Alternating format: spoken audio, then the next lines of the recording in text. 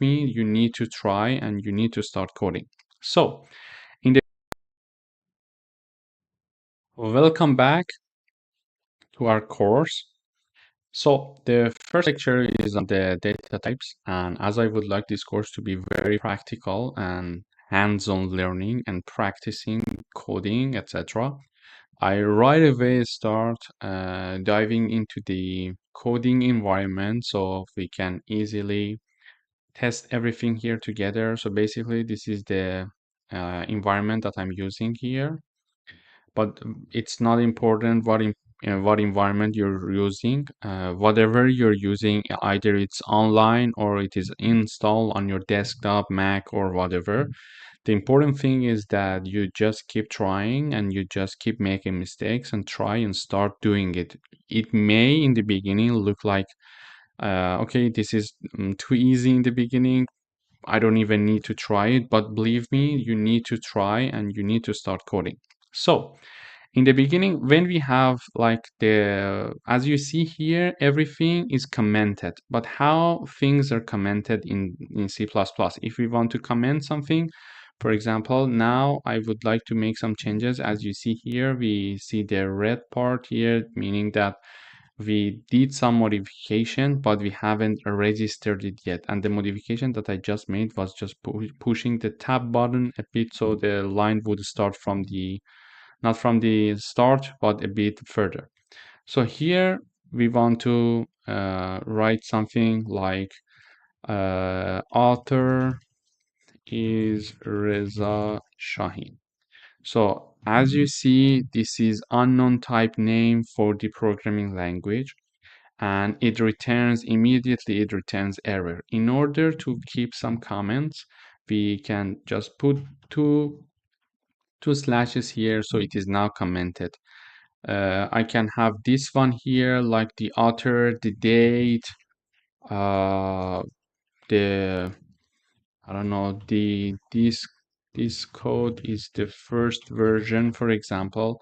All these information can be commented, and then you start your code as of line 20, for example. So when I push Control S, everything is saved, and you see the green light here saying that, okay, this is now registered. So this is the first type of commenting in the code. And the second type is in C++, we can have /* and then */ in the end. And whatever that are between /* and */ are commented. As you see here, for example, for data types, it is commented, so it doesn't have any problem for the code and the compiler. Let's start from the line 1. This is the default include that we consider for the C++, and we include this one for considering a string in our code. But just by default, consider these two these two including parts. Later on the course, I would discuss different including things that we can consider and why they are important. But this is not the point of our lecture today. So these two includes are now working. The rest are commented as there are two slashes behind them. Typical C++ programming would have like a few lines for including lines and then one int main function. So when we open the int main function, the first lesson is the data types. So data types, we want to start it. As you see here, we put some information in commented, but the things that we would like to discuss in today are also commented. So I remove the slash. You see here, now we defined one integer value named a that is said to have the value 1. But we have one warning. It says that you declared one integer value and you have not used it yet. It's okay, but we are going to use it later. But it is just sending us some warning to consider. So the first data type is the integer. When we want to declare an integer value, one of the ways is to define it as int I, nt, and all of them should be lowercase. equals to 1, and then we have a semicolon there. So we can also have like int. When we used in a one time, we cannot say another time a. For example, I cannot reassign a. It says that redefinition of a, so there is an error. I would say a1. So a1 is 2 now. So we declare two integer variables. The first data type that we need to learn is the integer. And then we have the type float, that is for numbers that are having decimal values. So we define the float b with the value say 3.14, and we need to be careful about the semicolon in the end. Whatever we write in our C++ programming, it must end with a semicolon in a line. So it still gives us some warning saying that it is unused. Again, it's not a problem. We're going to use it. So there are two ways to define numbers that are having decimal values. The first one was float, and the second one was double. So we can also declare double when we are having a number with decimal values. And there are some, small differences between float and double that we will discuss later on in the course. However, if you want to just have a clue of the general differences, is that when we declare a number with the float type, it uses usually 4 bytes of memory, and when we declare it as a double, it uses 8 bytes of memory. So what's the difference? So it consumes the memory more. So if we are going to use a number that is larger than a certain amount, it is recommended to use double, so it gets more memory usage. But if we are going to simply use a number with decimal values that are not so much large, we can simply just declare them as a float. But how large, how small they should be to choose between float or double, this we will discuss in the comparison that we will make in the upcoming lectures. But for the moment, that is enough for you to know that there are two types, float and double, that you can declare either of them, but there are some differences in terms of the memory usage. And also double can represent a wider range of values compared to float, because because of its higher precision and larger memory size. So this is the only thing that we need to know for the moment about it. And then we have characters that we can define, like character. It is with the name char, char, and this is char name. It could be whatever. It could be like my character equals. It should be. You should really be careful about the quotations here. Like whatever you want to put there, you can put, for example, my name, Reza. It's okay, but it should be between these two quotations. If we forget about one quotation, we will have error. If we forget about two quotations, we will have error. So it must be between two quotations, and of course with a semicolon in the end. And the last one that we would like to discuss is a Boolean type. We declared an ABC named Boolean that could be whatever, like my bool, we could declare equals true.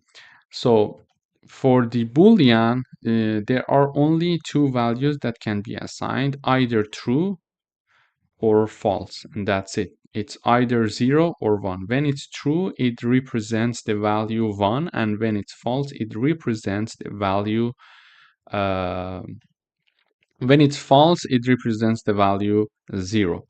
For the float number, it's the same. We can declare all the numbers with decimal values, and for the integer, it's only integer values. Sorry, for example, we cannot have an integer declaration for a and then consider having it with decimal values. It gives us some warning saying that you need to use double or maybe float for this and not the type integer. So these are the basics data types that we needed to know in the beginning. Then we learned about how to put comments. You see here now our code we push the Control S and our code is registered, and these parts are comments. So whatever we put there, like whatever we type there, it's considered as nothing, as it is not even existed. So uh, this is the first way of putting comments, and then we have the second way of putting comments like this between slash star slash. And finally, we learned about different data types that we declared here. In the next lecture, we dive into more details about the data types.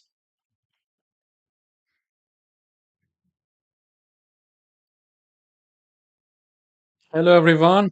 Welcome back to this course.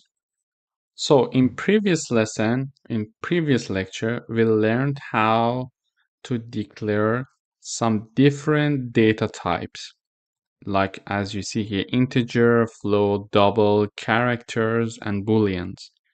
In today's lecture, in today's lesson, we would like to print their values. So we declare an integer a1, for example, equals to 2.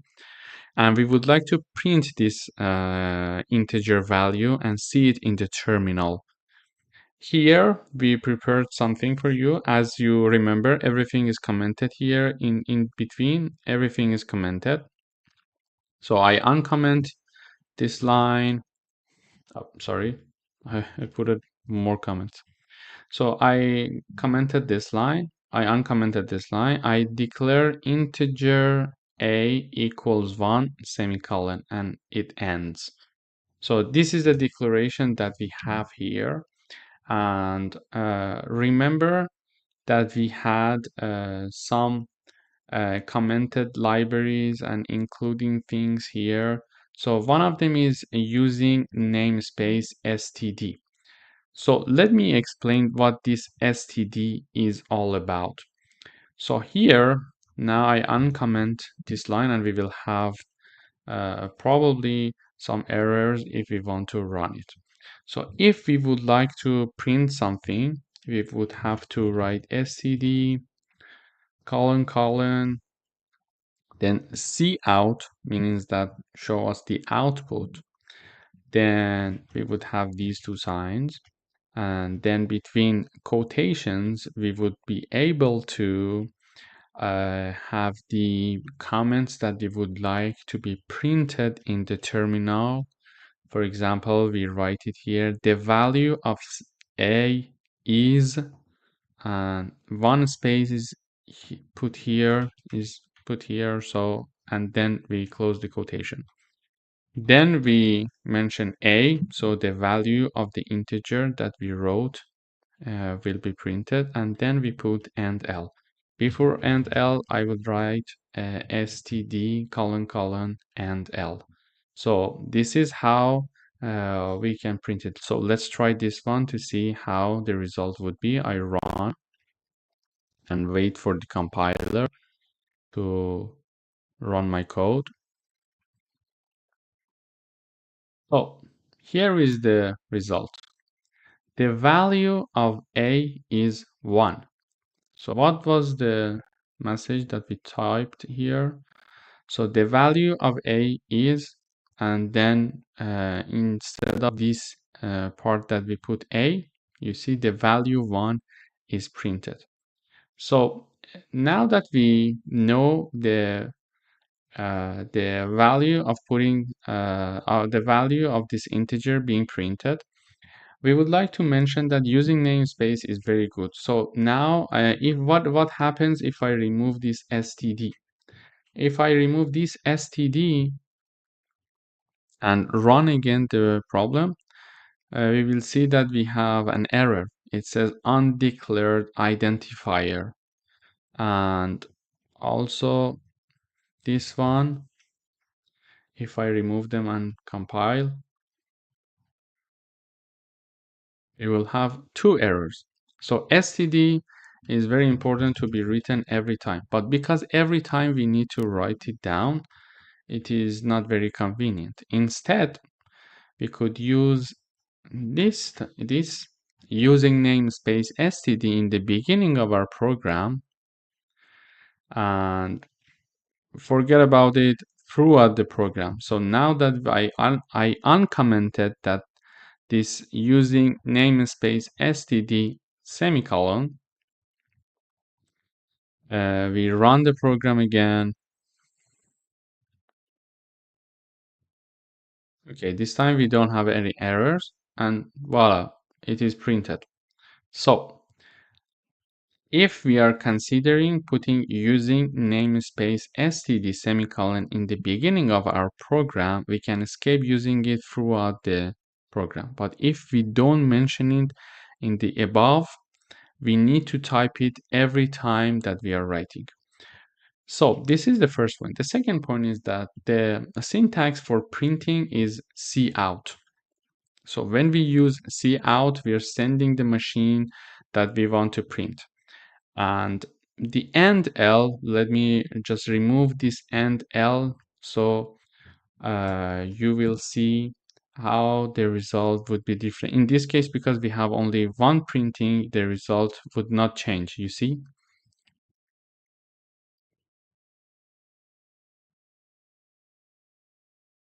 Okay, so you see the press return to close this window came to the line 1. Previously, it was in the line 2. So let me print something else. Let me print it again. Let me just copy paste this line one more time. So now what happens is this.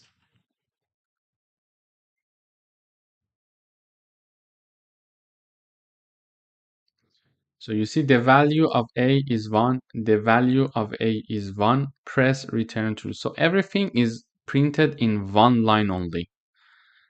When we have instead, when we have the end line, we will see that it goes to the next line.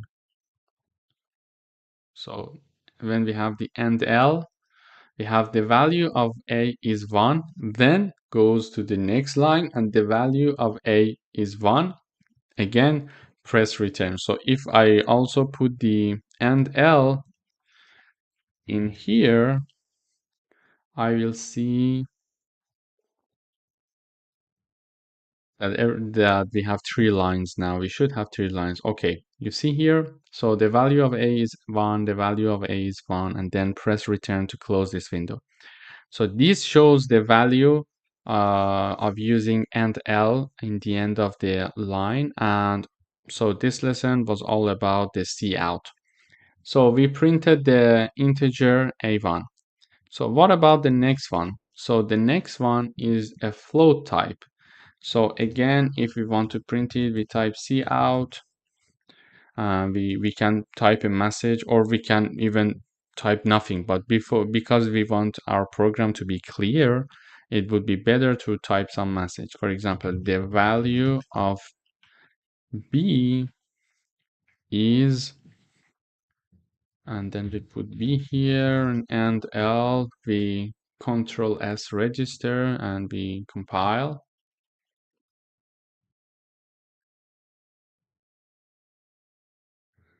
Yes. So we see the value of B is 3.14. So easily we print this one. Again, for the double, the same thing. We can easily practice this, like cout, the value of C is, and C and L. We also have the characters and booleans. So I would write them together like this. So the value of char name is, then I put the char name here, and L.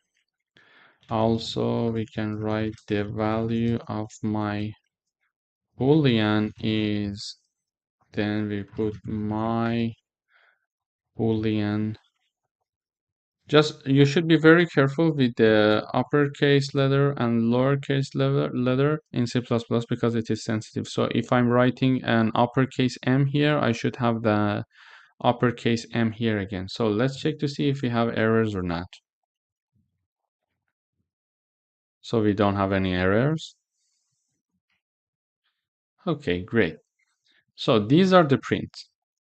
So we printed 2A, 1B. You see that the B is between quotations because here I put the quotations in the printing part. If I remove it, it will be removed.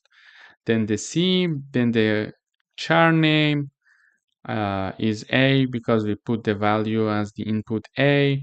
And then the value of my Boolean equals 1. Why 1? We set true. So as we mentioned earlier, for the Boolean, we either have true or false. So the true equals 1 and the false equals 0. So whenever the print value is 1, just know that it is true. Whenever it is 0, just assume as false. So this is how we print our values. This is for how we print our values. And then in the next lecture, we are going to discuss about the operations using these data types. Stay tuned. Hello, welcome back. In this lecture, we are going to discuss how do we do the operations in C++. Previously, we learned how to declare data types, and we learned how to print them in the terminal. So now in this lesson, we're going to do some mathematical operations with the declared data types. So let's dive into it. We declare two integer variables. The first one is int a equals 31, and the second one is b equals 15. So previously we learned that if we want to declare an integer or any other types of data types, we can simply assign a value to them. However, in this lesson, we're going to learn that we can do some mathematical operations for the assignment of data types. For example, we have integer c assigned to be the a plus b. So instead of putting the value of like 46, we can simply let the machine and the computer do the assignment, do the math part, and then assign it to the integer c.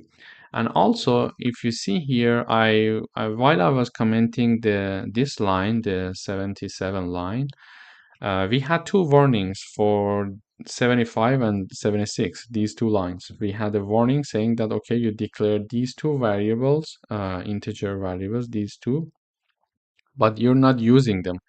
So why it is returning some warning? The reason that it returns some warning is that we are using some memory of the computer by declaring a new variable. And if we are not going to use it, the system, the compiler would give us some warning saying that, okay, you declared this one and you're not using it. So you may want to consider removing it to release some memory. In this level of programming, it may not be very very necessary to keep track of your memory. However, as we proceed through the coding and as we advance in programming, it is very important to manage the memory very well so we can increase the speed of the program or avoid having some memory leak problem, something like this. So for the moment, it's not important. However, now that I uncomment the line 77, we will see the warning for these two lines are disappeared. The reason is that we are using them. We declared something, A and B, and we are using them in the line 77. However, we are not using integer C. That is why we still have a warning for this line. So let's print out this line. We learned that if we are using namespace std in the beginning of our code, we don't need to write std comma comma cout every time. So here, when I have that declared in the beginning of the code, I just write C out, then I write whatever the message I would like the value of A is, and then I put the A here and L, and we run. We will see that it now needs to show us the value of A. Now it's compiling, we didn't have any error, so we see that the value of A is printed. So let's go for the next two lines. The value of B and the value of C is also printed with these commands. Let's try. We have no errors. It's compiling. Okay, so the value of A is printed like 31. The value of B is printed like 15. The value of C is also printed as 46. So the key point to today's lecture was that the math is done by the machine. We don't need to do the calculation. We just assigned the A plus B to C and it did the calculation itself, and now it's printing it. So now that we see that we have this option, we can uncomment these parts as well. Like we declare D, E, F, and G to be A minus B assigned to D, A times B assigned to E, A divided by B assigned to F, and A modulo B, which returns us the value of the remainder of when A is divided by B. So here you see we used integer C, so the warning for this line is disappeared now. So we still have the warning for the rest because we are not using them anymore. We're not using them yet, let's say. So let's print out these values to see how it would work. Now compiling, no errors. Okay, so let me bring it down here so we can compare it with the operations. Okay, now it's good. So A minus B is printed in D and stored in D. So it's 16, which is their difference. So A times B is 465, that is stored in E. We can see it in this line. And then we have the F as to be 2. So when A is divided by B, the value would be 2. And the remainder is 1, because when A is divided by B, which is 15, the remainder would be 1. If we change the value from 31, for example, to 30, we would see that the remainder should change. Compiling, no error. Let's see the result. Yes. So still we see that the A divided by B is stored in F. It is still showing number 2, which is correct. However, when we change 31 to 30, we have no remainder because these are so 30 is 15 times 2, so no remainder is rested will be there when we divide A by B. So in today's lesson, we learned that the operations can be done by the machine, and we tested some beginners operations, mathematical operations, and let the machine do the mathematical formulation. In the next lecture, we are going to do the same mathematical operations, but to the float data variables. Hello again, welcome back. Today we're going to discuss about the operations, the second part about the floats. In the previous lecture, we discussed how we do the operations for the integers. And in today's lecture, we are going to do the same operations with floats. So we declare different floats here as A, B, and then as of C, we have the operations involved in the assignment. So C equals A plus B, D equals A minus B, E equals A times B, and F equals A divided by B. So there is one thing to be very careful about when we are doing these mathematical operations for the float. So all of these operations are possible to be declared and assigned for a float, but for the module, it's not working. So this is some limitation of C++ that does not allow to use the modulo operation for the float value. So we need to be careful about it. In case you're seeing this error in your compiler, you need to be careful. You need to think, oh, okay, this is not possible for the float. So it says that it invalid to binary expression float and float. So it's not possible to do the uh, module operations for the float. However, the rest of them are easy to do. It's exactly like the integer data types. So here we compile, so we see no errors. So the error is gone when we commented everything about the module. So it does print the value of A indeed, the value of B, and then C as the A plus B, and then D, E, and F. So this lecture is very similar to the previous one. This is only to keep noted that we cannot use module for the float variables. Hello everyone, welcome back. In today's lesson, we're going to talk about library functions. So for the library functions, there are a few things that we need to know before we dive into the lessons. So there are some already defined functions and libraries in C++ that can help us to do some mathematical operations. And there are some reserved strings and let's say strings for performing these mathematical operations.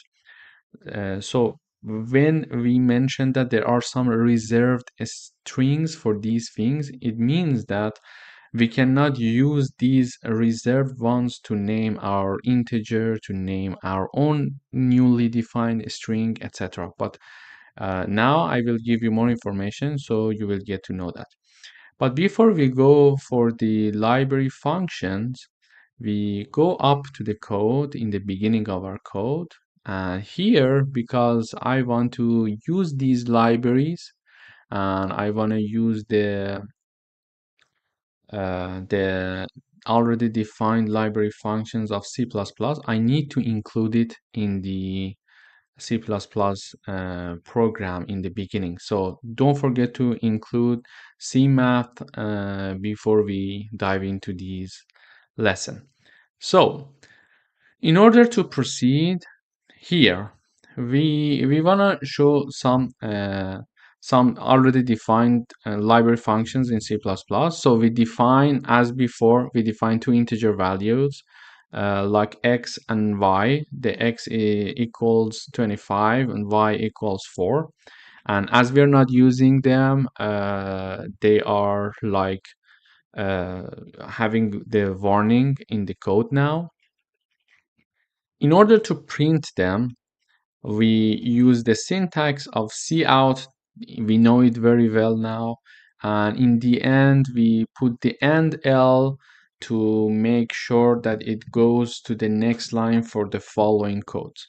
But what are the reserved functions? The first one is sqrt. The sqrt function gives us the a square value of a number, of an integer.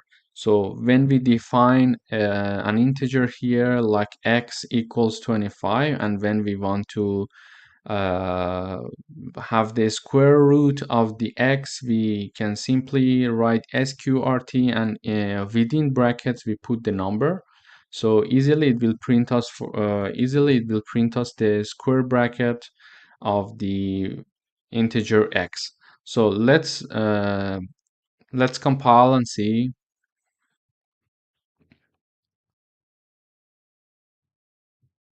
So now no errors. Exactly. So the square root of 5, a square root of 5. So what we had there was something like a square root of x is 5. So the better typing would be the square root of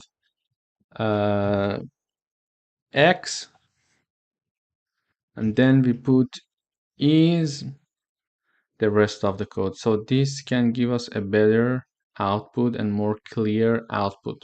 So let's check it out again. Let's try this. Yeah.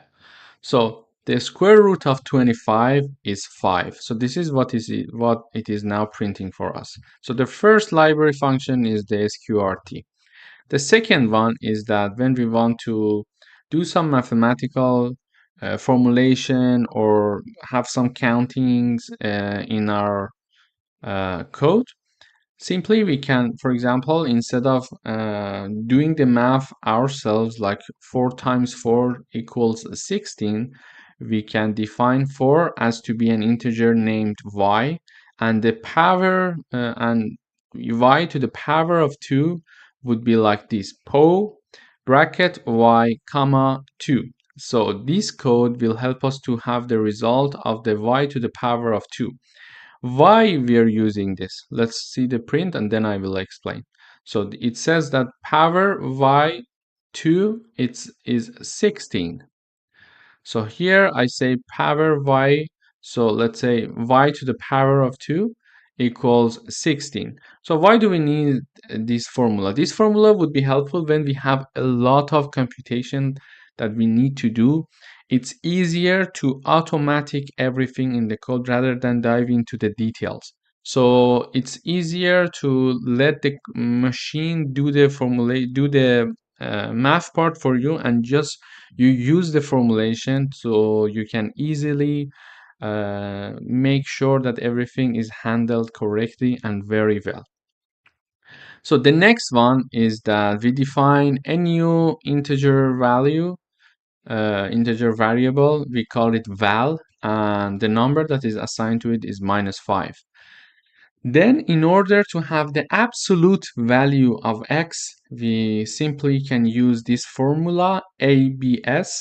Within the bracket, we put the name of the integer variable that we defined. So let's compile and see what the result would be. We have no errors, it's compiling. Okay, now the absolute value is 5. You see? Here we assigned -5 and the absolute value is 5. So it is giving us the absolute value. It's a very straightforward library function that we can use in our code while we're doing the formulations. So the next one is we define a double called num, and we assign the number 4.3. And so in order to have the rounding up a number to an integer, the nearest integer to it, like rounding up to the nearest integer, would be using the cell function. So we say cell within the bracket num, it will give us the output of 5. So the output of 5 is expected to be seen here. Let's try and see what would happen. Yes, so here we see that the ceiling value is 5. So the value, the original number was 4.3, but the ceiling value is 5. It is rounding up to the nearest integer. Again, we can do this for like the other way. The other way around would be to round down a number. So to round down a number, we define another double called num2, and we assign the value 4.7, and instead we use the floor function. So instead we would use the floor function, and this time we are expecting to see the output as to be 4. Now compiling, no errors. Yes, the floor value equals 4. Let's check it out again here. Sorry. Let's check it out again here. Yeah, so the original number was 4.7 and the printed number is 4. So it rounded down the double number. So another function that would be very helpful for us in C++ would be the following. So if we have two numbers and we want to make sure what the result of what the larger number is among these two.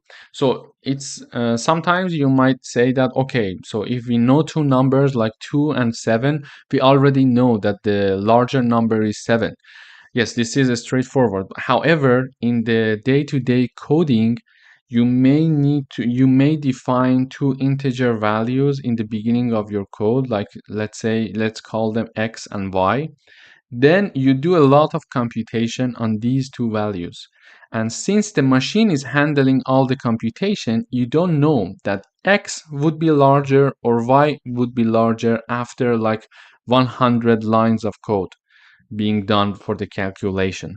And in the end, you just care about the larger number. So instead of, reading all those lines and going through the details, etc., you can simply use this library function. So in the end, you can simply just find fmax, the integer value for the first integer value, and comma the second integer value like here, and then it will just give you the largest value. So here we use fmax, and there are two values, 3.7, 3.5 and 7.2, and obviously the larger is 7.2, so you can easily get the larger number here. So this is the maximum, 7.2. As I mentioned, it may be straightforward, but when you automate everything in the code, like in tens of lines of code, in the end, you don't need to go through the details. You just simply use this function and it will return you the larger number.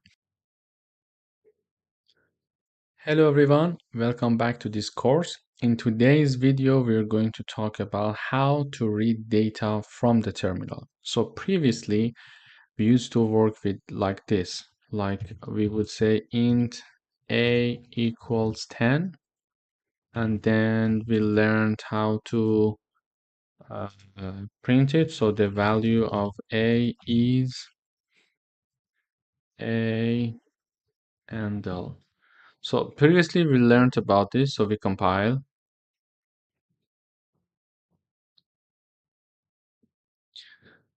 So compiling, no error. So here we see that it printed our data.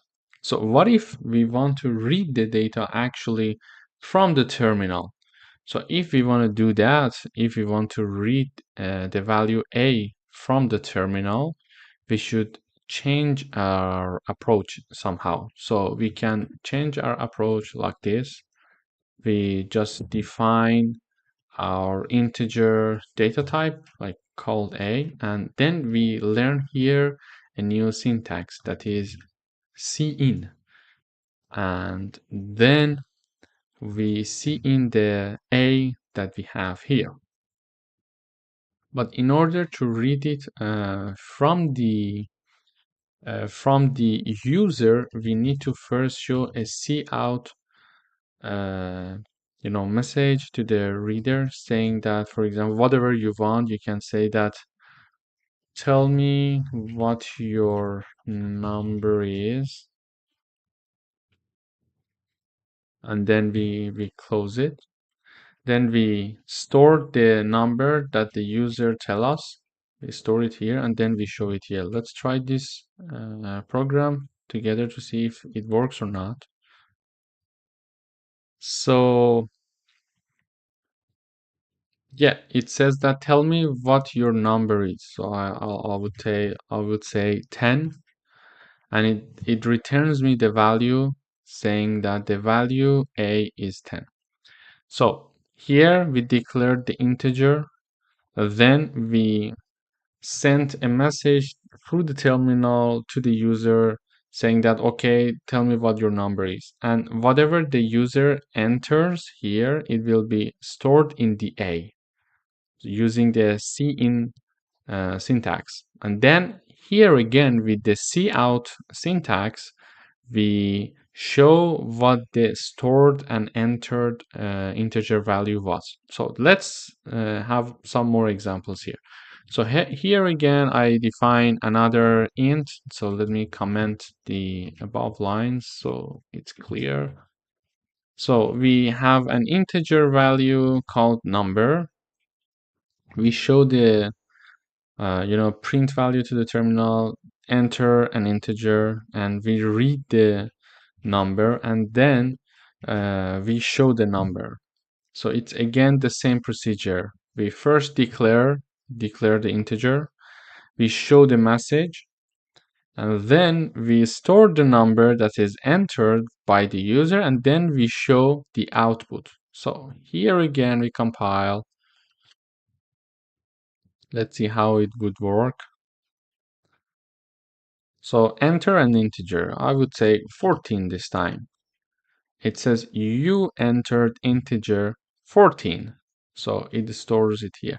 So the application of this is very widely known. For example, if you want to enter your panel through a website or where you have registered already, so you enter your for example, username for the first time and the password for the first time. So these two are stored in the database of the website if they're using C++, for example, one option could be using cin.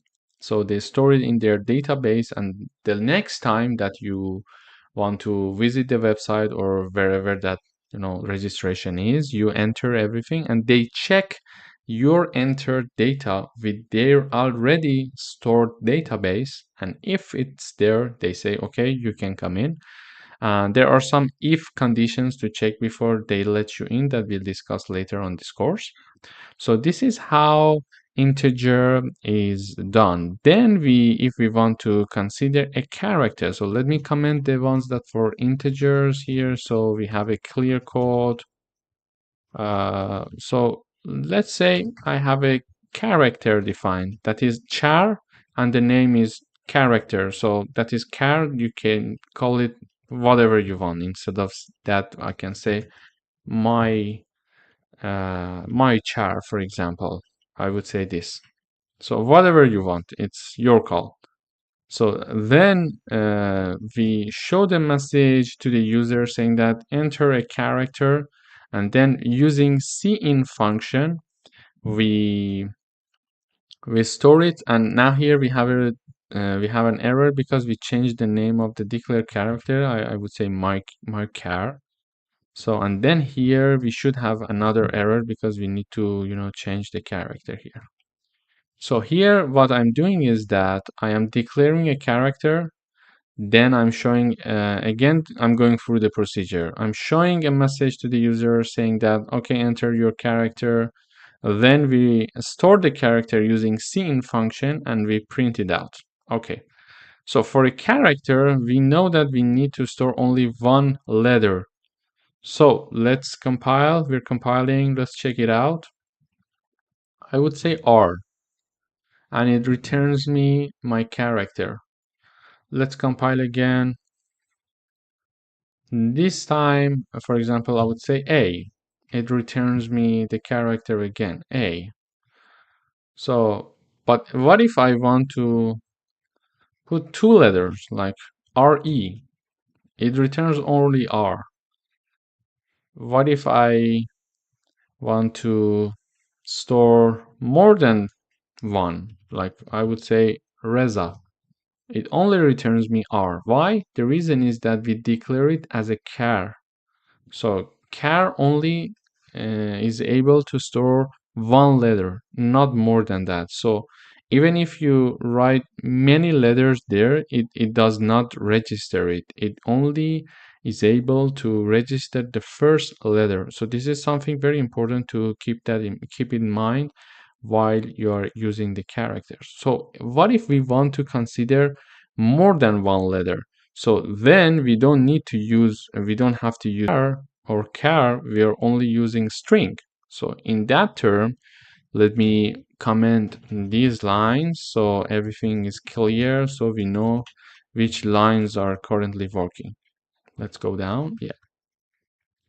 So here we need to declare string. So when we want to use a string, we need to be careful to include this in the beginning of our code. So we did this already in another lesson.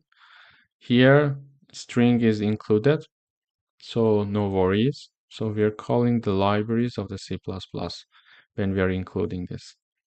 So, okay, we declare one string, the name is word. The name could be whatever you want. So here I name it as word. Again, the same procedure. We show a message to the user saying that enter a word, and then store the word using cin function. And then we simply print it. So this time I compile. Let's see the result.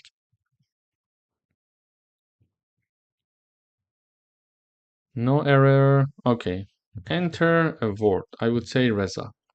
This time, because we declared a string, it returns the full letters. It's not only the first letter like car.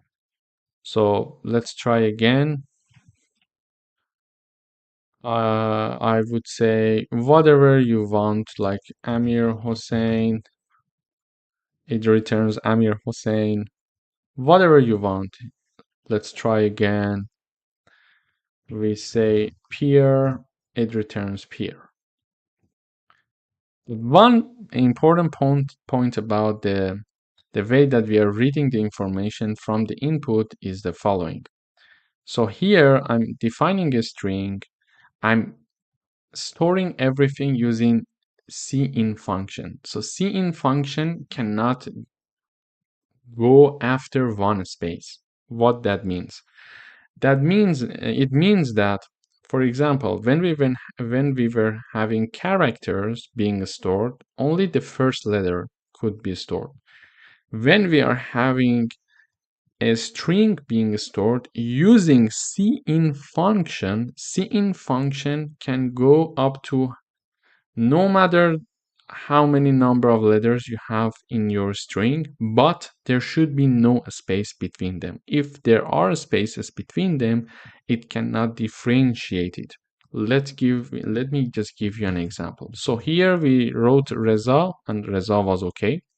But if I push this space and then I write, for example, my last name, it returns me only the first part. So when we are using the cin function for storing the input, to read and store the input, it goes until the first string, and the second one is missed out because there is a space there. So, but if I compile again and write my first name and last name like this, it's okay.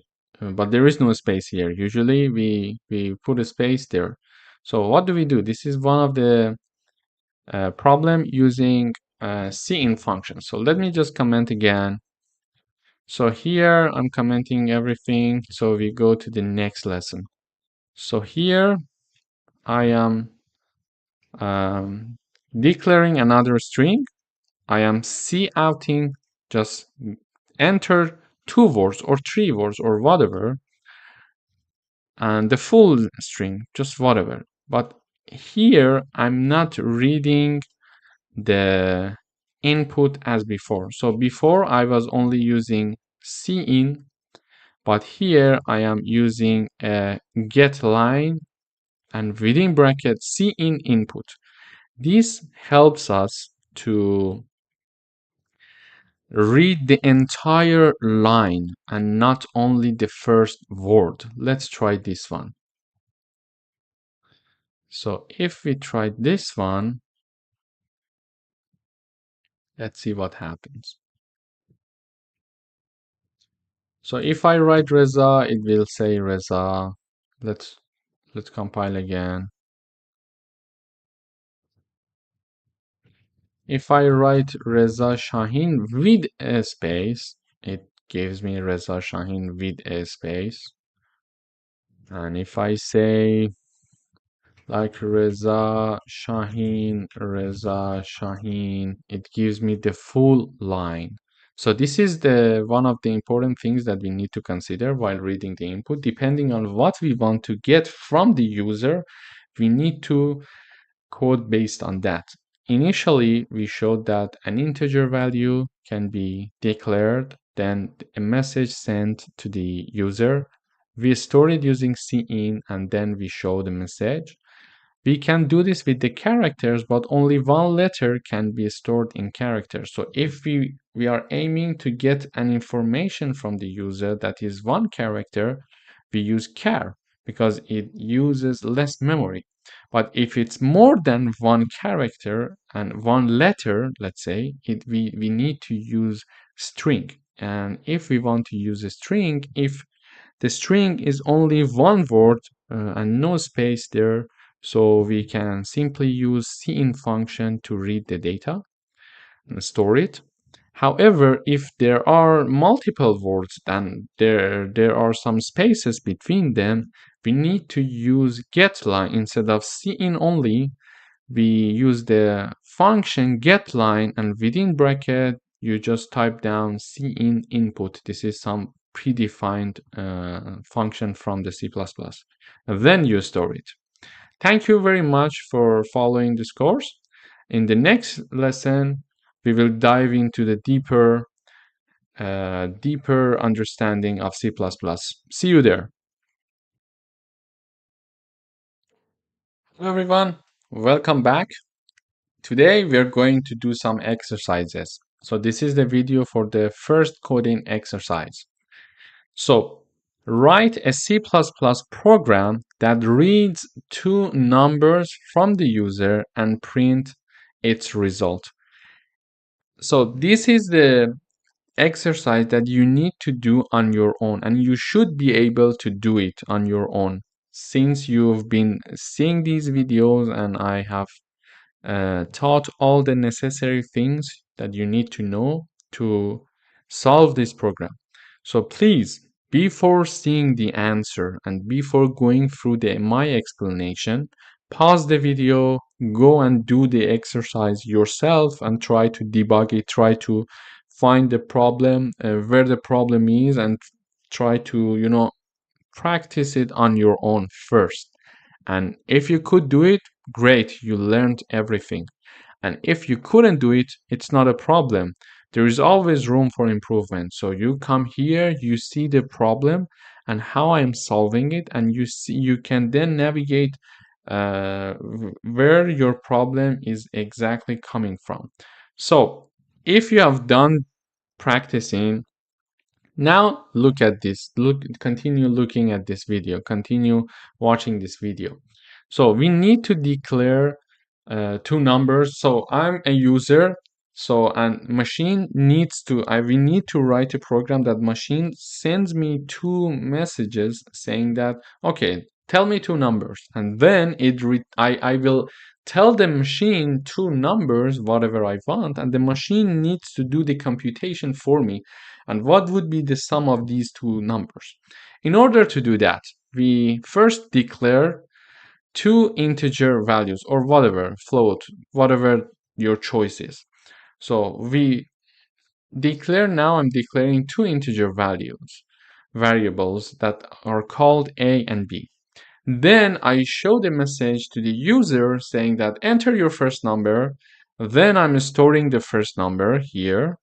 Then showing another message saying that enter your second number. Then I'm storing the second number. And then I declare a new data like c that is an integer, and it is assigned the sum of a and b.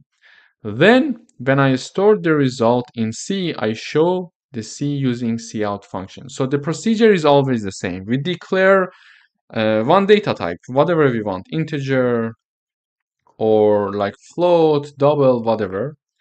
Then we show the message to the user enters the value. Then we store the value that is entered by the user, and then if there is some operations like mathematical operations that needs to be done, we do it, and then we cout everything. We show the message again to the user. So it's very straightforward. Let's compile. So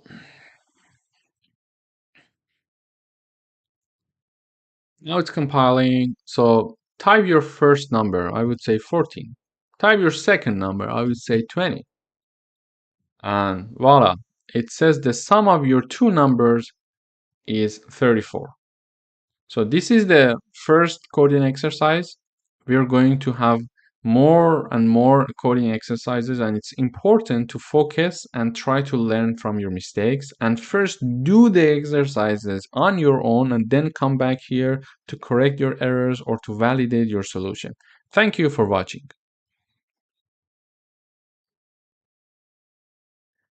Hey everyone, welcome back. So the second exercise. Write a C++ program that reads two float numbers from the user and store their sum and product in two other float numbers. Then show the original results along with the rounded up results of sum and product. So this program involves several steps. In order to make the program easy for you, for yourself in the beginning, you need to break it down into steps. So the first step, get two numbers from the user. Use for the user, get two float number. Yeah. So we break it down for ourselves to make it easier for us to understand it. So then store the float numbers. Then do mathematical operations on the stored numbers that are sum and product, and then show the original sum and product of two stored numbers, and finally show the rounded up sum and product of two stored numbers. So you see here, we had only a very short description of the program. However, now that we break it down into steps, it's easier to understand it. So every time you want to write a program, just don't start right away. First, start breaking down the steps to see what the question is asking you. What is it that it wants? So now we broke down the steps. So please pause this video and go and try and practice to see if you can solve this program yourself or not. If you have any problem, you can just come back to this video or write to me to ask any questions. I will be happy to help you. And then if you have some problems, you can come back here and see the video and see, and then compare it with your own code to see where the problem comes from. So the only way that you can learn how to do programming is to practice it. So please don't skip exercising by your own computer. So if you did think and you have some results, that is correct, great. If there are some bugs, it's okay, we go through it again. We go through them again here together so you can navigate your problem. So for the first one, get two float numbers from the user. Float A and float B needs to be declared. I declared them here. I show a message to the user saying that, okay, enter your first float. I store it in using cin syntax. Then for the second float, I show the message and then I store. Then, so the first step is done. The second step is done. So do the mathematical operations. So in order to do some mathematical operations, we declare two other new floats. So here I name one of them sum, that is assigned to a plus b, and another one is product, that is assigned the value of a times b. So now we did the mathematical operations here literally. Then it tells me that we need to show the original sum and product of two stored values. So because the stored values are float values, there are some decimal along with them, some decimal numbers associated to them. So showing their original means you touch nothing of the sum of the and product. You just show it right away in the terminal. So using this cout, I say the original sum is, and then I put the sum, and the original product is, and then I put the product. I put end L so it goes to the next line. However, the last step is asking us to show the rounded up sum and the product. If you remember in the library function lesson, we learned how to do the round up. So we use cell function in order to round up our numbers. So here we do the same, cout, the rounded up sum is cell sum within bracket, and then the rounded up product is sale product, and then end L. So let's try this out together to see how it works. Okay, compiling, building, no errors. Great, so the first float would be like whatever, 5.14, and the second one I would say 8.63. 63, yeah, whatever you prefer. Voila. So it says that the original sum is 13.77 and the original product is 44.3582. However, the rounded sum is 14, which is true because it is rounded up of 13 point something. And then the product rounded up is 45, which is true. It's like 44 something. It rounded up to 45. So great. We did the program and implemented it very well. Thank you for watching. Don't forget to practice this and then move to the next video. See you in the other one. Welcome back. So in this lesson, we're going to discuss about the third coding exercise. So the program is asking, write a program that asks the user to enter the radius of a circle, a floating point number, and then calculate and display the area of the circle. Sorry. So here, if we want to break down the program, we need to write it like so. First, to ask a number from the user, then to do the calculation of the area of the circle, and finally to display it. So I think it would be a good practice for you to start breaking down the program that you're asked to code. So it helps you in the beginning, especially it helps you to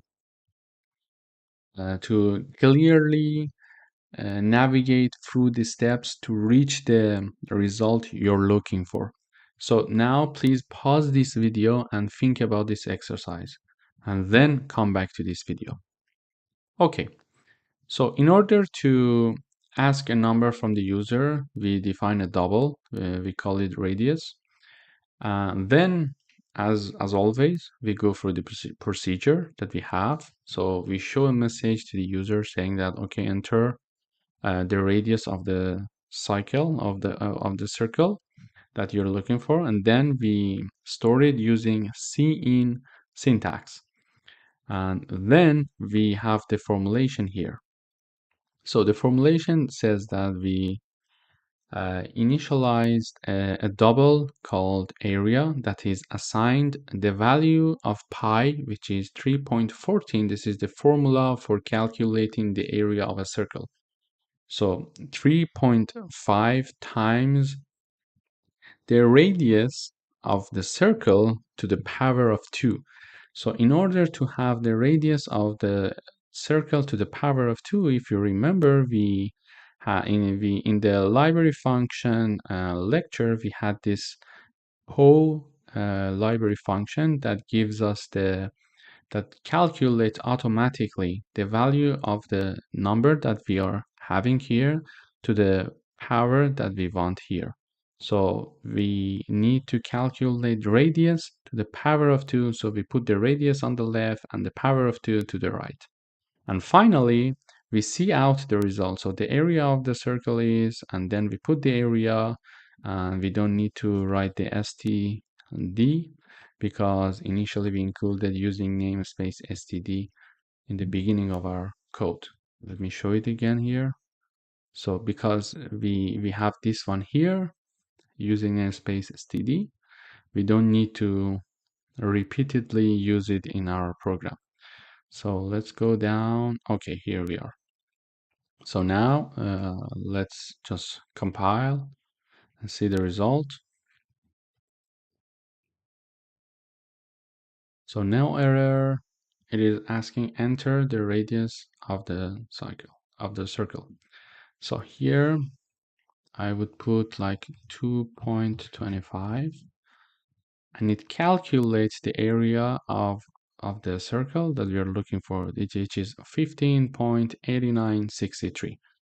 So this is the third exercise. In the next lecture, we are going to dive deeper into other practices. Stay tuned.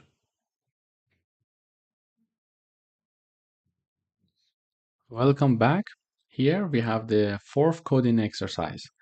So write a program that reads the radius and height of a cylinder from the user and calculate the volume.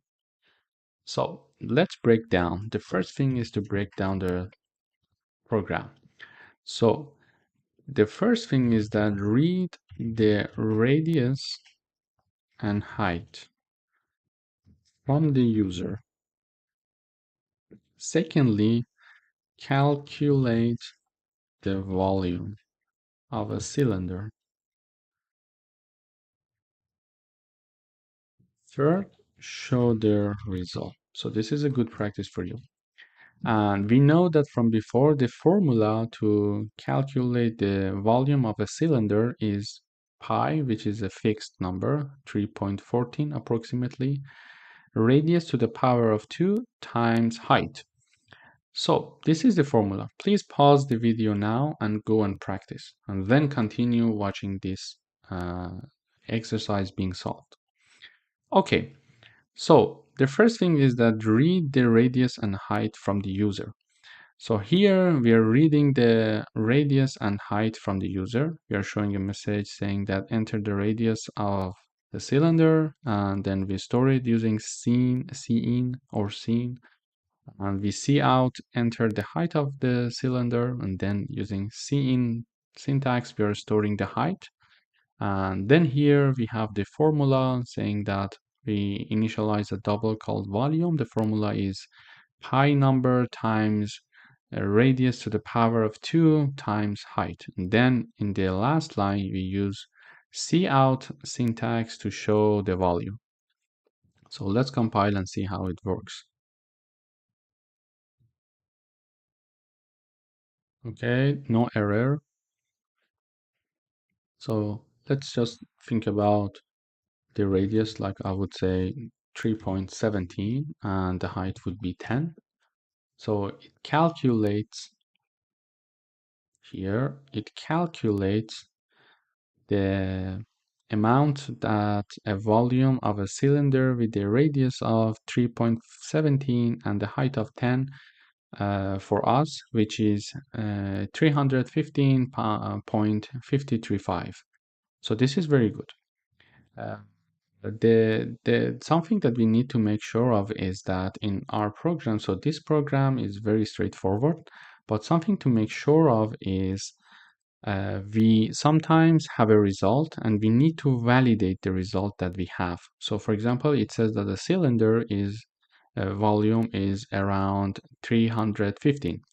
So how to make sure that this result is okay or not? So as I said, this is very straightforward. So we know that it's true, but sometimes when the program is complex, we need to make sure. In order to make sure is that we print step by step of the results. For example, we would be able to here first we have a double called radius to power 2, which equals the power of 2 of the radius. So we store it here. So this is the first thing. And then we can see out the power of 2 is the power of 2 of radius is, then we print it, like we print this this one here, and del. Also we can print the value of like high number times the radius to the power of 2. Here we have the, for example, let's initialize something here before doing that. Double AA, I would call it, which is 3.14 times the radius to the power of 2. So here I also print this one. And then we have like double, another double, saying that AA times height. See out the volume should be AAA, and then and L. So here what I am doing, oops, sorry about this. So we need to write it see out. So initially I straightforwardly stored everything, did the calculation here, and then I printed everything. So sometimes, as I said, it's very straightforward, but sometimes we make mistakes. We don't know that we are making mistakes, and we don't know the result that is obtained is the correct result or not. So sometimes it would be nice to validate the results. In order to validate the result, we broke down this formula calculation. So initially we calculated the power of 2 of the radius. Then we have its product with the pi number, and then the result is here written in a new double AAA, triple A, which is the double A times height. So let's compile and see how the result would be. Is it okay? Everything is fine or not? So the radius of the cylinder is 2.14, and I would say the height is 10. Here, let me minimize this one so we can compare. Okay, so here we see that the calculated volume of a cylinder is around 143. Okay, it's okay. So it's the final result.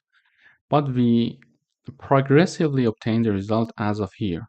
So as of here, we calculated the power of 2 of the radius, then the power of 2 of the radius times the pi number, which is this number, 14, around 14, and then this number times to the volume, to the height of the volume, to the height of the cylinder, which gives us the volume of the cylinder, which is exactly the same number that we obtained in this formula. So sometimes it would be nice to validate the results.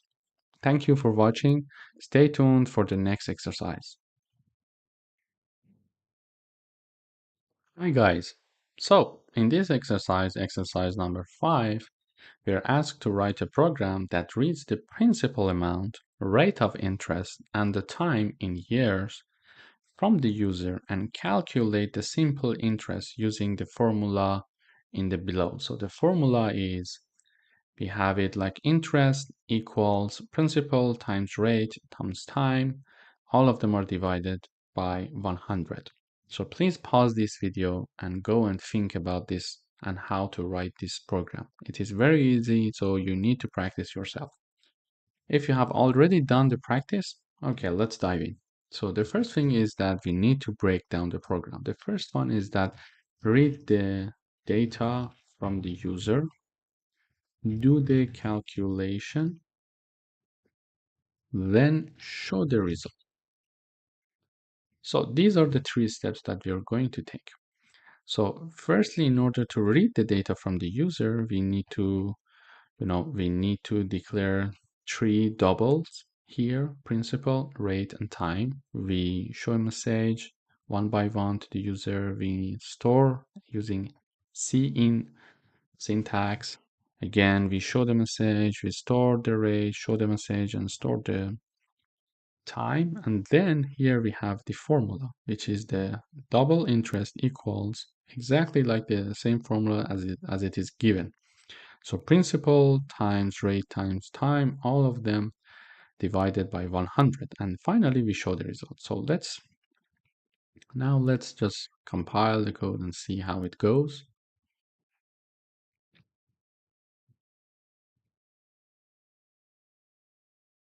So I would say the principal is 200,000. The interest rate is like 4.15, and years, I would say 30. So the simple rate is around 249,000. So this is the result. So let's check everything that we did together again. So we read the data, we first declare the double, we read the data, we store the data, we write the formulation, and then we show the results. Thank you for watching. Hi again. Congratulations on your perseverance and continuing to do the exercises. They are indeed very important. They may look very easy practices here, but it is essential to start coding yourself, to get used to the coding and follow the logic of the coding. So, coding exercise number 6. So write a program that reads a temperature in Celsius from the user and converts it to Fahrenheit. And we know from before that even if we don't know, we can just search Google and find this formula. So Fahrenheit, a degree in Fahrenheit equals a degree in Celsius times 9 on 5 plus 32. So this is the already known formula, and we accept it as it is. So we break the program.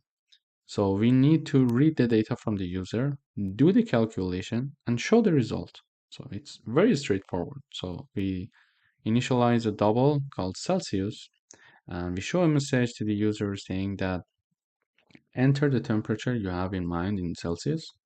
So and then we store it using cin syntax. Then we do the Fahrenheit double here equals Celsius, exactly like the formula. Celsius times 9 on 5 plus 32. And then we show the result as Fahrenheit. So let's try this. So I would say, let's say 25. So 25 degree in Celsius would be 77 in Fahrenheit. So let's try it again. So here we have like 12.5. So the degree in Fahrenheit would be 54.5. Thanks for watching. In the next video, we will have more exercising. Welcome back to another coding exercise. Coding exercise 7. Write a program that asks the user for a floating point number and rounds it up and down. Previously, if you remember, we had two library functions that could do this for us. So one of them was ceil and the other one was floor. Ceil would have rounded up a number to a nearest integer, and then floor was rounding down the number to the nearest integer. So we break down the program. So we read the data from the user. What's the floating point number that you want to enter? Then we do the calculation using these two library functions. And then we show the results. So here we initialize a double called number. We show the message to the user saying that, okay, enter a floating point number. Then we store this number using cin syntax. After that, we show the result using cout. Here, showing the result and the calculation are both in the same step. So here we can easily say that cout rounded up is ceil number within the bracket, and then rounded down is floor, the number within the bracket. So this number is exactly that number we initialize here, and we store the entered number in this number. So it could be like whatever, my value, for example. Okay, so don't get confused with the name. So it could be my value, whatever. So let's try this one.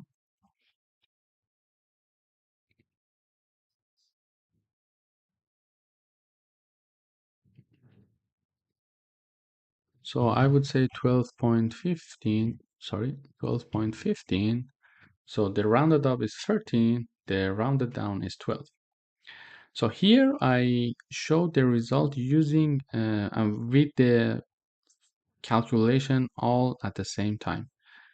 You could also, one practice for you could be you initialize another double, like for example, you could do something like this, double my value rounded up, and then this is equal ceil my value.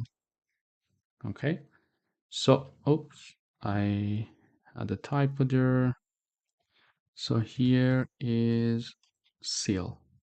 Okay, so then you could do the same for the floor, and then instead of doing the calculation directly here, you could easily just print this my value rounded up and my value rounded down. This would be a good practice for you. So like double my value rounded down equals floor my value.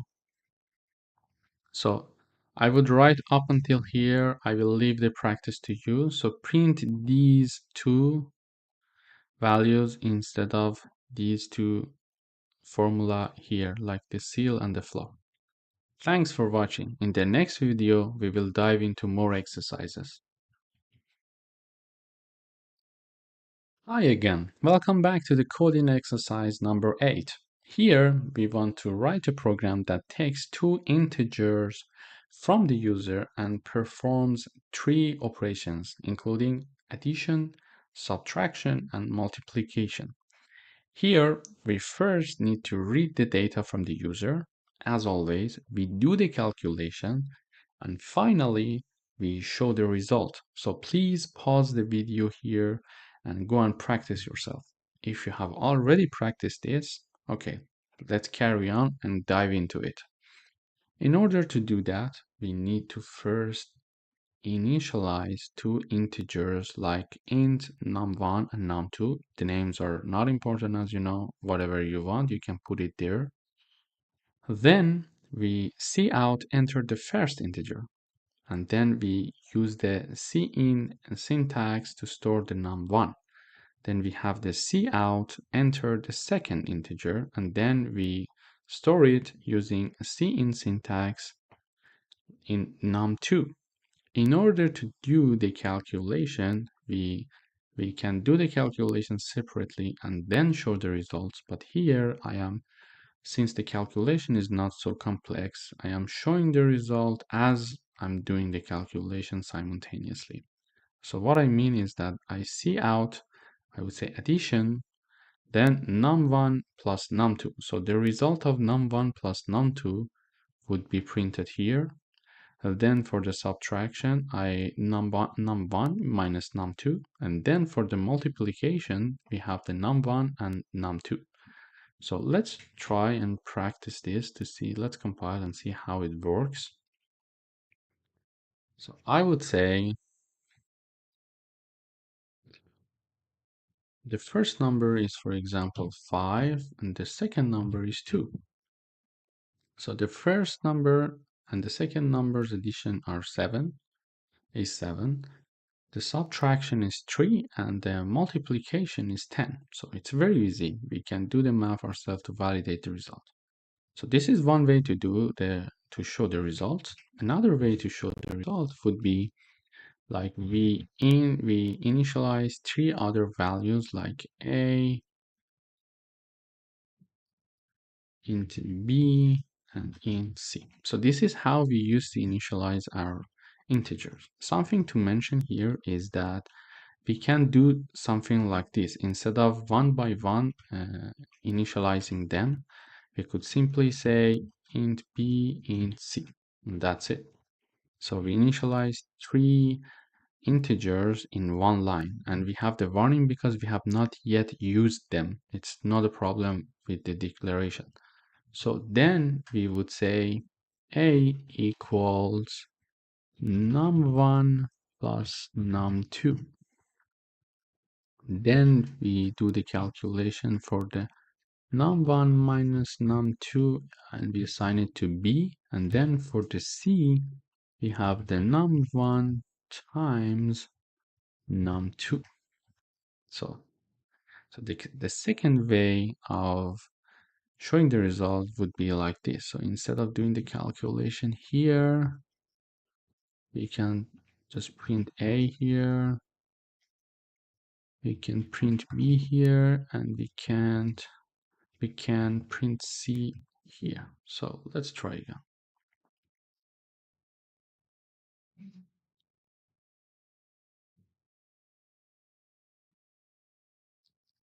So I would say again 5 and 3.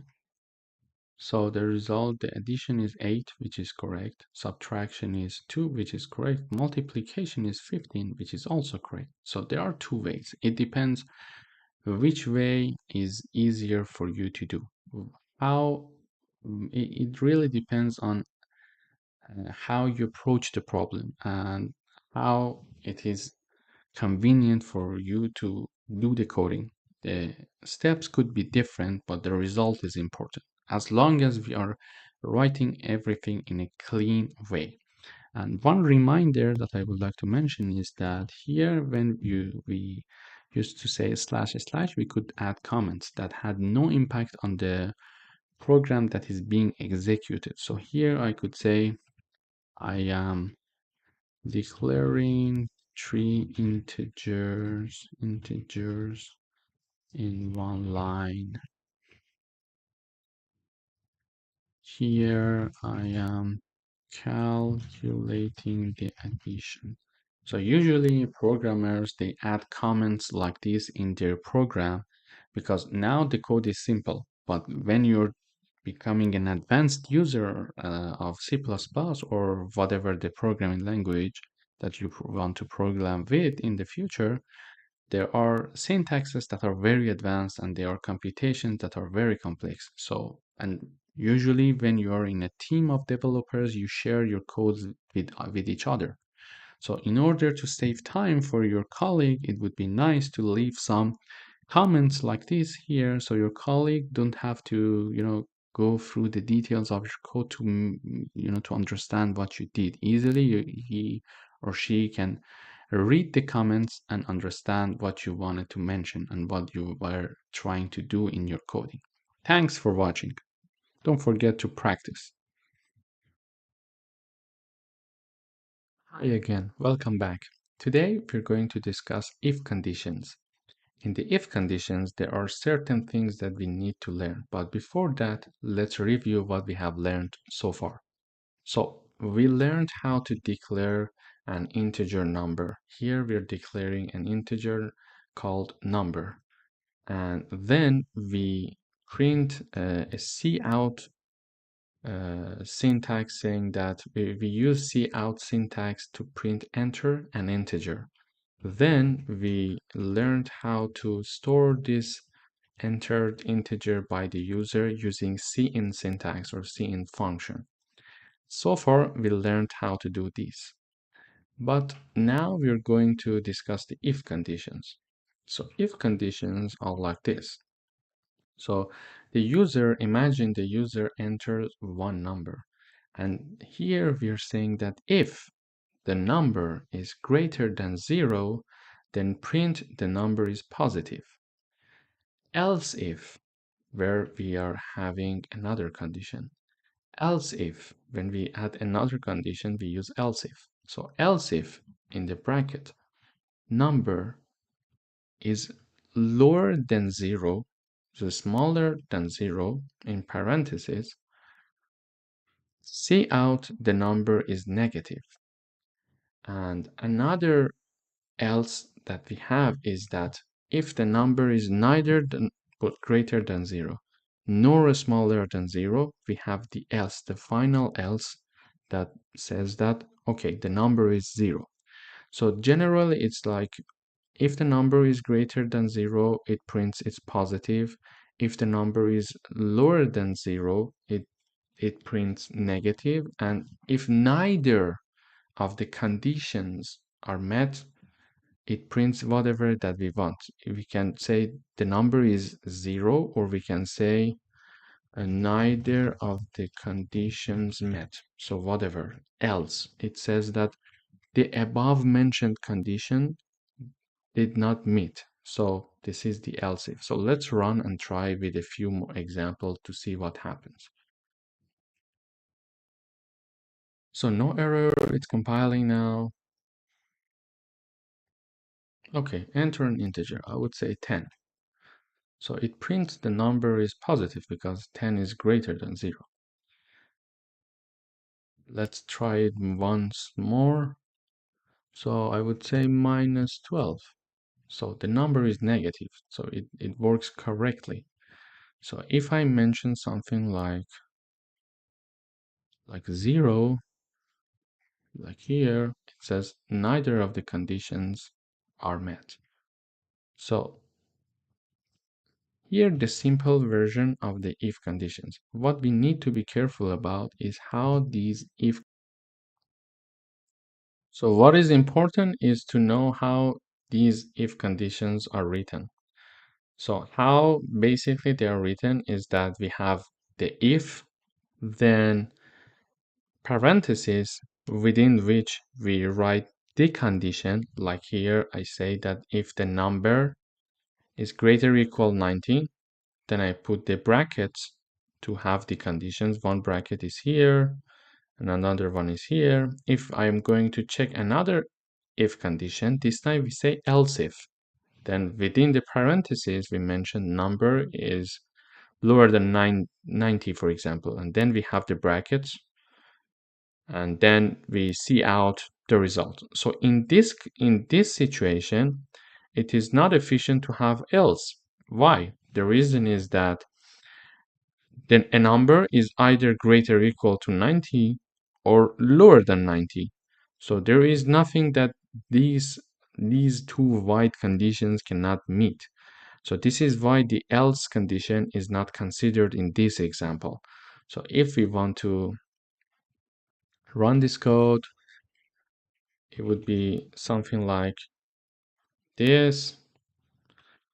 So we get the input from the user and we compile.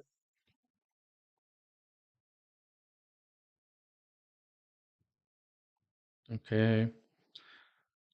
Now that it is compiling, okay, it asks to enter one integer. I would say 94. So the result is your score is A. Let's run again. If I run again, this time I would type 75 and it says your score is not A. So if we test this code multiple times, either of these two statements will be printed. Like if I say 115, your score is A. So there is no condition that checks if the number is at the same time larger and smaller than certain value, so it pushes the number within a range. And also because, as I mentioned earlier, these two conditions are vastly considering everything that integer number can has there, so no else condition is required for this example. In other videos, in the continuing of this section, we are going to discuss some more coding exercises that help you to understand these concepts easily and grasp the meaning behind it. So you can you can put your hands on the keyboard and start coding to, little by little, by trial and error and following some instructions, you can get the meaning behind these if conditions. Stay tuned. Hello everyone, welcome back to another coding exercise session of this section. So in this coding exercise, we would like to write a program that shows if a number is odd or even. Before we start the coding, we need to think about the statement of the program itself first. So if we want to, so we can break it down. So if we want to see if a number is odd or even, so we need to declare firstly one integer or float. So preferably integer. Otherwise, if it's float, we need to first round up or round down the number to be an integer, then do the mathematical formulation on it, like the mathematical operations on it. So firstly, we declare it, we read it from the user, and then using cin function, we can store it in the declared integer. Then, so far, these are the things that we learned from the previous section. And then we need to start writing our if conditions statements that we learned in the current section. So let's dive in. Firstly, we declare an integer called number. We show the cout message to the user saying that enter an integer. Then we store the integer using cin function in the integer named number. So this is straightforward. This is the steps that we have been using. And as of here, we need to define the if condition. So the if condition, as you remember, it's if, and within parentheses, we write the condition, and then within brackets, we write the statement that what do you want to do with the program if the condition is true, if the condition is okay, and if we enter the condition. And then we have the else, that the else does not need to have parentheses. However, if it's else if, we need to have the parentheses as we define the condition for the else if. But for the else, no definition is needed, because we are saying if this case is true, do this, and otherwise, in any other case, whatever the case is, just print another message. So this is why else does not have the parentheses for any predefined condition.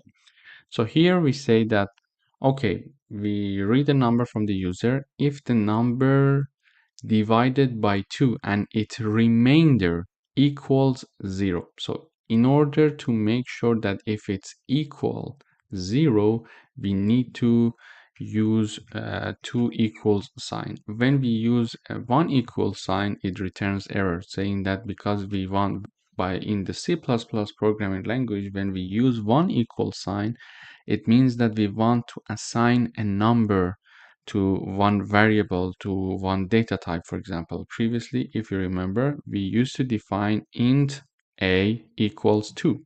It means that at that time we were using only one equal sign.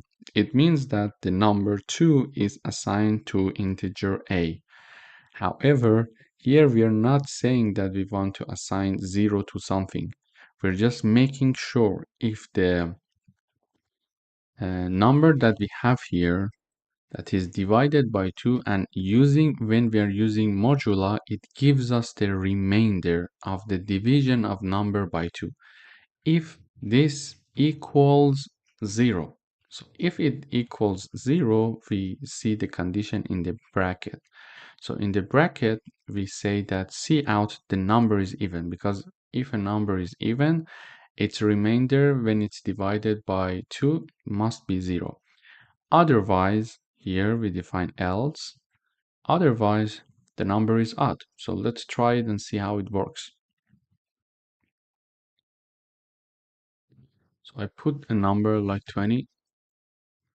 It says the number is even because if 20 is divided by 2, its remainder equals 0. So this is why the number is even is printed. So if 20 is divided by 2, its remainder that we are looking for using modulo sign here equals 0. It enters this condition and prints the number is even. However, let's compile again. So what if I write 13? So the number is odd. So let's see how the program gets there. So we enter the number, it is stored in this data type called number. Then it goes for the first condition first. So it goes there, it says that, okay, number divided by 2, the remainder is what? Is it equal to 0? If it's equal to 0, it enters. However, in this case that we put a 13, 13 when it's divided by 2, its remainder is for sure not 0. So it does not enter this condition. And in escape, it escapes this condition and goes for the else, because we said if this condition does not pass, whatever the condition is, enter into the else function. There, it prints the number is odd. So let's try it once more. Like whatever the number is, like 101, the number is odd because again, it goes through the same procedure. Please make sure you practice these exercises before I start solving them. And also when you see this video, when you watch this video and you understand the procedure, go use your own machine, use your own laptop and try to implement this program several times. It helps you to get used to the syntaxes and how to write an if condition, for example. It looks easy and it is indeed easy, but after several times of trying, it becomes easy for you. Hi again, welcome back. So in this video, we're moving to the next coding exercise. It is asked that to write a program that reads two numbers from the user and we do a math operations. Like we also asks two numbers and also asks one math operations. Then perform the taken operations on the given numbers. So to do this, firstly, we know that we need to have at least two numbers to do the operations, and then one mathematical operations like we can consider addition, subtraction, multiplication, or division. Then, based on these information that the user is giving, it computes the result. So let's dive in. First of all, we define two numbers called num1 and num2 as double. And then in order to store the math operations, we need a character because it's like the signs are like this. So these signs are able to be stored in one character, not like in data types like integer or float or double. So firstly, we start by showing the information, reading the input and storing it in the first number in num1 using scene function. Then we ask the user to enter one operator like plus, minus, times, division, and we store the operator in the OP that is initialized as a char, and then we ask the user to give us the second number. When the user says the second number, it is stored in num2 using cin function. So these are the things that we learned from the previous section. So if conditions here. In order to see what operation the user is asking and is looking for, we need to have if conditions. So here, if you remember from before, we have the if condition, and within the parentheses, we put the condition. We say that if OP, which was the math operator that the user gave us, equals, using two equal sign, equals plus, and this is plus is within two commas, let's say, because it's important to have it, because it is a character. So then if this condition is true, it enters this bracket, and in this bracket we mentioned that the result is num1 plus num2, and we print the result for the user. However, if this condition is not true, the else if condition here is used. We mentioned that if OP equals subtraction, like in quotation mark or in quotation signs, if this condition is true, then enters the bracket. So when it enters the bracket using cout function, here, it prints the result saying that the result column, then we say num1 minus num2 and endl in the end. The same thing goes for the multiplication. We check else if the OP equals the star sign, and then if it's true, it enters here and do the mathematical formulation and write down the result to the output.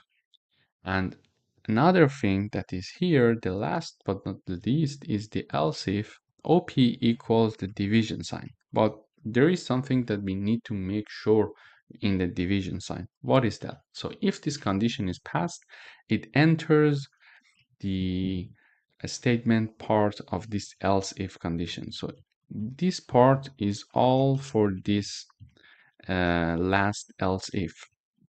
So here within this else if, we have another if. So it is nested if, let's say. So we check if num2 does not equal 0. If we want to check something that equals something, we use two equal sign, and if we want to make sure that it is not equal something, we have this exclamation mark and equal sign. So we make sure number 2 that the user gave us does not equal 0, because it's a problem. If we are going to divide a number by 0, it should returns an error. So here it says make sure this condition passes and number 2 does not equal 0, then enter this condition. Here, when that condition passed, we print the num1 divided by num2, and else, so else, what would be the condition for else? Whatever but not this condition, whatever but not this condition in this if statement. So in the if statement, we were saying num2 does not equal 0. So else would be whatever but not this, saying that, okay, if num2 equals 0, it is saying something like this, but it is like behind the scene. We need to understand it when we read the code. So it says if it equals 0, we return an error saying that division by 0. So the user knows that they made a mistake in the input file. And that's it. This is the end of this if and else nested conditions. And the last one that we saw here for the else if was here, and else, that this else comes back to this level.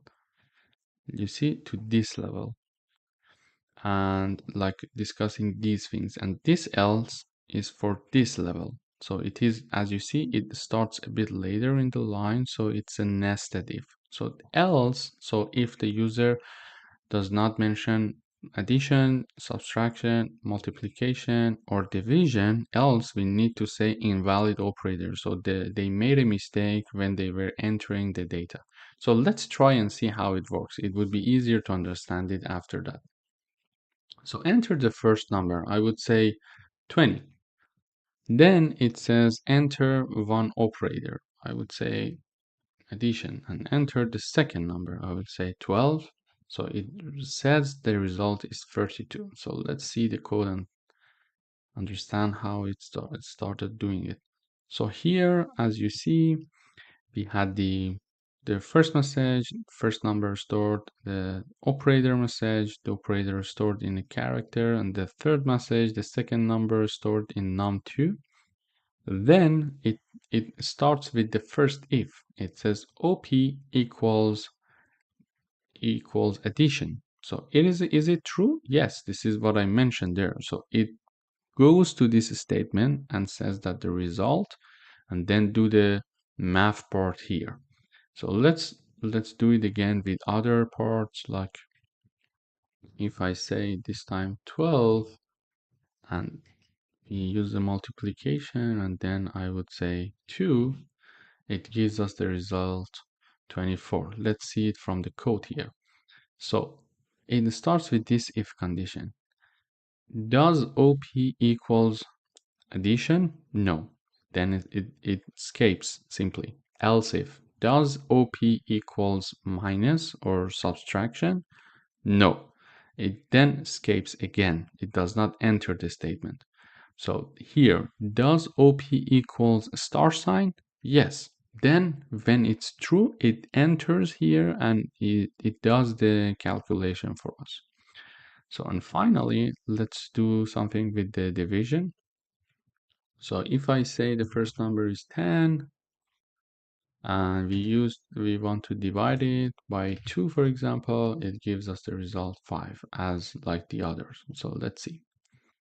So it starts from the here again. Does it equal addition? No. Does it equal subtraction? No. Does it equal the OP? Does it equal multiplication? No. Does it equal division? Yes. It enters then the condition. Okay, when it enters this condition, the following if condition must be met also.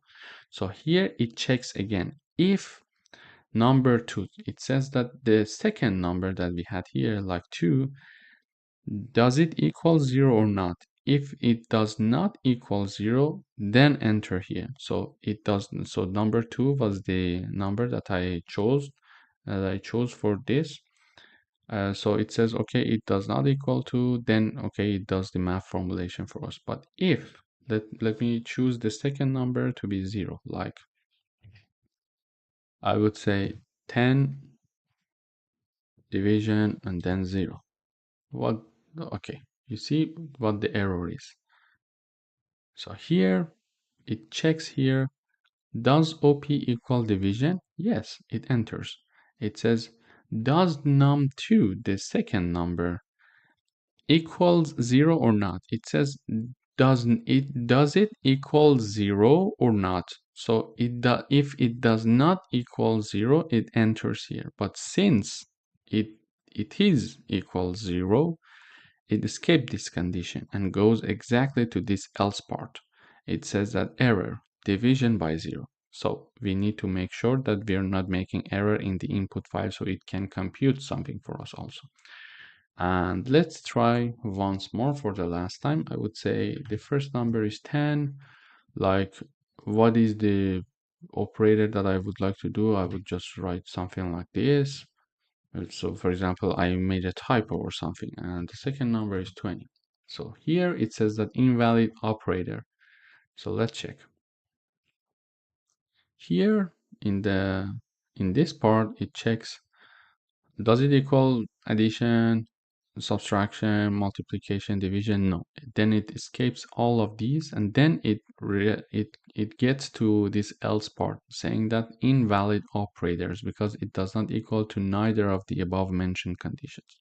So this is how, in fact, this was a very good example of how if conditions work. I would suggest practicing these coding exercise many times so you can understand the logic behind it and also logic in the nested if conditions. Thanks for watching. Hello and welcome back. Today we are going through another coding exercise that we can practice a little bit more the if conditions. So we need to write a program that reads a number from the user, preferably a non-negative number, and calculate its square root. In order to break down this program is that firstly we need to read one number, then we store the number, and then we check if this number is a non-negative number, and if it's not a non-negative number, we calculate its square root. And if you remember from previous section, we had the square root library function in C++. So we can easily let C++ to do that part. We just need to call it. So let's dive in. Here we initialize a double called number. We show a message to the user saying that enter a non-negative number, and then we store it using cin function. Then we go through the if condition. So if number is smaller than 0, we need to return an error to the user saying that, okay, you're using one invalid input. So please not do that. So here it goes to this statement and says that invalid input. Else means that any number above 0.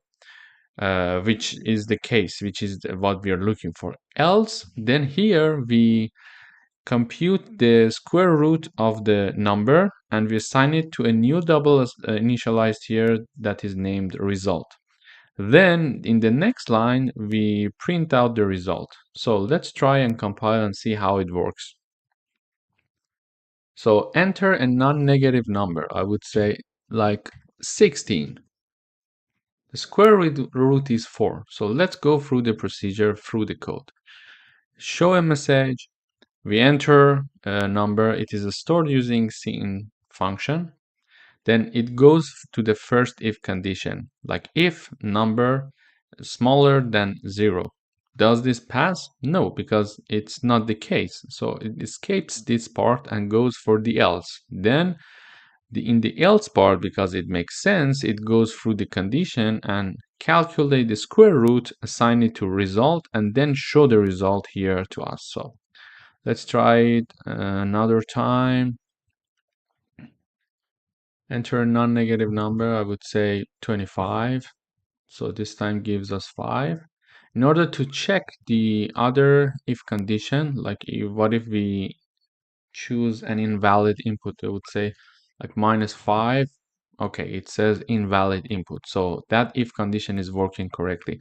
One important thing to note is that when we are considering if conditions, it's nice when we want to test the efficiency and when we want to test the efficiency of the code or verification of the code, it would be nice to test it with different input values and make sure all the if conditions are working greatly and working correctly. This is very important thing because later when we have like a lot of lines of code, if something goes wrong, it's very hard to find it. We need to go through the debugging steps that we learn in another probably topic like for the intermediate or advanced level. But this is something to note that now that we are learning from 0, it's important to know that we need to validate our code as we are proceeding through the coding.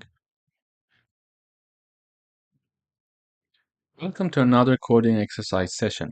Here we want to write a program that reads a number between 0 and 1 from the user and check if the number is equal or greater than 0.5. It rounds up the number to the nearest integer, and otherwise it rounds down the number. In order to do that, we first declare a double number. We ask the user to give us their input value, input number. We store it using cin function, and then we go through the if condition.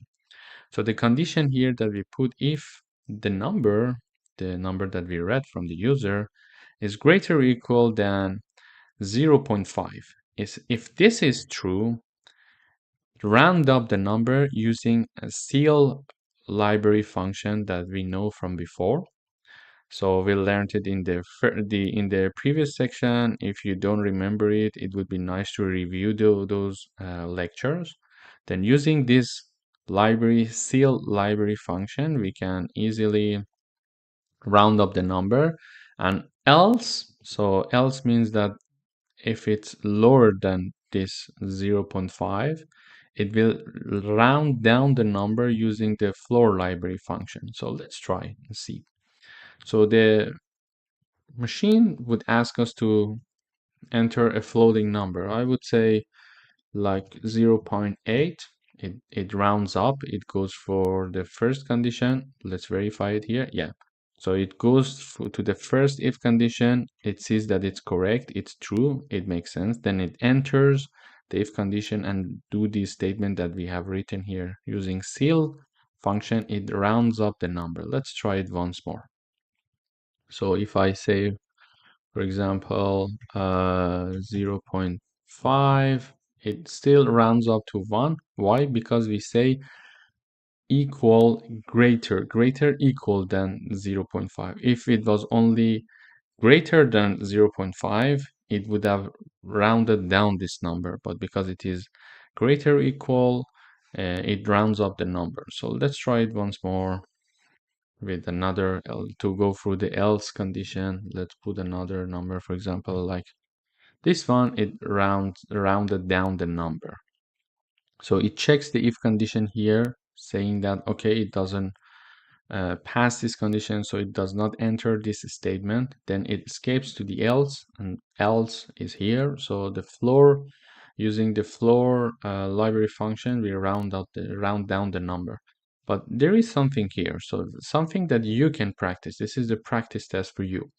So here it says that we enter something between 0 and 1, but in this coded program, we don't check if the number that the user has entered is actually between 0 and 1. So it needs another if condition. So firstly, we read the number, we store it from the user, and then we first check to see if the number is between 0 and 1 or not. If this is not between 0 and 1, then we show a message to the user saying that, yeah, this is the invalid input, this is not valid, this is the number that you entered is not between 0 and 1. And then we go, if it passes through that condition saying that okay, it is between 0 and 1, then it enters this if condition. It would be a nice practice for you to do that. Thanks for watching. Welcome back. Today we are going to discuss the assignment that I mentioned in previous video about coding exercise number 14. So here I mentioned we solved the problem like it was like if the number greater equal than 0.5, it rounds up the number, the output, and otherwise it rounds down the number to 0. However, we didn't check if the input number is actually between 0 and 1. In order to do that, we need to use nested if conditions. So here I added the code. So this part is like the previous video. It's like we just initialize the number, then we read the number from the user and store it using scene function. But before going through the round up and round down procedure, we first check if number is greater than 0. If this is true, enter this if condition. So, and then if number is lower than 1, then if this is true, then it enters this condition to round up or round down like before. However, the else condition here is that, okay, maybe the number is greater than 0, but it is not lower than 1. So then here it shows the message saying that invalid input. So this is the important thing that we need to consider. So let's try.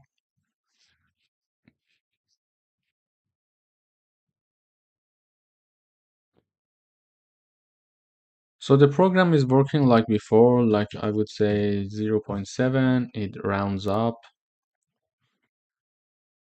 And if I say 0.2, it rounds down. So let's go through the procedure here once more. So it starts with this if condition. The number is greater than 0, yes, it enters. The number is lower than 1, yes, it enters. Then it says the number is greater or equal 0.5. It's not true. Then it escapes this part and then goes to this else section, which we round down the number. So let's see. We need to write something between 0 and 1, but we write something like 20. It says invalid input. But why? So it checks if the number is greater than 0. It's true, then it enters. Then it checks here if the number is lower than 1. It does not pass this condition, so it escapes everything that is in this if condition, like until here. You see the bracket closes here. Then goes to the else condition saying that, okay, let's just print out the invalid input so the user would understand that they made a mistake. Welcome back. Here we are discussing another coding exercise. So it asks us to write a program that takes the amount of the purchase, like imagine you're working in a mall that you want to sell your product, and as a salesperson you want to sell the product, or you're coding the sale system. So when you're coding the sales system, you need to keep this in mind. This is the new rule that the manager mentioned. For example, anyone that goes beyond $500 when they're purchasing our products like t-shirts, we can give them 20% of discount. However, if the amount of the purchase of our customer is lower than $500, no discount is available. So now we want to design a program that computes this amount of discount. I mean they consider this amount of discount and give us the final price that we need to ask the customer to pay. So here we firstly initialize a double called amount. We ask the user to enter the amount that they want to purchase, for example, and we store it using cin function. Then we enter the if condition saying that if that amount is higher than 500, which is our case, enter this condition. So then we initialize a new double called discount. The discount is calculated as amount times 20% of it. And when we calculate the discount, here we are again assigning a new number to the amount that we initially got from the customer. This is the important part.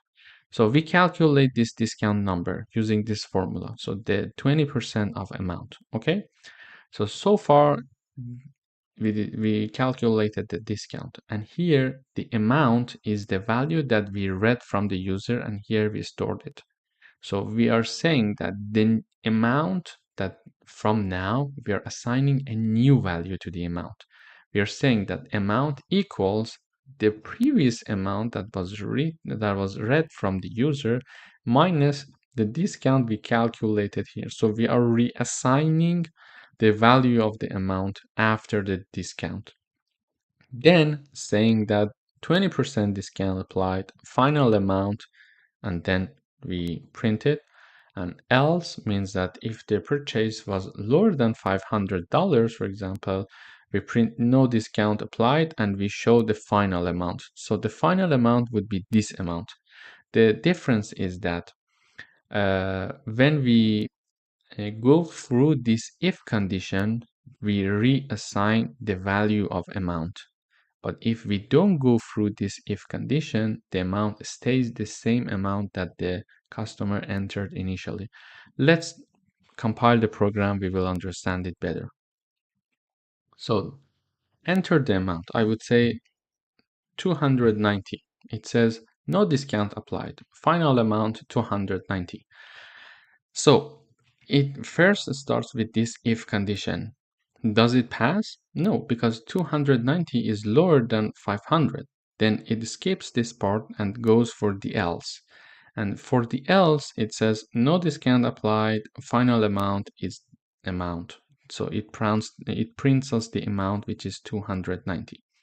However, if we have like a number larger than 500, let's say 700, it says that 20% discount applied and the final amount is 560. Let's go through the steps. So it goes to this part of the if condition. Does it pass? Yes, it passes. So it enters here. When it enters here, it starts calculating the amount of discount. So the amount of discount is based on 20% of the total amount. So the total amount here was 700. 700 times 20%. So it calculates the amount of discount, and we assign it to we assign this formula to the discount. So now we know what the discount number is. And we know the amount that the customer entered initially, which is 700. So 700 minus the discount will be the new value for the amount. So the new value, or let's say the final amount that they need to pay. So we are reassigning again in this if condition the value of amount. Then we simply just print the amount to the terminal for the customer.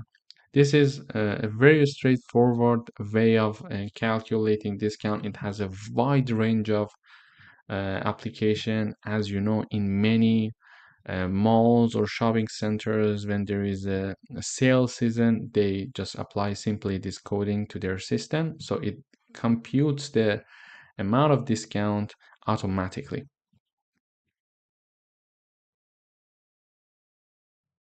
Welcome back. In this video, we are going through another coding exercises regarding the if conditions.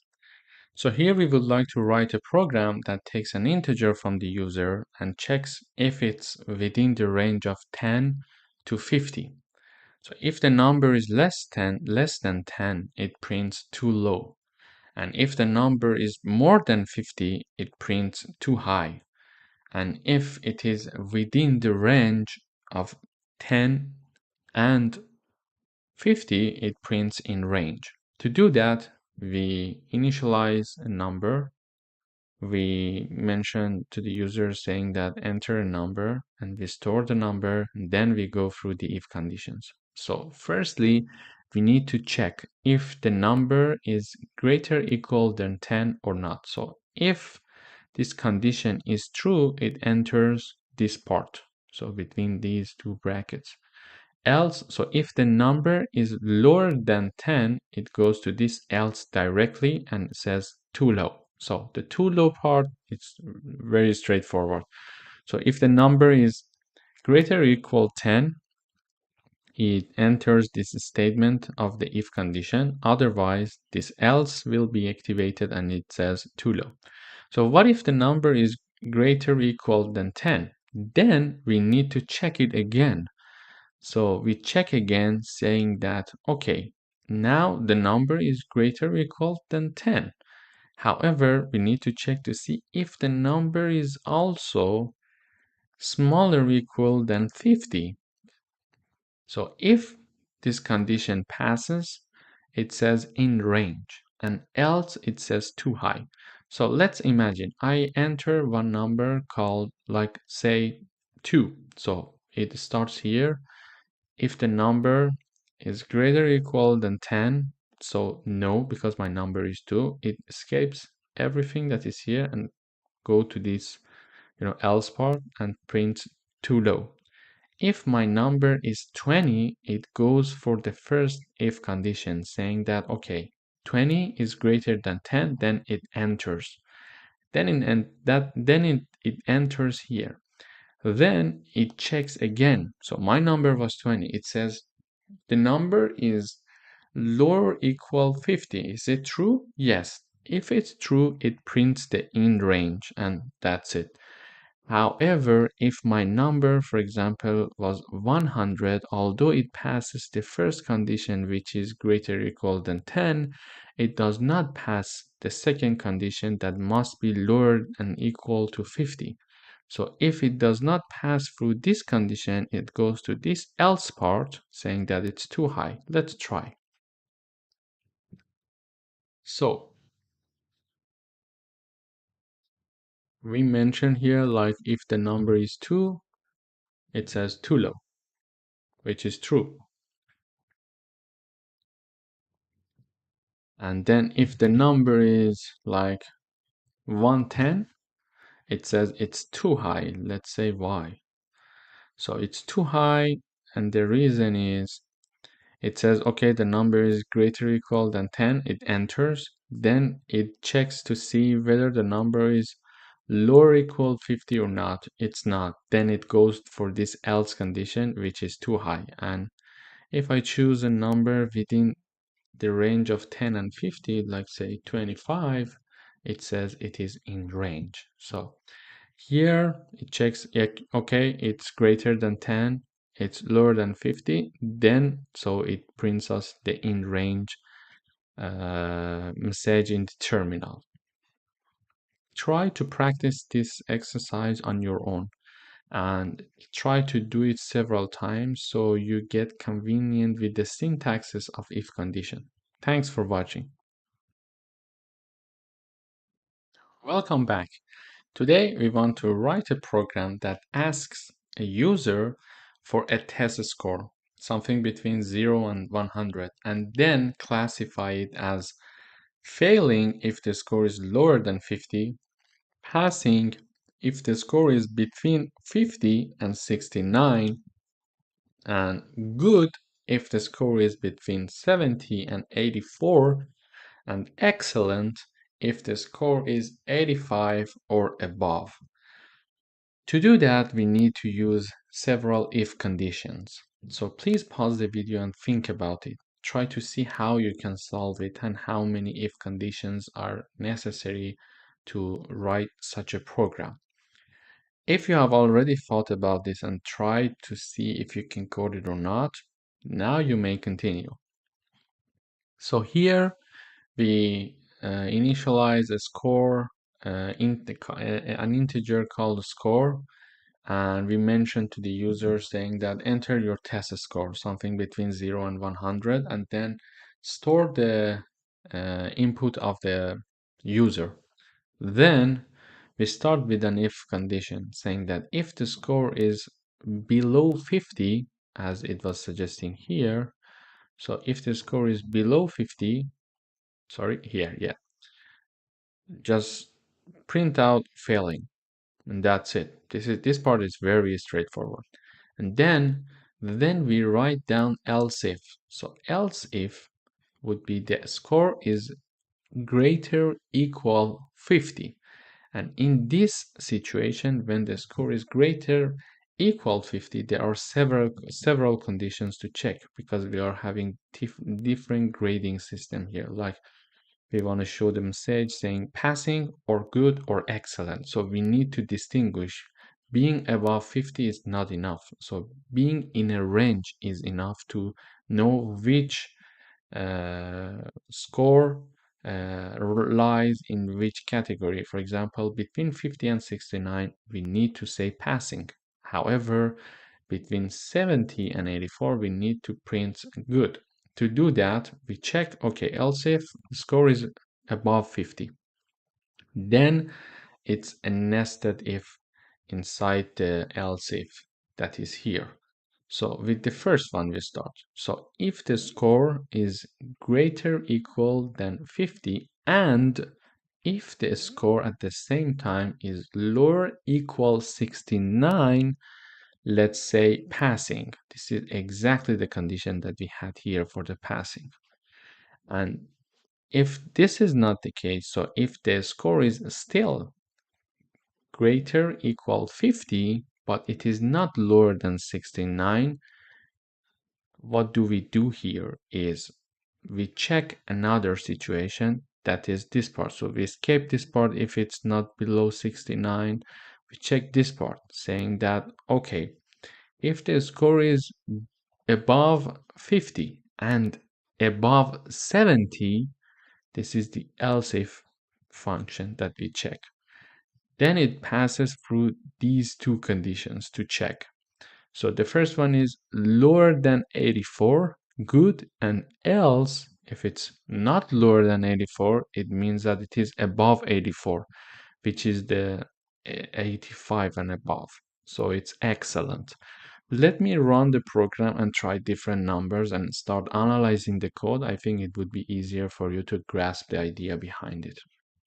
So if the score is like 40, it says failing. It's very straightforward. So if the score is below 50, it simply prints the failing message. So let's go for the next category. For example, I would say if the score is 65, it would say passing. So let's analyze the code. Analyzing the code is very important. For you also, when you are trying to understand if your program is not working correctly, it would be nice to start analyzing the code and see what the problem is and where the problem is, in fact. So here it starts from this if condition. It says that, is it below 50? No. Then it escapes this part and directly goes to this else if condition here. It says, okay, is it above 50? Yes. And it enters this condition, this part now. You see the bracket, these two red brackets. So if it's above 50, our number was 65. It starts checking again. So here it checks, okay, now the number is above 50, but is it at the same time lower than 69? Yes. So it enters and prints us this passing condition here. So let's try another number, like 75 instead of that. So it says good. How come? Let's analyze it. Here it starts from here. It says that, is it below 50? No. So it escapes. It goes to this else if condition. And when it goes to this else if condition, it says, is it above 50? Yes. Is it lower than 69? No. Then it escapes this part. Is it above 70? Yes. So it enters this condition between these two brackets. At the same time that it is above 70. Is it lower than 84? Yes. If it's true, then it prints the good printout. And if the number is not passing this condition that says that it is below 84, it prints the else part here. Excellent. Let's write another number here. Like my number is 95. It prints excellent. So here starts the condition. Is it below 50? No, it escapes and goes to this part. Is it above 50? Yes, it enters. Is it below 69? No. And then, is it above 70? Yes, it enters these between these two. It enters this statement and we need to choose between these two. The machine needs to choose between these two. Okay, is it above 70? Yes. Is it below 84? No. Then it's above 85 because it says lower equal to 84. Then when it's not passing this condition, it's above 85 equal large. Welcome back to another lesson. In today's lesson, we're going to talk about ternary operator. The ternary operator is a shortened way to write an if-else statement in a single line. So it's a compact and efficient way to make simple decisions in code. The ternary operator is often used to simplify and shorten the conditional expressions. For example, here we see the condition we want to check. So we put it like here. The syntax looks something like this. So the condition that we want to check is this place. And then if this condition is true, the expression returns value if true. And otherwise, it returns value if false. And the question mark there separates the condition from the possible outcomes. So this is the condition. We separate it from the possible outcomes, and then we have the value if true and value if false. And colon here separates the value if true and the value if false. But how it works, we will see in a few seconds. Here, let's uncomment some code that we have. So, for example, previously we learned that if we want to understand if a number is even or odd, we need to write an if condition. Here I am initializing one integer value named number with number 5, and we are initializing one string named result. So we say that if the number is divided by 2 and its remainder equals to 0, so using the modulo sign we can find the remainder, and the remainder is 0, the result will return the even. However, if this condition is not correct, then the result it is assigned with the odd. So let's try and check it out. Compiling here, no error. Yes, so we have nothing in the output because we forgot to see out.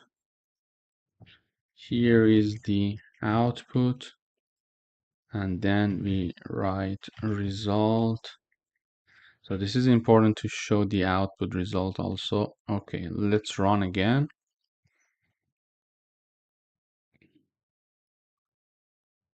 So here is the output odd. So this is odd. Why? Because the number 5, when it is divided to 2, the remainder does not equal 0. So this is how we used to do it while we were writing the if conditions. However, if we are going to use ternary operators to write the same code, it will look something like this. So we ask the user to, for example, give us one number, and we store the result. Then here, instead of these lines about the if and else conditions checking, we simply write down the result equals, so we initialize the result as a string here directly. The result equals number, and here we write down the conditions. If you remember, I mentioned this conditions, question mark, and two possibilities separated by a colon here. So number, if it's divided by 2, its remainder equals to 0. So it is now separated with a question mark with the possible outcomes that are even and odd. So if this condition is true, it's going to print the first true value here. If this is not true, it will print us the odd value. So the odd value will be assigned to result if this condition is not correct. And if this condition is correct, even is going to be assigned to the result. So let's run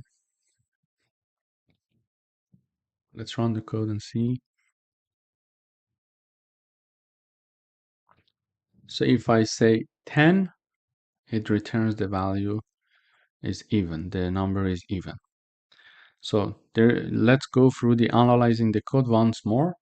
So here the number is stored. We initialize a string called result, and its value equals to the condition of if this number is divided by 2, its remainder equals 0.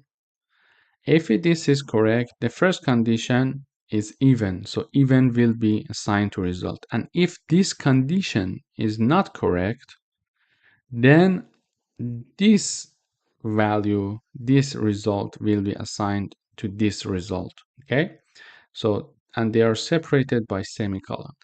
And if you see, we simply could check the condition in one line here. However, we used to check it in like a few lines here, like 4 or 5 lines. So when we have a straightforward checking condition, it would be more efficient to use ternary operators. In the next lectures, we are going to practice some examples and coding exercises, so it will be more clear for you how it works. Hi, welcome back to another coding exercise. In the previous lesson, we discussed how we differentiate ternary operator with normal if-else condition statements. In this lesson, we are giving you another example. So here, the program, we want to write a program that says to check if a score is taken from the user and the number is something between 0 and 100. So if the number is larger, equal 50, return the pass. And if the number is not larger, equal 50, return fail. So previously, when we wanted to do that, we had to write if statement condition saying that if the score is larger, equal 50, go through the cout function and print pass, and else print fail. However, so it would take like 2-3 lines at least. So here we can write it down in one line. We initialize one integer. We show this to the user, and they enter their score, and we store their score. And we initialize this one string that is called result, and in the parentheses we mention the condition that we want to check, and this condition is separated from the possible outcomes using one question mark. So we write down the condition we want to check. If the score greater equal 50, then one option is pass, one option is fail. So these two possible outcomes are also separated with a colon. So if this condition is true, the first option will be assigned to result. And if this function, if this statement is false, then the fail is going to be assigned to result. And finally, we print the result here like this.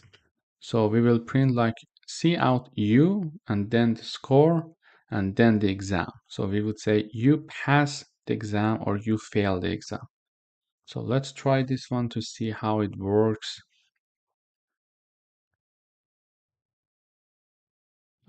So it says that enter one number. I would say 88. You pass the exam because 88 is greater than 50, and it returns, because this condition is true, it returns the first possible outcome. And if we try it more with another example, it will be like 30 and you failed the exam. Why? Because the first condition, the condition is not true. It's going to escape the first option and return the second option, and the second option is going to be assigned to result. Welcome back. In this lesson, we're going to have another coding exercise for ternary operator. So the question is asking us that to write a program that checks if someone is eligible to vote or not. If the person is 18 years old or above, the person can vote and the person is eligible for voting. Otherwise, the person is not eligible to vote. So we want to do this with ternary operator. So previously, when we wanted to do this with if else statement, we could define one if condition. So, and we would say if age is greater or equal to 18, we print eligible to vote. Otherwise, we print not eligible to vote. However, here in only one line, we can use ternary operator to do that. So the first we initialize an integer called age, then we ask the user, we store the input, and then we initialize one string called result here. We put the condition within the parentheses saying that if we don't write if, but the statement says that age equal greater 18. So if this condition is correct, the first output will be assigned to the result. And if this condition is not correct, the second output is going to be assigned to the result. And please note that the condition is separated from the potential outcome using a question mark. And also the potential outcomes are separated from each other using a colon here. And then we are going to print the result. So let's try and see how it works. Let's try. So now it's compiling, and I would say 20. It says you're eligible to vote. Why? The reason is that the condition is true, so the first outcome is assigned to result. Let's try it once more. So when we try it again, we put for example, the number 15, and it says that you're not eligible to vote. Sorry. So this is how easy this ternary operator is. Keep practicing it, and where possible, you just use this condition instead of using if-else condition. Welcome back. So let's try another coding exercise using ternary operator. So here we would like to check if a number that is read from the user is positive, negative, or zero.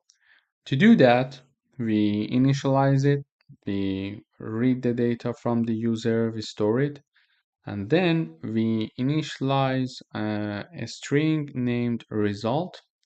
So the condition here that we want to check is that to see if the number is greater than zero.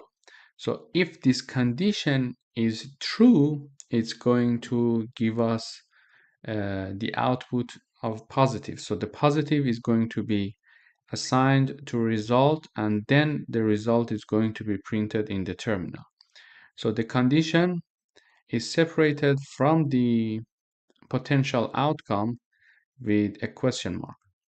And if this condition is not correct, the second outcome should be checked. But the second outcome here is another condition. So if a number is positive, so positive is assigned to result. However, if the number is not positive, the machine will go and check the second condition. And the second condition here is that if the number is lower than zero, so, and it is separated with a question mark from the possible outcome. So if this condition is true, negative is going to be assigned to result.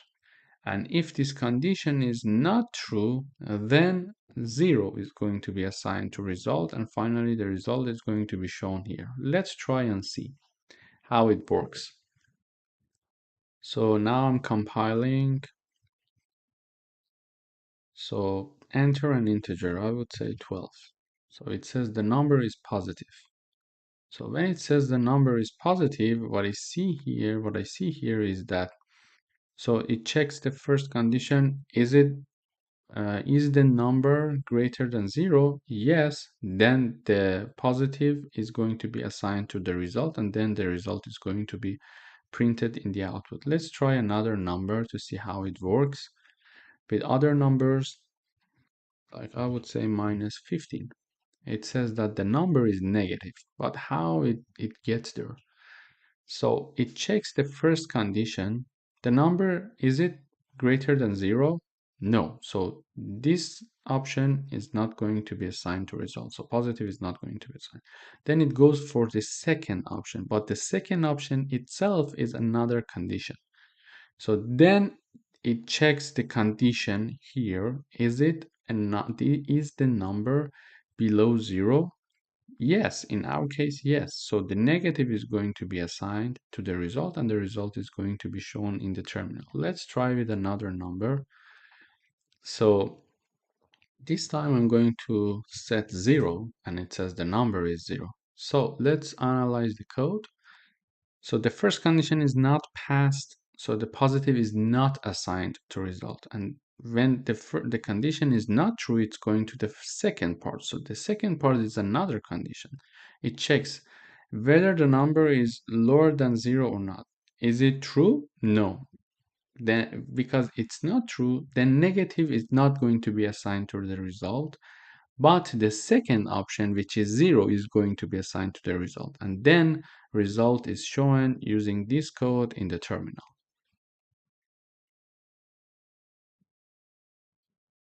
Hello again. In today's lesson, we are going to discuss logical operators. So logical operators are used to combine or modify conditions in if and else if and other decision-making structure. So there are two main logical operators. There are other logical operators, but there are two main logical operators that we are going to discuss in today's lesson.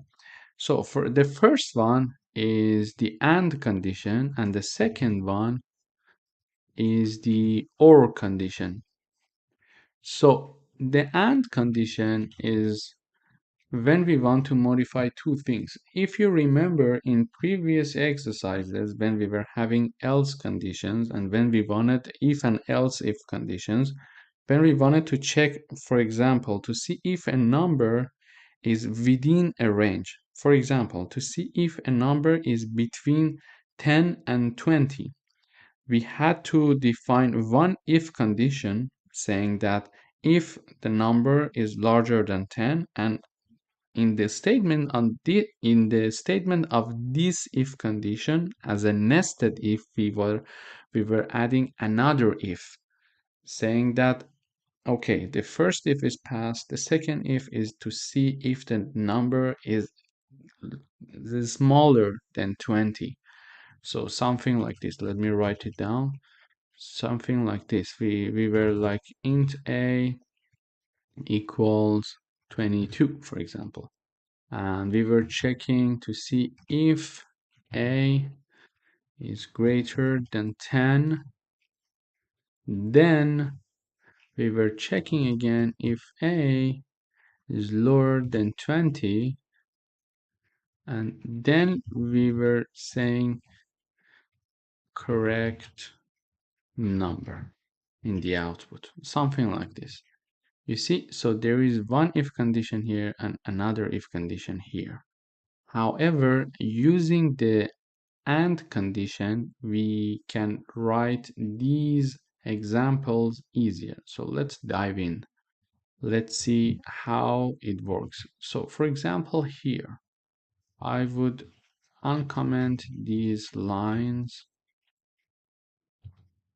to see how it works. So basically, we ask the user to enter their age, and if their age is above 18, and then we enter these conditions of the if, and the statement consists of if and else itself, saying that okay, now it's above 18, but if it's below 65, you are eligible to work. But if it's above 18 and it's not below 65, it's probably something like 66 and above, it says you're not in the working age range. And if this age is not above 18 initially, it says that you're not in the working age range. So let's compile this and see how it works. So this is if statement that we learned already. So I would say like 50, 60, sorry, and it says you're eligible to work. However, there are some ways to write this code in an easier way using logical operators. So it makes it more efficient and concise. So as you see, everything is about efficiency in the code to help having a better code. So here we are reading the age from the user and storing it. Instead of having two conditions, like one if here and another nested if here, we are only having one if here, saying that if age equals greater 18 and at the same time it is lower equal 65, then you write in the output that you're eligible to work. And the second logical operator is this. So we say else if, then we say if age is below 18 or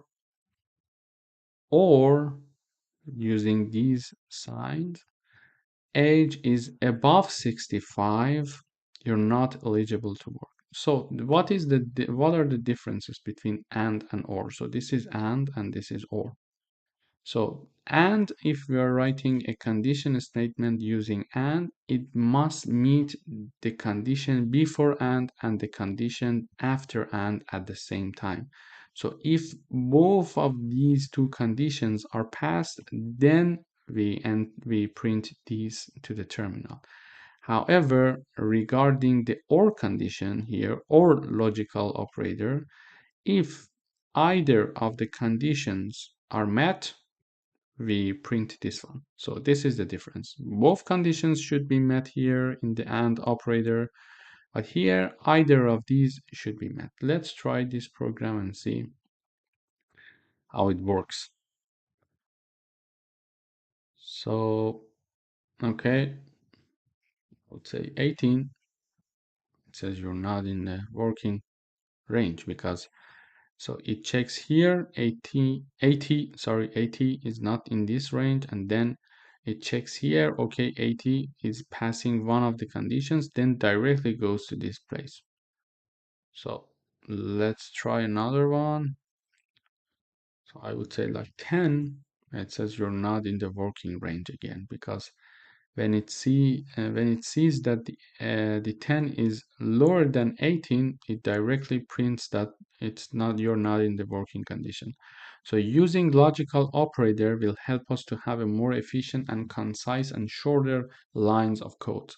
It's nice to think of how you can make your code more efficient, and not just to write a code that works, but an efficient code that works perfectly in a shorter amount of time, in a lower number of lines to write the code and implement it. In the next lectures, we are going to practice some logical operators. Welcome back. Let's try some more coding exercises for logical operator. So we would like to write one program that checks to see if the number that is read from the user is divisible by both 3 and 5. So here we read the number from the user, we store it. Using logical operator, we check to see the number if it is divided by 3, and using modular sign we can see its remainder. So the remainder of the number divided by 3, is it equal to 0 or not? So if it equals 0, and at the same time when the number is divided by 5, its remainder equals 0, and both of these two conditions are true, then we print this to the terminal for the user. Otherwise, we say that, okay, this number is not the number that we are looking for. So let's compile to see how it works. So for the AND logical operator, both of the conditions must be true. So if I mention 3, it says no, your number is not divisible by both 3 and 5. Why? When 3 is divided by 3, okay, the remainder equals 0. However, for this case, for the second condition, it doesn't work. Let's try another number. So if I put 5 here, again, we have the same message here. It says that, okay, this is not divisible because the second condition is correct because the number is 5. So 5 divided by 5, the remainder would be 0. However, for the first condition, it's not true, it's not correct. Therefore, it escapes this if condition and directly goes to the else and print the outcome that the number is not divisible by both 3 and 5. So let's try another number. I would say 15 this time, and this time it says that, okay, the number is the number that we are looking for.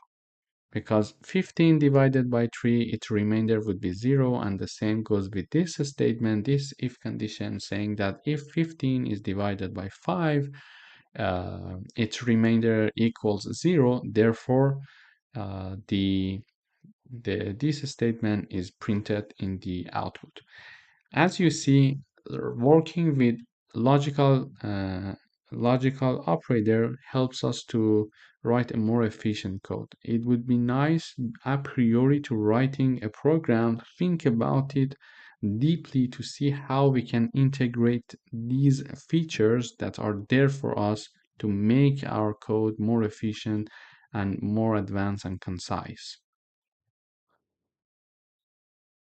Hello and welcome to another coding exercise. So let's try some more coding exercises using logical operator. So we would like to see if someone can watch a movie or not. And the rules for watching a movie here is that either the person should be above 13 years old or the person is accompanied with an adult if the age is not above 13. So to do that, we initialize an integer called age and we initialize a boolean with adult. So the boolean can only take two values if you remember, 0 or 1. So we ask the user to enter their age and also mention that if they are being accompanied by an adult, 1 for yes and 0 for no. And the result is stored in with adult boolean using scene function. Then simply we here check the condition using OR logical operator. So in the OR logical operator, if you remember correctly, either of the conditions should be correct, not both of them necessarily. If both of them are correct, it's okay. But if one of them is correct, it's still okay and it enters the condition and reads the statement in the condition. So here it says that are you 13 or above, or are you being accompanied by an adult? If either of these two conditions are correct, then you can watch the movie. Otherwise, you cannot watch the movie. So what would be the option that is otherwise? The otherwise would be the option like you are below 13 and you're not accompanied by an adult. So let's try and see how it works. I would say the age is 20. Are you being accompanied by an adult? No, I'm not. So you can watch the movie. So here is it. Here it is. So the age is 20. So 20 is larger than 30. The first condition is met. And are you being accompanied by another adult? No, I said 0. And the second condition is not met. But because this is the OR logical operator, one of the conditions only is okay to be met. So it enters and says that, okay, you can watch the movie. But here, if it was AND logical operator, it was not allowing me to go and watch movie if not both of the conditions are met. So let's try another one. So I would say I am 10. Are you accompanied by an adult? I would say yes. It says you can watch the movie. So I am not older than 13. However, I am being accompanied by an adult. So the first condition is not met, but the second condition is met. Therefore, we enter here. So let's try another one. I would say, how old are you? I would say 8. Are you accompanied by an adult? I would say no. You cannot watch the movie. Why? Because neither the first condition nor the second conditions are met. So this is why it skips this part and then goes to the else part and says that you cannot watch the movie. Hi, welcome back to another coding exercise for logical operator. So here we would like to write a program that checks to see if a number is between 5 and 15. In order to do that, we need to use a logical operator for efficiency. We initialize one integer, we get the data from the user, we store the data, and we write down the if condition using OR logical operator. So we check if the number is lower than 5 or the number is above 15, the number is outside of the range. Otherwise, the number is within the range. So let's compile and see how it works. So if I say 19, it says the number is outside of the range because so the number is above 15, it says it's outside. And if we write something like 2, it says the number is again outside of the range because 2 is lower than 5. So if I write another number like 10, it says, okay, the number is within the range. But this is written like OR operator. Instead of having this OR operator, we could have AND operator. So we could write something like if the number is greater than 5 and number is lower than 15, number is in the range outside the range. So by changing some by doing some minor changes in the condition, we can see that we can use AND operator instead of OR operator. Let's try and see. So I would say, now I would say 19. It says the number is out because 19 is not in this range. Therefore, it says the number is outside. If I, for example, like 3, it says again the number is outside the range because it's not in this range. It's the number is not above 5 and at the same time below 15. However, if I put like 11, it will say, okay, the number is in the range 5 to 15. So you see, with small changes, we can use either of the logical operator. To do that, you need to practice. Please practice all of these coding exercises yourself several times so you can get used to it, and also you can get yourself familiarized with the syntaxes of C++.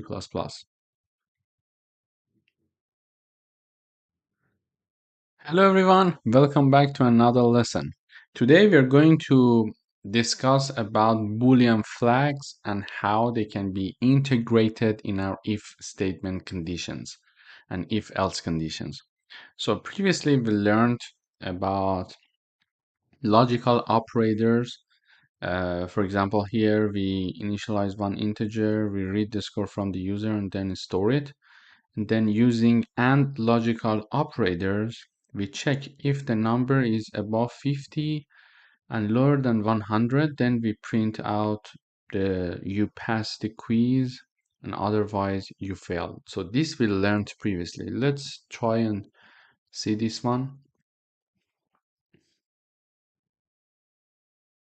So for example, I would say if my score is 76, it says you passed the quiz. It's very straightforward. We discussed this already.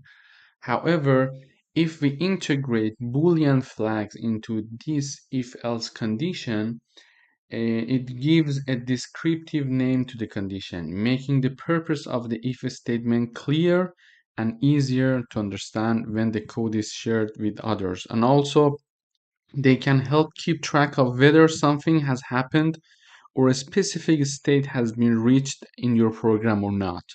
So therefore, they can help us to reduce the error as well, because we don't have to repeat certain complex, logic repeatedly.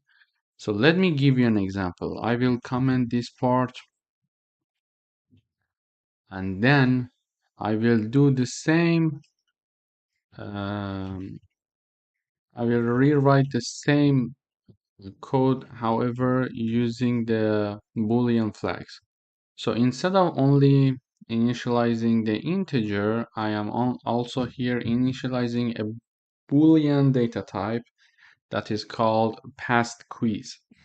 So here initially I put it to false.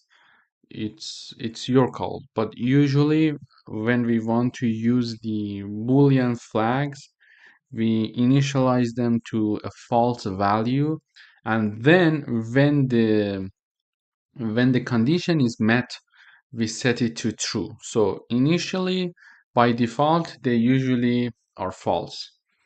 So here we show the message to the user saying that enter your score, and then we store it. Here we mention that if the score is above 50 and less than 100, using AND logical operator just like before, if this is the case, don't right away print, okay, you passed the exam. Set the Boolean flag to true instead of false. That was by default initialized. So set it to true. And if this is the case, set it to true. So we don't have to write the else condition. So we are avoiding writing this else condition. We are just writing one if condition. So if this happens, the condition is passed, therefore the passed quiz boolean is set to true. Then in the end, we can check this condition saying that if passed quiz equals true, then you pass the exam, and else or otherwise you failed. Let's try this one.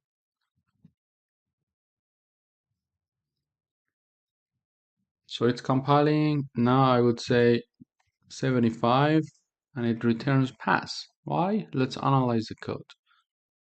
Here it checks the number with these conditions.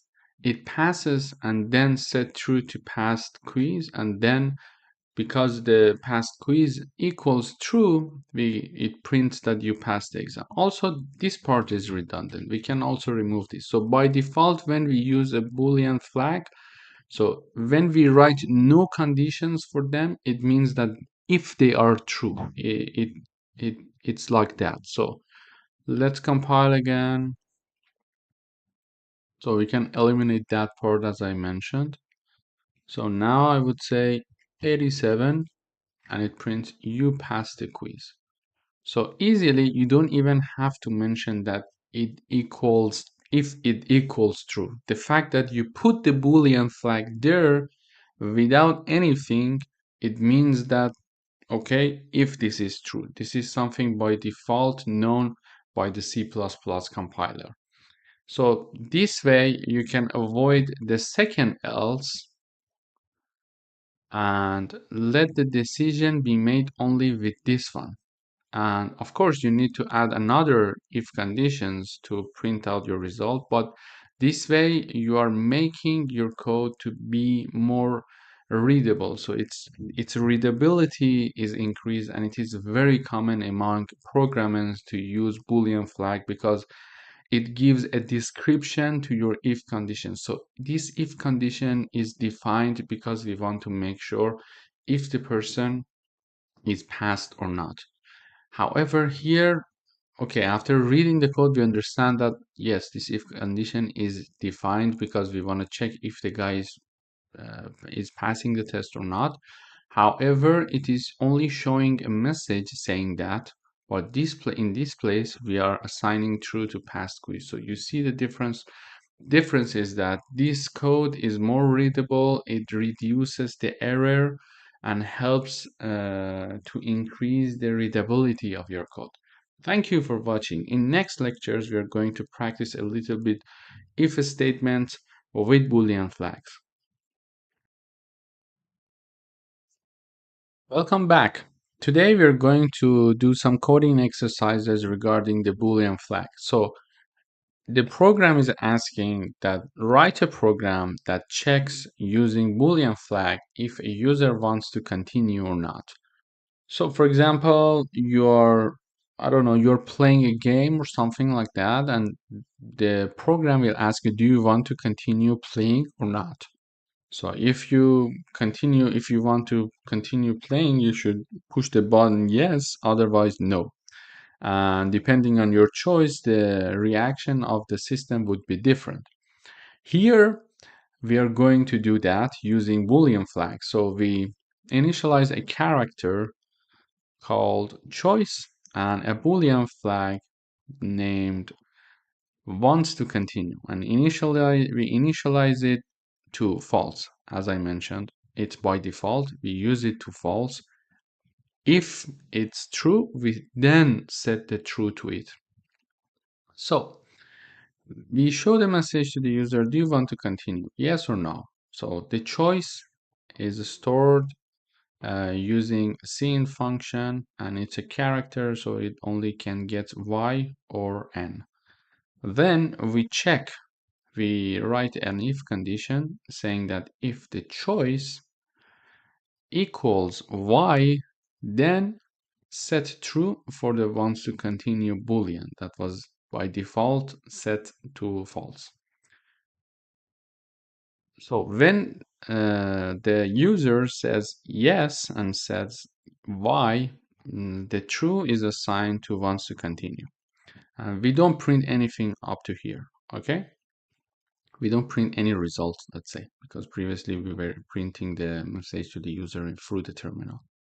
Then we check if wants to continue, you chose to continue, else you chose not to continue. And as we discussed in the previous video, we don't need to write down equal true, for example, for wants to continue. By default, when we write down the Boolean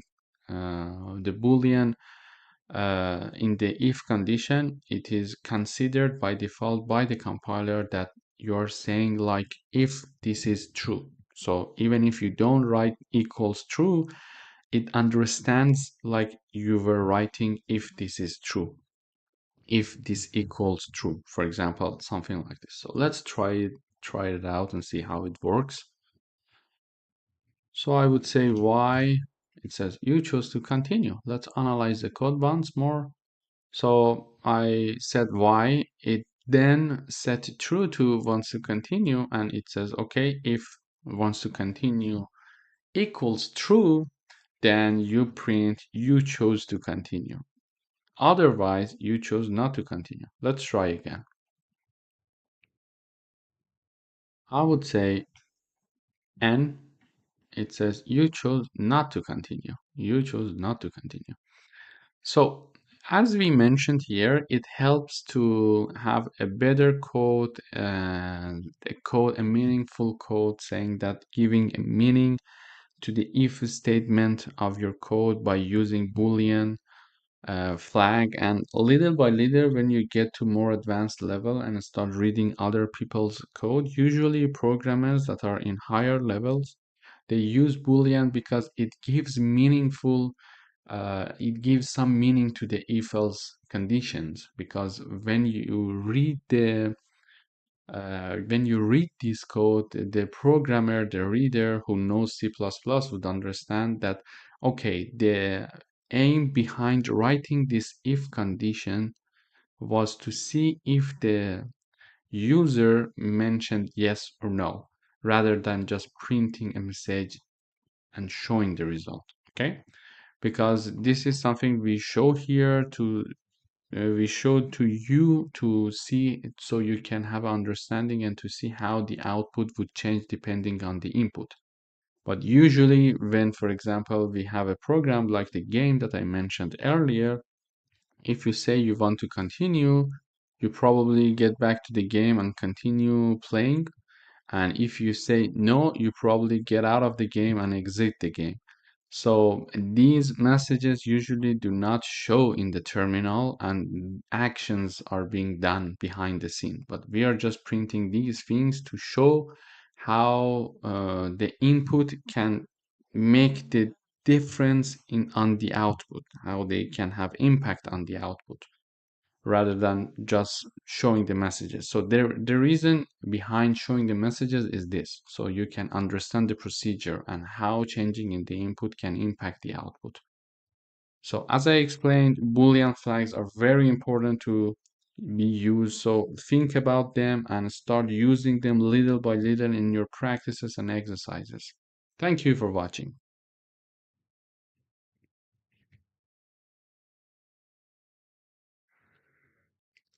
Welcome back to another coding exercise session.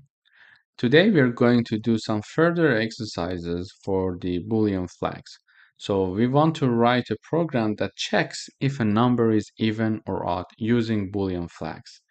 So we initialize a number here, and then we initialize a Boolean called isEven equals false by default.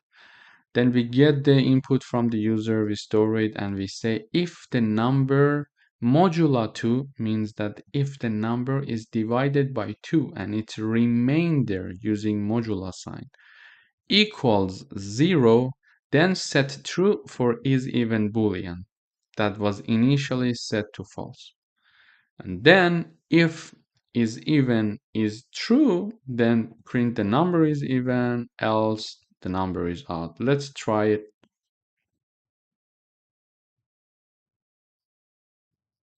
It's 20.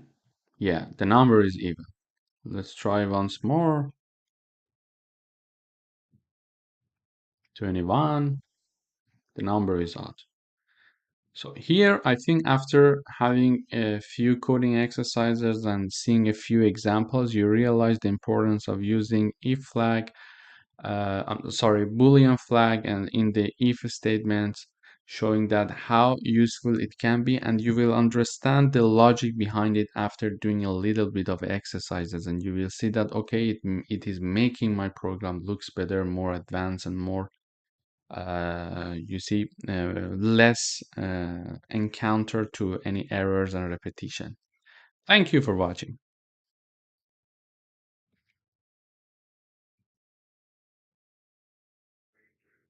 Hello everyone, welcome to another lesson. Today we are going to talk about switch function. So the switch statement is a control structure used in C++ to simplify decision making when dealing with multiple conditions. So it is an efficient and readable alternative to using multiple if-else statements, especially when we have several potential outcomes. So it helps us to have a more organized code and more clearly handling outputs when we have like several of them. So let's start with an example. Here we used if-else conditions. We say, okay, we initialize the integer called day with the value of 3. Then we say if day equals 1, print Monday. If it equals 2, print Tuesday, etc. until the end, until if day equals 7, print Sunday. And else invalid input. So all of them, the first one is if, the other ones are else if until the end. If neither of the above conditions are correct, just print invalid day. So let's try this code and see how it works.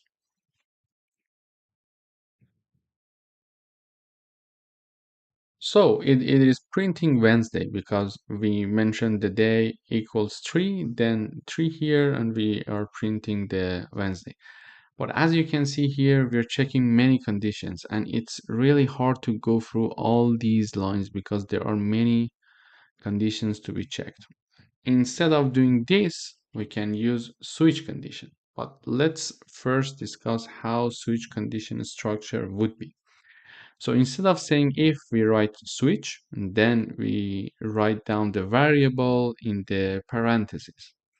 Then we open the bracket, and when we open the bracket, we check the case with the first condition, again case, second condition, case with the third condition, and then as a default, it is exactly working like else. So if neither of the above mentioned cases were there, we use the default. When we write down the case, we write down the conditions, we put semicolon, and we go to the next line, and we execute the code whatever we want, and then we must write down break. So the program exit when enters this statement after executing whatever it needs to execute, it breaks. Otherwise, it also goes for the next case, and it also goes for the next case. So it is important for us to manually break it. So let's do the example. It would be more clear how it works. So let me uncomment these lines, and then we run the code that we have here. So already when looking at this code and comparing it with this code, you see that even it looks nicer. There are some spaces between them, and you can read it much easier. So we say the input is day, and it is set to 3, and instead of if, we write down switch, and we put the day. So the day is our variable that we are trying to check some conditions over this variable. Then instead of having multiple if else if conditions, we are just mentioning case, case, case, case until the end. So if case, instead of saying if day equals 1, we say case 1. It means if day equals 1. But instead of writing all of those things, we say case 1, case 2, case 3. It means that when our case, which is day here, equals 1, equals 2, equals 3. But we don't write those things. This is why it makes the program much easier. And then we have the semicolon, we go to next line, and we say, okay, if you enter this condition, print Monday. If you enter this condition, print Tuesday, etc. until the end. And we need to remember, we don't have to forget this break. We need to write down the break at the end of each case. And there is, instead of having the else after having all of these cases, we have a default here saying that if neither of the above things happened, if none of them were true, so you just simply print out invalid day number. So let's try and see how it works.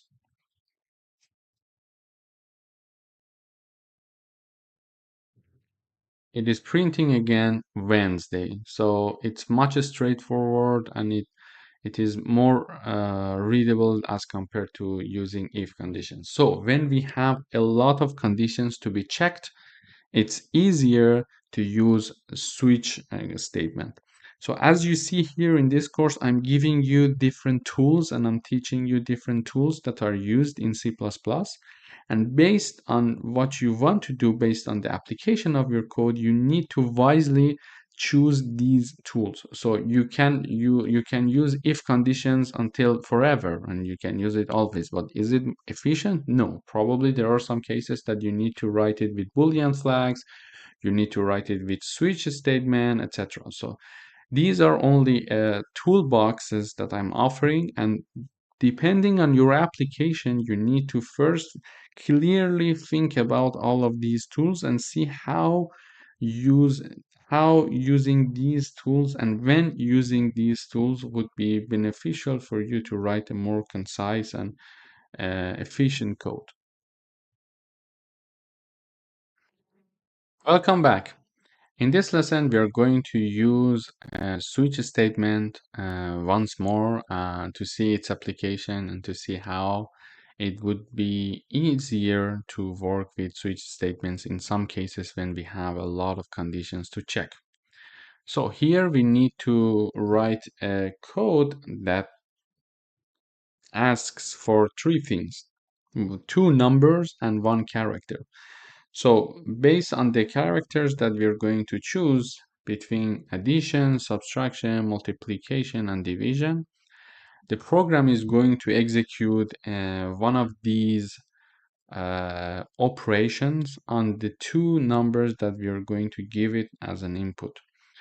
So we initialize the character and two numbers, then we read and store the character, we read and store the numbers. One thing to mention here is that previously we were reading and storing the numbers one by one, but here we are doing another method. So we mentioned that enter two numbers and we stored them simultaneously. So when I enter the first number, it will be stored in the num1, and then when I enter the second number, it will be automatically stored in num2. Then we have the switch statement here. Our variable is operation. So depending on what operation the user is going to choose in the terminal, we need to do different things. So the if condition previously, if we wanted to write the if condition, we would have checked if operation equals addition, equals subtraction, multiplication, etc. However, here we are not using that method, so we are writing switch and the variable is operation. So in case that it is addition, we just print out the result saying that result, and then we have the addition here, and then we break. So in case we have the subtraction, we have the colon, next line, result, subtraction, and then the break. So don't forget that the operation is defined as a character, so we need to have these quotations before and after our math operations. And if it's a star, it's multiplication. And if it's division, this is the nice place here to discuss some reviews for the if condition. So if it's division, enter here, and then we have one if condition that is nested in our last case. So, and then we mention if num2 does not equal 0, then num1 divided by num2 just show the result. However, if num2 equals 0, we need to write then an error because no number can be divided by 0 based on math. And then when these two if and else conditions are checked, we simply break, and the default is like the else condition in the if statement. So if neither of these above mentioned operations are entered, we just mention invalid operation. So let's try it out to see how it works.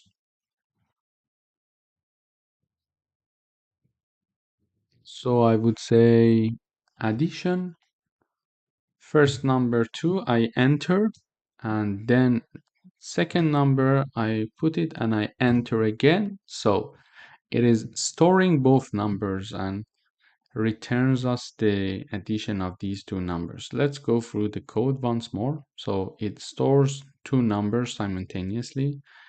It enters this switch part. In case that in case that the user chooses to have the addition, it enters this place and then it gives us the result as shown here. Thank you for watching. Don't forget to practice this switch statement more and more so you get used to it and know when to use it efficiently. Hello everyone, welcome to another coding exercise lesson here. So today we want to write a program that depends on the input. It gives us different messages in the output. So we would like to write a program that prints stop if the input is R, prints get ready to stop if the input is Y, and go if the input is G, and also returns invalid color if neither of the above mentioned cases were given as the input. So to do that, we can simply use if else condition. However, because we have many cases, like 4 cases to discuss, it would be easier and more efficient to write switch condition. So we define a light color character here. We get it from the input. We show the message to the user, enter traffic light color, R for red, Y for yellow, and G for green. And then we store it. Then we have our switch statement, and we are going to check the conditions on light color. Therefore, our variable is light color. And in different cases, we discuss the different cases here. So we say if it equals R, we don't write them down, but when we write case, quotation mark R means if light color equals quotation mark R. Colon, we enter this statement and we say cout stop. And then we need to remember that don't forget to write the break there. And in the case it's Y, get ready to stop, it need to be printed. And in the last case, which is G, you can print go. In the default case, when neither of the above mentioned cases were true, we mention invalid color. So let's try it and see how it works. I would say G. It says go. I would say this time, I would say Y. It says get ready to stop. So let's analyze the code once together. So here it starts here, checks the R, saying that light color, does it equal R? No. Does it equal Y? Yes. So when it's not equal R, it escapes. Then it goes for the case Y, and then it is correct. It's true. Then it enters here, and then when it breaks, everything is exited. So the program stopped right there when you put the break. And in case we write something different, like if I say like D, it says invalid color. So because it checked 3 input colors like R, Y, and G, and neither of them were there. So it went to the default statement saying that invalid color. So you see how it is easy to use switch statement instead of if else statement when we have many conditions to check. Hello everyone, welcome back. Today we are going to talk about for loops. So there are different types of loops that we can go over, certain data type, and for example lists, strings, etc. Iterate over them. However, today we are focusing on for loops specifically. But in this section, we are going to discuss different for loops as well. So, for example, imagine that we would like to print a few numbers, and it would be very hard to do it easily. Like, for example, I could say cout number 1 and del. So I want to write, like, imagine that I would like to print number 1 to 5. So I need to do it 5 times. So modify this. I put 5 here, I put 4 here. So now I need to print this one. So let's compile and see.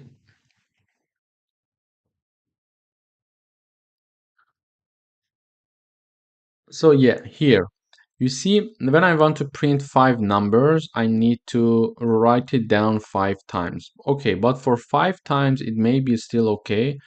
But what if it's 500 times? It would be very hard to, track the changes, to modify everything, and at least copy paste it. Even copy pasting it for 500 times, it's not easy job. So there are other ways to do it. And in programming, you something that can give us the best and most efficient way of coding. So in order to do that, we need to use loops generally, and today I'm going to tell you how to use for loops to do that. So imagine from number 0 to number 4. To do that, we come up with a for function. We have parentheses within which there are 3 main components in this parenthesis. So in the first component, we initialize integer as to be whatever the initial number of loop would like to be. So here in our case, we integer named I that starts from 0. Then we have semicolon separating the first part from the second. We have this I until it reads like this I until it is smaller than 5, not smaller equal than 5, only smaller than 5. Then semicolon saying I++, and I++ means that the increment value of I. I'm going to discuss this in a few seconds. So for these are the 3 components of a for loop in parentheses, and then we start the loop actually as of here. So as of here, we start going through the loop saying that cout I, we print I, so we understand the value of I. It's a printing in the terminal, so it makes more, it increases the readability of the code, and then we print the actual value of the I. But how does it work? Let's see. So first we start from I equals 0. When we start from I equals 0, we enter this loop, we mention I semicolon, then we print the value 0. Then after that, we increase 1 time the value I. So initially we entered the loop with the I equals 0. We printed the value 0 using this line. And when everything is finished here, it goes back again into this, but because we have incremental value of I is now equal 1, and then with the value 1 it again enters this loop and prints 1 for us here. It iterates until it reaches to this condition, so until it is smaller than 5. So it iterates until it is 4. When it's 4, it breaks and we exit the loop. So let's try and see how it works.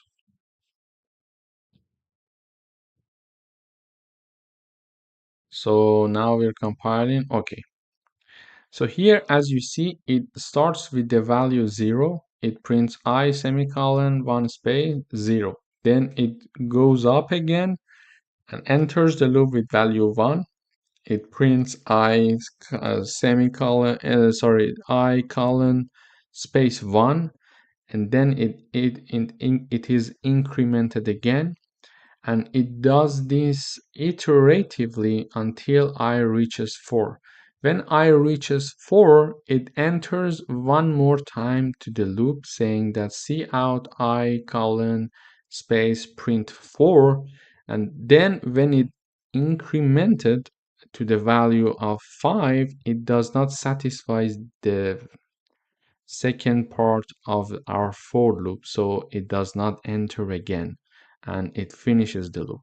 So this is how we can print something like 5 times. Even if we want, we can say like instead of 5 we can put like 20. So whatever the number that we would like, we just put it here and it will just go for it. Let's see. Yeah. So here it starts from 0 to 19. And if we want to print number 20 as well, we can say smaller equal 20, and instead we could say, for example, let's start from 1 this time. So let's see. Okay, great. So we started from 1 and we're printing until 20. So generally, this is one of the most efficient way of printing iteratively instead of just printing everything manually. And in next lectures, we're going to solve some exercises and do some coding exercises to understand it better. So generally, the important thing is that we write the for, we have parentheses within which 3 parts needs to be filled, and then we enter the loop.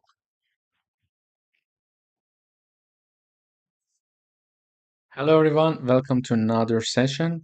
Today we are going to do some coding exercises using for loops. We are going to write a program that prints even numbers from 1 to 10. To do that, we start right away with the for loop. So we start right away with the for loop and we open the parentheses.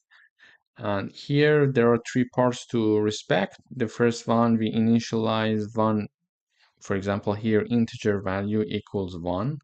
And we set the upper bound for our integer value here because we want to start from 1 and go up to 10. We say smaller equal 10, and we have the incremental value saying that okay, first 1, then increase it 1 time, then increase it another time. So we use incremental values for that. When we finish 3 parts of the for loop condition in the parentheses, we enter the for loop actually. Here, because we only would like to print the even numbers, we write one if condition here. So we say if this I is divided by 2 and its remainder equals 0, then cout I. Otherwise, we don't want it. So else we don't write it because we don't want to print anything in the loop because it is going to be printed for those that don't have the remainder equal to 0. So let's print this one and see how it works. Yeah. So it starts from 1. 1 comes here and 1 is divided by 2. Its remainder equals 0. No, so it does not do anything. And then it goes and comes back with 2. 2 divided by 2, its remainder equals 0. Then 2 is printed, and then 3 comes here. And when 3 comes here, 3 divided by 2, its remainder is not 0. And then it is doing nothing and it's printing nothing. And it goes until it reaches the last number. So iteratively it goes up. And here we could, like, for example, we could write something like else, and then here cout I, like this part here. So here, if I do this, it is going to print 1 3 5 because 1 3 5 7 9, basically all the odd numbers, because odd numbers are not going to pass this loop. They're not going to pass this condition, the first condition. They're going to be in the second condition. So let's compile this one. See how it works?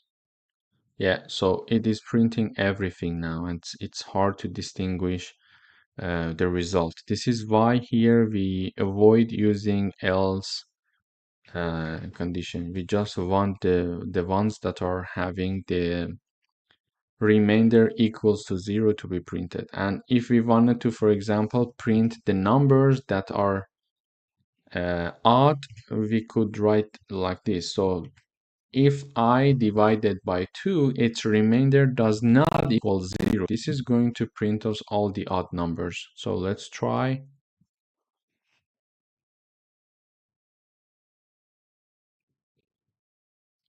So it's compiling. Okay, great. So here, for example, I is divided by 2, its remainder does not equal 0, then it is printed. Then for second, for number two, I gets the value equals 2. It enters 2 is divided by 2, its remainder equals 0 actually, and it does not enter this loop now. And then it prints nothing. Then I is incremented one more time. Now its value is 3. 3 divided by 2, its remainder does not equal 0. Then it enters the if condition and it prints the value. So this is how it works, and generally we can play with it like if we want to print all the odd numbers between 1 and 100, so it's easy to do it, but manually doing that, it takes a lot of time. So here we see that, yeah, it is printing almost, not almost, but all the odd numbers that are between 1 and 100. So this is one example, very small example, very easy example of how important the for loops are. However, we will see in other levels like intermediate and advanced level that we use these loops very frequently to do very advanced tasks. For example, if you want to find a maximum, the maximum number in a list of numbers. So we do iteratively, we go through all the elements of that list, for example, and then we write some coding there to find the maximum number in a list, for example, or the minimum number, and then we want to do some mathematical operations for that maximum number, etc. So these are very useful, especially if we are going through a lot of data, a list with a lot of inputs, for example, a lot of elements. So imagine that there are like 1000 elements in one list and you would like to find the maximum number. Manually doing that, it would be very hard and it takes a lot of time, it increases the error, etc. But doing programming, this is why we are programming. In fact, it can give us the result very fast. Hello everyone, welcome back. In this session we are going to do another coding exercises. Here we are writing a program that calculates the sum of numbers from 1 to 5. So to do that, we can do it manually, which is the hard way. The easy way is to use for loops. So we initialize sum as to be 0. Then we start a for loop right away.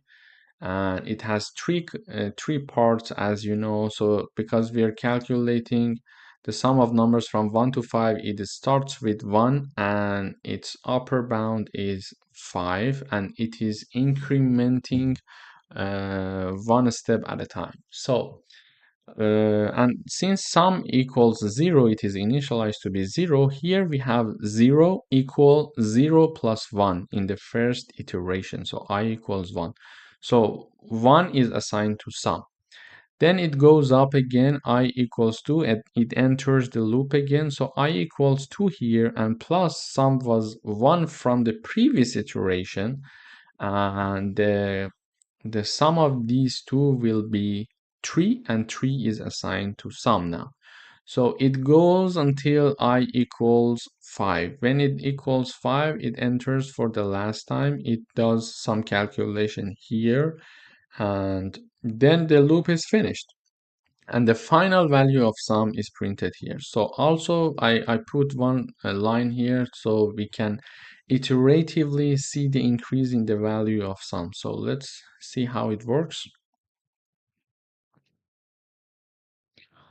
Okay, so as I mentioned here, the first one is sum is 0 and I is 1, so 1 is assigned to sum. Then I is 2, sum is 1, they are 3, and 3 is assigned to sum for the second round. For the third round, it will be 6. For the fourth round, it is 10. And for the last round, it is 15. The last round is stored in the sum for the final number because we're not going to enter the loop anymore. And then we print the value of sum here. So one of the ways to do some of these calculation is using for loops to make it easier. It is always possible to do everything manually, but we're coding to, increase the speed and have more efficiency, etc. So one point here is that now we are saying sum equals sum plus I.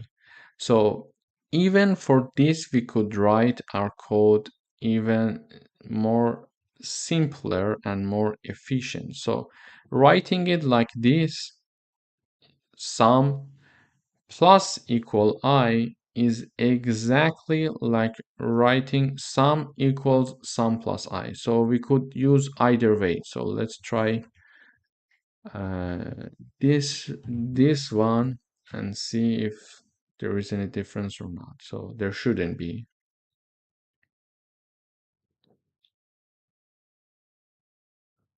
Yes, so as you see, the results are the same. So the results are the same, and it's only the matter of how you would like to code. Usually in advanced programmers are using this method because it's more concise. So if you see something like this, it means that sum equals sum plus I, but it is a more concise way of writing it. Hello everyone, welcome back. We are going to do another coding exercise using for loops. Here we would like to calculate the factorial of number 5. So in order to do that, we can use for loops to calculate the factorial of number 5. So to do that, we initialize the factorial equals 1, and then we right away start with the for loop. So in order to start with the for loop here, we start using the int I equals 1 until 5 because we are considering the factorial of number 5. So if we are considering factorial of number 10, we can put 10, the upper bound, and then it increases one step at a time. Then we enter the loop. When we enter the loop, we calculate the factorial equals factorial times I, or more concisely, we can say factorial times equal I. We could write either this or factorial times I. So either way, there it is going to give us the same result. It depends on you, but it would be nice for you to start making your code more concise as you proceed. So let's see how it works. So it is compiling now. Okay, so here it is. We start with the value 1. So the factorial initially is 1. So 1 times 1, when I enters the loop, its value is also 1. So 1 times 1 equals 1. Then uh, we have the I equals 2. 2 times the previously iterated factorial is 1. So 2 times 1 equals 2. Then factorial is 2. So let me just write it down. I think it would be easier for you to grasp. So I equals 1, it will be like 1 equals 1 times 1. So here you see when the factorial, when the I equals 1, it enters the loop. So the factorial is 1 equals factorial again is 1 times 1. So when I equals 2, it's like factorial again is 1, then factorial again is 1, and then it's 2. So the final result would be 2. So when I equals 3, it's like 2 equals 2 times 3. So 2 times 3 would be the new value, which is 6. So I would say here factorial,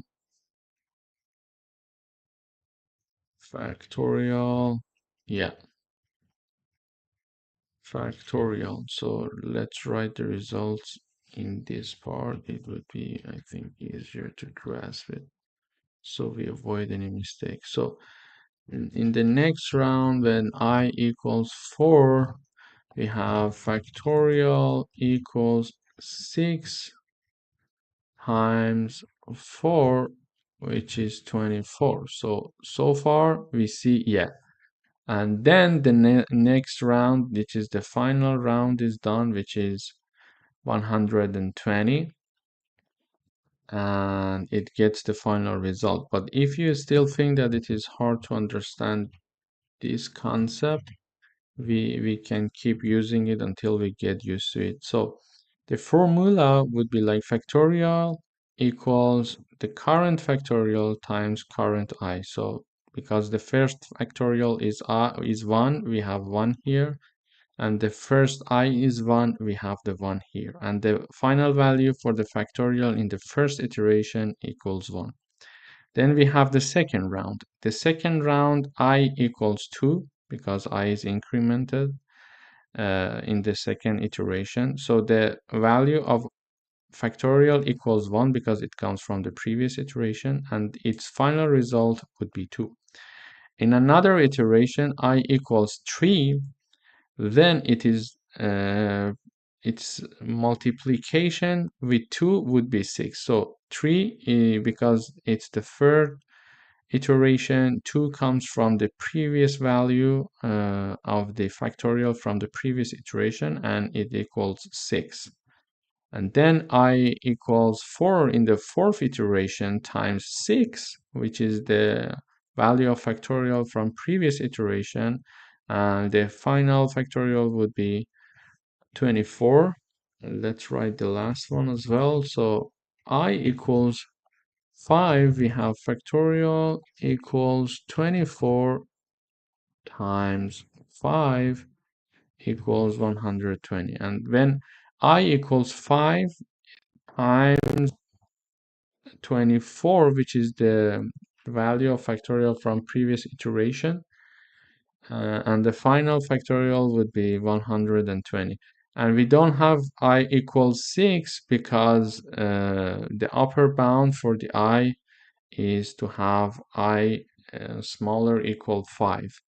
And then the loop is finished, and here we are saying the factorial of 5 is, and then we print the actual value of the factorial that we did the operation over here. So this is actually how the logic is behind the for loop.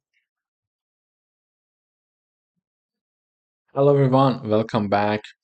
In today's lesson, we are doing another coding exercises using for loops. So another possibility for for loops is to print two things simultaneously. So far we were increasing the value of I from one number to another, but it is possible to decrease its value from one number to a lower number, and we can do things simultaneously. So look at this example.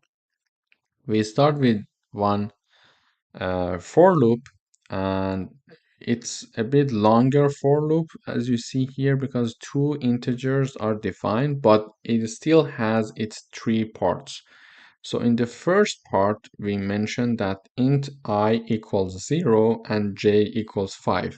So if you remember previously, I could tell you that we could initialize I equals 1 and we could initialize b equals 2, or we could say int I equals 1, b equals 2, simply like this. So it would be more concise.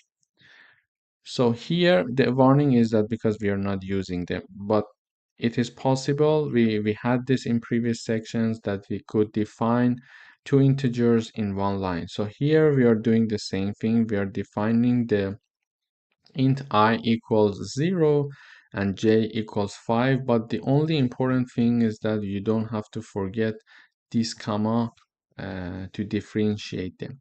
Then a semicolon, meaning that the first part is finished.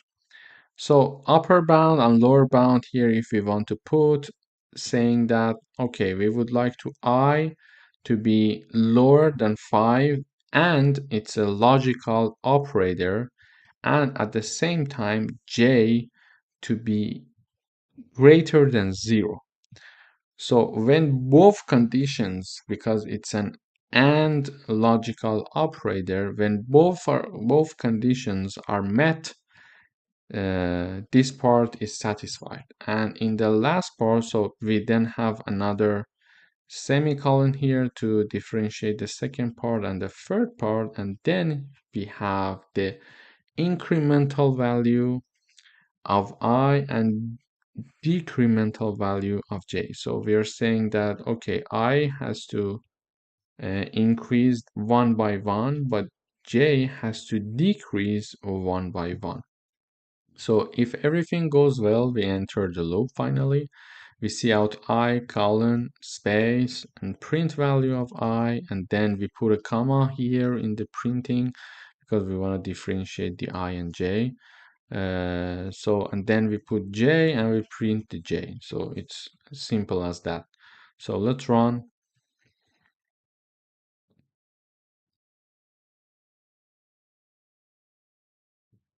Okay, it's compiling. Okay, so let's analyze the code.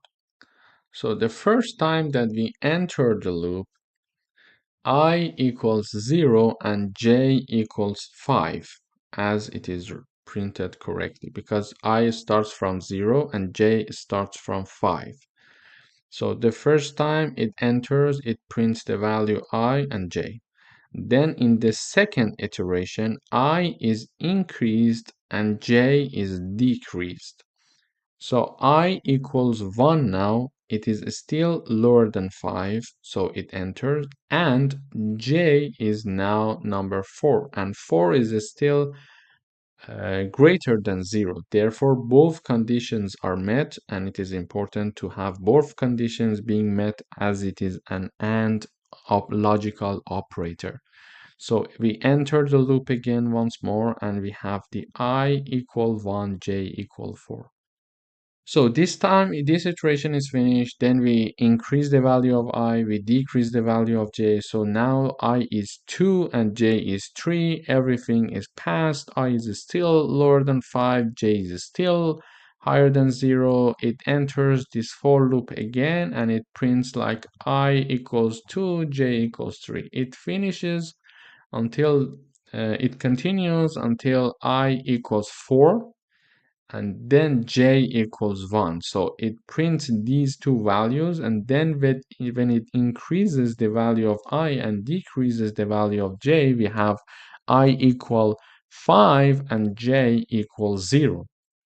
And having these numbers for I and j, it will not pass for the second part of the loop, because I has to be smaller than 5 and j has to be greater than 0, and they are not allowed to be even, like I is not allowed to be smaller equal 5 and j is not allowed to be greater equal 0. Therefore, uh, we finish just right there when I is 4 and j is 1.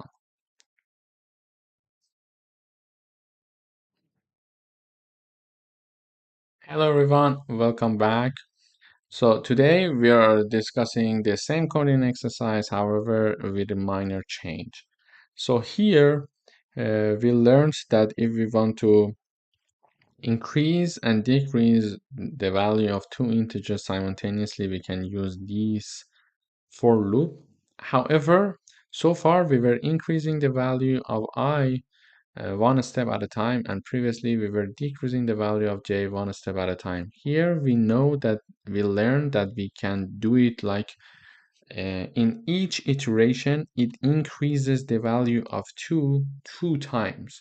So this I plus equals 2 is exactly like the one that we learned before, something like I equals I plus 2. So this is simply this statement, but written in a more concise way here. So here it means that whatever the value of I is, increase it by 2. So if we print it, if we compile it, we will see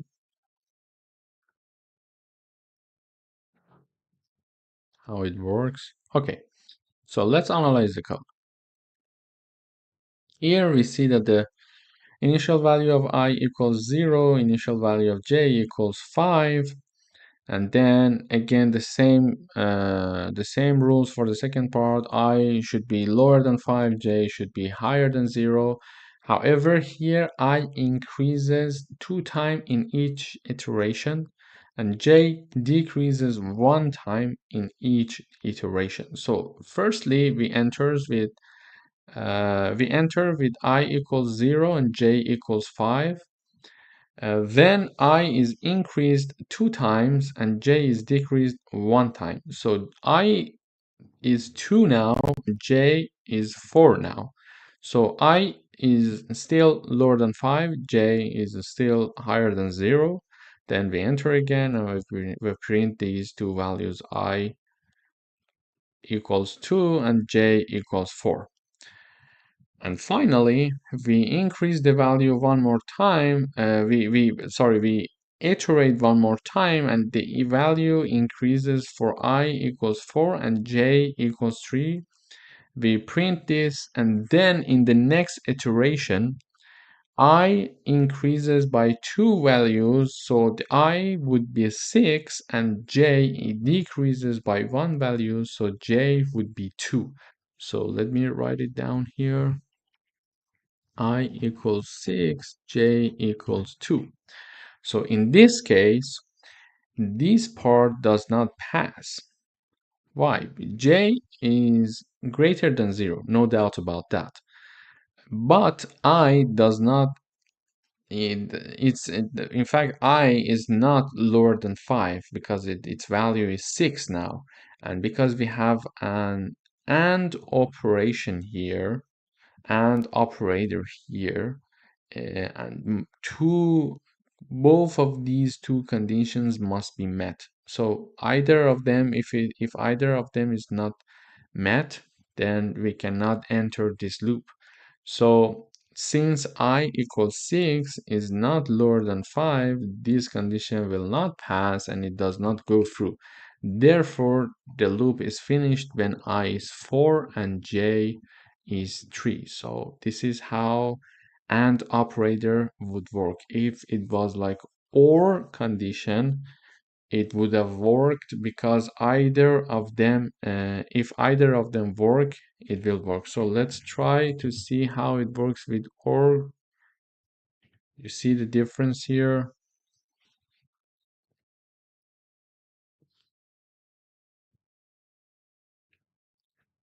Okay. So you see, so first I0, J5, then I2, J4, then I4, J3, and in the next round, I6 and J2. Yes, I is not lower than 5 in this case because it is 6 now.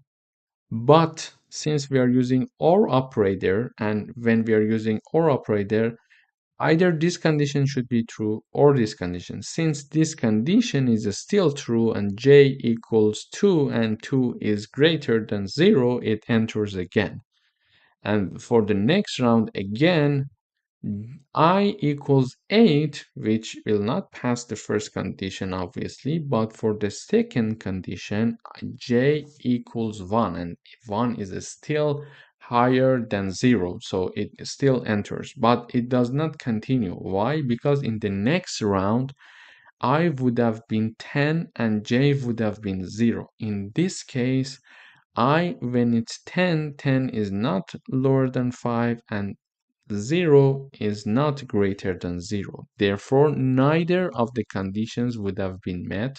So this is why the next round is not done and the for loop is finished when j equals 1. So the important thing here is that to make sure when we are using AND operator, both sides of AND must be met. However, when we are using the OR operator, either of the side, if it's met, it's okay, we enter the condition. Hello everyone, welcome back. Today we are going to talk about another way to write loops. And here in this lesson, after finishing the for loops in a previous lesson, we're going to focus on while loops or while conditions. So there are different types of loops that we can employ to write certain number of blocks to print certain number of blocks and execute certain number of codes, and one of them was for loops and the other one is while loop.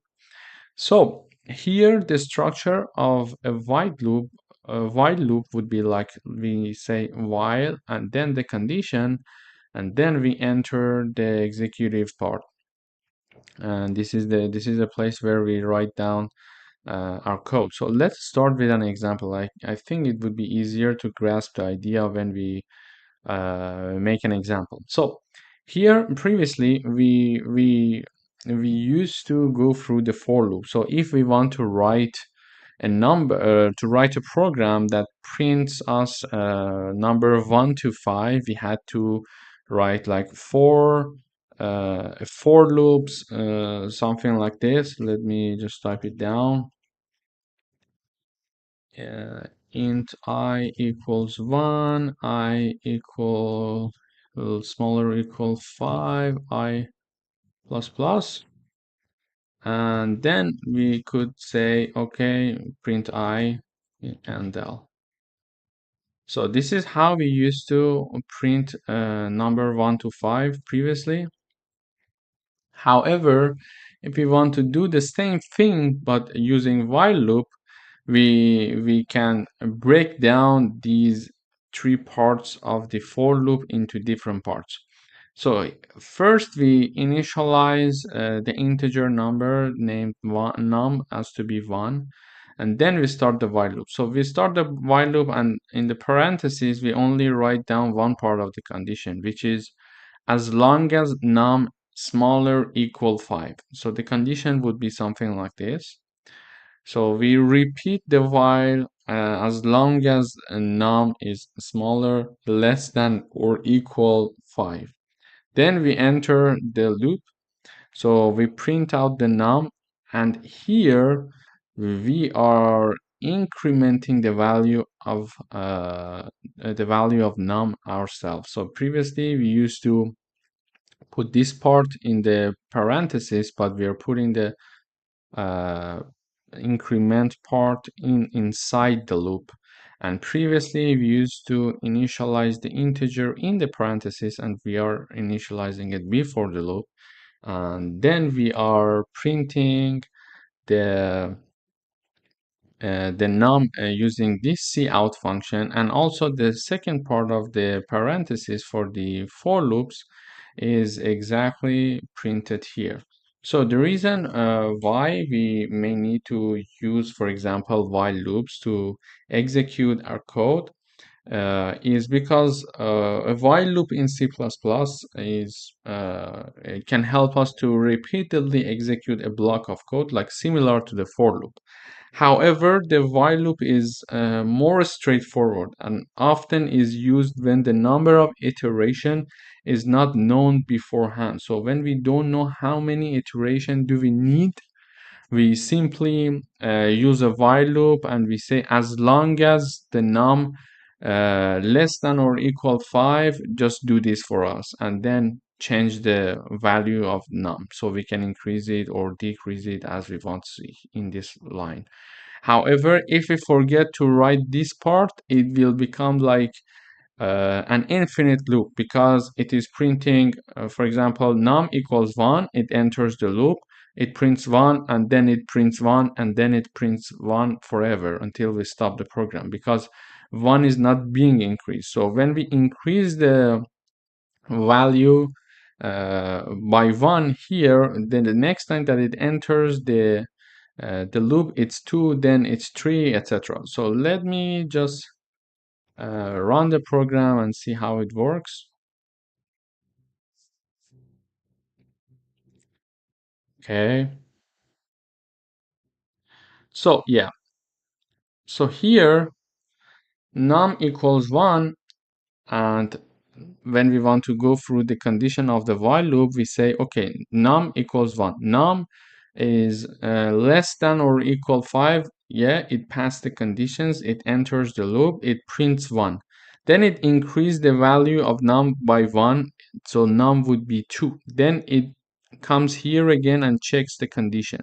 2 less than or equal 5, yes, enter, print, and then increase. So now it's 3. 3 smaller or equal 5, yes, enter, increase, it will be 4, and then again until it's 5. When it's 5, it enters for the last time, and when we increase the value, it will become 6, and 6 is not less than or equal 5, so therefore it does not enter this loop again, and the program is finished. So this is how while loop would work, and in the next sessions we are going to do some coding exercises using while loops, so it would be easier for you to see it in different examples and start making it understood for yourself and start coding it yourself. Thanks for watching.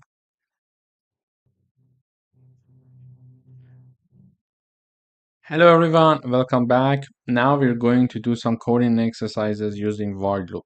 We would like to write a program that works like a calculator to adds up whatever we give it as an input, and it's going to work as long as we are adding a new numbers, except if we put 0, it will stop. So for example, I would like to add a few numbers and know the sum of all of these numbers. So I keep entering new numbers, and if I mention if I put 0 as one of the numbers, the program knows that I would like to finish the input numbers, and it returns me the result. So for this program, we need to write a while loop. We cannot write it using for loop, because we don't know how many numbers the user would like to give us so that we can do the calculation for him. So as long as the user is giving us any number, we're going to store the number, and when he or she gives us the number 0, we consider it as a sign to that he is done with entering the numbers. So we do the final mathematical addition for him or her and return the person the result. So let's see how it works. I think when we run the code, we can understand it a bit easier. It's easier to understand. So we initialize one number called number, we initialize another integer called sum. We set sum to be 0, and then we tell the user enter numbers to add and 0 to stop. So if the person enters 0, the program is going to be stopped. However, any other number to be entered by the user means that the user would like to add these numbers. So the number is read from the user using cin function. So we write a while loop here.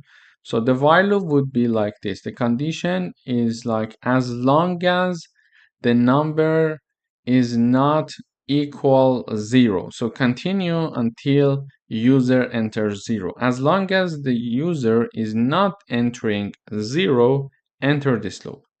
We enter the loop. We assign the number to sum, store it in the sum, and then we ask again from the user to give us the new number that the person would like to add up to the previous number.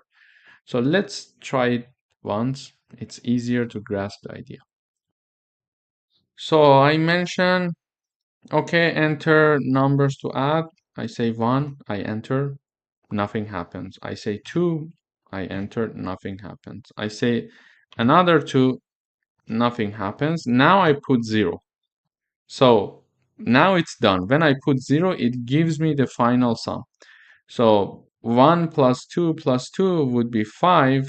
And when I put 0, the program is finished, because here we are mentioning that enter this while as long as number does not equal 0. So when I put 0, it cannot pass this condition, and it simply prints out the sum. And how is it printing the sum? So let me remind you of this. So we learned that this line would be, so what we have in line 181 here equals this line. So instead of writing this, they wrote this. So let me just show you how the program worked in my example. So initially I mentioned the number to be 1, 2, 2. Okay. So initially I said number equals 1. Then I mentioned number equals 2. Then I mentioned number equals 2 again. So it starts with this. So the sum is 0. It says sum equals 0 plus 1. Then sum equals 1 plus 2. Why? Because, so initially the sum equals 0 because we initialize it to be 0. And we enter the number to be 1 in the first round, and 1 plus 0 is 1. So 1 is assigned to sum. So then it goes for the next round. So as for this equation, sum equals 1 from the previous iteration. So the value of sum is 1 here, plus number. So as the second input, I put 2. Then the value would be 3. And then the equation would be 3 because 3 was the final value of sum from previous iteration. And in the new iteration, so the sum is 3 plus I mentioned the another 2, so the sum would be 5. It's exactly how it is computing this sum here. So 1, 2, 2, and then when I put 0, it exits the program. Let's try it once more. So so it's basically working like a calculator. If I say 1, 15, 18, 20, and then 0, it computes everything for us. So 20 plus 15 will be 35, plus 18 and 1 will be 54. So this is how our calculator is working here. When we smash the 0 button, it exits the program. And this is actually one of the usefulness of while loop. So we don't know how many input the user can give us. So it is customized. So one user can use it for 2 times, one user can put it for 10 times, whatever they want. And when they are done, they can put 0. Of course, we could do it using for loops as well. Using for loops, there were some ideas to say that, okay, we are going to ask you a bunch of numbers that you would like to add. Please first tell us how many numbers you want to add initially, be a priori. So that we could do in a for loop as well, but it's much easier to do it using while loop. So this is actually why while loop is there. Thanks for watching. Don't forget to exercise these coding exercises yourself. Hello everyone, welcome back. Welcome to another coding exercise. Today we are going to write a program that counts down a number from 10 until 0 and prints the value one by one as it is decreasing. To do that, we use while loop here in this example. So we initialize countdown integer as to be 10, and then we mention while the countdown is greater than 0, enter this condition, and first print the countdown for us and then reduce its value by 1. So then next round the countdown number will be 9. It prints 9, it reduces the value to 8, then another time 8 is still bigger than 0, it enters the loop and it prints the 8 and then it reduces the value. So let me run and then we analyze the code once together. So here, as you see, it says 10, 9, 8 until 1 and then lift off. So this is how the program works, as you see here. So 10 is the initial value. Is 10 greater than 0? Yes, it enters. It prints 10 here. Then it reduces the value of 10 by 1. So now the countdown equals 9. It comes back here. 9 greater than 0. Yes, enter. Print 9. Reduce the countdown value by another 1 value. Will be 8. So 8 greater than 0. It prints 8. It reduces the value again by 1. It will be 7 now. 7 greater than 0, prints 7 and reduce it by another 1 value. So we continue until it's 1.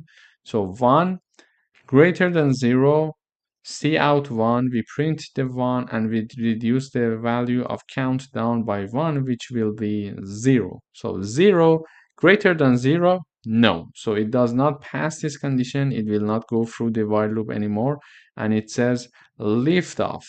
So this is how while loop would work. So we can increase and decrease the value in the loop. So previously, if you remember, we had 3 conditions for loops. We used to have like for int equals I int I equals 1, I smaller than 10, for example, I plus plus, and in this situation, do something, for example. It is notable to consider this. So this int I part is written here, for example.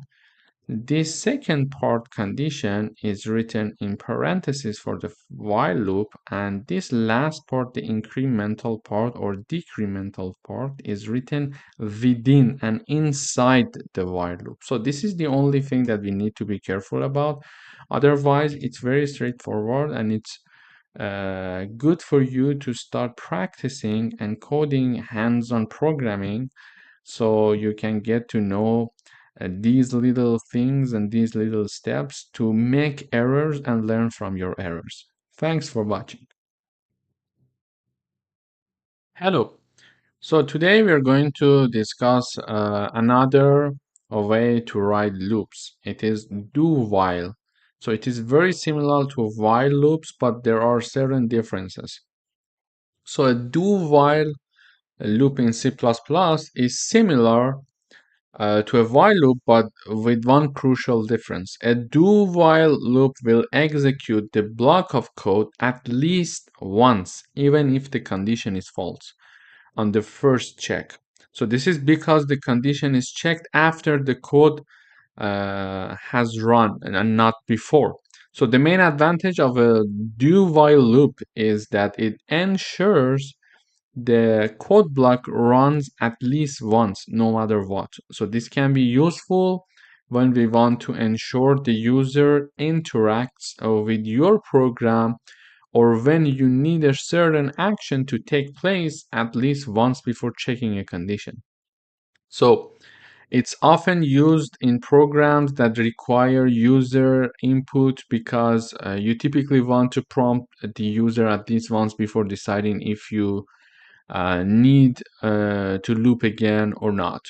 So this is basically how it works, and generally we start the structure would be, we say do, and in the brackets we execute the code and we say while, and then we put the condition. So let's see an example here. So we initialize one integer called number, and then we say do, we open the bracket, we say enter a positive number. We store the positive number that the user enters, and we check.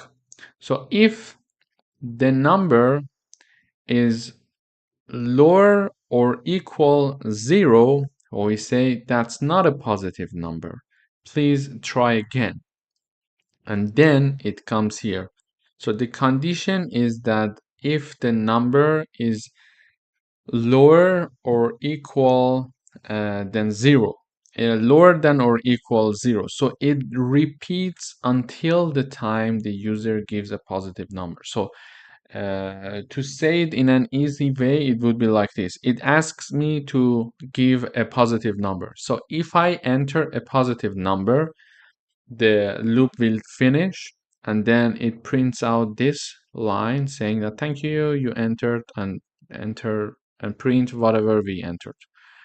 Or if I give it a negative number, it enters this if condition. For example, I would say -2. So if I say -2, it is for sure lower than 0. It says, okay, that's not a positive number, try again. And while the number is -2, go back to this part again, enter a positive number, and then we store the number, and then it sees if it's positive or negative. If it is negative, it repeats everything again. So let's try and see how it works. So enter a positive number. I would say -20. That's not a positive number. Please try again. So -25.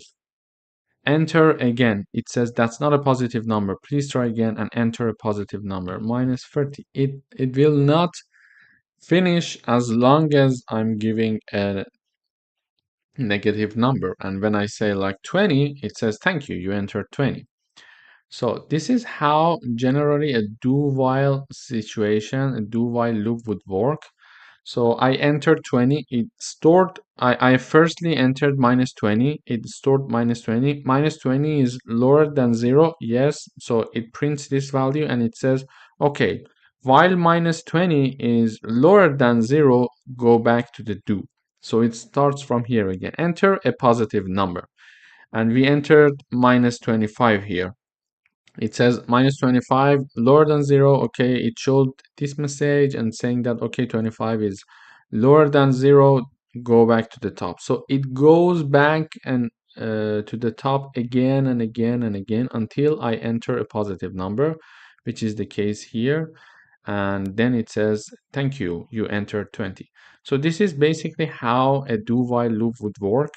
It is being executed first, as we mentioned, then the condition will be checked to see if another execution of code is required or not. So if I was going to oops, sorry, what did I do? Yeah, so if I was going to enter like a positive number in the initial iteration, like if I say enter a positive number, and if I say 11, it says thank you, you entered 11. So I say enter a positive number, it says Okay, the number is 11. Number is 11 is not lower than 0, then it escapes. It's not lower than 0 again, it escapes. So the loop is not going to be executed anymore.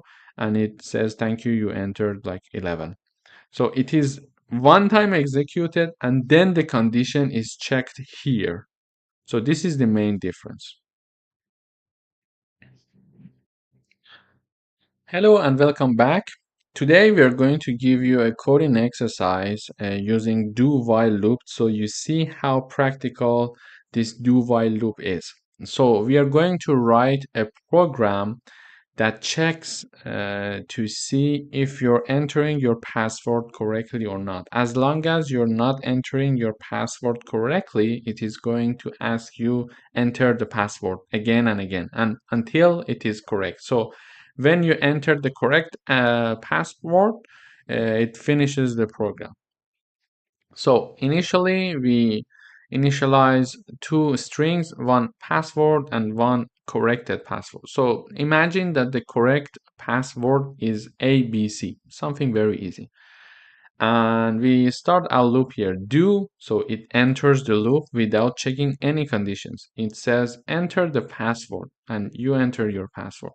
It says if the password is correct, it does not enter this condition because this condition says that password does not equal the correct password. So if the entered password, the one that you enter, is not equal to the correct password that is ABC, it says enter incorrect password, try again. And it says as long as the entered password does not equal the correct password, ask this again from the user. And if by chance you mention that, okay, enter the password and you enter the password and the password equals correct password, it does not enter this if, it escapes. And here the condition does not pass because the password equals the correct password, so it does not have to go another time in the loop, and it says access granted. So let's try and see. So if I say ABC, it says access granted.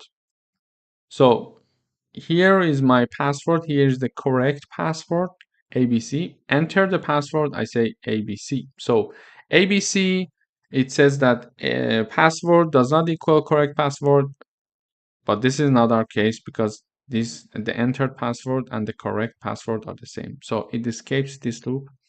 Then it checks to see as long as password does not equal the correct password. So this is not also our case because they are equal. Therefore, it finishes the loop and it gives us the access. However, let's try once more. And it says like enter the password. I would say something like this. It says incorrect password. Try again. I would say anything. Try again. Try again. And whatever you enter, it says try again. And in the end, I mentioned the correct password and it says, okay, access granted. So you see, this is very useful example. And this is a very practical example in the real world. We have some access like that in the world when we want to check something like emails, etc. Of course, there is a limit until like you can repeat it for 2 times, 3 times. After that, your account will be blocked for security reasons. However, we can use the do while to do that. So here it says enter the password. I say QWE. It says they are not equal. Therefore, it enters this if and prints incorrect password. And because they are not equal, like the entered password and the correct password are not equal, it goes to the loop once more. It says enter the password and it stores. And I said TRTY, they are not equal. It says incorrect password, try again. So it is what it is printed here.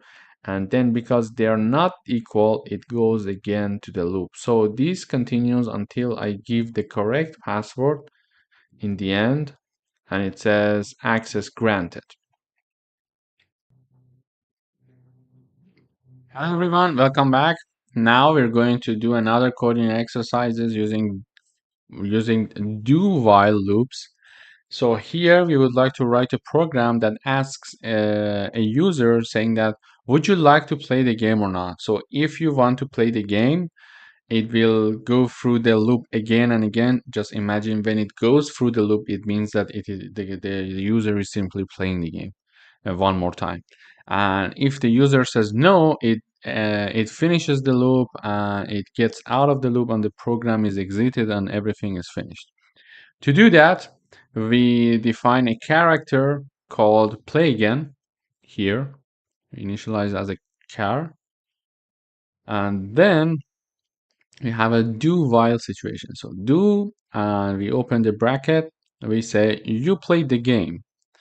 So already, for example, just imagine already the user is in the game and the game is finished now, and this message is shown to the user. So you played the game. Do you want to play again? Y or N has to be yes or no. And whatever the user says, it is stored in the play again character using cin function. So if the user says lowercase y or uppercase y, means that the user would like to play the game one more time. So imagine when the user says yes, the program will do another round of playing and then it shows you played the game. So do you want to play again? The user says yes. So the user says yes, play one more time, and then it says you played the game. And if the user says no, it breaks the loop and everything is done, everything is finished, and it see out saying that thank you for playing, goodbye. So, and then imagine that it exits the game, exit the game. So, why we are having but this condition here? So, in order to consider this condition here, we have a play again character, and we have an or operator, logical operator.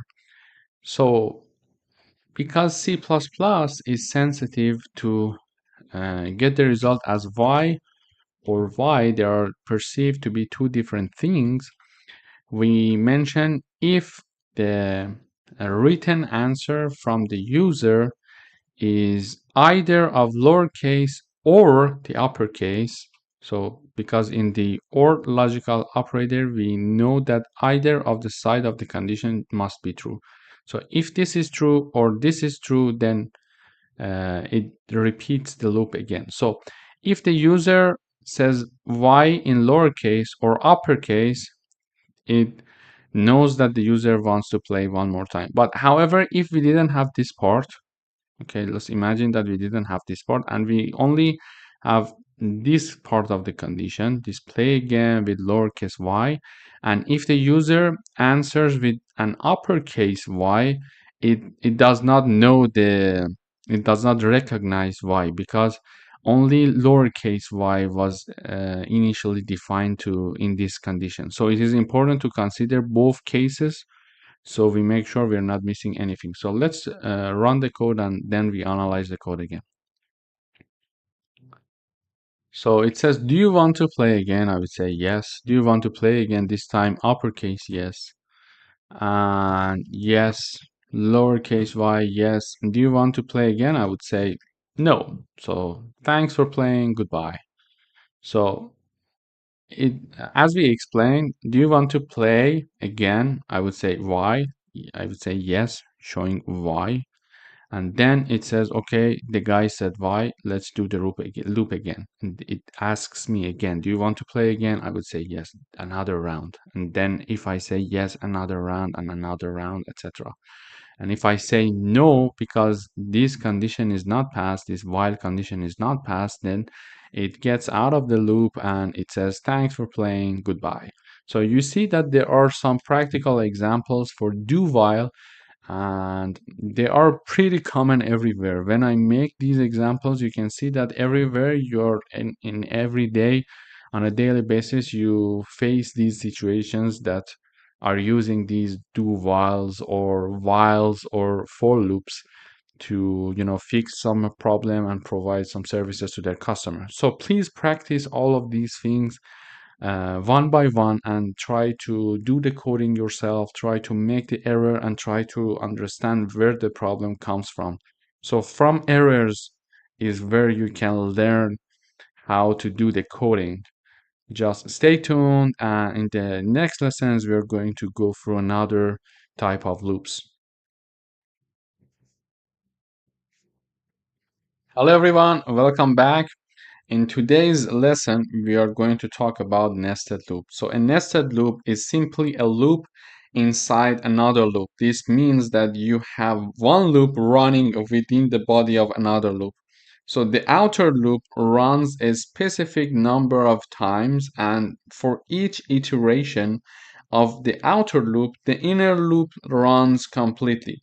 So imagine a clock. So the hour hand is like the outer loop and the minute hand is like the inner loop. So for every movement of the hour hands, which is the outer loop, the minute hand inner loop completes a full cycle. So another way to visualize this is to think about a grid of rows and columns. So the outer loop iterates through the rows and the inner loop iterates through the columns. So in order to make it more clear, let's come up with an example. So here, just imagine that we would like to write a program that generates a 5 to 5 multiplication table. So we have rows and columns here, and we want to see this in the output. How to see this in the output? Previously, we learned about how to do for loop, but when we were doing for loop, it was like 1, 2, 3, 4, 5. So, and that's it, or 1, 2, 3, 4, 5. So it was not like a full table. So I would like to write a program that generates a 5 to 5 multiplication table and shows something like this. To do that, the outer loop is defined like int I equals 1, I smaller than or equal 5, and I plus plus, and then we enter the loop here. And then we have the the inner loop, we have the int j equals 1, j lower than or equal 5, and j plus plus. And then we see out I times j. So let's run first the program. So exactly as we want it. So exactly as we want it, we have like 1, 2, 3, 4, 5, 2, 4, 6, 8, 10. But how does it work? So let's analyze the code a bit so we can understand how it works.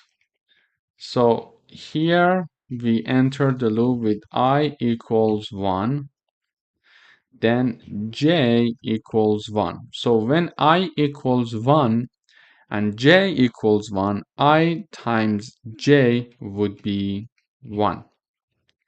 Then still here we had the I equals 1, j equals 1. So and it's finished now. We did the calculation and we printed 1 here like this, and we also put it here. Then j is increased by 1 value while the I stays the same, because we didn't finish this loop first to go back and increment the value of I. So I stays the same and then j increases. So the first result was I times j equals 1. Okay, so now I still equals 1 while j equals 2. Now I times j equals 2. Another round. I still equals 1 and j increases until it reaches 5. I equals 1, j equals 3. Then we have I times j equals 3. And this continues until we have I equals 1 and j equals 5. Therefore, I times j equals 5. So when we reach this stage, it's the first line being printed. Yeah. So it means that this j started from 1 and reached to 5. Okay, so it reached to 5. Now it has to get out of this inner loop. When it gets out of this inner loop, we print out cout and l. So it is here now when the j loop finishes, and it goes to the next line here. And when it goes to the next line here, please note that it is in the first loop still. It goes up. So now the value of I increased from 1 to 2. So now we have I equals 2, j equals 1 again, and I times j equals 2 as to have here, as we have it like here. So, and then I stays 2 until j is 1, 2, 3, 4, 5, and when j reaches 5, it again finishes the inner loop and it goes to the next line using this end-l function. It is here, it goes to the next line, which will be here. So now I is incremented from 2 to 3. So then it does the calculation again. So this is basically how inner loops would work, and it's a very nice way to make when we have two-dimensional arrays, lists, numbers, etc. We can use nested loops, and they are very convenient to work with, and they are very practical. So I would suggest you to practice this nested loop example as much as you can. So, and you start, if you forget what I told you about the analyzing this part, it would be nice to go back and review these analyzes and then start doing the coding yourself. And then when you forgot, you either can come back to this video or you can start doing the analyzes yourself to understand the logic behind it. It would be very important, I guess. And then move on to the next coding exercises. Thank you for watching.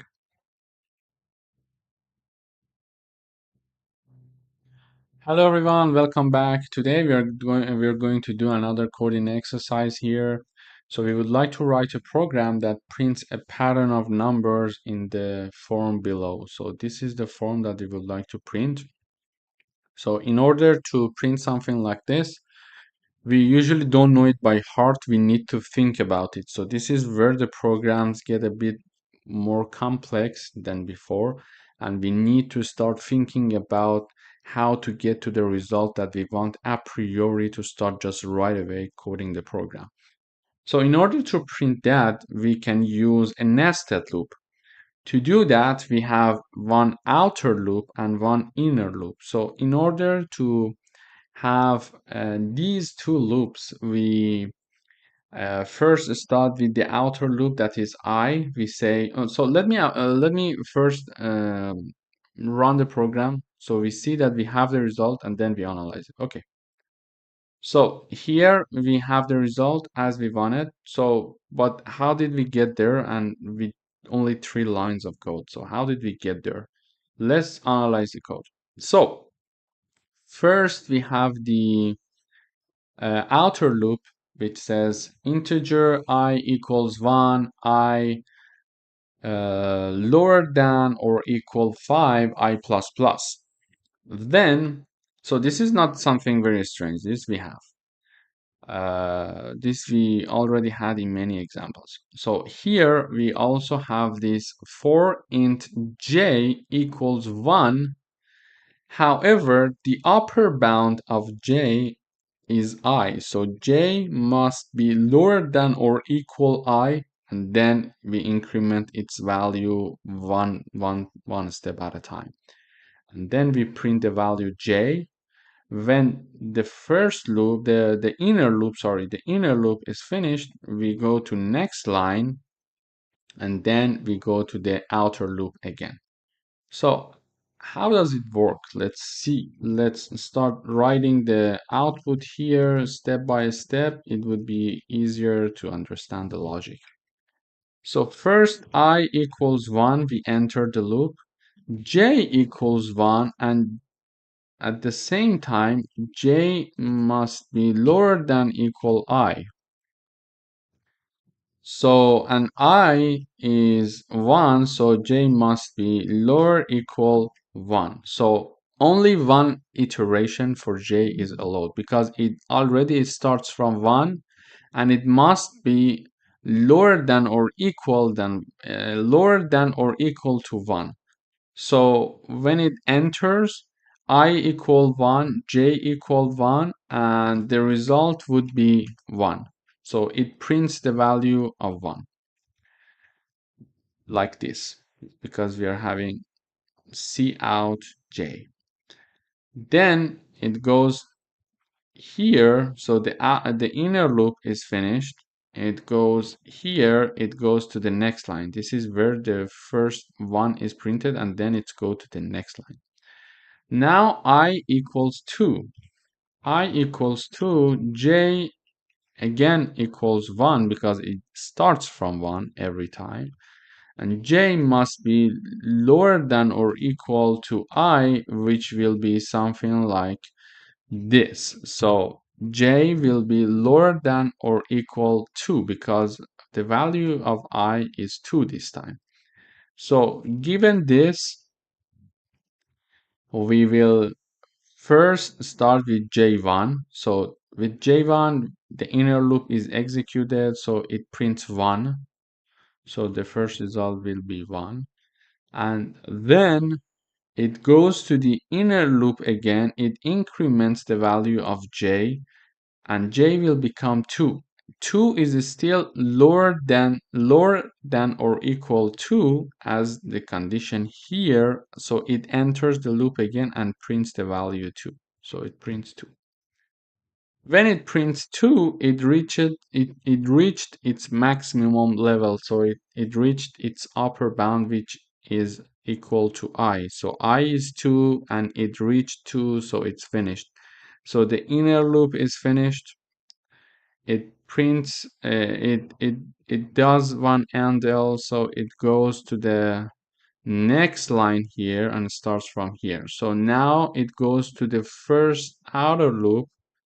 So now I equals 3 and j starts from 1 again, and as j has to be lower than or equal to I, it means that j must be lower than or equal to 3. So j starts from 1, 1 enters the inner loop, and we print 1. Then we increment the value of j. J is 2 now. 2 is lower than or equal to 3. So yes, it comes here again and prints the value 2. And another time j is increased, and then now the value of j is 3. 3 is passing this condition, so 3 lower than or equal to 3, yes, so it comes here again and prints the value of j. So now that j is 3, it reached like this, like it's like writing 3 lower than equal to 3. So it does not it's not able to go another round, because if it goes for j equals 4, it does not pass this condition here. So because of that, the inner loop is finished. It goes to the next line using this part of the code. So, and it goes to this part. So as you see here, this one here, we reached here. Then we have this one, which is here. Then we have 1, 2, 3, which is here. And then next time when the inner loop is done, it comes here it goes to the next line. We were here, it goes to the next line. So now we are here with this line, and then it has the outer loop. So it goes back up again. So I was 3, we increase the value of 3, it will be 4 now. 4 is lower than or equal than 5. Yes, pass the condition, enters here. So enters the inner loop. So I equals 4, j equals 1. So j must be lower than or equal to I, because in the second part of the for loop this condition applies, and then it means that because I equals 4, it means that j must be lower than or equal to 4. To do that, j equals 1 starts the loop while I is 4. So it's like writing 4 here for this time, for this round of iteration only. So j equals 1, it prints 1, and then it comes back to this line. Okay, it increased the value of j, and then prints 2, then comes back to this line, increase the value of j, print 3, and then 4. When it reaches 4, it means that j is equal to its upper bound, then it cannot continue. So that it cannot continue, it finishes the inner loop, and by having this line, we are now here. After this line, it goes to the next line, and then we have the outer loop. So the outer loop is still I, which is 4. Now we increase the value of I from 4 to 5, which is the last time, because I also must be lower than or equal to 5. So this is the last round that we entered. So we enter with I value 5, I equals 5, while j equals 1. And it starts from the j equals 1 again. So j has to be lower than or equal to I, means that j has to be lower than or equal to 5. So it enters with j equals 1. So it prints 1 one time, and then increase the value of j, come back here, it prints the value 2, 3, 4, and finally 5, and it cannot go beyond 5, because when j is 5, it is reaching its maximum level, which is 5, and then it goes to the next line. So from there we go to the next line, but we do not go back to the outer loop anymore, because also when the value of I is 5, we increase it to 6. It does not pass this condition, so it cannot enter the loop again. So this is how this nested loop would work. So let's run one more time. Yes, so you see how this nested loop has worked, and how we got to the printed form and pattern of the numbers that we were looking for here. It is very important to start practicing these things yourself, because it's little by little it is getting a bit more complex. So in order to make sure that you are improving your coding skills as you're proceeding through the course, please try these practices yourself several times. This is very important. Thank you for watching. Hello everyone, welcome back to another lesson. In today's lesson, we are going to do another coding exercises using nested loops. However, before we dive in, if you haven't had the chance to rate this course yet, I kindly encourage you to take a moment to do so. So your feedback is incredibly valuable in helping us improve and ensure the future learners have the best possible experience. So thank you for sharing your thoughts and rating this course. So now let's move on to our next coding exercise. Here we would like to write a program that prints a 4 times 6 a rectangular of asterisks. So what we would like to be printed would be something like this. So we have 4 rows and we have 6 columns here. We would like to print that, and we need to use a nested loop to do so.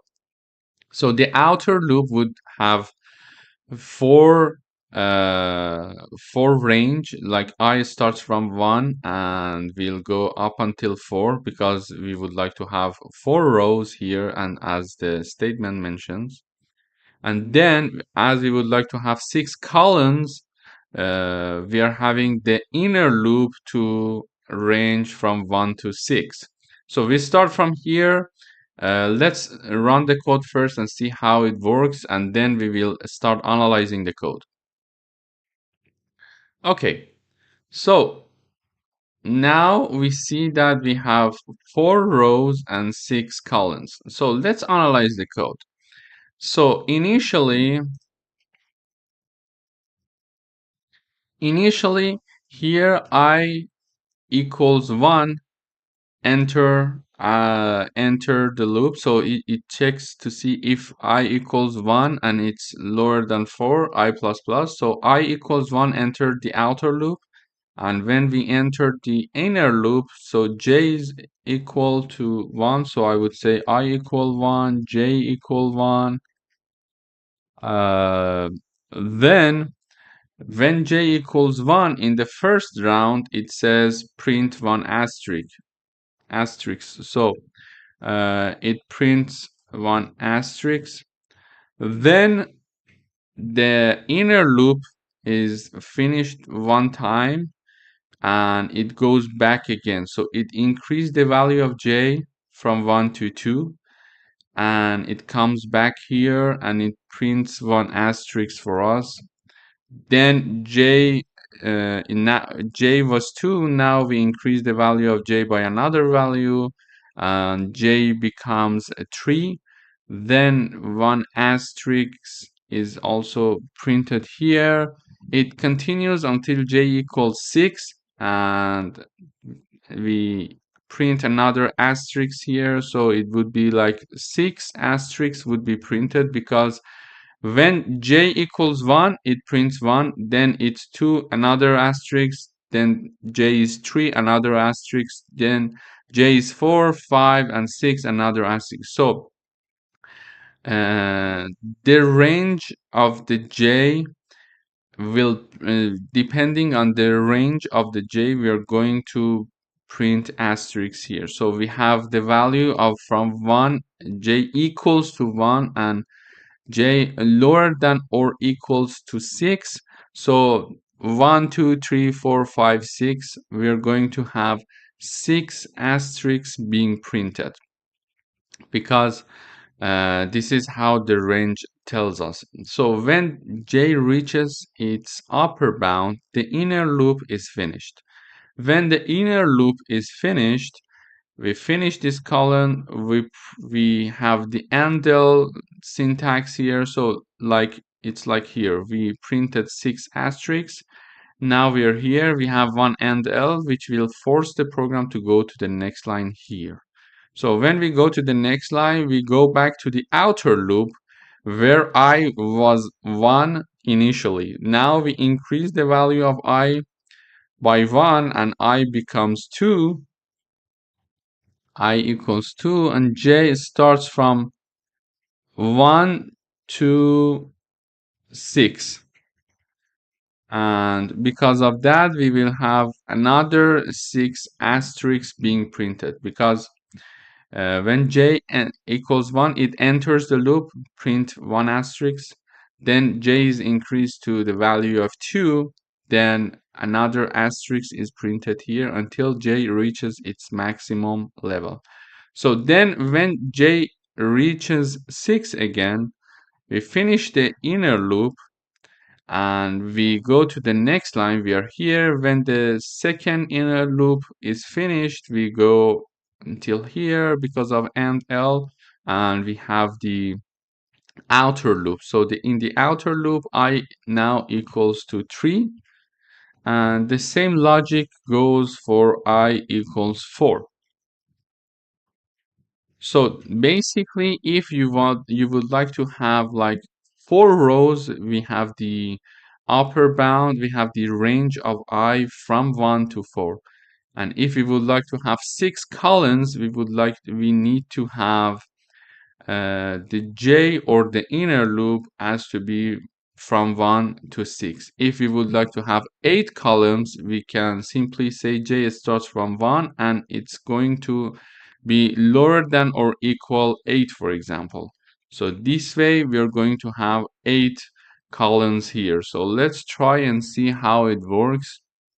Let's see. Yeah. So here, as you see, 1, 2, 3, 4, 5, 6, 7, 8. So we have 8 columns here now because we mentioned we would like it to go up until 8. And if we would like to have, for example, only 2 rows, we can change the range of I and say it starts from 1 and it's going to go up until 2. So let's compile again.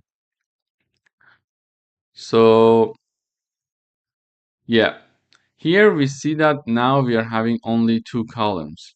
So depending on what we would like to have as columns and as number of columns and rows, we can change these numbers. And also now we are printing asterisks. So we can print whatever we want. For example, we can print addition. So let's try this one. We can print additions, or we can simply print we can simply print I times j, or whatever that we want. So it depends on what we would like to print. So now it's going to give us the value of I times j every time. So there is a, oh, sorry, I need to put this sign here. I forgot. Okay. So when we compile now, okay.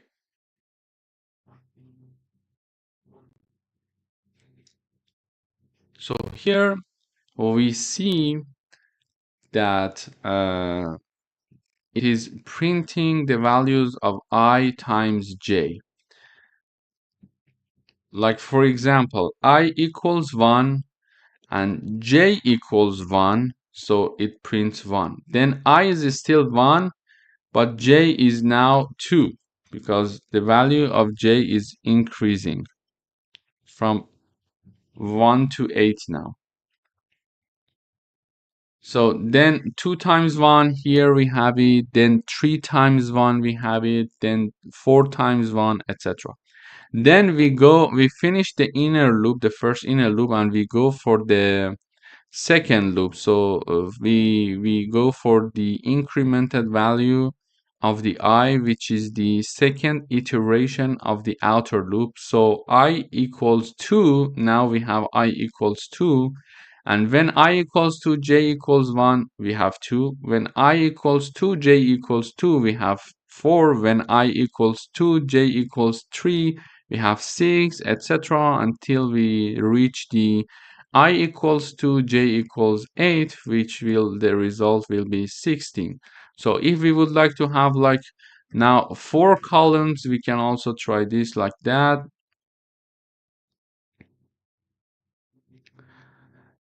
So here, if you would like to have like 4 columns, we see that the 4 columns is shown like, sorry, 4 rows. So 4 rows are added. So I equals 4 here, j equals 1, so the result would be 4 until it gets here to the last number where it is you see the last row means that the last iteration of the outer loop, so I would be equal to 4, and it is the last column, so columns are not very organized, but this is the last column, so it means that the j also equals its largest value, which is 8. So 8 times 4 would be 32. So in order to have a matrix, for example, of numbers, we know that we can use nested loops, and also the number of rows depend on the outer loop and the number of columns depends on the inner loop. Hello everyone, welcome back to another coding exercise session. Today we are going to write a program that prints a grid of numbers where each row contains the numbers from 1 to 4. So we are going to have 3 rows and each row needs to have numbers from 1 to 4. From the previous lesson, we learned that if we are going to print a matrix, we need to use nested loops. And the outer loop can show us the number of rows, can bring us, depends on the number of rows, and the inner loop depends on the number of columns. So with that in mind, if we would like to print something like this, we have 3 rows, so the outer loop should start from 1 to 3, and the inner loop should start from 1 to 4 because we would like to have four uh, only 4 columns. So let's run the program first. Okay, we see that what is printed here, it's exactly what we wanted. So let's analyze the code and see how it works. So in order to see how it works, we see that I is equal in the first round,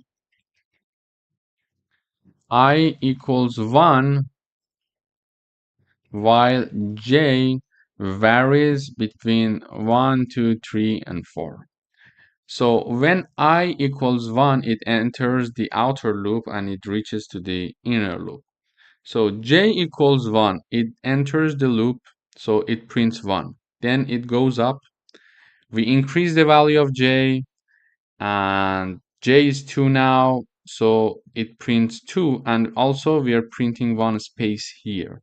So j goes back up again, it is increased by another value, so j is 3 now, so j is printed here, now 3 is printed, and then one space here. So we see that the result would be something like this. Exactly, the first row is created.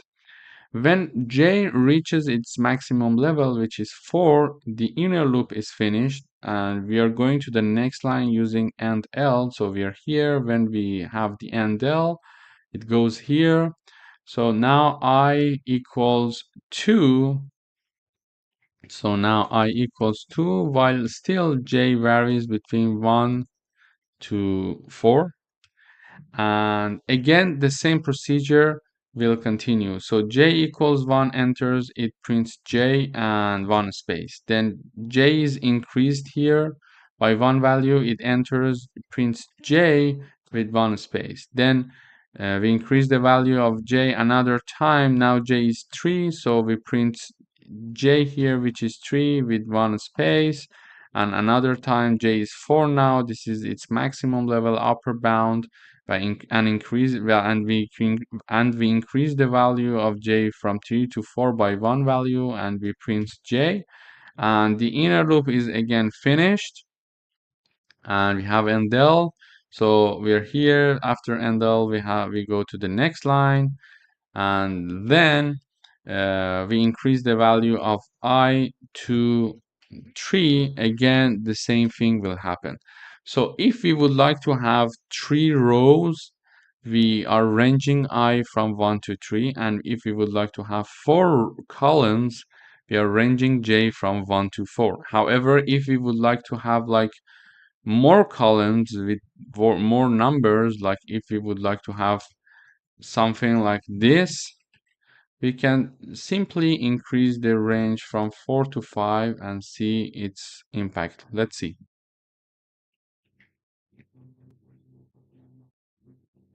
Okay, so we see that now we are having 3 rows and 5 columns. So depending on the number of rows and columns that we would like to have in the output, we are going to modify the outer loop range and the inner loop range. Thanks for watching. Don't forget to practice all of these exercises several times so you get used to coding nested loops. Hello everyone, welcome back. Today we are going to talk about functions. So in this lesson, we're going to talk about functions. So a function is like a mini program within your main program. So it is a reusable block of code that performs a specific task.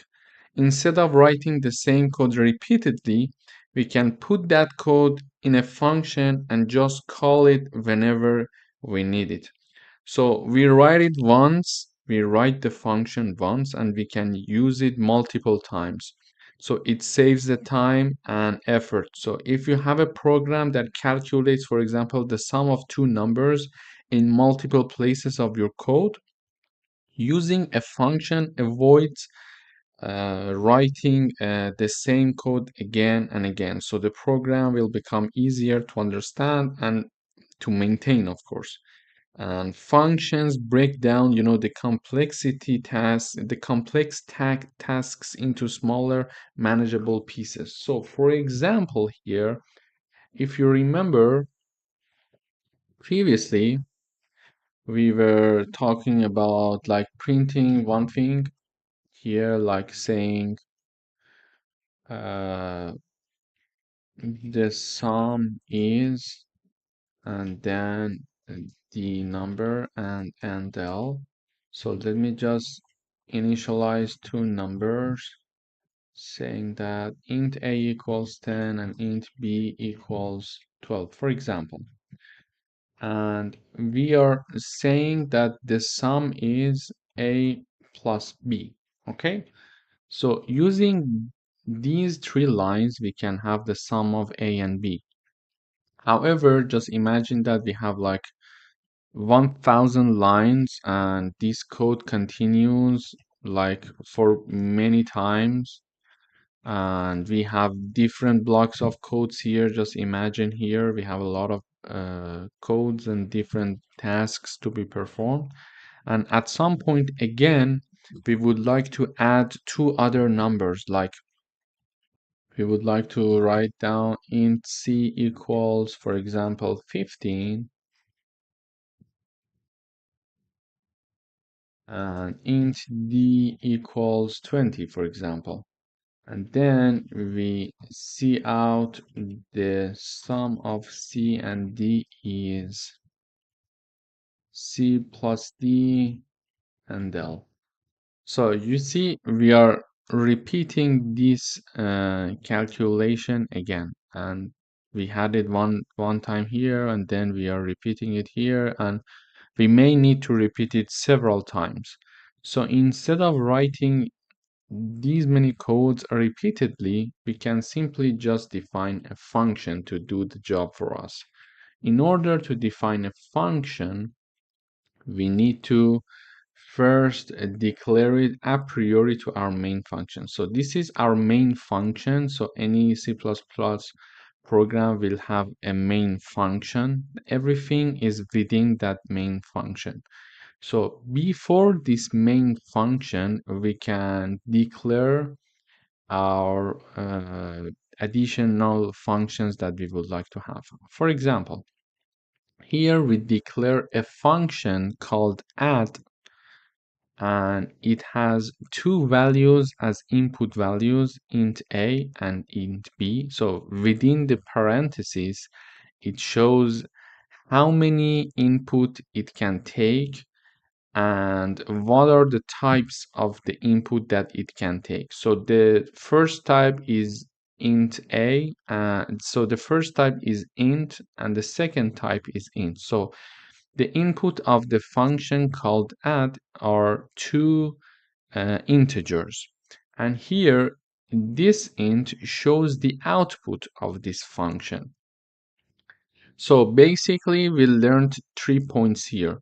So this is the name of the function, and within the parentheses we learn how many inputs the function has and what are the types of the inputs. In this case, they are both integers. It could be one integer, one float, it could be anything. And the third point that we learned here is that the output of this function, the resulting of this function would be also an integer. So we declare the function right here. So we are just saying the name, the output, and the inputs, and a semicolon, okay? Then when we come here in the main function, we call the function like this. So if we call the function, now within this int main function, we can call add.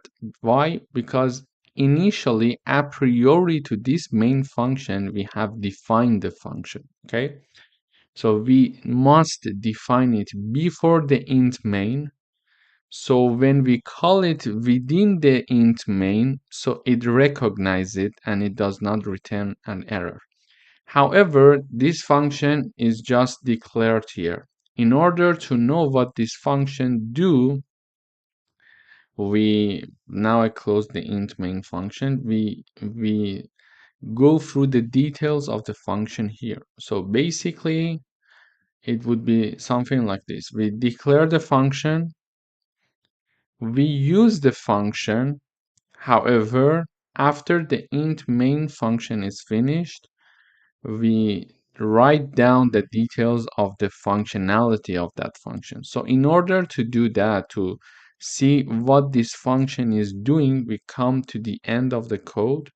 We exactly write what we wrote already for its declaration. Instead, we don't have a semicolon in the end, and we have two brackets within which we define the function. So every function has inputs and outputs. Here in our case, we have two inputs that are integers.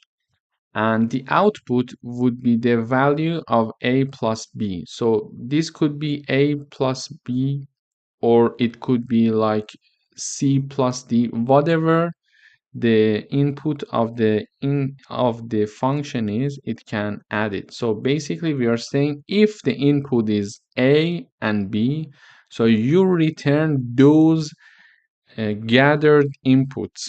So this will return the value of this function. So we write down return and we do the addition here.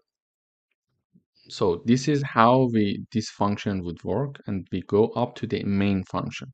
So I summarize it one more time before I go into more details. We declare the function before the int main function.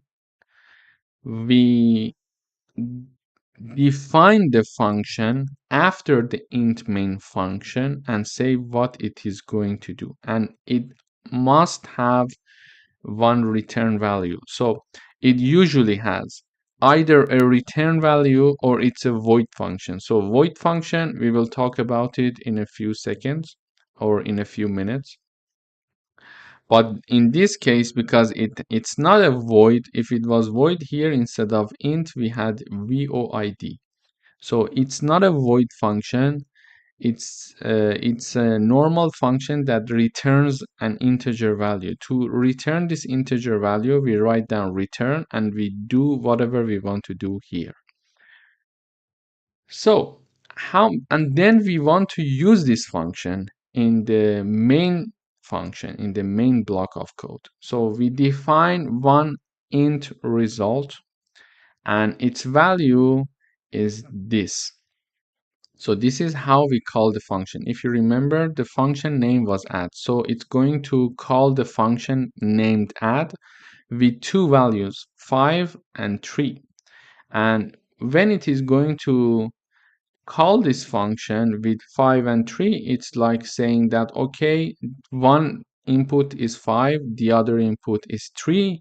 So it's going to add 5 to 3 and it is returning its result, which is 8. So 8 is returned and assigned to the result. And now we are printing the value of result. Let me just compile it once.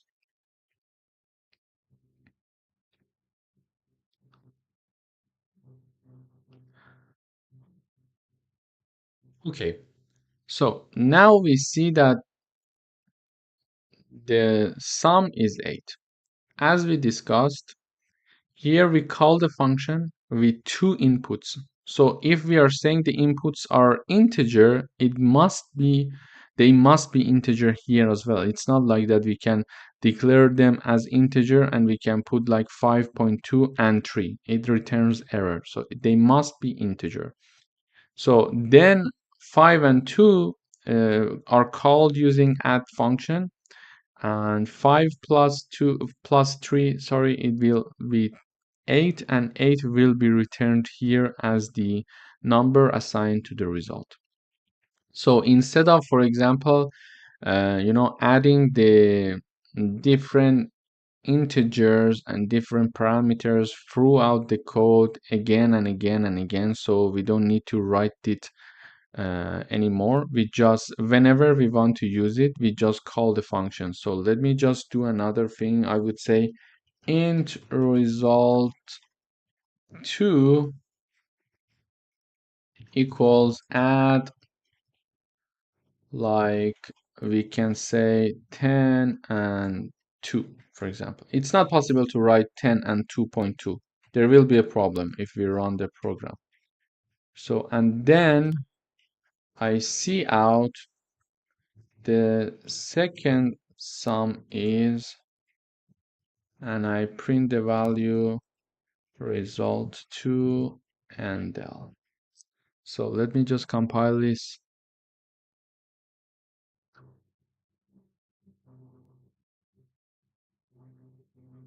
Yeah.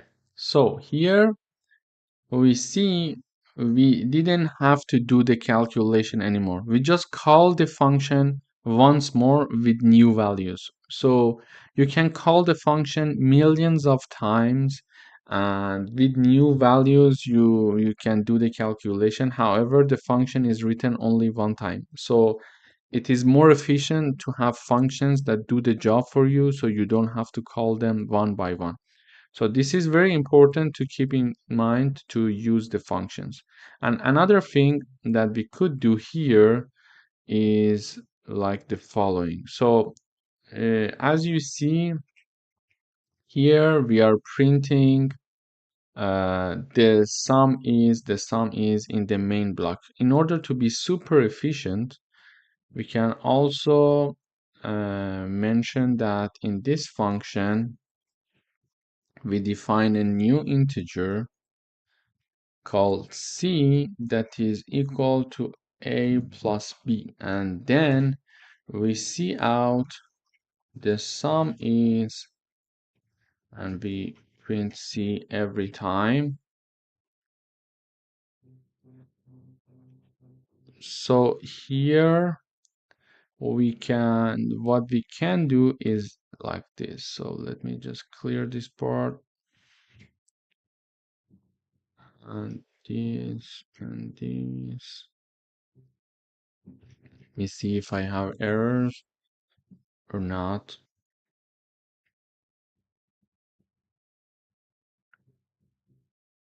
Okay, great. So you see, even now the code is even more clear. So here we are only saying add 5 and 3, add 10 and 2. So this is going to add any two numbers that are called using the add name, because the name of our function is like this. And this function now, it is actually not returning anything. So we can change the function to void. So what is void? Void, we change the function output, we put it void, and we forget about this. Let me just first run to see. Okay, great.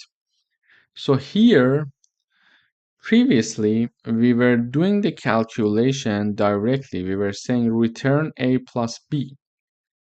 However, then we decided, and then the return value was being assigned to the result here.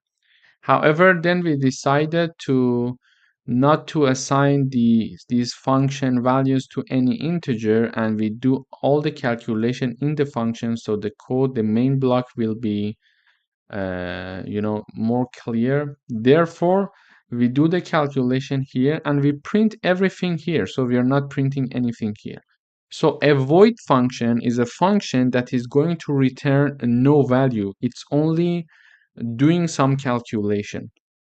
So now I change the integer output to a void value, to a void function, because it's not returning any value. It is simply just doing some calculation and printing something. If it is going to return something, it has to have some output data type like integer, float, double, etc.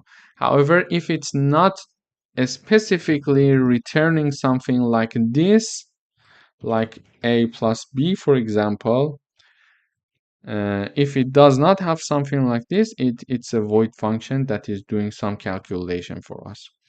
So this was a brief introduction of the functions. In next lectures, we are going to do some coding exercises.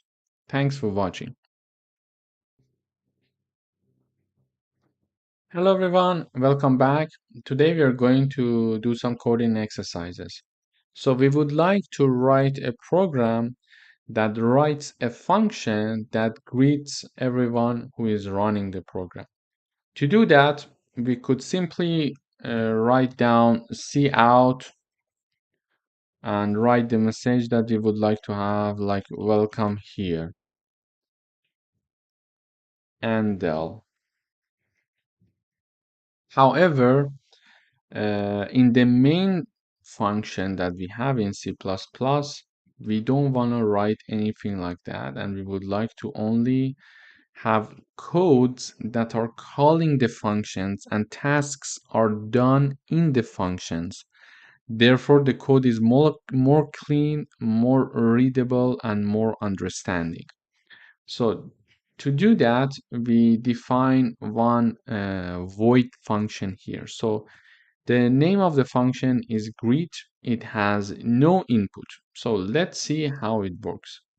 Before starting the int main, we learned that before that we need to declare the function, and we have the option of defining the function either after the int main or even before the int main. So in this case, I am declaring and defining a function, both of them, both tasks before the int main. So I will learn three things about functions. So this will be, the name is just something that is behind the parenthesis, just before the parenthesis. So the name is greet. Whatever that is in the parentheses is the input of the function, and whatever is just before the name is the output. So as the input, it has no input, so we don't need to put any input when we want to call it. So it's not like add function like addition, so we give two numbers, so it will do some mathematical operations with those inputs. It's just a simple greeting function, so it needs no input. Whenever we call it like this, it's going to be performed, and the output is void. Why? Because it is returning no value. So as you can see here, we are not writing return something here. Okay, as we are not writing that, this function is a void function. Whenever a function is returning a certain output, it is not a void function. But here we are doing nothing. So let's compile.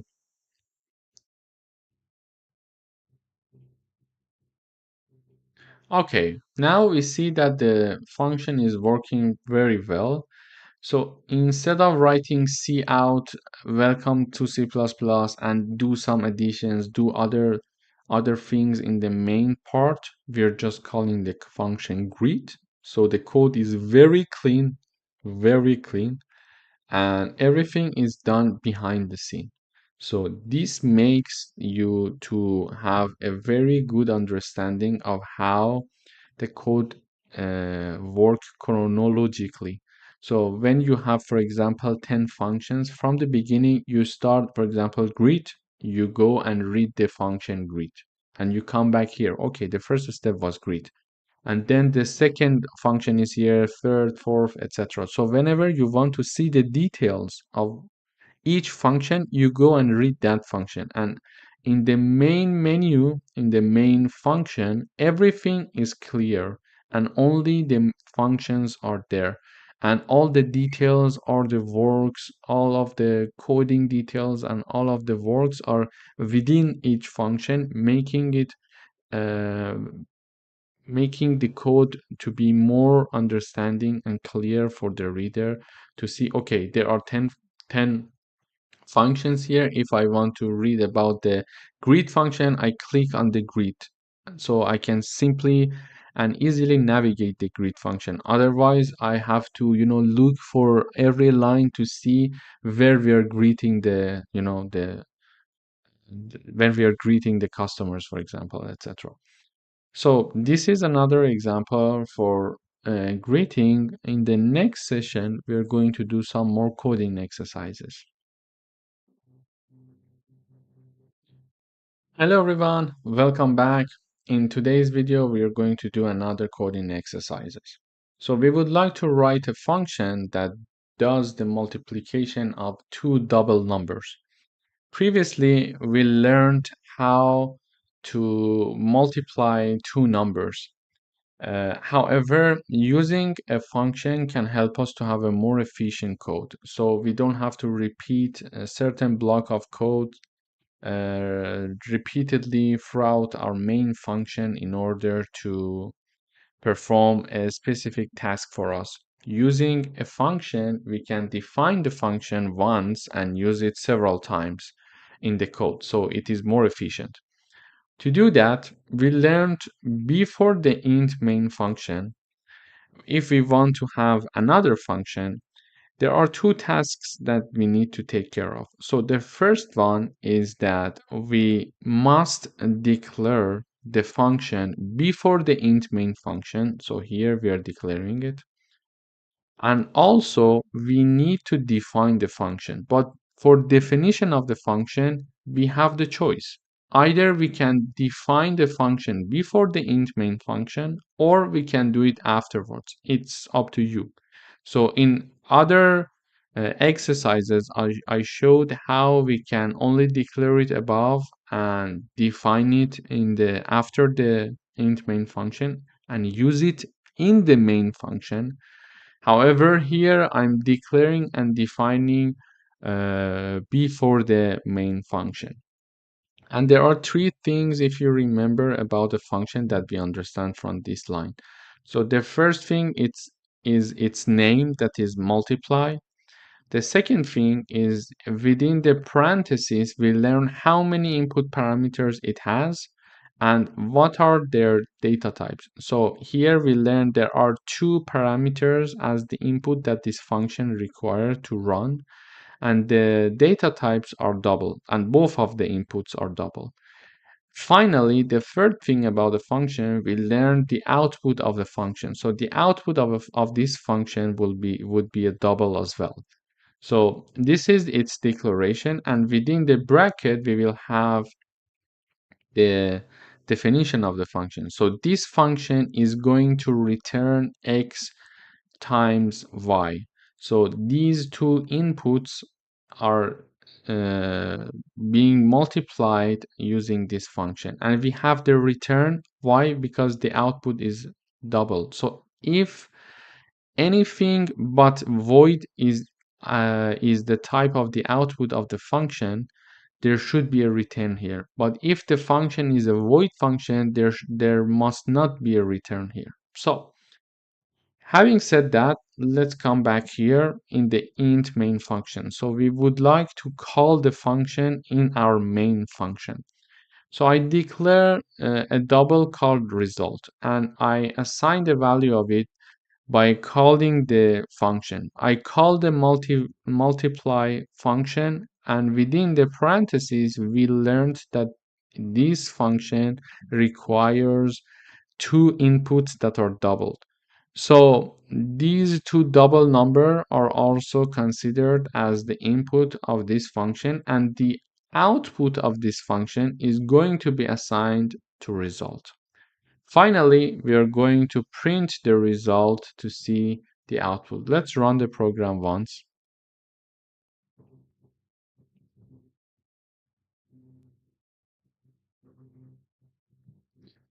So we see the product is 9. So this function, the analyze of code would be something like this. Here we are calling the function with these two values. When we call them, the program goes up here and it says, okay, multiply 4.5 and 2. And let's return the value of 4.5 times 2. So it returns the value and the returned value is assigned to result. So this is how a function would work. So one exercise for you could be how to change this double function, the output of this function is double, to a void function. I would suggest pause the video now and think about it. And if you have already thought about it, now you may continue. In order to do that, we just replace double with void and we forget about the return. We say int z equals, for example, y. And we simply just see out the value z here. Okay? Doing that, we don't even need this. And we don't even need this. So the code is even more efficient here. So it depends on what you want to do. But you see the code is very clear now. And let's see.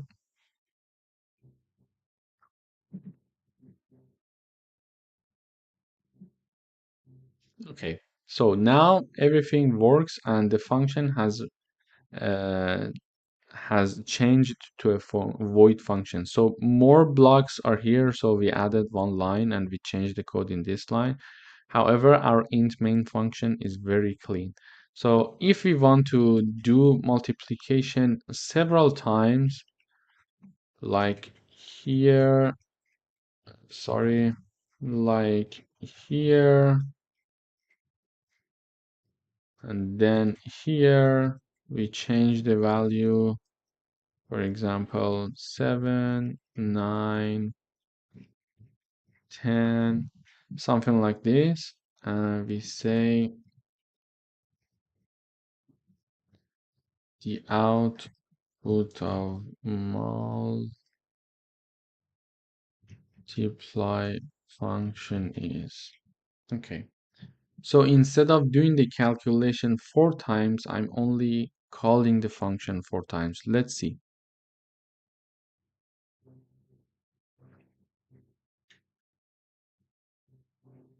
Okay. So here we see that it is printing the output for us. So now every time that we call the multiply, it gets these two values in the parentheses and then do the multiplication here and print it. So the first time when it's 4.5 and 2, it says, okay, 4.5 times 2, it will be assigned to z, which is 9, and then we print the 9. So this code is done. This line is executed. Then we have 7.5 and 5. It goes back up again. It says, okay, 7.5 times 5 will be assigned to z, which will be 37, and we're printing the 37. And it continues until the end.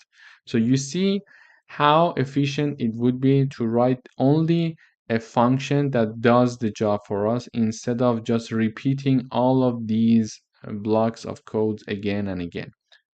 So please don't forget to do the exercises yourself to get used to the syntaxes of how a function should be written and how a function would work. Hello everyone, welcome back. After discussing the definition and the declaration and the details of a function that we need to keep that in mind, the next topic that we're going to talk in today's session is about local and global variables. So a local variable is a variable defined inside a function or a block and is only accessible within that function or block. So once the function or block is done executing, the variable is destroyed and its value is no longer available. This is a definition of a local variable. And when we are talking about a global variable, we define it like it is defined like outside of all functions, usually at the top of the program, and can be assessed and modified by any function in the program. So it's important to differentiate these two concepts. In order to explain this, we brought you an example here. Let's recall how a function works and then we dive into this example. So we need to define a function, we need to declare a function before the main function that we know from before. In parentheses are the input of the function. In this case, it's empty, so there is no input. And before the name of the function, we have the output of the function. So the output of this function is void, so it's not going to return anything. These we already know from previous lessons. So then after declaration, we need to define the function. We have two options for this. Either it can be defined where it is declared, like before the int main function, or it can be defined after the int main function. So we had the examples of both situations in previous lessons. So here I'm going to declare it before the int main function, and I'm going to define it also there before the int main function. So what it's going to do, only the int main function is going to be executed. And if I'm calling a function within the int main function, that function that is called is going to be executed. For example, if I simply remove this line, nothing is going to be because we didn't call the function so it can be executed. So it's an important thing to know. Because the function is declared and defined here, it doesn't mean that it's going to be executed. If you want it to be executed, you need to call it in the main function. Otherwise, it wouldn't just work. Let's try. We will see.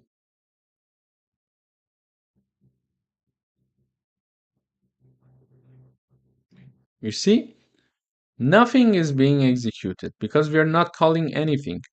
So it's important to call whatever function you're just trying to use, call it after declaration and definition. So we are just calling here the display function. And when we execute the code, it's going to come here.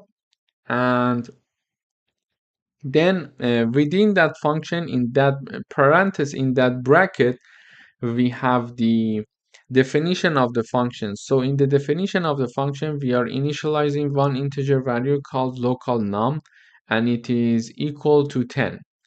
And then we are printing this value, local num. Okay, so this local num is a local variable. Let me just change the name, maybe it would be confusing.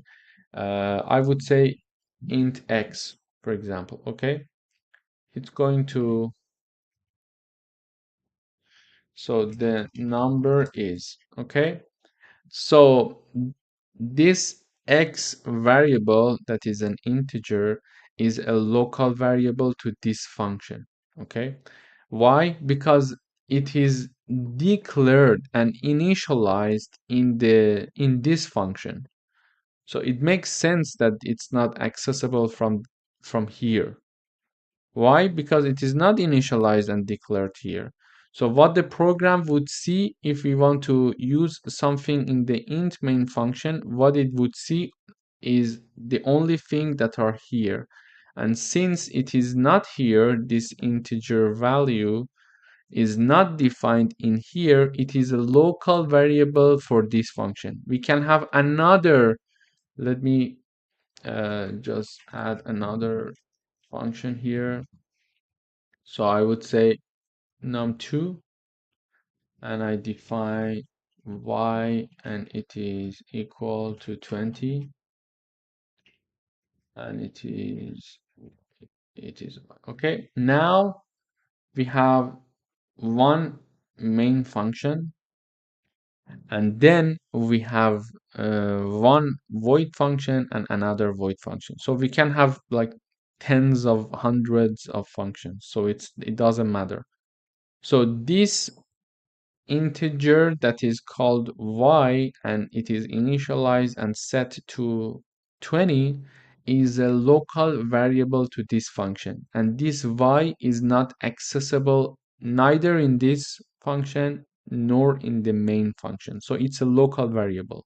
So it makes sense. And also for this x is neither accessible in here nor here. So let me just run.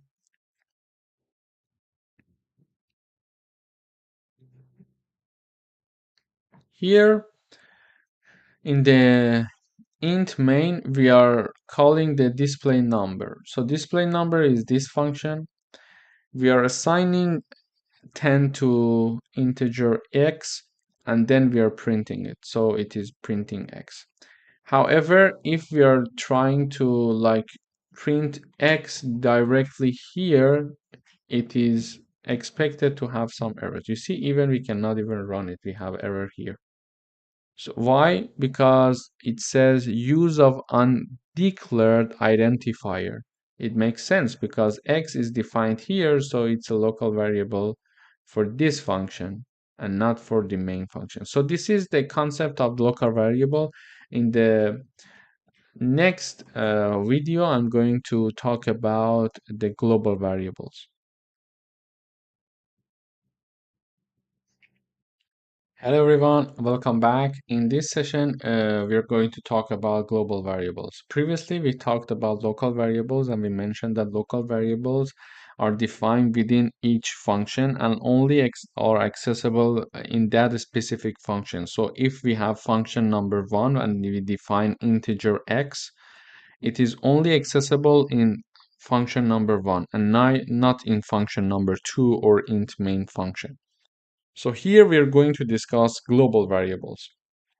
I have one int main variable here and one function here and a global variable here. So the global variable here, as you see, it is in none of the functions. So this is why it is variable. So this is the first function.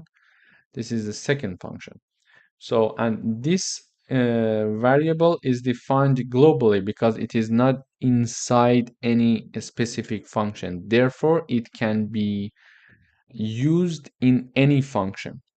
So, because it can be used in any function, in int main function, I'm going to print its value, its initial value. Okay. So let me just run this code. So as you know, whatever that is inside the int main function is going to be executed, nothing else. So if we are not going to call this function right now because we commented it, it's not going to call this function. This function is this function is only going to be working if I call it in the int main function. So let's compile and see how the program would work only with this one line.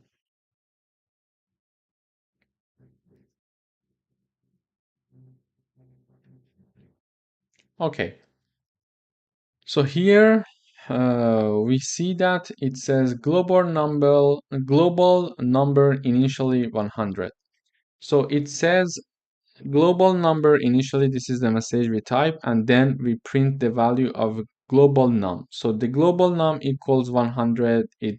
It is printing it easily and it is accessible because it's a global number. So then we have the option of modifying that global number. So in order to do some modification and mathematical operations in this global number, we define a void function here. So a void function is defined before the int main. The input is empty and it is void, so it returns nothing.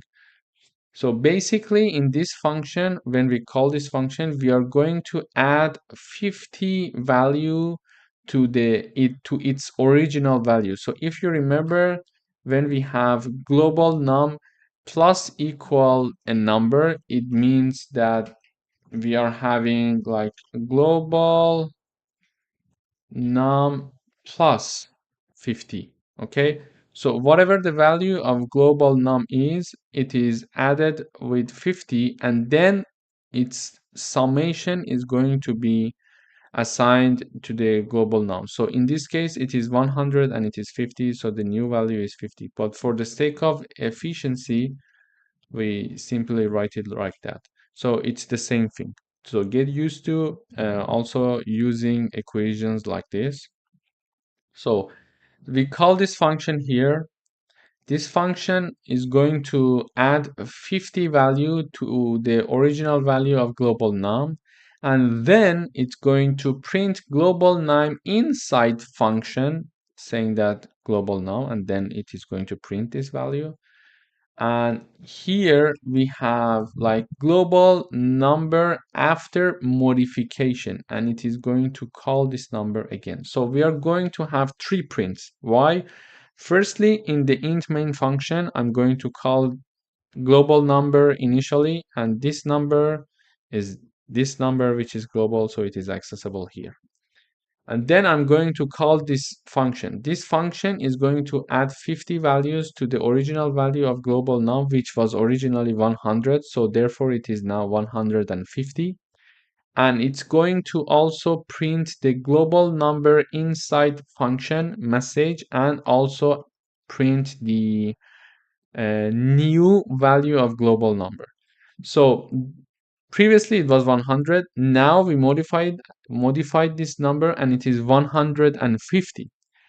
So because it's a global number and it is now 150, we are printing it again, global number after modification. So we expect to see 150 here as well. So this is a global number done once in the int main, done once in this function, and also called again and used again in the int main. It is a very good example showing that how one global number is accessible from anywhere in the code. So let's compile and see how it works, and then we analyze the code.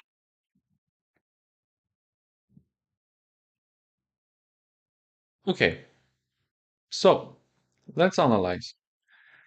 So we have the global num here 100. When we call it initially in the main function, it says global num 100. So it is printing its value here. Then we are calling this function using this call. It is going to add 50 values to the global num, and it is going to print its new value as to be 150. Then when the work with this function is finished, the code is going to come back here and goes to the new line. So now it's going to print cout global number after modification, and it's going to print global num. And it's going to give us the 150. So we see that we can access the global number from anywhere. So let me just add something here. If we have another void function, modify to, for example, I would say, and then we are saying global num minus equal 100, and then we are going to cout the global num inside the second modified function is, then we have the global num handle. Okay, so and then I'm going to also call this new function tool. Sorry, the name is not correct. So whenever we are calling the function, even if it doesn't have any input, it's important to have the brackets, to have the parentheses. Sorry. So with this new defined function, we are going to subtract 100 values from the global number.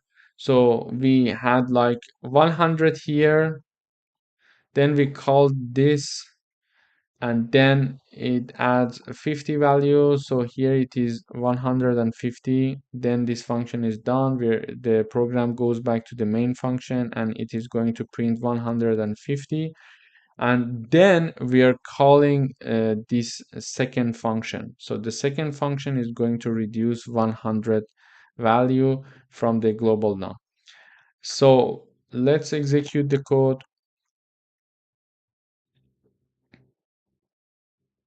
Okay. So on top of what happened so far, we said that 100, 150, and 150 again. But here I modified the global number once more. So once more, I call a new function that is going to subtract 100 value from the last modified value for the global number. So it is going to simply do the modification like 150 minus 100, it will be 50, and it's going to show the result for us. So this is one thing. So this is what we need to know about the local and global variables. But another point to show the efficiency of functions is that here you see we are having two functions being called, and these are the things that I added simply because I wanted to have a better explanation of the code. These two lines can be also removed, but here and here we are just calling the functions and all the work is being done here. So if someone wants to read our code, it would be very easy for the reader to understand what we're doing here. So this is why we say we need to use functions to make the int main function as clear as possible. Thank you for watching. If you haven't had the chance to rate the course so far, please go ahead and do so. And also don't forget to give us your feedback. It would be valuable for us to improve the courses for future students. Thank you. Hello everyone, welcome back. Today we are going to talk about global and local variables. So now I'm giving you another example to distinguish these two variables, global and local, and also I'm going to talk about a scope resolution in this video. So before we dive into local and global variable, I'm going to give you another overview of what we have learned so far, and then I'm going to talk about global and local variable. I think we need to have a wrap up before we jump into more details of global and local variable. So far we learned that a function is like a mini program within our main program. So it is a usable block of code that performs a specific task. Instead of writing the same code repeatedly, we can put that code in a function and just call the function whenever we want. So this is what we learned about a function. And there are two things when we have the functions. There are two things that we need to consider. And those two things are the local variables and the global variables. However, before we jump into that, we have the declaration of the functions. So here, for example, we have the declaration of this function, and it has empty in the parentheses, meaning that it has no input, and the output, there is no output because it's a void function. So it is going to perform some tasks, some probably mathematical operations, etc., but it's not going to return anything for us. So given these introductions, we are going to now talk about how a global and a local variable are they're going to work for us, and how they're going to help us to get what we want to do done. So let's walk through this code together. So here I have the int main function, and I have certain block of code here, and I have one function declared and defined here, and we have the global variable defined here as global num, that is 20. So here it's a global variable, and since it is outside of any function, it can be used and modified by any function in the program. So this is why we are calling it global, and its initial value is 20. So it is initially defined to be 20. Then we have the void function that is going to do some tasks for us. So let's see what this function is going to do for us. So here we are declaring another integer variable with the same name as the name of our global variable. However, this is because it is redefined in this function, it is considered to be a local variable, although it has the same name. So it is a local variable and its value is set to be 10. Here, in order to distinguish these two, this function is going to print two values for us. Firstly, it's going to print the local value, the local variable that is a global num. So we are going to see the local value of this variable, and then we are going to see the global value of this global num. And to do that, we are distinguishing using these two lines, and then we are writing global num using scope resolution. So scope resolution means that if I only say global num, just like here, what the program will access is that, okay, you are using this local one. So you're calling this local one. However, so this is why we are just simply using printing global num, which means that this local variable will be printed. However, because the local variable has the same name as the global variable, if we want to access and print this one, we need to use scope resolution. And scope resolution simply means that we have colon and then global num. Then it means that the program will realize that you are planning to use this number and not this number. To say it concisely, if you just write down global num, it's going to print this local variable. If you're using scope resolution, meaning that colon global num, the program will realize you would like to print the global num and not this local one. Okay? So let's now run the program and see how it works.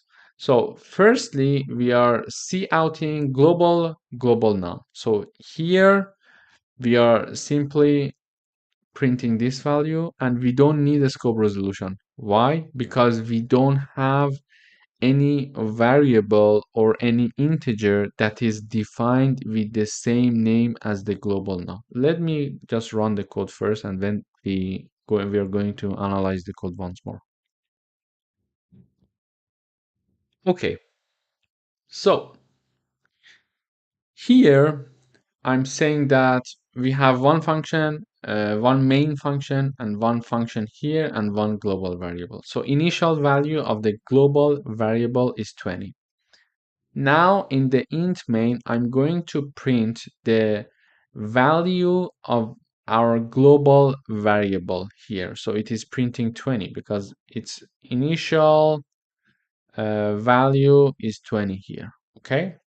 Then I'm calling the demo scope function. When I'm calling the demo scope function, the program is going to come here. It starts reading from here. Okay, the program will realize we are defining a new integer locally with the exact name of our global variable. It says, okay, it's a local variable, there is no problem. So it is equal to 10. Then we are printing the global num. So when we write down global num, it is going to print this value because it thinks that you're talking about the local global num. So it is going to print number 10. Then I would like to also print this global num, which is the global variable. To do that, I need to use a scope resolution. Scope resolution means that we have colon global num. This way, the program will realize I'm talking about this variable and not this one. Okay? To summarize, if we are having a function and within that function, we are declaring a new variable that has the same name as a global variable. When we are going to print that number, that variable, the local variable, we simply print it in that function. But if we want to access the global variable with the same name, we need to use the scope resolution. However, you may say, okay, why don't we use the scope resolution here in the int main function? The reason is that in the int main function, we didn't declare any variable with the same name of this global variable. Okay, so this is how the local and global variables are working, but I understand that in the beginning it may not be really easy to follow, but after a bit of exercise you're going to get the point. So it's very simple and very straightforward. Just think of it like this: we have a global variable here, it is accessible from anywhere.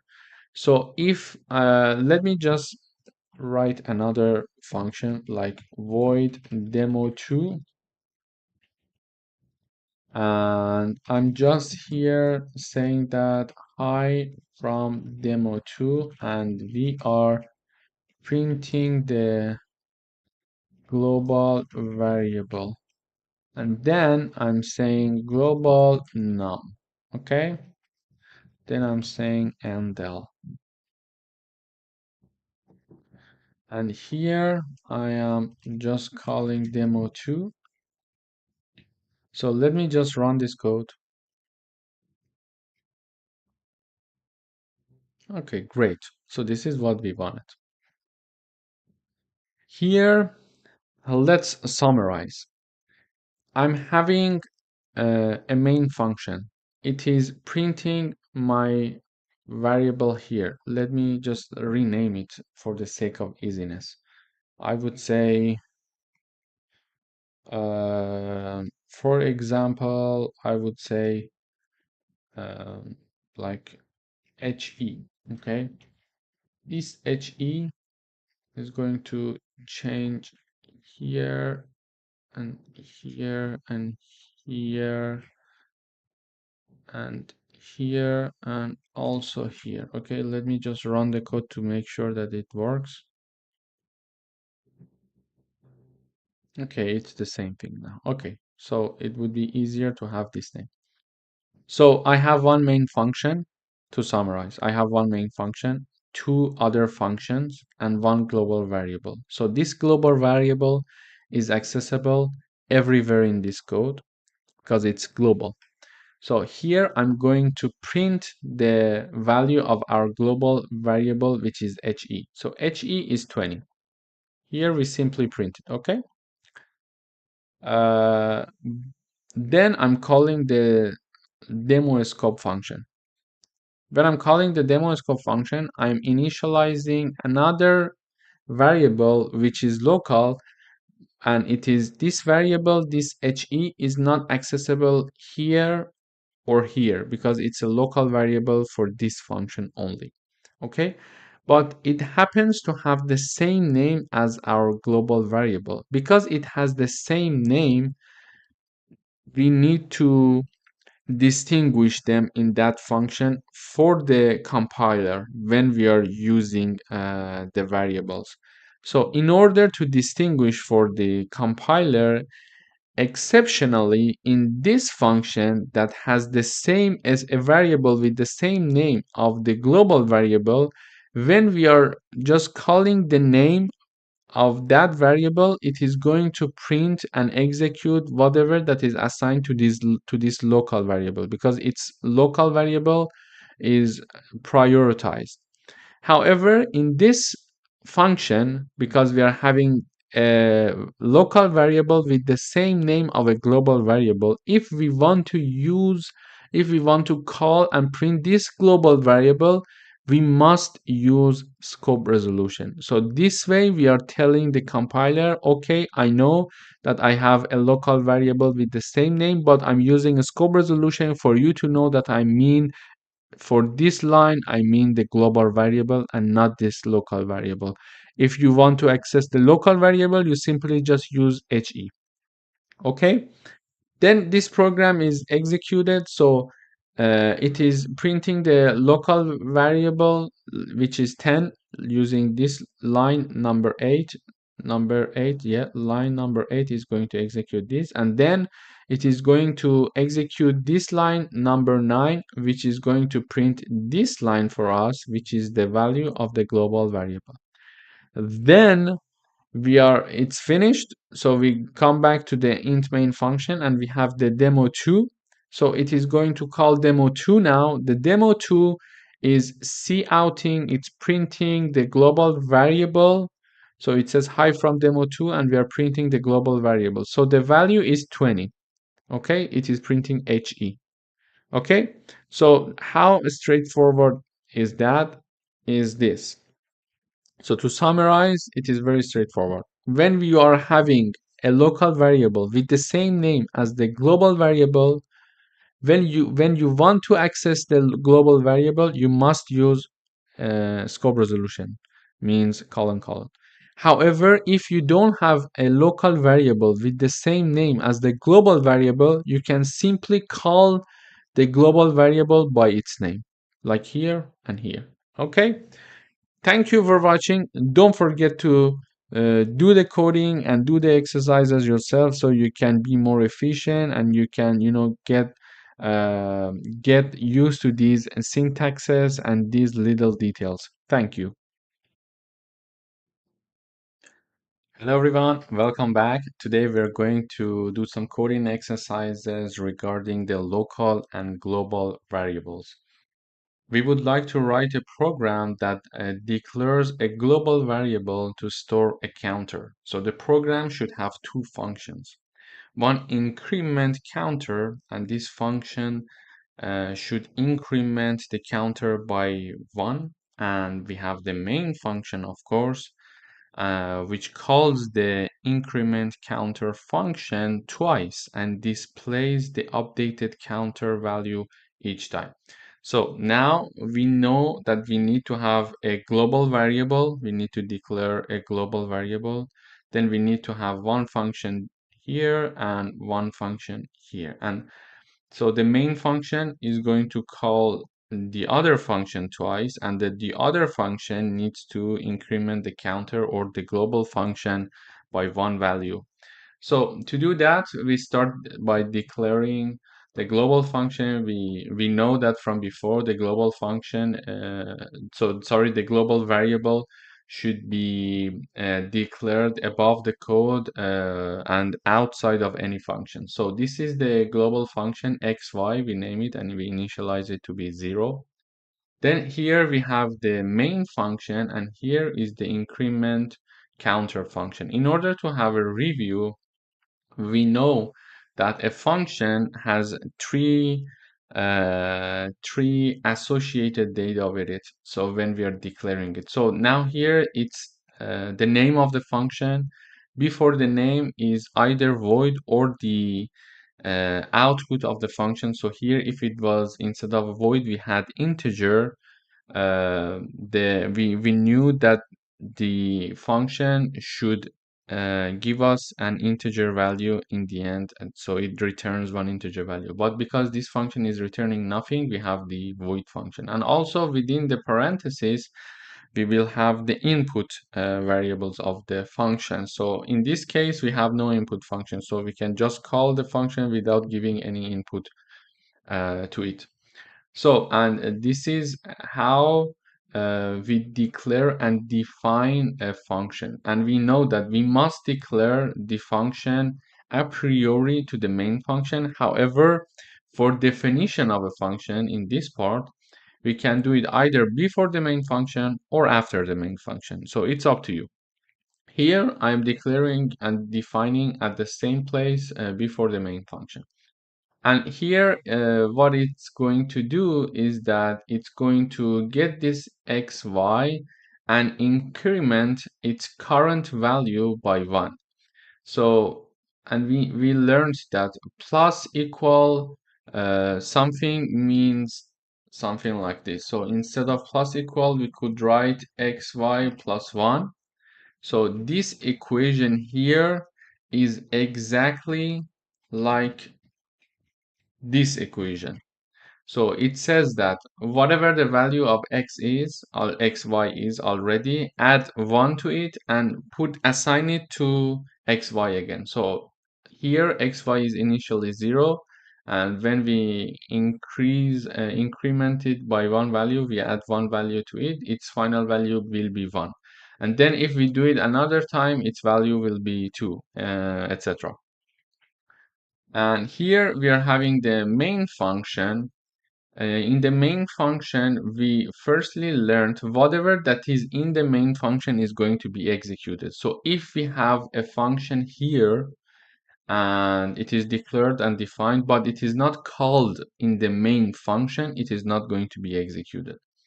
So here we are firstly printing the initial counter xy. So we expect to see value 0 in the output because initially the global variable number is 0. Then we call the increment counter as it was asked here 2 times. So we mention increment counter and increment counter. So in the first round, let me just type it like this. In the first round, it will be something like this. xy equals xy plus 1. So for the first call, it will be like xy equals 0 plus 1 because its initial value will be 0 and we are incrementing it by one value. So the final value would be 1. For the second call, xy equals 1 plus 1, which will be 2. Why? Because initially it was 0. Then in the first call, we increase its value by 1, so it's 1 now. So when we are calling it one more time, its value is now 1 based on this equation, plus another 1 that we are adding here. So the final value will be 2. So we expect that now when this function is called for the first time, it is going to print the xy value, new xy value to be equal to 1. And when we call it for the second time, it's going to call this function again and add another one value to the already existing value of the xy, which will be 2. So let me compile. Okay, great. So here we see that the initial counter is 0. Here we're printing the initial counter to be 0 because xy is a global variable and it is initially set to be 0. Then we are calling the function one time. We are calling the function. So we are adding one value to already existing value of xy, which is 0. So it will be 1. And we say counter after increment xy. So it will print 1. And then this block of code is executed and the program will go back here to execute the next line, which is increment counter for the second time. it comes back here, it is going to add another one value to the already existing value of xy, which is 1. So 1 plus 1 will be 2, so it is going to print 2. So this is how using global function will help us to access it through any function in the program. Thank you for watching, and don't forget to practice it by yourself. Hello everyone, and welcome back. In today's video, we are going to do another coding exercises with respect to the local and global variable in the function setting. So we would like to write a program that uses a local program, a local variable for us to store the values entered by the user. So the program should ask the user to input two numbers inside a function called add numbers. So far we know that we need to define a local variable, we need to have a function called add numbers, and that add numbers is going to read two input variables from the user, and then calculate the sum of the two variables, two numbers in the add number function, and display the result. Ensure the variables used in add number function are not accessible outside the function. So this is exactly highlighting the definition of the local variable. So to do that, we have two functions: a main function, which is going to call our function here, our other function, and a void function that is called add number. So previously we learned how to ask a user to enter a number, how to store the number that is entered by the user, and how to do the mathematical operations. However, we are using a function to do that for us, to make the code cleaner. So here the int main function is very clean. We're just calling the function and nothing more. So these dirty parts are done before the main function. So now here we are applying the same concept that we learned before, like doing the mathematical operations and reading and storing the data from the user in a function. So using a local variables. So here, in order to do that, we have add number function, which is void. So it's not going to return any value, and there is no input for it because everything is going to be stored here. Instead, we could add some lines in the int main function and ask the user to give us the input value, like two numbers, and those two numbers could be input value for the add number function. For example, let me make it more clear. So we could have int a equals 10, int b equals 14, and then have a function like add numbers or whatever that was going to have a and b as the input variables. But here we are seeing error because this function is defined in a way that it has no argument as the input. Therefore, adding a and b here will cause some errors here for us. So that would have been another option, to read and store the numbers in the int main function. But this could increase the complexity of coding in the input main function, in the int main function, and also make it a little bit, unclear.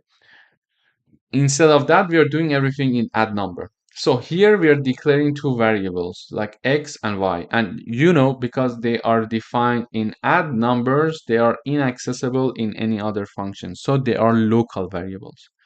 And we are asking the user enter the first number, we are storing it, then we are saying that okay, enter the second number, and then we are storing it here.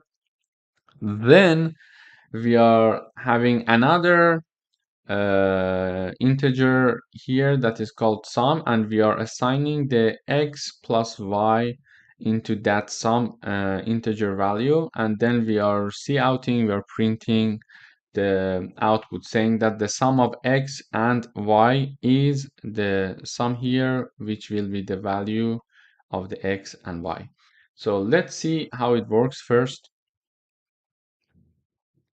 So it says that enter the first number, I would say 10. Enter the second number, I would say 25. So it says that the sum of 10 and 25 is 35.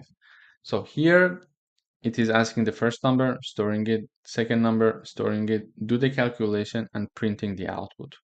However, in order to show that this was a local variable, if I uncomment this line saying that directly please print the x value for us, it says use of undeclared identifier. Why? Because x was already defined here as a local variable, and in this function it is not accessible. If we are talking about one x here, we need to define that x here, okay? And if this x is defined here and we are printing something here, like let me just put 50 here and let's comment this part. So this printing syntax is going to print this x and not this x, okay? So because they are local. So this is how we need to be. As you see, when I commented this part, exactly the error came back because it says that use of undeclared identifier. There is no x declared in the int main function. If we are meaning this x, it is not accessible from this main function because it is a local variable for the add number function. So we learned about how to do the mathematical operations, how to do our calculation using different functions to keep the int main function more clean, and we learned about the concept of local and global variable. Thank you for watching. Hello everyone, welcome back. Today we are going to talk about function declaration with default parameters or default values. So these functions in C++, we have a function with default value is a function where one or more of its parameters are given default values during the function declaration. This means if we call the function and do not provide the argument for those parameters, the default values are used. And if they are called with argument, those arguments are going to overwrite the default values. So let's illustrate this with an example. Here we have the main function, here is another function. Here we have the greet, it's the name of the function and it's a void function. And previously we had like int x in the parentheses, so the argument of the function was like an integer, but or input argument and input are the same, so I can use them interchangeably. So but here the argument of the function is a string which is called name here, okay? And the default value for this name is guest. So if we see this part like equals something in the parentheses in a function declaration, we realize that it's a function with default value. What does it mean? So first we go to the main function and we call the function. So when we are calling the function, you see here the argument is not given in this call. So when the argument is not given, this line, this part that is highlighted, would simply put the value guessed, would set the value guessed to the string name. So it would say, hello guest, welcome to the program. However, if we provide the argument and we call it here again, if we provide the argument, Alice would replace guest and it would say, hello Alice, welcome to the program. Let's run the code once. Okay, great. So here we are seeing that the first time we are calling the function with no argument, and it is just simply saying, hello guest, welcome to the program. And the second time we are giving the argument to call the function and it says, hello Alice, welcome to the program. So for the second time, Alice is replacing the word guest. So this function is very important to be used because otherwise we had to write two functions. Now we are only using one function. So if we call it with no argument, it's going to put the default guest to name, and guest is going to be printed here. But if we are calling it with certain argument, it's going to replace guest with the called argument and then print the output. Thank you for watching. Hello everyone, welcome back. Now we are going to do one coding exercises with respect to the functions with default parameters or default values. So we would like to write a program with a function that calculates the total price after a discount. So the function should take the original price as a required parameter and take the discount percentage as an optional parameter. So the default is 10%. So what I understand from this statement is that we need to write a function that calculates the discount. However, the discount amount by default is 10%, and there are some optional parameters that we can give, like 20, 30%, that they can calculate, the function can calculate it. So in this case, we need to have a function with a default value. Instead of having two functions, we can only write one function. So let's start from here. We start with the main function. So we print price after 10% of discount. Let's call the function calculate price. So let's go up in here to see the calculate price function. We see the name is calculate, the output is double, so it's going to return something, and it is indeed returning something. And in the parentheses, it is there are two arguments, there are two inputs. There are two arguments, one of which is price, the other one is discount. So both of them are double.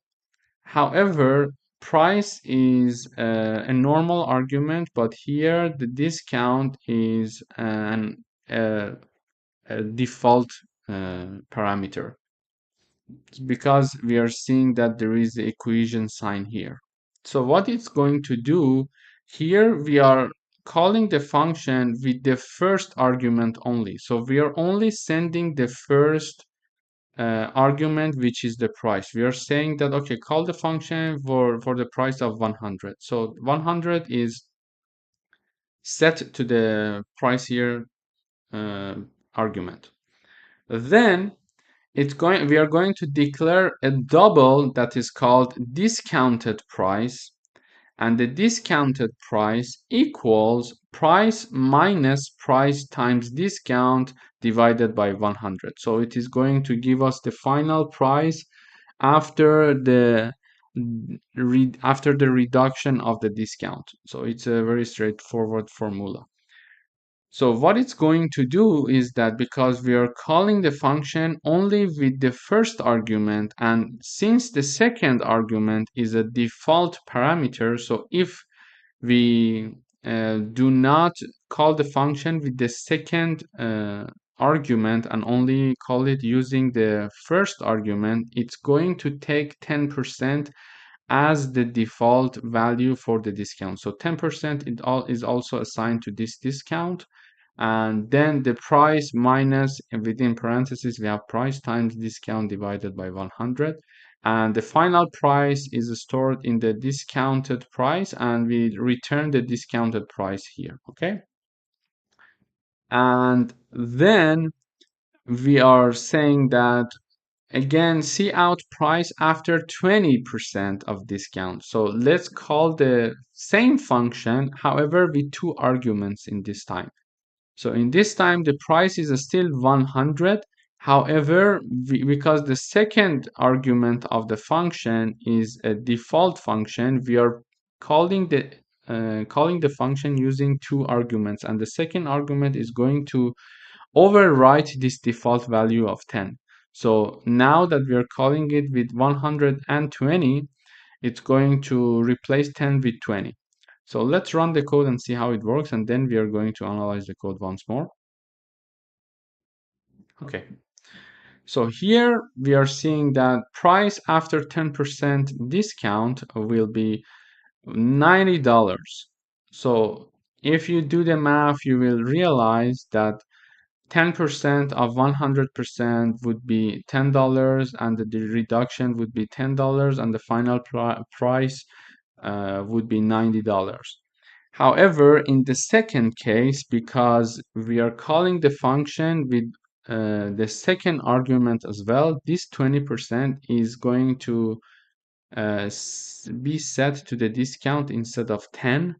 Now, discounted price equals 100 minus 100 times 20 divided by 100. And therefore, the output would be 80. So the overall lesson, the key lesson of this lecture was to be aware if you are working with a default function. For example, in this case, there are two arguments for this function. The first one is a normal argument, and the second one is the optional argument, a default argument, or let's say optional. So if we call the function, we must at least have one argument, because the first one is not optional. The first one is mandatory. So you cannot write something like this. So cout the price and then calculate price. So it returns error. You see, because the first argument is a must, because it's not an optional. How do we know that it's not optional? Because it does not have an equal sign. So at least if we are calling this function, we must have one argument, okay? So if we have one argument like this, let me just comment these two lines. If we are having one argument like this, it is going to put 50 as the price and 10 as the discount by default. So let's run. Okay, we see that the price is 45. Let me just print the cout so it goes to the next line. It would be nicer. So see. Okay. So here we see that the calculated price is 50. The calculated price is called by the number 50, and then 50 is for the price, and then the discount by default is 10. So the output would be 45. And if we call it with no argument, for sure there is an error. You see, it's not working because it says that this function has one must argument. So if you're calling this function, you must have at least one argument. If you want, you can have the second argument, but this is not mandatory. For in this case, I'm going to put 20. So 20 is going to be set to the discount instead of 10. Why? Because the second argument is an optional argument. How do I know that it's an optional argument? There is an equal sign here. So let's compile again. Okay, you see, with the 10%, we had the output of 45. Now with 20%, we have the output of 40. So this is an efficient way to write only one function instead of two. So by default, it's going to take the value 10, and we can change it to 5, to 2, to whatever that we want. For example, here now it's 5.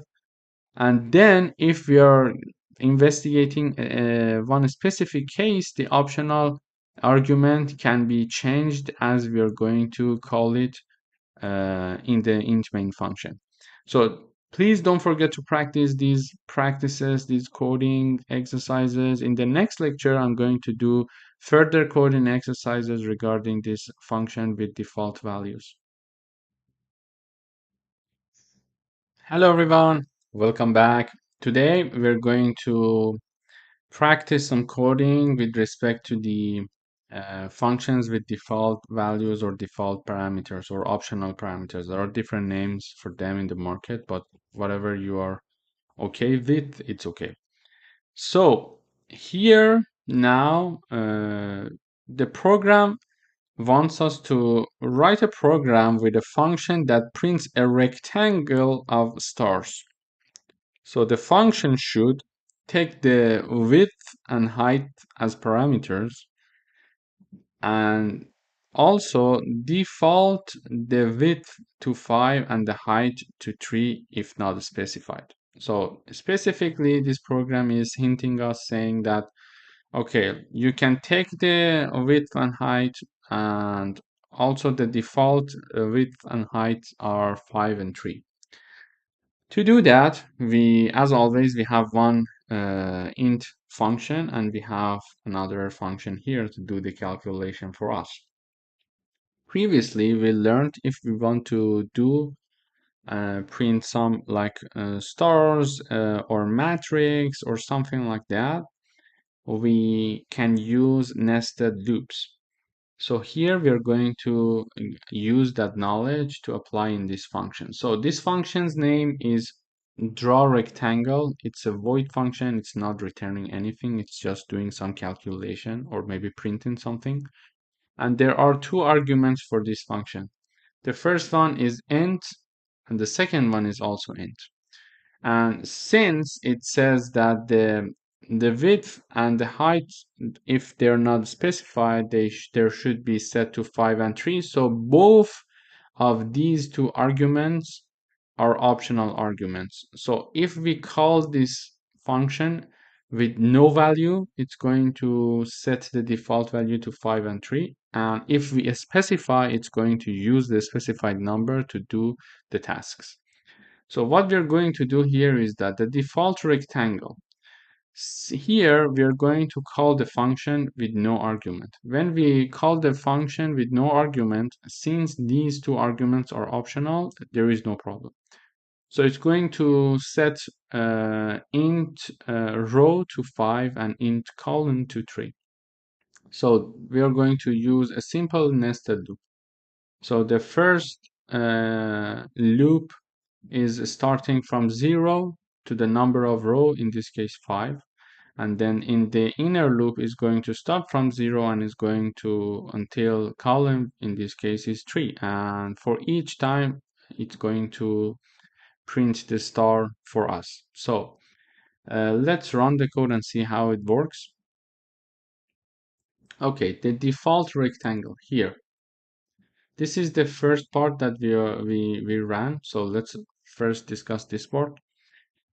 So here we are having 5 rows and we are having 3 columns because of the range of the I and the J. So it is printing the star. And in case you don't recall why 5 rows and 3 columns, I would recommend going back and checking out the videos for nested loops. There are some exercises there that I analyze the code one by one in the rows and columns to see why what is printed is printed. So it's going to, by default, set the row equals to 5 and set the columns equal to 3 when no argument is passed for this function. And both of the arguments are optional because they have the equal sign. However, when we want to have a customized function, we can say, for example, customize it. This is just a message to print. A customized rectangle with 7 and 4 would be something like this. We call the draw rectangle, and instead we are going to put 7 and 4. So let's see. So 7 rows and 4 columns. So simply it's going to take the 7 and put it as the row and 4 as the column.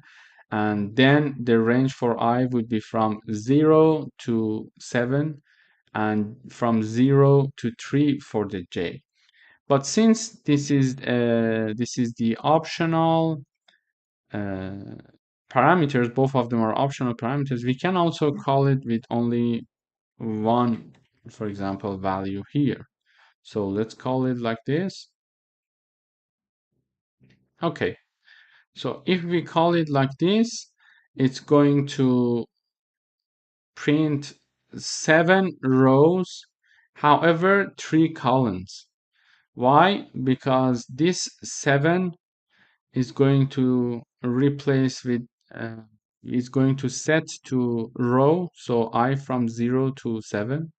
But because we don't have the second argument here, we are going to the function is going to use the default value 3. So this is why it is having the 3 columns and not 4, because the default value is taken there. So it's very important to practice all of these details to make sure that you're understanding everything and you're getting used to the syntaxes. Thank you for watching. Hello everyone, welcome back.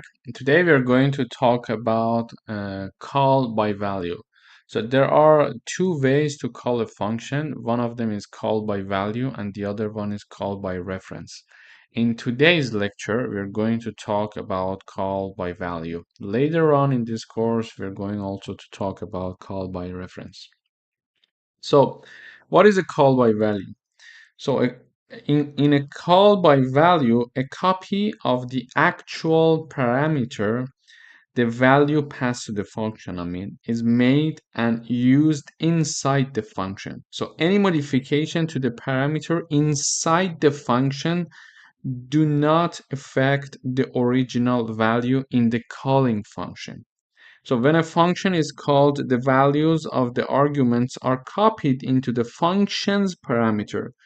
So changes made to the parameter inside the function are local to the function and do not affect the original argument. And why is call by value is so important? Why is it so important? So the original values remain unchanged, which is useful when we don't want a function to modify our data. So basically, what it means is that when we are calling a function using a call by value method, if we are passing like two numbers to the function, these two numbers are copied here. There are certain tasks done here and the function result is obvious. Then whatever the modification inside this function is done is going to stay inside this function. So if num1 equals 10 and there are some modification here, still the num1 is going to stay equals to 10 in the main function. So whatever the modification is there. It's not going to affect the int main function. So here we are going to write a program where a function calculates the sum of two numbers. So the values passed to the function should not change in the main function. So when it says should not change in the main function, in the main program, we realize it's asking us to do a call by value. To do that, we have one main program here and one function here. So here in the main function, I am initializing two numbers like int num1 equals 10 and num2 equals 20. Then I call the function. When I call the function, I pass these two arguments, and these two arguments are integer and they're not optional variables because they are not having the equal sign like the default parameters, like the optional parameters. So when we are calling this function, we must have both arguments, and we must have these two arguments being passed to this function. And the name of the function and the function is a void type. So in the function, it's very straightforward. We are going to say int sum is initialized and then the value a plus b is set to sum. Here we just mention whatever the integer we want to pass, but the name in the function is different. It's a and b. It could be anything. It's not important. So when num1 and num2 are passed here, num1 and num2 are going to replace int a and int b. Then it is going to do the addition, assign it to sum, and then see out the sum inside the function is, and print the value of sum. Then we are going to modify value a and b. So in this way, we are modifying the values passed to the function, but they are going to stay there locally. In these a equal to b and b equals to b does not affect num1 and num2 because it's a call by value. In order to make sure after after this function is finished and the sum is printed here, and two modifications are done here, the sum is finished, then we go to the next line. So see out the value in the main function are still, we print num1 and we print num2 here, and we return it. So let's run and see how it works. Okay, great. So we see that these two numbers are initialized and assigned values. Then we call the function, we go to the function, the addition is done, and the sum is printed. So it says the sum inside the function is 30. So the sum inside the function is 30. Here it means that 10 plus 20 is 30, so 30 is printed, and we are changing the value of a and b here. We are setting them to 0. However, when this function is finished, this line is finished, and then the program goes to this line. And when the program goes to this line, we will see that it says the value in the main are still 10 and 20. So these are the initial values set here. So these modifications are only for the local function and does not affect the main function. So this is the main purpose of calling by value. I would like to propose doing some exercises like this. So just solve and code this exercise yourself several times. In the next videos, we're going to solve some further exercises of call by value so we can see its importance. Hey everyone, welcome back. So we're going to do one coding exercises using call by value and show that using a call by value, when we call a function by value, it's not going to change the value of the original parameter, and it's going to change it only locally.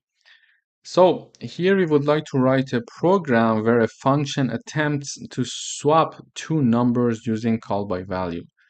And we need to show the original values remained unchanged. So there are two things that we are going to learn. First, how to do the swap of two numbers using call by value, and also how to show that how to write these codes in the function and show that the original values remained unchanged. To do that, we have one main function and a swap function here. So we start from here. Every time you want to read your code, start from the main function, because whatever that is here is going to be executed. So here we are saying num1 equals 5, num2 equals 10. So we are initializing these two numbers, and we are saying that cout before function called num1 equals the value of num1 and num2 equals num2. So we expect that 5 and 10 is going to be printed here. Then we're calling the swap function and passing these two inputs or arguments. Then these two arguments are copied. Their original value is not going to go there. So a copy of them is going to go there because we are using a call by value. This is why the original number remains unchanged, in fact.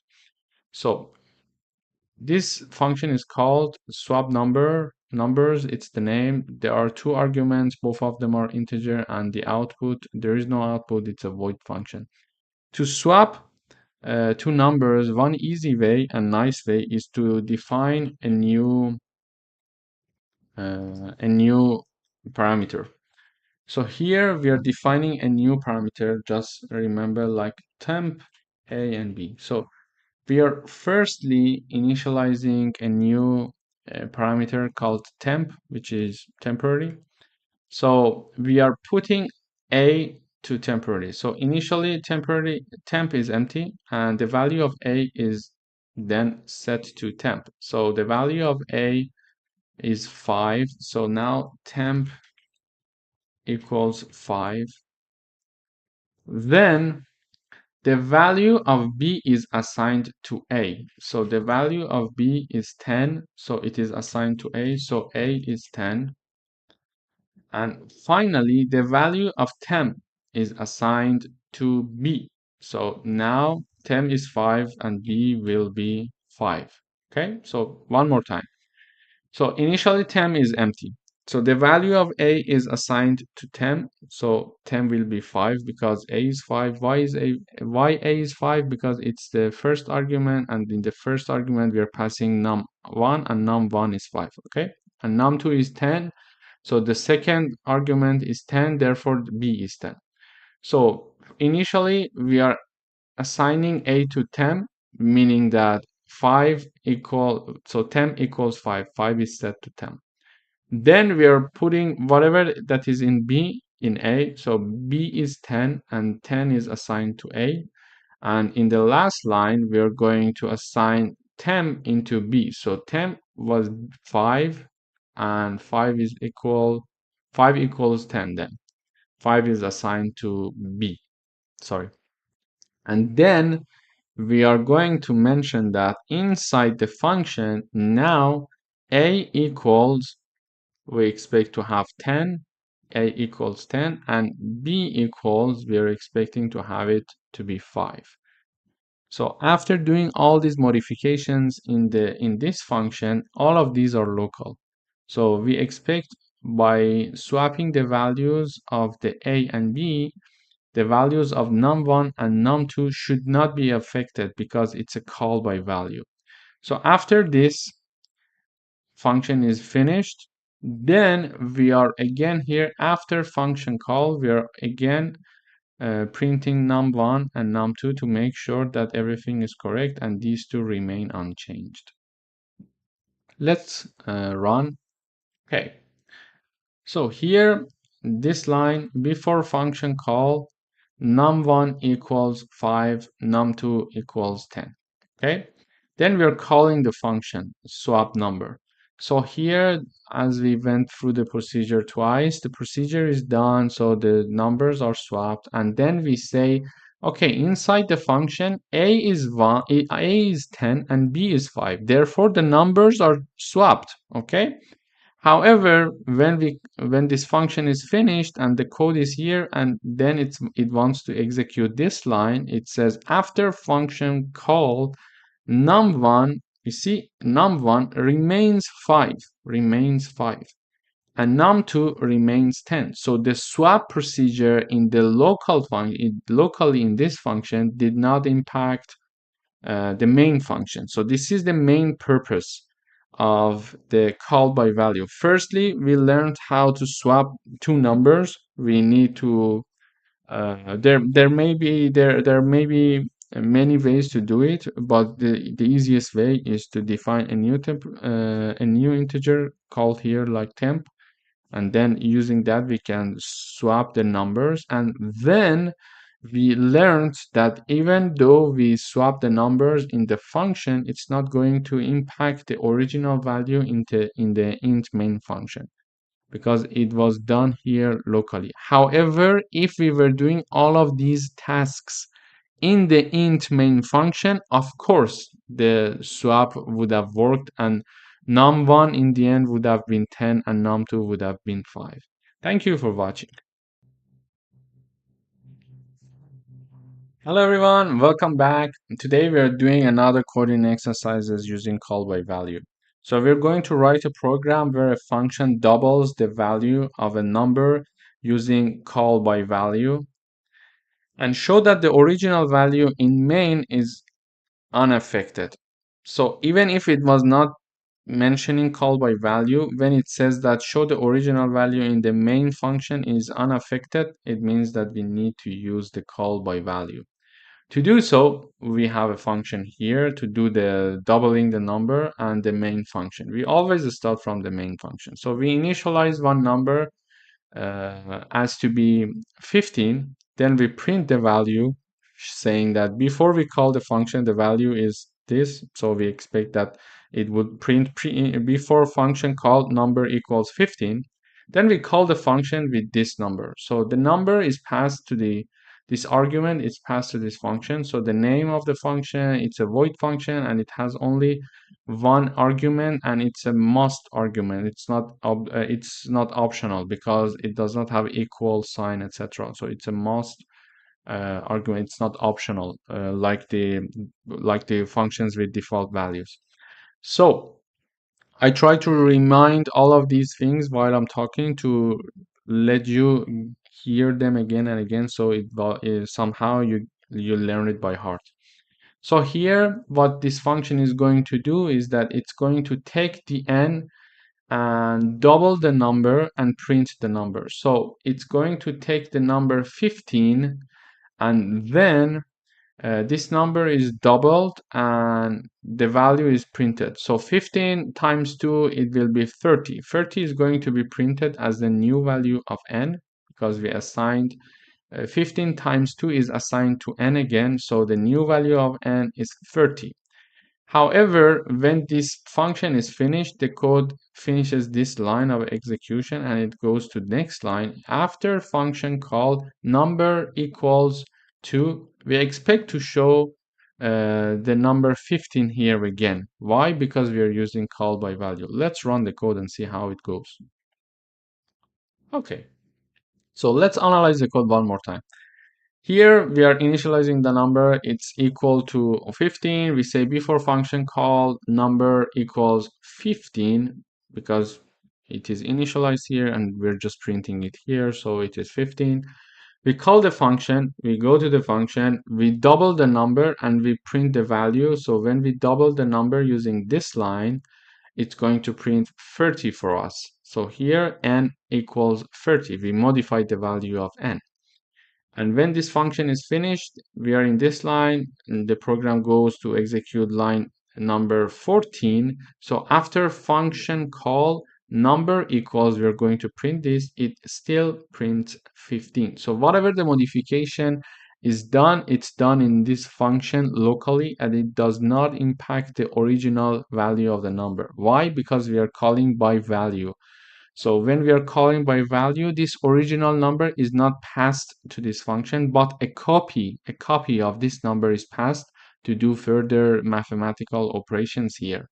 And that's it. So the original number remains the same. This is how call by value will work. However, in call by reference, things are different. So in the next video, we're going to talk about how to call a function by reference. Thanks for watching. And if you haven't had the chance yet to rate the course, we appreciate it if you could give it the stars. And also if you have some constructive feedback and comments, we appreciate to have them because it would help us to improve the course for future students. Thank you very much. Hello everyone, welcome back. Today we're going to talk about call by references. So far we learned how to call a function by value, and we learned about the details. We did some coding exercises with respect to that. Today we're going to move on and focus on call by reference. So there are two main way to call a function. So the first one was call by value. Now we're going to focus on call by reference. So what a call by reference is. So in a call by reference, instead of passing a copy of the value, a function receives the reference or the memory address, let's say, of the variable. So this means that any changes made to the parameter inside the function directly affect the original value. Why? Because it's not receiving a copy of it, but its reference, which is the memory address. So it is going to directly manipulate and modify the original value. So when a function called, instead of creating a copy of the argument, the function works directly with the original value in call by reference. So let's learn it with an example. So here we're going to write a program that swaps two numbers using call by reference. So it wants us to define a function that swaps the value of two variables and call the function from the main function and show the values are swapped. Previously, we solved this program already with the call by value. There, only the numbers that were swapped in the function, they were locally changed, but in the main function, they didn't change. However, they are going to be changed here because we're calling them by reference.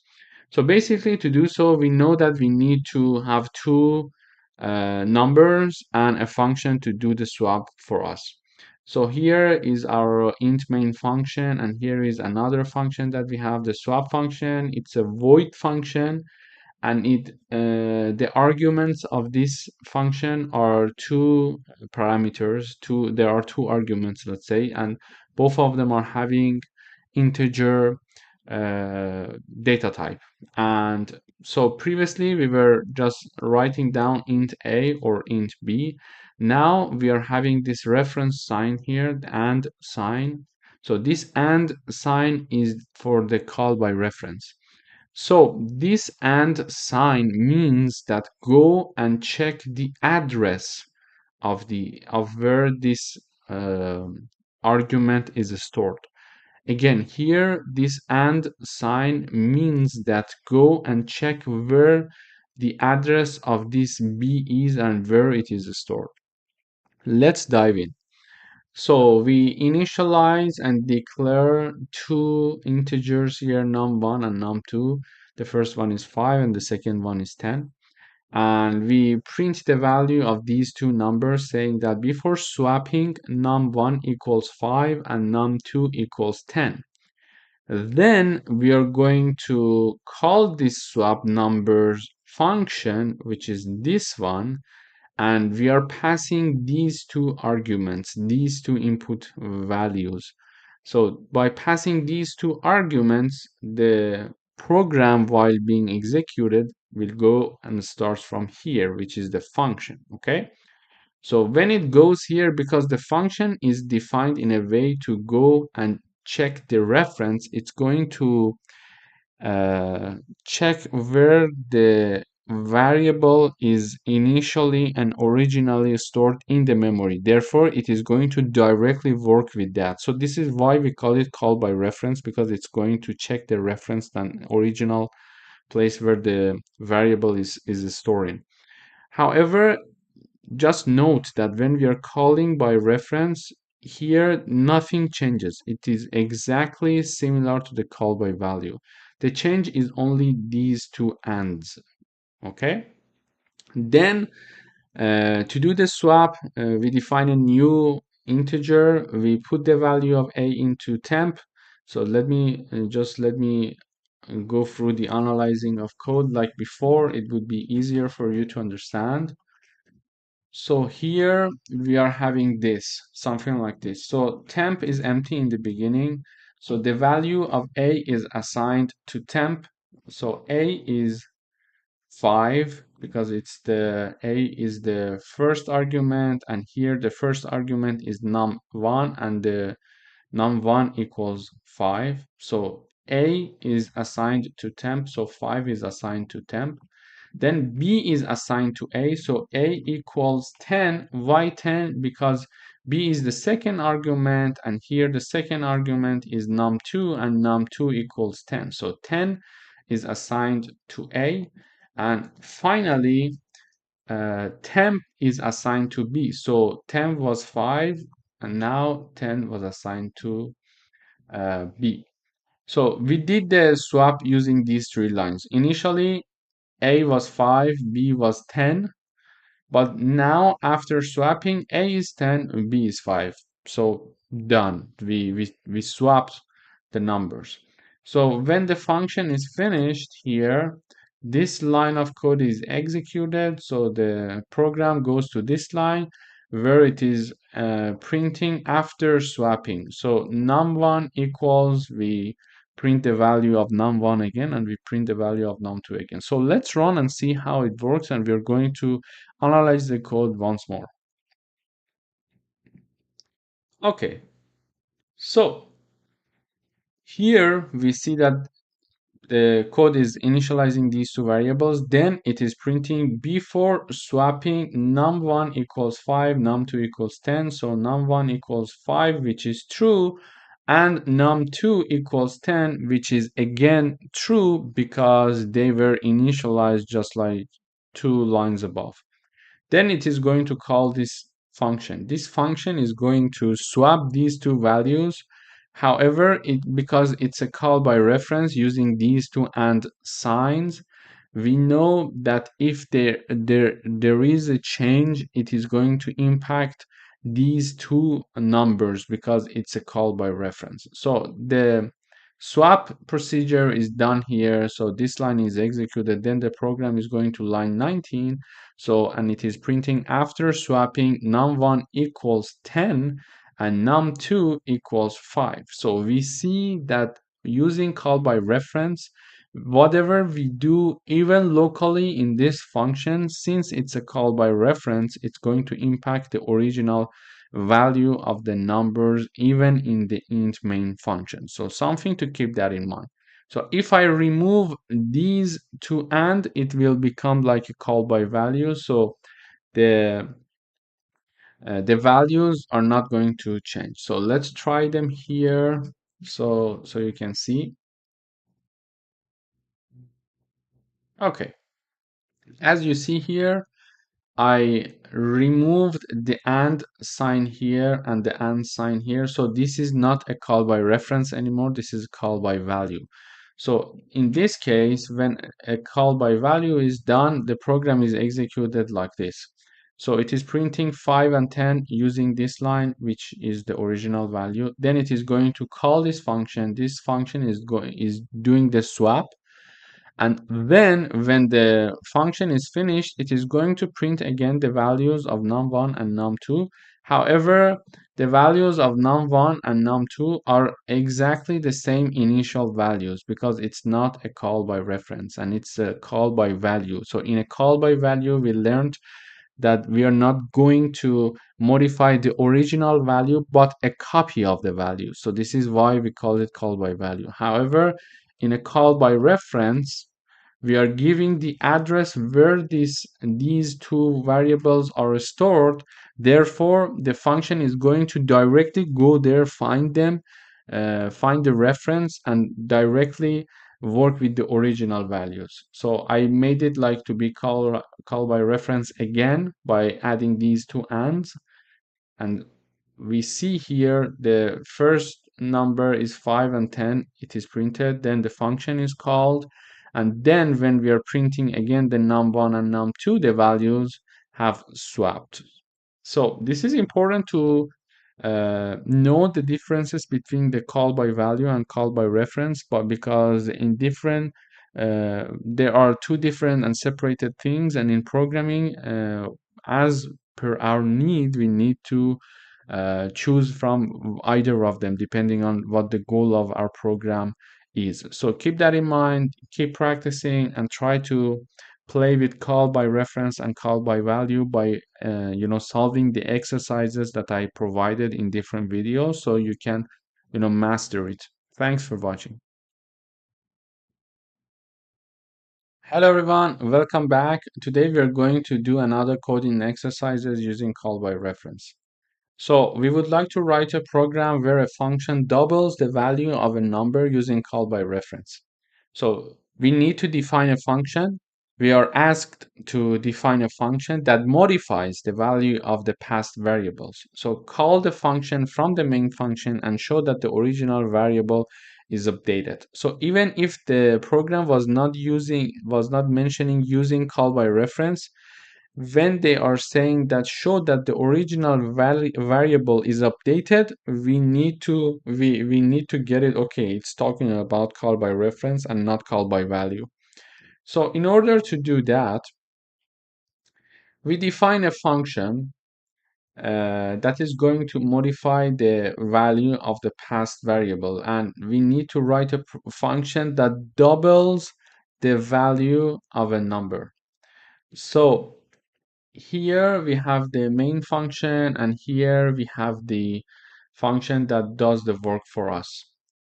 So here it's a void function, and it is having only one argument, and it's an integer. And because it's a call by reference, we know that we need to put the and before the name of the integer. So the compiler would understand we're talking about call by reference. Okay, to do that, in the int main, we initialize the number to 15. Then we print the value. Okay, we say before doubling number equals, and we print the value of it, which is expected to be 15 because we just initialize it. Then we are calling the double value function using one argument, and the argument is this number 15. And just note that in call by reference and in call by value, there is no difference for calling the function in this part. The only difference is this and added to the argument in the function declaration. Then this function gets the number address, so it is going to directly work with the original value and not a copy of it like call by value. And here it says, okay, whatever n is, make it multiplied by 2 and store it in n. So this way, the multiplied of the number is stored in n, and the function is done. So when the function is done, the program is going to execute the next line, and we are saying after doubling number equals, we expect to see 30. So let's check. Okay, great. So here it is 15. It's going to print 15, and it's going to do the doubling using this double value, and it is simply just performing this equation times 2. So whatever the number is past this n is here times 2, and then put it to the value of n. So modify it, update it. So if it's 15, it's going to be 15 times 2. If it's 10, 10 times 2, whatever the n is, that is passed here using the number that is initialized here. So it is going to be multiplied by 2. If I put 10 here instead of 15 and then pass the number, it is going to be 10 times 2. So then when it's done, it is going now to print the after doubling. So the value is updated because it's a call by reference. And if I want to make it like a call by value, I simply remove this and sign, I save, and I compile again. Okay, you see? So here, when it's a call by value, now it's not a call by reference anymore. It's a call by value, and you see that whatever modification in this function was, it doesn't matter, and the before and the after, like before doubling and after doubling, the value of the number remains the same. Why? It's a call by value now. It does not have the and sign, so it is going to work with a copy of the original number. When we put the sign, it is going to work with the original number directly, and it's going to update the original number and modifies it. So keep that in mind. It's very straightforward, but we need to do the practice to master it. Hello everyone, welcome back. Let's do another coding exercise using call by reference. So we would like to write a program where a function updates two numbers by reference. Add 10 to the first number, multiply the second number by 2, and then call the function and show both numbers are updated. When it says both numbers are updated, we know that we need to use call by reference, even if it was not being mentioned here. Okay, to do that, we have one int function and one function that does the work for us.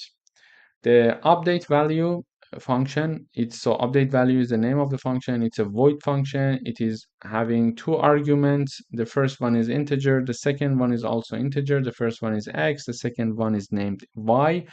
Because it's a call by reference, we have this and sign before the name of our integers. So we initialize two numbers, 20 and 15. They mentioned that add 10 to the first one and multiply the second one by 2. We say, okay. So let's first print the numbers before doing any modification. So before doing any modification, we say before update num1 equals, we print number num1 like here, and we show this message, and then we print num2, which is 15. So we expect to see 20 and 15 by executing this line of the code. Then we are calling by reference this function. So here the first argument is x and the second argument is y. So the first argument and the second argument. And for the first one, we need to add it by 10. For the second one, we need to multiply it by 2. So x, we are adding whatever the value of x is, we are adding 10 values to it using plus equal. And then whatever the value of y is, we are multiplying it by 2 by star equal. We know from before, instead of writing, for example, instead of writing x equals x plus 10, we can write x plus equal 10. Okay, and we also know for efficiency, instead of writing y equals y star 2, we can simply say y star equal to. They does the same job, they do the same job, however it's more concise, so we are using this way. So it is simply just adding 10 values to whatever the value of x is, and it is multiplying y by 2, whatever the value of y is. So this function is very simple and it's done. When the execution of this line, this function is finished, it is going to next line where we are printing after update num1 equals, and then we are printing num1, and then we are printing num2. Here we are expecting to see different numbers. So the first number was 20. We added 10 values to it. So here we are expecting to see 30 now. And the initial num2 was 15, and we multiplied this by 2, and we are expecting to see 30 here. Let's compile. Okay, great. So we are seeing what we want to see. So 20 and 15 is passed to this function. Before passing, it says num1 equals 20, just like here, num2 equals 15, just like here. Then this function is called, we are going to this function is adding 10 to the first num, so num1, instead of 20, it is now 30, which is shown here. And then the second argument, num2, which is y here, so it is multiplied by 2, and it is now 30. And this is what we wanted to do, and it did the job. So call by reference, modifying the original value. So please start doing the coding of these exercises that I do, and make errors, because when you make errors, you're going to learn from those errors and see how the syntaxes are working all together. It is very important to do that. Thank you for watching. Hello everyone, welcome back. Today we are going to do one coding exercises using template functions. So we would like to write a program that swaps two values, the first value and two value of a function. So whatever we pass as an argument to a function, we would like this function to swap their place. So when we are, for example, passing two values like x and y, we would like to see in the output y and x. Okay, we would like to swap their values. To do that, we have a function, and it happens to be a template function, because we discussed that instead of having multiple functions doing the same thing for different outputs, like for integer, float, etc., we can have one unique function that does everything, and it has to be a type of template. So to do that, we know that we need to include this header. So the function that does the swap is the swap value. It's a void function. It's not returning anything. And as an argument, as the argument, it is taking two arguments. So their type is t. So it's a t. And then here we will see that it has the a and b argument. And they are called by reference because we have the and sign behind the name of the arguments. So when we have the and sign there, it means that it's a call by reference. And just please note that it's a void function and not a t function. So if it was supposed to have some output, we could write t here. Okay, so if it was going to return something in the end. So it could be T, so the output would be like T, a template, so the compiler would decide about that. However, we don't have any output. You see, we don't have any return. We are just doing some tasks here, and we are doing it by call by reference because we would like to actually modify the original values. Okay, let's try and see how this function works with different arguments. Initially, we define two integers. They are named x and y. Their values are 10 and 20. Then we have two float. Their names are p and q. One of them is 1.5 and the other one is 2.5. And lastly, we have two strings, str1 and str2. One of them is hello and the other one is word. So we would like to use these set of arguments to call this function to swap their values. So when we are going to call this function, in the end, the value of x should be equal to 20 and the value of y should be equal to 10. The same here and the same here. Let's see. So we are first printing before swapping x equals, so it will be 10 because we haven't done anything, and y equals, it will be 20 because we haven't done anything yet. Okay. Then we are calling the swap function with our x and y. So with x and y, we are calling by reference the function. Why the reference? Because we see that we have the and sign, and when we are calling by reference using the and sign, it means that we are going to modify the original value. So the x and y will be modified here in the int main function. And we know how to swap the values. We define a new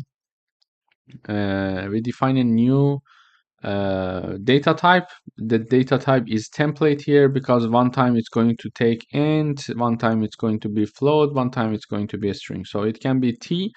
So therefore the compiler will decide what to choose as the type of this data. So we declare and initialize T. So whatever that is in A, we put it in T, in temp. Then whatever that is in B, we put it in A, and whatever that is in temp, we put it in B. This way, we're going to swap the values.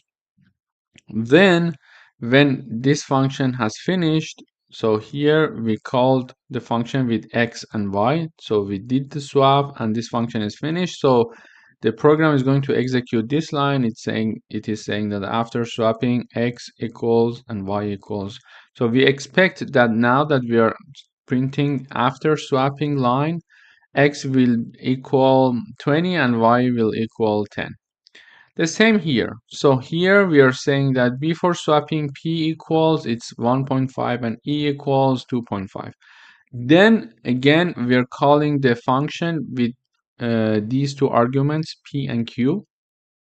Then it is going to treat the arguments the same as before. It's a call by reference still, so because we didn't change anything.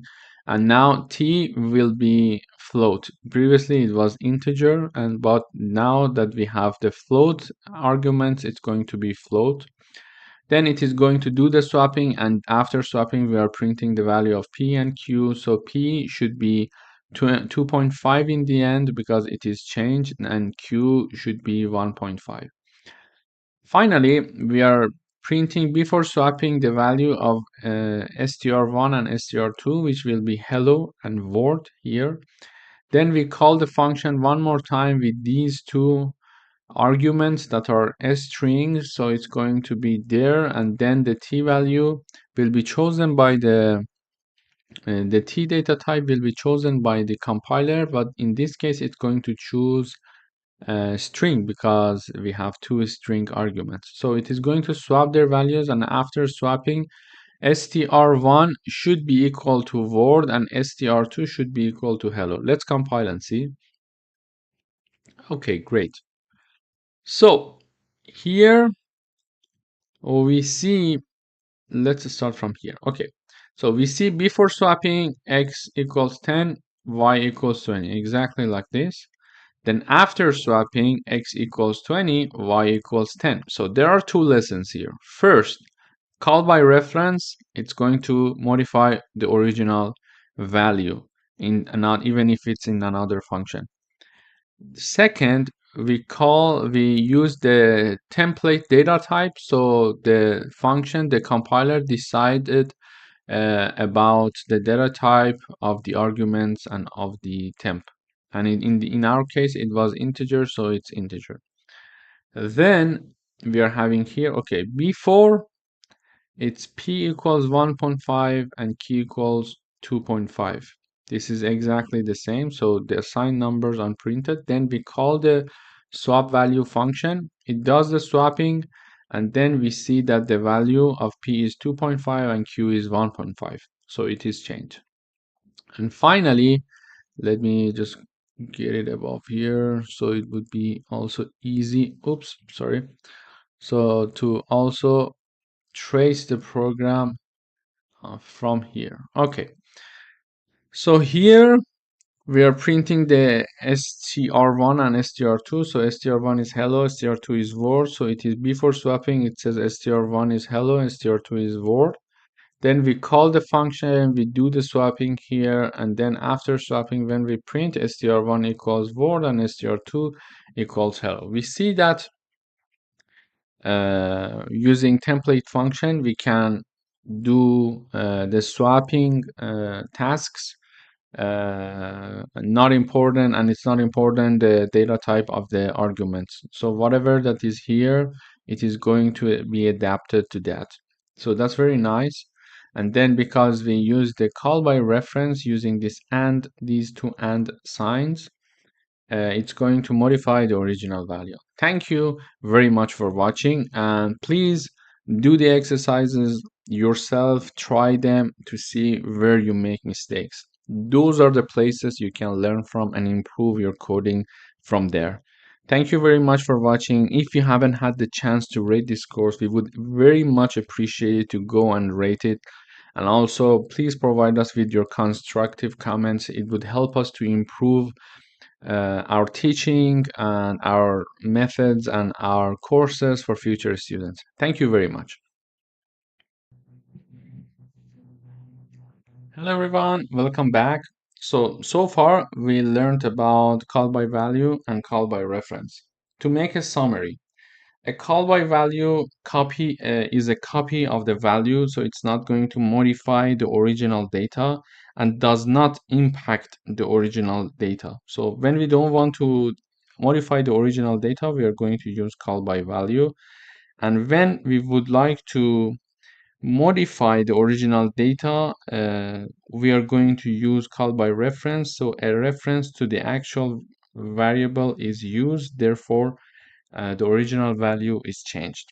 However, today we're going to talk about template function.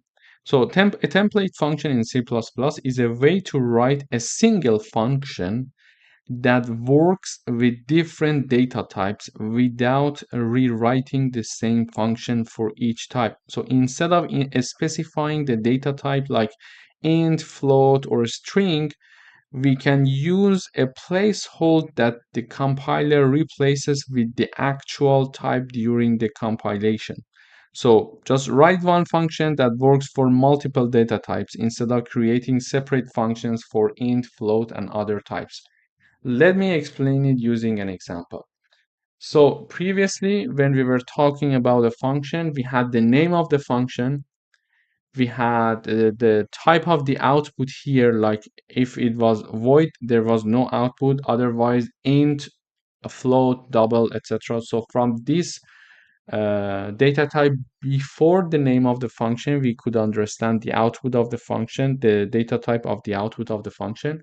And also in the parentheses, when we were having the arguments, we were having like int a, int b. So we were knowing that the input must be integer and not a double. So when we were talking about having int a, we knew that when we are going to call this function, we must pass the argument that is integer. And if it was defined to be an integer and we were passing like a double number, it was returning error. So in order to avoid writing different functions that works and do the same for us, do the same thing for us, but having different input and output, like we could write one function for the float, another function for double, another function for integers, another function for a string, etc. Instead of doing that, we can write a more generalized function and let the compiler decide about the type of the input and the output. To do that, we need to include this in the top on the top of our code, like template. Within the angle bracket we have the type name t. So this is something that we need to include, like using namespace std, etc. After including this, we can simply define the output of the function to be t and the input of the and the types of the arguments or inputs to be also t, like here. Okay, when we did that, we can easily just use this function for integers, for doubles, for whatever we want. So let's see what we would like to write. We would like to write a template function that takes two inputs and returns the larger of the two. So the function should work for any data type, int, float, double, etc. So even if it was not directly mentioning to write a template function, by saying that the function should work for any data type, we could guess that it is asking for a template function, because only a template function can do that for us. So let's dive into the code. So int main is having 3 lines only. So the first line says that max of 3 and 7, and then call the find max function with two numbers 3 and 7. Okay, when it is calling the function, it is going to start running the function. So using ternary operator, there is a condition here saying that in the condition, if you remember the ternary conditions, ternary operators, we were having like the first and the second. It is saying that A is greater than B. Okay, so this is the condition. The condition is separated from the possible outcome with a question mark. So these are two possible outcomes, and two possible outcomes are being separated with a colon. Okay, so it is saying if A is greater than B, return A. Okay, but if this condition is true, just return the first number, just return the first possible output. However, if this condition is not true, just return the second defined number. Okay, second defined uh, integer or variable here, second defined possible outcome here. Okay, so we are passing 3 and 7, and so 3 and 7 is here. So because 3 and 7 are integer, the compiler will realize that the arguments are integers. It is done automatically by the compiler. So it says 3, is it larger than 7? No, therefore, because it is not passing this condition, so it is not going to return A, but it is going to return B. So B is returned. Okay. Then it goes to the next line, says that max of 4.5 and 2.3, and then calling the function, putting 4.5 and 2.3. So instead of you know, just defining another function, we can simply just use double or float number here, as you can see. So it is calling the function again. So the function automatically realized that, okay, we're talking about float numbers, so the arguments are floats, so the output should be float. And it is saying that, okay, it is checking the condition A and B. So A would be the first argument because it is A, and the second argument would be B, which is 2.3. It is mentioning, it is checking the condition that if 4.5 is bigger than 2.3. If this condition is true, which is true, the first condition, the first possible outcome, which is A, is returned. Okay, so 4.5 is returned.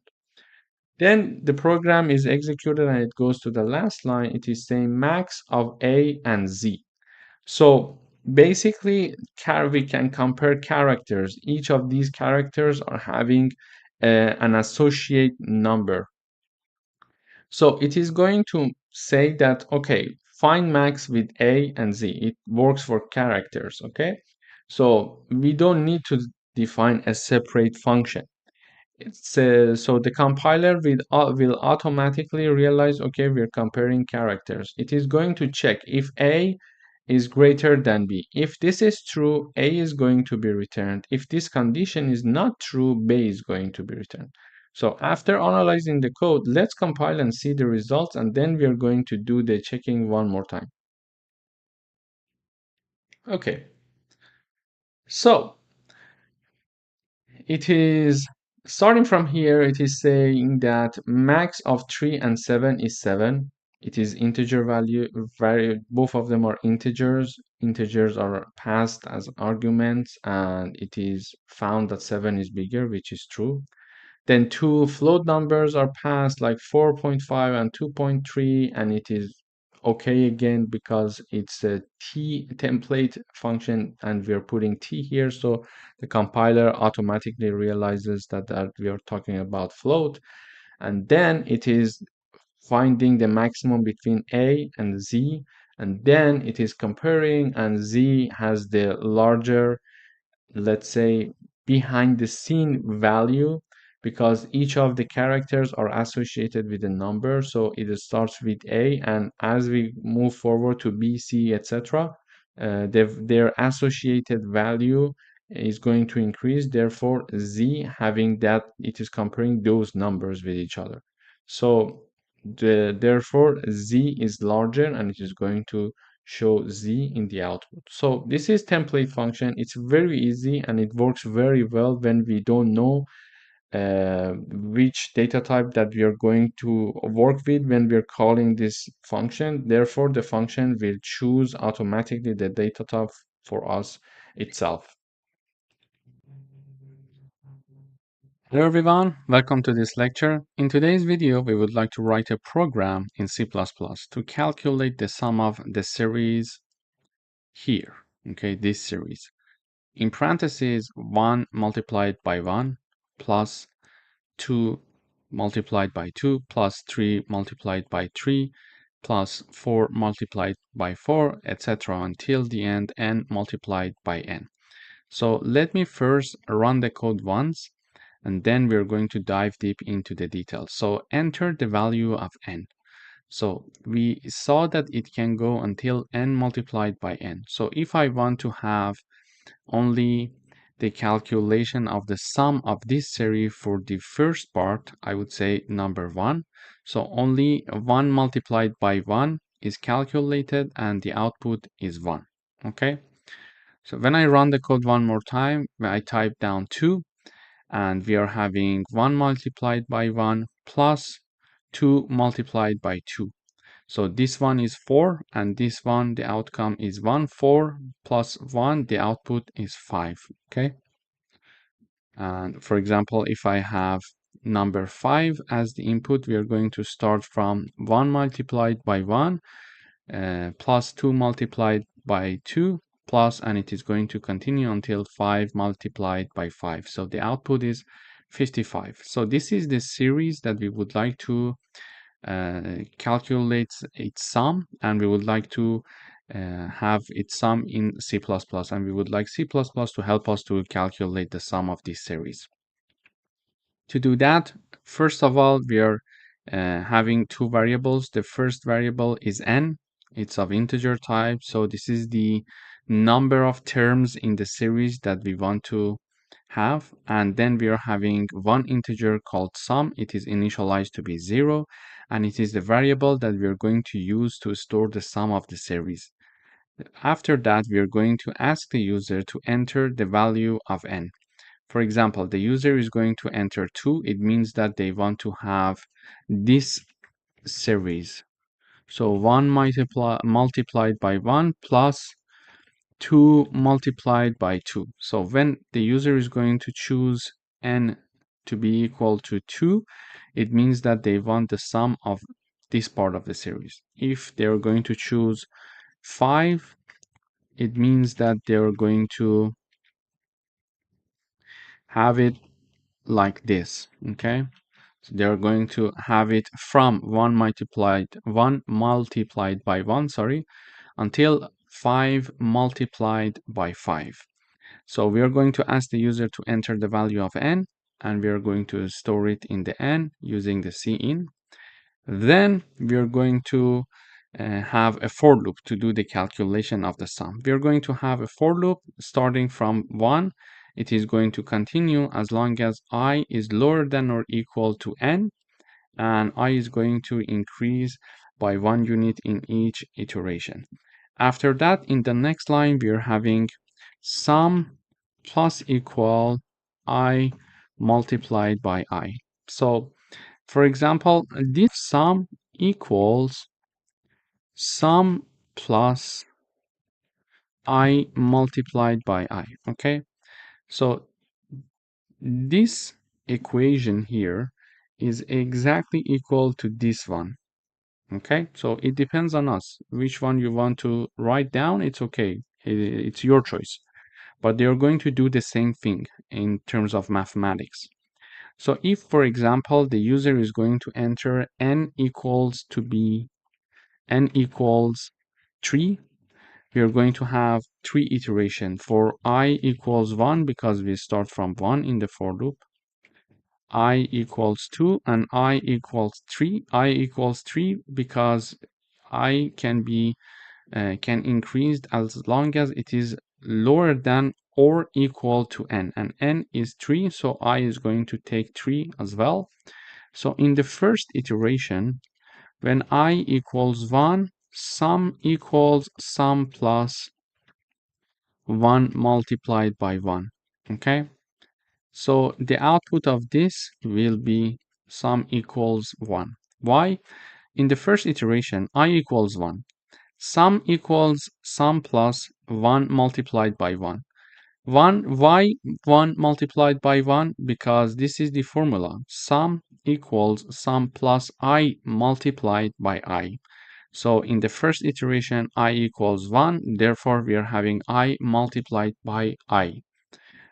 So 1 multiplied by 1 is the result of this. And then we are having the sum in the formulation, and sum was initialized to be 0. Therefore, 0 plus 1 equals 1. So sum is 1 for the first iteration. Then I equals 2. So sum equals sum plus 2, sorry, multiplied by 2. Okay. So sum plus 2 multiplied by 2. And already sum equals 1 from the first iteration. We know that sum equals 1. Plus 2 multiplied by 2 is 4. So 1 plus 4, it means that sum equals 5. In the third iteration, which is the last iteration because we assume that n equals 3, for example, we are going to have sum equal sum plus 3 multiplied by 3. This means that 5 plus 9.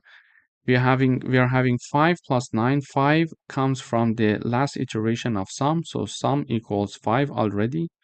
And then 3 multiplied by 3 is 9. Therefore, we are going to have the sum equal 14. This is how we're going to use it. So in the last iteration, sum equals 14. And now if we want to increment the value of I equals 4. 4 is lower than 3. No, this statement is not true. Therefore, the for loop is finished. And now we are going to see out this message to the user saying that, for example, the sum of the series 1 multiplied by 1 plus 2 multiplied by 2, etc. equals sum, and the sum is getting this value for n equals 3. So when I run the code one more time, I enter the value of n, I enter 3, and we see that the calculation that we did was correct. So because the output is 14 here, and we also had this 14 in the calculation ourselves. So when we enter number 3, it means that we want the series to be 1 multiplied by 1 plus 2 multiplied by 2 plus 3 multiplied by 3. Therefore, the output is 14.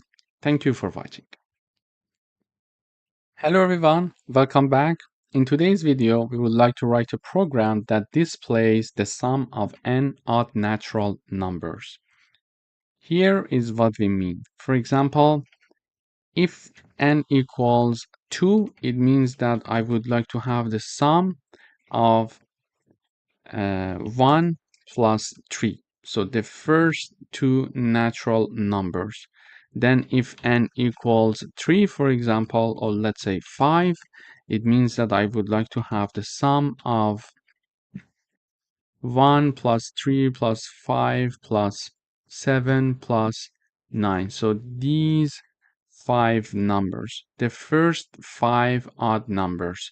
This is what we mean. So if the user is going to enter n equals 5, I would like to have the calculation of the sum of the first 5 odd numbers.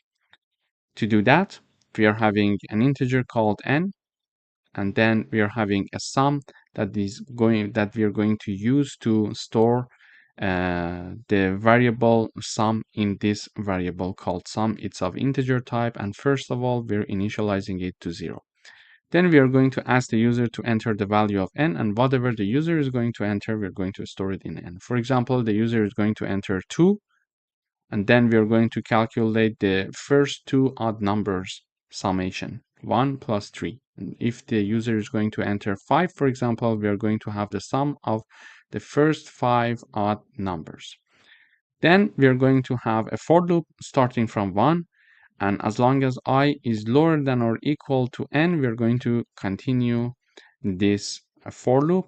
And then in order to find the odd numbers, we can have this formula. So sum plus equals 2 multiplied by 1 minus 1. And this equals sum plus 2 times I minus 1. This one is also I, it's not 1.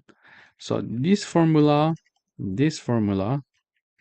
is exactly this formula. They're doing the same thing. So it means that in the first iteration, for example, when I equals 1, let me test to see if the formula that we provided is working or not. So if I equals 1, it means that sum equals 0 plus 2 multiplied by 1 minus 1. Okay, it means that sum equals, why we are having 0 plus this number? Because sum plus this formula, and I equals 1, so 2 multiplied by 1 minus 1, and sum equals 0 because we initialize it to be 0. Therefore, sum equals 2 multiplied by 1, the output is 2, minus 1, it will be 1. Okay. Then we are having I equals 2, sum equals 1 plus 2 multiplied by 2 minus 1. Okay. This means that we are having 1 plus 2 multiplied by 2 is 4 minus 1, it will be 3. Okay. And then we are having 3 plus 1, therefore sum equals 4.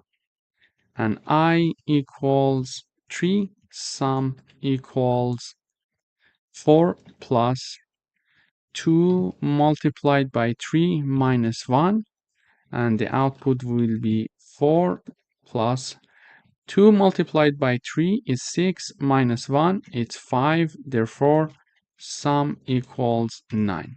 So for example, if the user is going to enter n equals n equals 3, it means that we need to calculate the sum of 1 plus 3 plus 5, and this sum will be 9. Okay, here we did the test for 3 iterations, so when I equals 3, the sum will be equal to 9. And how we did the computation, we used this formula to get only the odd numbers. If you see here, when we are using this formula, when we are implementing for the first iteration, 2 multiplied by 1 is 2 minus 1, it will be equal to 1. So 1 is an odd number, so we are having it to assigned to sum. Then we are having in the next round, we are calculating 2 multiplied by 2 will be 4 minus 1, it will be 3. And 3 plus the previously calculated sum, which is 1, it will be 4. So the summation of 1 and 3 is 4. Okay, the first two odd numbers.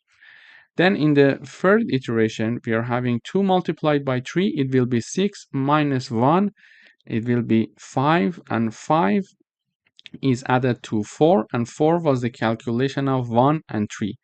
1 and 3 is 4, and then we are adding 5 to this 4, so the sum equals 9. This is how, in fact, we are going to calculate the sum of, for example, first 3 odd numbers. When I enter the value n equals 3, it says the sum of the first 3 odd natural numbers is 9. So this is how we can have their summation. Thank you for watching. Hello everyone, welcome back. In today's video, we would like to write a program to find the number and sum of all integers between 100 and 200 which are divisible by 9. It means that we would like to have a for loop starting from 100 to 200 if the numbers are divisible by 9. We would like to know and display them. We would like to know them and display them, and also calculate their sum. Okay, here is how we can do it in C++. I'm having two variables called count and sum, both initialized to be 0. Then we show this message: numbers divisible by 9 between 100 and 200 are. After that, we're going to loop through the numbers from 100 to 200. We are having our iterating variable called I. It is going to start from 100 and it is going to continue as long as I equals 200. After that, in the for loop, we are going to first check this condition. If I divided by 9 and the remainder of this division using the modulo operator equals to 0, it means that I is divisible by 9. Therefore, see out that I, then increment the value of count, which was set to 0, and then add that I to the sum. So what happens is the following. So first of all, it is going to show that I, okay? Then increase the value of count variable by 1. So we know that, okay, now we are having between 100 and 200, we are having 10 numbers that are divisible by 9. Using the count plus plus, we are going to understand how many numbers. I'm going to explain how. And then we are having sum plus I. Sum equals sum plus I. Sum was initially 0. Then we are having in the first iteration, we are adding that number that is divisible by 9. Then if we are having another number, we are going to also add that as well, etc. until the end. And how basically this count works is the following. For example, when we are having count equals to be 0, we check to see if I is divisible by 9. If So it means that the remainder of their division equals to 0. If this statement is true, we are going to implement this part. First of all, we are going to display I. Then we are going to increase the value of count by 1. So exactly like this, okay? We were increasing the value of I in our loop after each iteration. So every time that we find an I that is divisible by 9, we increase the value of count by 1 value. So if, for example, 10 times we enter this if condition and we find 10 numbers that are divisible by 9, we are going to have the count equal to, for example, 10. So let me run the code. When I run the code, it says numbers divisible by 9 between 100 and 200 are 108, 117, 128, 135, 144, etc. until 198. So total numbers divisible by 9, 11. So this is the output of count because we are having 1, 2, 3, 4, 5, 6, 7, 8, 9, 10, and 11. So we entered this if condition.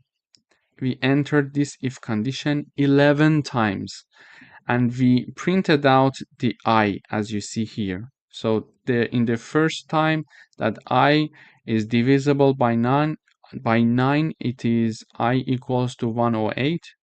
So count was 0. Now it is incremented by 1 value. Now it is 1. Then we are having this next I that is divisible by 9 is 117. When we are having I equals 117, the remainder of the division that 117 is divided by 9 equals to 0. We are going to print 117 here. Then we are going to increment the value of count one more time. So initially it was 0. Then after the iteration of 108, we increased its value to 1. And now that we are having 117, we are increasing its value to 2, for example.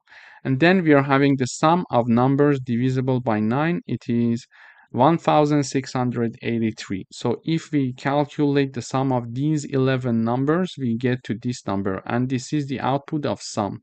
In each iteration that we found an I that is divisible by 9, we print out it and we are going to add that number to the sum variable. Okay, so 108 is found, it is added to the sum that was initially 0. Then we found 117, 117 is added to the sum that was already 108 from the previous iteration. Then 126 is found, it is again added to the sum variable until the end, and we are having the sum 1683. Here is how we are showing the output. As you see here, the total number divisible by 9, and then we are printing out the value of count, and then sum of numbers divided by 9 equals to sum that we are printing in the output. Thank you for watching.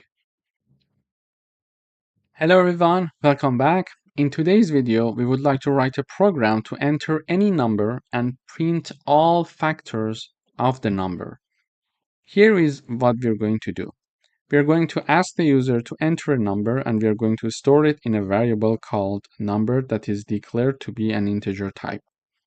Then we are showing this message. Factors of number are, and then we are having a for loop starting from 1 until that number. So this iteration is starting from 1 and it is going to continue as long as I is lower than or equal to that number.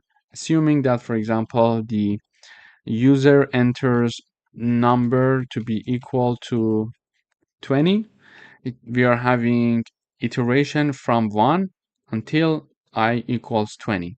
And in each iteration, we are increasing the value of I by 1 unit. Then we need to check if that number, which is 20, is divisible by I, and it means that the remainder of their division equals 0, we're going to print it in the output. So let me give you an example. So number equals 20. So 20 divided by 1, the remainder, sorry, if we want the remainder, we need to use the modulo sign, 20 divided by 1, then 20 divided by 2, the remainder, then 20 divided by 3, the remainder, until 20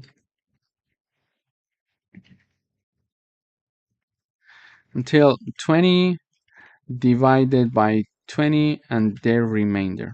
So whenever the remainder of 20 divided by any of these i's equals 0, it means that that I is a factor of 20. Okay, and we're going to print that I. So let me run the code. First, it says enter a number, and I'm going to enter a number, for example, 20. It says factors of 20 are 1, 2, 4, 5, 10, and 20. It means that if 20 is divided by either of these numbers, the remainder of this division, of the divisions, is going to be equal to 0. For example, 20 divided by 1, the remainder equals 0. Okay. 20 divided by 2, the remainder equals 0.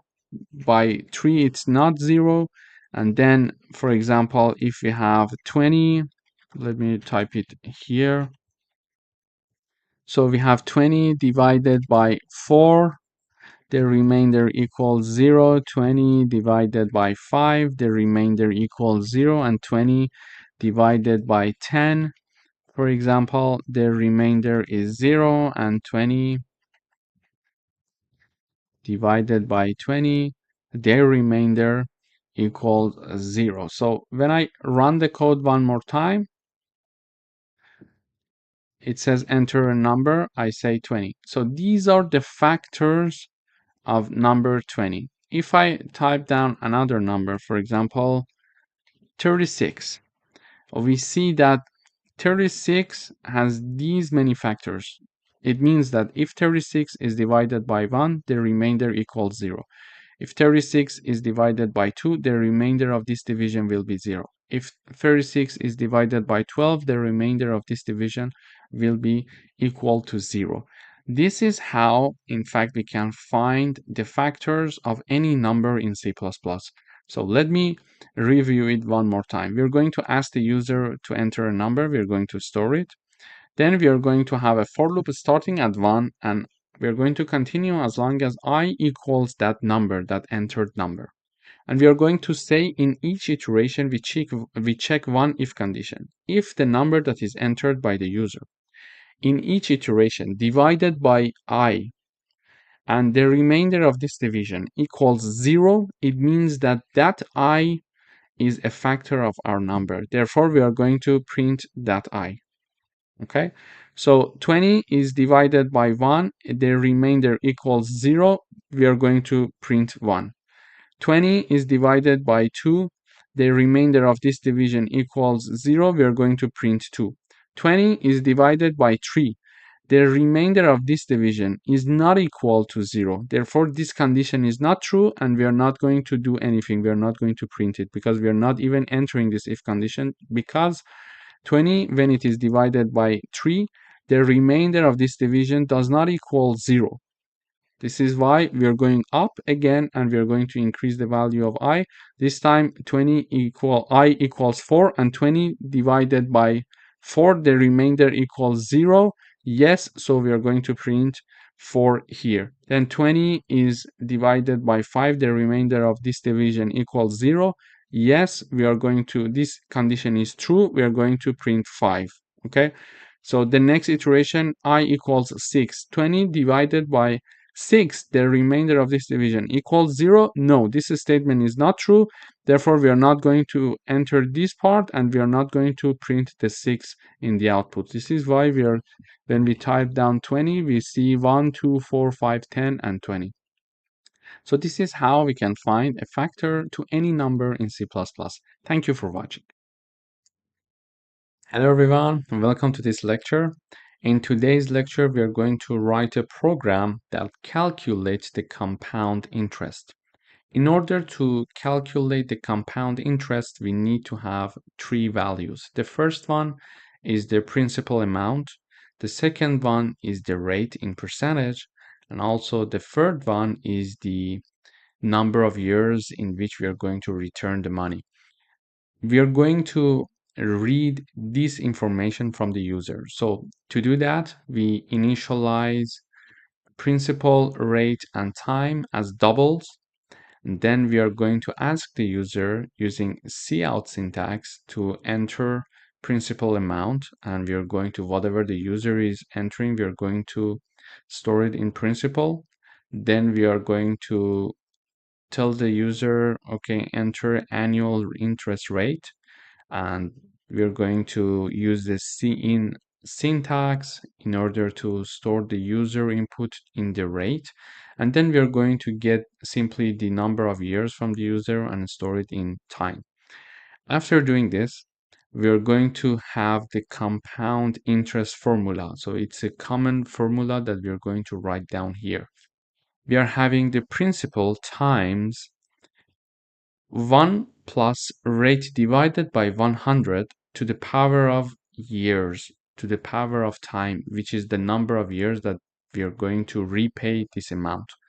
So in order to have one number added to another and then being to the power of another number, we are going to use po keyword in C++. In order to be able to use this keyword in C++, we need to include this library. So CMath library is already included in the header. Make sure that you're going to include it. And then when we are writing down po, there are two arguments in the parentheses, and they are separated by a comma. The left-hand side is going to be increased to the power of the right-hand side argument. For example, if you type down po 3 to the power of 2, it is going to do the calculation like this. Okay, 3 times 3. Or if you type down po 5 times 3, it is going to calculate it to be like this. Sorry, like this.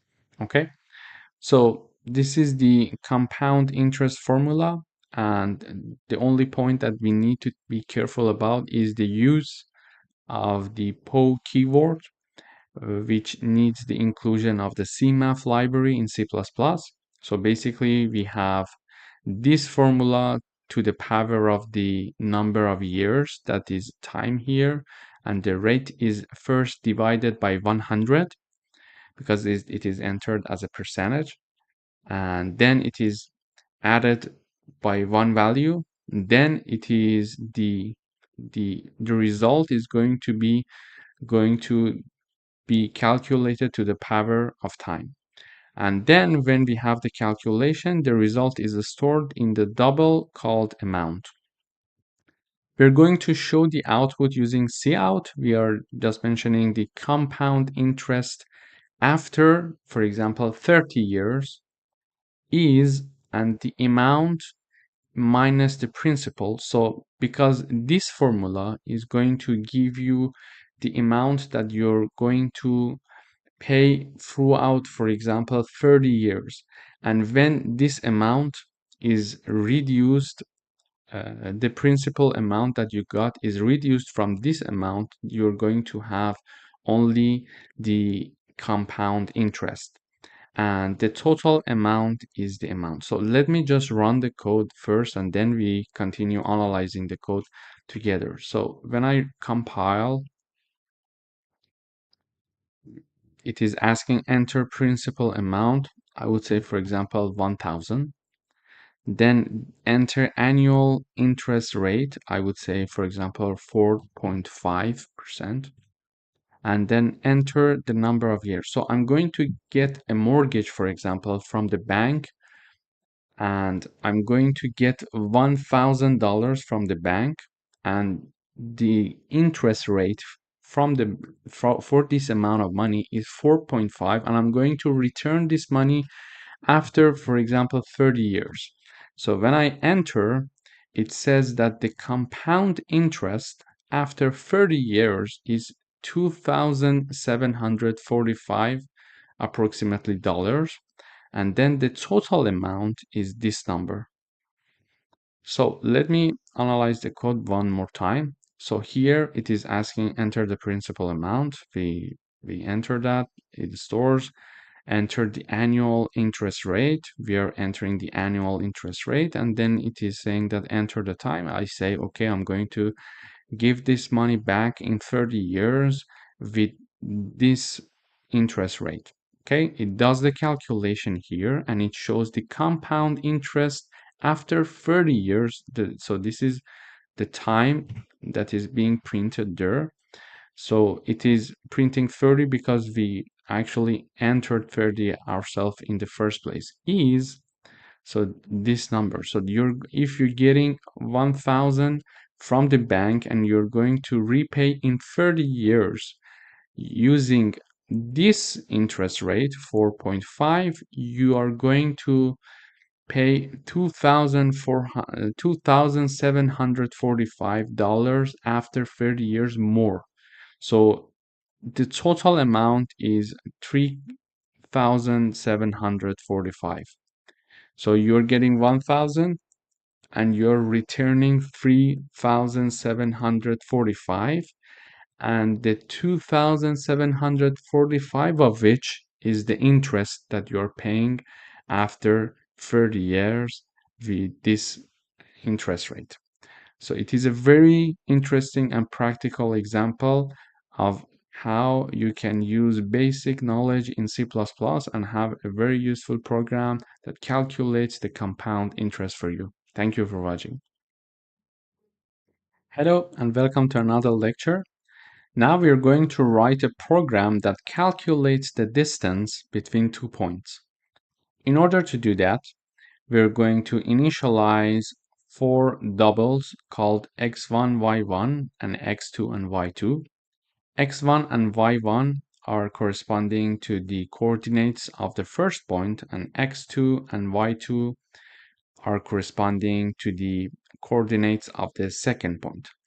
So we are going to show the user this text saying that enter coordinates of the first point, x1 and y1. And then using cin, we are going to store x and y accordingly, x1 and y1. Then we are going to again show the user enter the coordinates of the second point, and the user is going to enter two numbers, and x2 and y2 is then stored using cin syntax and keyword in C++. In order to write down the formula for computing distance between 2 points, we need to include the CMAF library function in C++ in the header. So please make sure that you're including this header in your code. And then we're going to simply type down the formula. So it is a well-known formula that is going to compute the square root of the x2 minus x1 to the power of 2. This is the first part of the formula, plus the y2 minus y1 to the power of 2. So after doing these two parts calculation, the output is going to be added to each other, and then we are going to calculate the square root. So for example, if x1 equals 5 and x2 and y1 equals 2, for example, and x2 equals 10, y2 equals 5, for example, we are going to have this formula to be something like this. x2 minus x1, meaning that 10 minus 5 to the power of 2 plus y2 5 minus 2 to the power of 2, and all of it we're going to have a square root. So when we do the calculation, we are going to have 10 minus 5 will be 5. 5 to the power of 2 will be 25 plus. Then we are going to have 5 minus 2 is 3, and 3 to the power of 2 will be 9, and then we are going to have the sqrt of 34, and then the library function is going to calculate the square root of 34 for us. So this is how basically the steps is going through, but the important thing is to include the CMAF library function and to know how the poll function is working. So the poll function is going to have two arguments, the left-hand side and the right-hand side, and they are separated by a comma. So the left-hand side, you put the main number, and on the right-hand side, you're going to put the power. For example, if I type down poll 5 and 3, it is going to calculate number 5 to the power of 3. It means that number 5 is going to be calculated like this. So this is how the poll function is working, and also the square root is simply just doing the square root using this library function. So let me just compile and see the code. And I'm going to enter the same numbers here. So x1, so it says enter coordinates of the first point, enter coordinates of the first point, x and y, x1 and y1. So x1, I'm going to, because we are first storing the first number in x1 and the second number in y1. So the x1 equals 5, and then I would say y1 equals 2. Then it shows the message saying that enter coordinates of the second point, and the second point, the x2 is 10 and y2 is 5, and it is mentioning that the distance between the 2 points is 5.83. So this is basically how this code is working.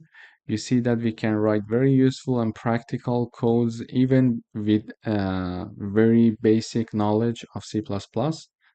And please go ahead and do the exercise yourself, because it may look easy, but there are many parts that you need to be careful about, and you need to do the errors and improve from there. Thank you for watching. Hello everyone, welcome to another lecture. In today's lecture, we are going to write a program that generates a number between 1 and 100 and let the user guess the number. In order to do that, we need to include two library functions. First, a ctime, and the other one is cstdlib. So make sure that you include these two. These are basically needed for generating a random number in C++.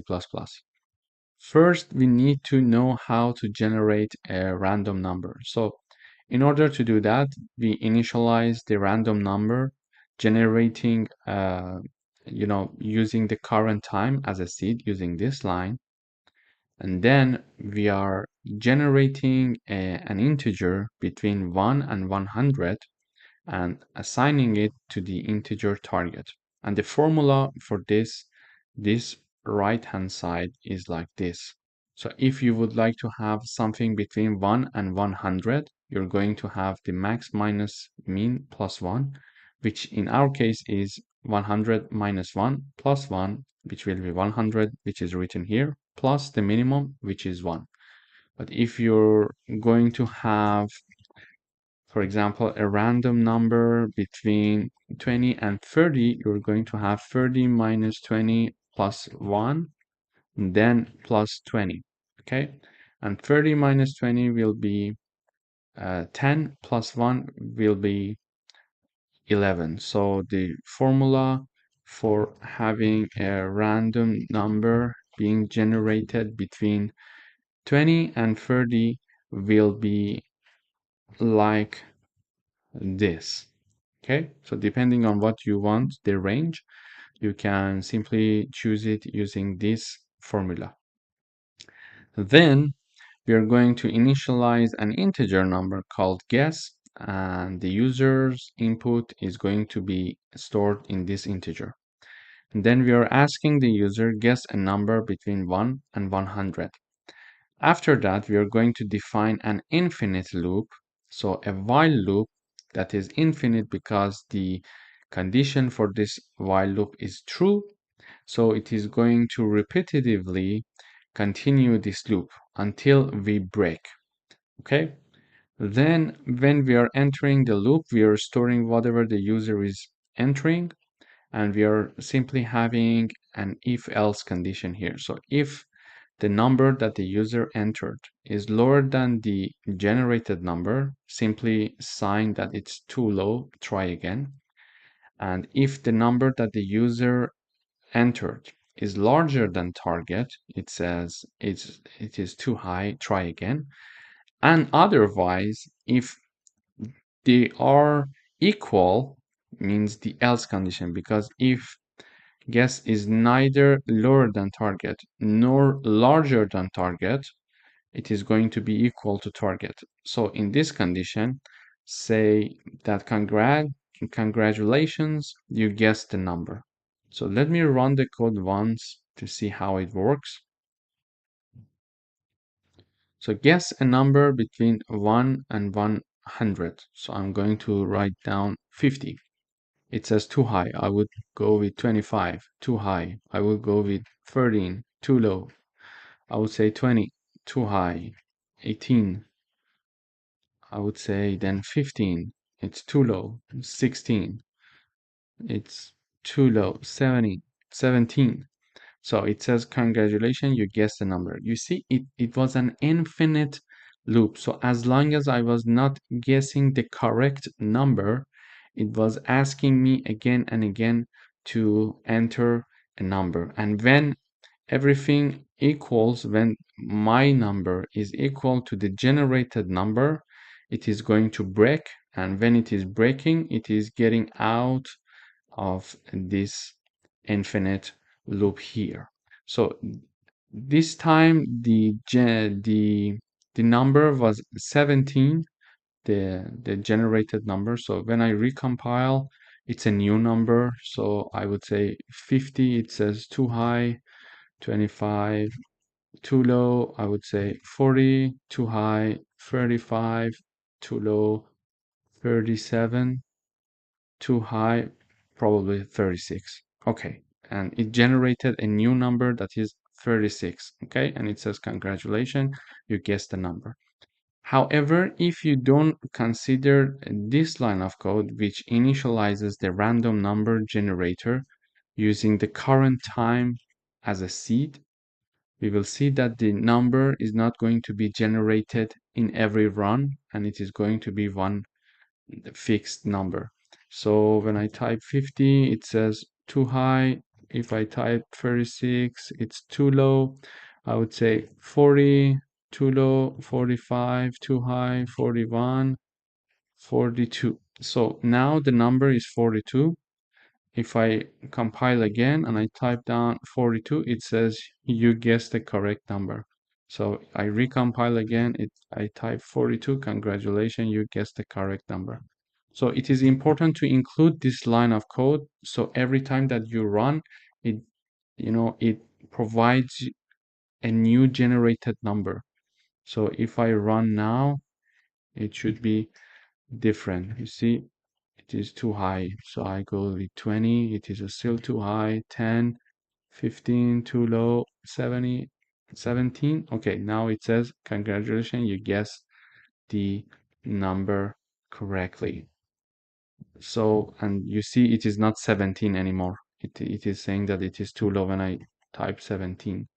So 50 too low, 75 too high, I would say 60 too low, 65 too low, 66, 67, 68, 69, and 70, 71, 72, 73. Okay, 73 is the number. So you guessed the number. So this is how we can generate a number between any given range and start um, letting the user to guess the output, the generated number. And also you can go even further and let the user to choose only 3 times. So to guess only for 3 times. If they guess in the first 3 rounds, you give them a prize. Otherwise, you would say no, you lost, etc. So this is basically how it works with many machines that are for entertainment out there. Thank you for watching. Hello everyone, welcome back. In this lecture, we are going to write a program to calculate the factorial of a given number using a for loop. In order to do that, we do all the calculation in another function that is called factorial. And in the main function, we are just going to call the factorial function to do the calculation for us. But before that, we initialize and declare one integer called number. We'll let the user to choose the value for this number as the input, and whatever the user is going to enter, we're going to store it using cin keyword and or syntax in C++.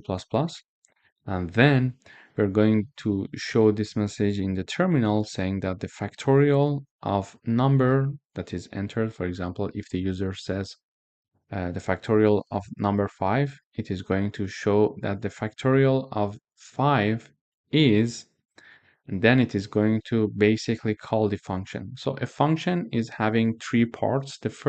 The main part is this part that is having the name of the function. So the name of this function is factorial.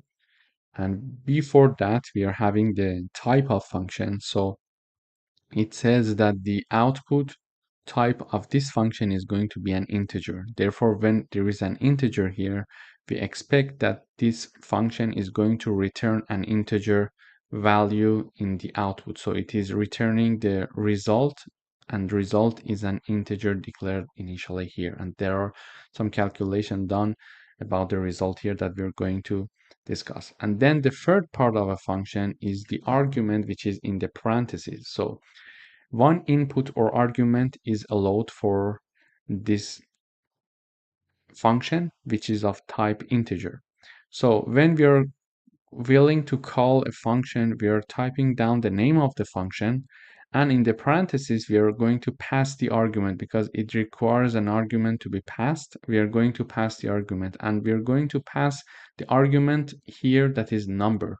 So if the user wants to do calculation for the factorial of number 5, this 5 is going to be passed here. Then, when we're calling this function, and this part of the code is going to be executed. So it is going to initialize one integer called result to be set to 1. And then we are going to have a for loop. The loop is going to start from 1, and it is going to be repeated as long as I is lower than or equal to n. And then we are going to have the calculation over the result. So basically this line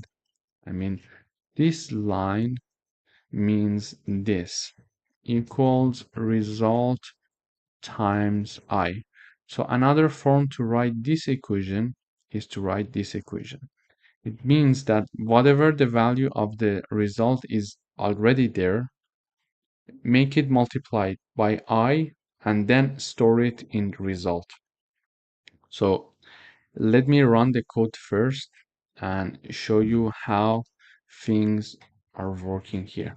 So let me give you an example first, and then we are going to run the code. So if the user is going to enter the number to be, for example, 5, okay? Imagine that the user is going to enter the number 5. So the user wants the program to calculate the factorial 5 for it.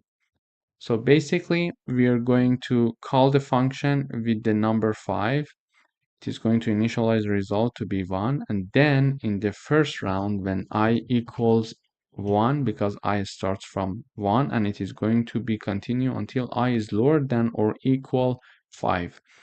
So, and here, when I equals 1, it is going to have this function, this line of code, meaning that result equals 1 times 1. Why? So the first one is this one because we initialized the result to be 1. So this result is 1. Then it is going to be multiplied by 1. Why? Because it's a multiplication to I and I equals 1. So basically result is going to get the value 1 again. Then I is increased to value 2. We have the result equals to 1 times 2.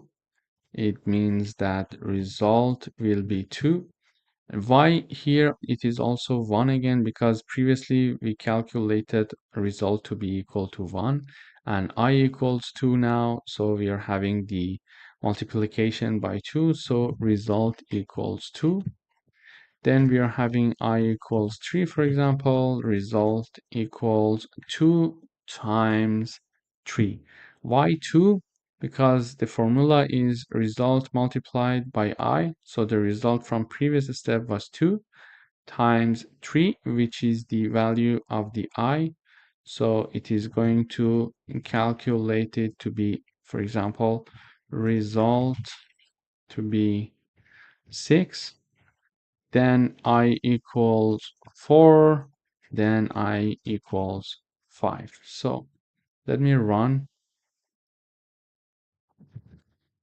If I say 5, it is going to say the factorial of 5 is 120. So when I equals 4, we are having 6 times 4, meaning that result will be 24, and 6 comes from the previously calculated result multiplied by 4, which is the value of I. So it is 25. And finally, when I equals 5, result will be equal to 25 times 5. This is going to be 120, which is the number that we saw here. So basically, using a function can help us to calculate the factorial of a given number. So if we would like to have the factorial of 3, it is going to say the factorial of 3 is 6. If I recompile again and say that the factorial of 10, it is going to do the calculation for the factorial of 10. So it is going to be 3,628,800. So this is the factorial of 10, for example. And please go ahead and do this exercise because we are reviewing in this simple exercise, we are reviewing how to get and store an input from the user, how to call a function, and everything about a function almost is being reviewed because the output, the argument of a function, the name of the function, and it is going to return an integer value. So it is basically returning an integer value. So here we are calling the function, and in return it is giving us the result value here, the result integer. And then we are also reviewing how a for loop works in C++. Thank you for watching. Hello everyone, welcome to another lecture. In this video, we would like to write a program to check if a number is prime using a Boolean flag. So let us define the prime number first. So a prime number is a number that is greater than 1 and has exactly 2 distinct divisors. So it can be 1 and itself. For example, number 20 has many divisors, and the divisors are 1, 2, 4, 5, 10, and 20. It means that when 20 is divided by either of these numbers,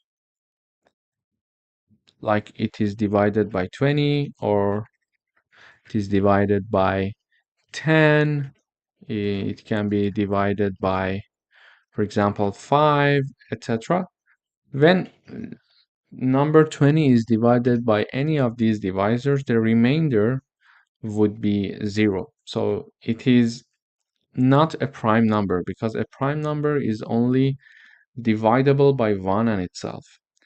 However, when we are going to discuss the divisors of 11 and of number 11, we see that it is only divisible by 1 and itself, which is 11. This means that 11 is a prime number.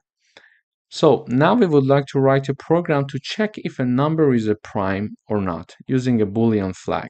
To do that, we wrote a code here, but before doing anything, let me run the code first and see how it works. Then we are going to analyze the code step by step. So when I run, it asks me to enter a number. I say 15. It says that 15 is not a prime number. Let me run again. I say 20. It says 20 is not a prime number. I say 11. 11 is a prime number.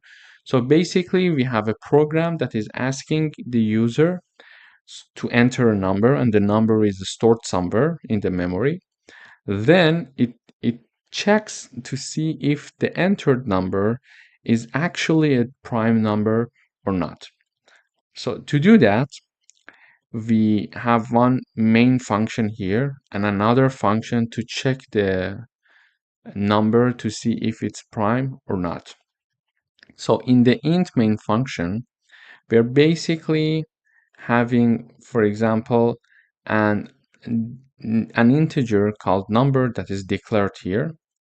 And then we are asking the user to enter a number using cout. And then using cin, we are storing whatever the user is entering in the number. Okay? Then we are having one condition here. So the if-else condition here is checking to see if the number is prime, go and do this action, and otherwise, meaning that if it's not a prime, go and do this action. Okay? But how is it checking to see if the number is prime or not? To see that, it is calling a function called isPrime and passing number as the argument. So when we go up, we see that we have a function here called isPrime. It is of Boolean type. It means that it returns a Boolean, either true or false. It is going to return. And the argument is integer type. So basically, when we are having this condition in the parentheses, it means that either the result of this function is true or false, because it is going to return either true or false because it's of Boolean type. If it says that it's true, it means that this condition is true and this action is going to be performed, saying that the entered number is a prime number. And if it returns false here, this condition is not going to pass and it is going to enter the else part, and it is going to print that the entered number is not a prime. But let's check and see how we are checking to find out if a number is prime or not. To do that, we are initializing one Boolean called prime flag, and by default it is set to true. And in order to check and see if the entered number is divisible by other numbers or not, we are going to write a for loop starting from 2, because for sure any number is divisible by 1. So we are going to start from 2 and we are going to continue as long as I is lower than the entered number by the user, which is num here. And when we are going to iterate over all the numbers from 2 until we reach the entered number, until we are lower than the entered number, we are going to check if that number that the user entered is divided by I, which is our initialized number here starting from 2, and its remainder equals 0. It means that it is divisible by a number, okay? And if this happened, just put the false to the prime flag here, which was by default true, and break, meaning that get out of this loop and return the value of prime flag. So let me just make an example here. So we entered the number 11. So the user entered number 11. So number equals 11 here, okay? And we are checking here in this if condition, we are checking if is prime 11 because we are passing this number as the argument of the is prime function.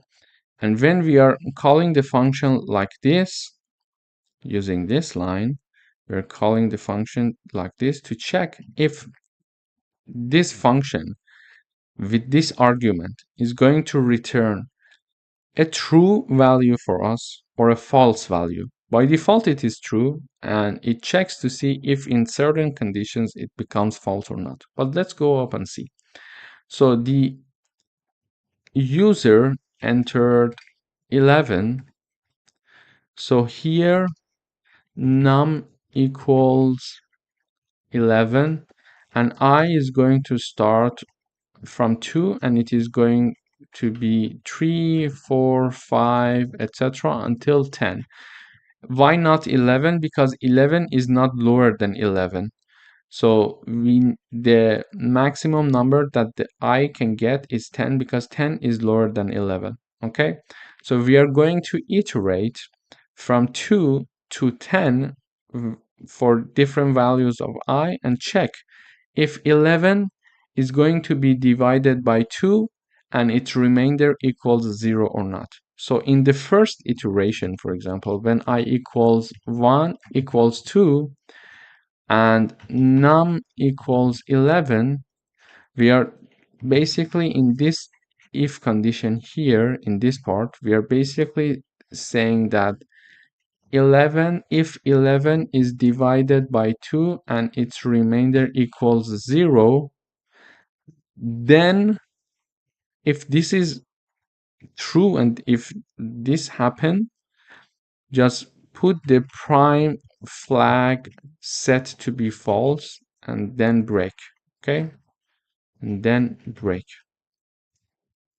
But we know that if 11 is divided by 2, its remainder is not going to be equal to 0. Therefore, it is not going to enter this condition, this part. So it is going to it is not going to enter this part, so it is going to go up again and increase the value of I by one value. So I now equals 3. I equals 3, and it says num is, it is a fixed number, so it is 11. So we are checking to see if 11 divided by 3 equals 0. It means that prime flag has to be set to false and then break. Okay, then break. But we know that if 11 is divided by 3, its remainder is not going to be equal to 0. Therefore, this condition is not passed. Therefore, it is not going to enter this if condition, and it is going to go up again and increase the value of I. So in the next iteration, I equals 4, and it is going to continue until I equals 10. And in neither of these situations, 11 is not divisible by any of these numbers because 11 is a prime number. So this is why it is not going to enter this if condition in any case. So we make sure that 11 is a prime number, and when we found out that it's a prime number, it is going to, in the end of the function, when I equals 10, the last check will be if 11 divided by 10, its remainder equals 0, and this is the last time that it enters this for loop, and it is going to check this if condition here. So in this part, it is going to not enter this if condition again because this part is not true, so it is not going to enter this part, and this for loop is also finished, and by default the prime flag was set to be true, so it is going to return prime flag, which is true, and therefore When that part is going to return true, this part will become true, and this if condition is true now, and we are going to enter this part of the code, which means that we are going to enter that 11 is a prime number. However, if we, for example, number 20 here, the user enters 20, so imagine that it is 20, and I is going to start from 0 and goes up until 20, 19. And when we are having different, like when I equals 2, it means that, okay, I equals 2, we have the number 20. So 20, if it is divided by 2 and its remainder equals 0, which is true because 20 divided by 2, the result is 10 and the remainder is 0. So set the prime flag in this line to be false and then break. It means that we found one divisor for the number 20 that is neither itself nor the number 1. So break because it is not a prime number. So it is going to set false here. It is going to get out of this and out of this part. Okay. Out of this part, sorry. Out of this part. And then it goes to check again. And when it is set to false, it is going to return the false value here. And when it is going to return the false value here, this part is not going to pass because it is going to pass only if it's true. And when it's not true, it is going to enter this part and it is going to mention that, okay, this number is not a prime number. So let me explain it one more time. So if the number is like, let me enter another number. So if the user enters number, for example, 10, number equals 10. If the user enters 10 and it is 10 here, and number is 10, for example, now, so I is going to start from 2 and it is going to go up until 9. And when 10 is divided by 2 in the first round of this for loop iteration, its remainder is going to be equal to 0. So it means that this condition is passed, so it is going to enter this part.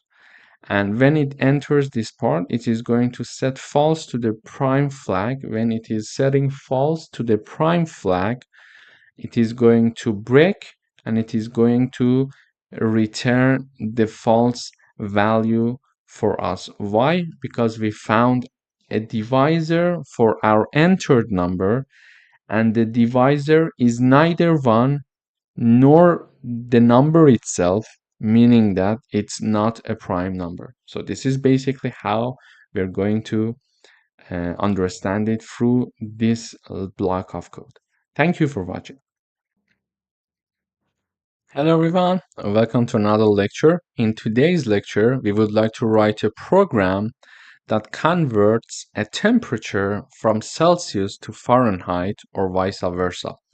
So let me first run the code and see how it works, and then we're going to dive deep into the details. So when I compile, it shows me this message saying that temperature converter. First, Celsius to Fahrenheit, to Fahrenheit to Celsius. Enter your choice. So if I enter 1, it means that I'm going to give a Celsius number, a Celsius degree, and get in the end, in the result, its equivalent in Fahrenheit.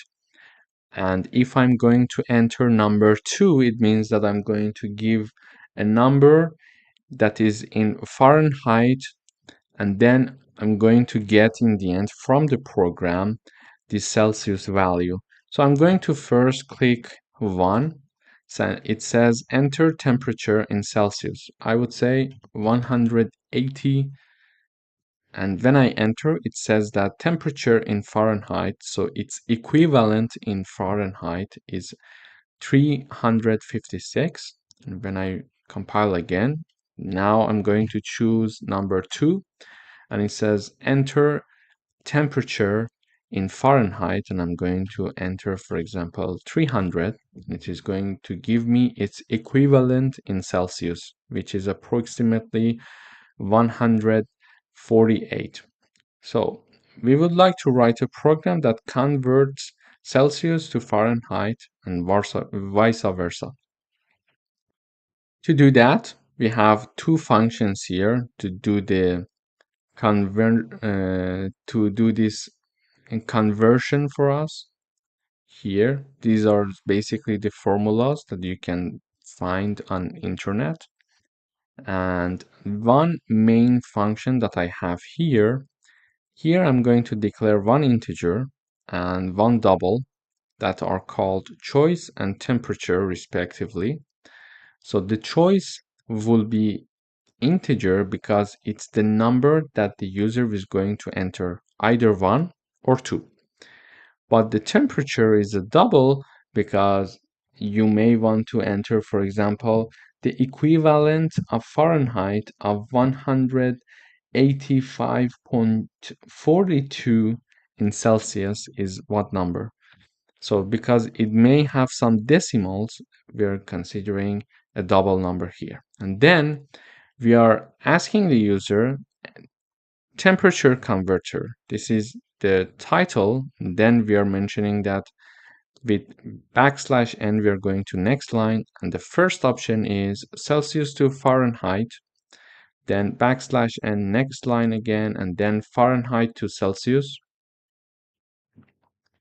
\n then again it goes to the next line and it says enter your choice, and whatever the user is going to enter is going to be stored in the integer choice using cin keyword. And then we are going to check the user entered what. So if the user entered 1, do this part. If the user entered 2, do this part, and we need to write else if because it's another if condition. And otherwise, if the user entered any other number than 1 and 2, just do this part. So if the user enters any number other than 1 and 2, we are going to show this to the user that it's an invalid choice because we asked either 1 or 2. So if the user is going to choose number 1, we are mentioning that again, enter temperature in Celsius. And whatever the user is going to enter is going to be stored in the temperature double. And then we are going to just print out in the terminal saying that temperature in Fahrenheit, so or the equivalent in Fahrenheit, is, and then we are going to call the function that is called Celsius to Fahrenheit, and we are going to pass the temperature argument to this function here. So this function name is Celsius to Fahrenheit. It's of double, so it is going to return a double value for us, and its argument is also a double. So what it does, that is, it is going to do some mathematical operations here, and it is going to return the output. Basically, this is the formula of converting a Celsius number or a Celsius degree to a Fahrenheit number or a Fahrenheit degree. Basically, we have the Celsius degree here multiplied by 9 divided by 5 in parentheses, and the result of this parenthesis is going to be added to number 32. And then when this calculation is done, it is going to return the resulting value here, and it is going to show it in the output. Okay, so and if the user choice was equal to 2, we are going to again show this part to the user saying that enter temperature in Fahrenheit, and we are going to, whatever the user is going to enter is going to be entered to be stored in the temperature here. And then we are saying that, okay, you wanted to convert from Fahrenheit to Celsius, we are saying that your temperature in Celsius, or its equivalent in Celsius, is, and then we are going to call this function with the temperature argument, and this function is Fahrenheit to Celsius. This is the other function. It's of the type double, so it is also going to return a double value for us, and it is going to accept one argument that is doubled here. Basically, it is going to return this part. So after doing the mathematical operations over this part, it is going to return the resulting value. And the formula is like the Fahrenheit degree minus 32. It is going to be multiplied by 5 divided by 9. And when it is doing the calculation, it is going to return the value basically here, and that's it. So let me recompile again. So it says we are here now, enter temperature converter, we have \n, it goes to next line, Celsius to Fahrenheit, Fahrenheit to Celsius. I'm going to choose 1, and when I choose 1, it is going to enter only this part of the condition. So this part, it is going to show the message saying that enter temperature in Celsius. When I enter, for example, 180, it is going to store my number into the temperature double here. And then it is going to, when I enter, it says temperature in Fahrenheit, which is here. And then it is going to call the function Celsius to Fahrenheit, and pass the temperature number here. So what I entered as a temperature is going to be now double Celsius here. So the Celsius, the entered number, times this number, and then the whole parentheses output is going to be added to 32, and the result will be 356, which is going to be returned by this function and shown exactly here. So if I choose number 2, it is going to enter this part of the loop as we tried once. And if I, for example, enter number 5, it is going to say invalid choice, because we only had the condition if it was equal to 1 or it was equal to 2. Thank you for watching. Hello everyone, welcome to another lecture. In today's lecture, we would like to write a program to generate the first n numbers in the Fibonacci series. So let me just run the code first to see how the code works and talk about what the Fibonacci series is, and then we're going to dive into the details. So when I run, it asks to enter the number of terms. I'm just going to type down, for example, 7, and it is going to print out the 7 terms of the Fibonacci series. So the first 2 terms in the Fibonacci series is always 0 and 1. And then the third term is computed based on the summation of the first 2 ones. So 0 plus 1 is 1. Then 2 is calculated to be 1 plus 1. Then 3 is calculated to be 1 plus 2. Then 5 is calculated to be 2 plus 3. And 8 is calculated to be 3 plus 5. So any term in Fibonacci series is going to be calculated based on the summation of the 2 previous terms before that number, except for the first 2 ones that are constant. And so basically the program was asking the number of terms. So we mentioned 7, and then it prints the 7 term of this series for us. But how do we do it? So we would like to write a program to generate the first n numbers in the Fibonacci series. To do that, we have one main function and another function that does the mathematical operations part of the work for us. Initially, we're going to declare one integer called n. We're asking the user to enter the number of terms, and we're storing the number that the user is telling us. We are then printing out, okay, if the number that you entered is lower than 1, it's an invalid input. Number must be greater than 0. And then we are saying that, okay, if the number was larger than 1, so it was larger or equal to 1, it is going to call the print Fibonacci function, and it is going to pass the argument, which is the entered number by the user, which is n, to the function. So the name of the function is print Fibonacci. It's a void type, so it is not returning anything. It is just doing some mathematical formulation for us, and it may be printing some stuff for us. And then the argument is of integer type.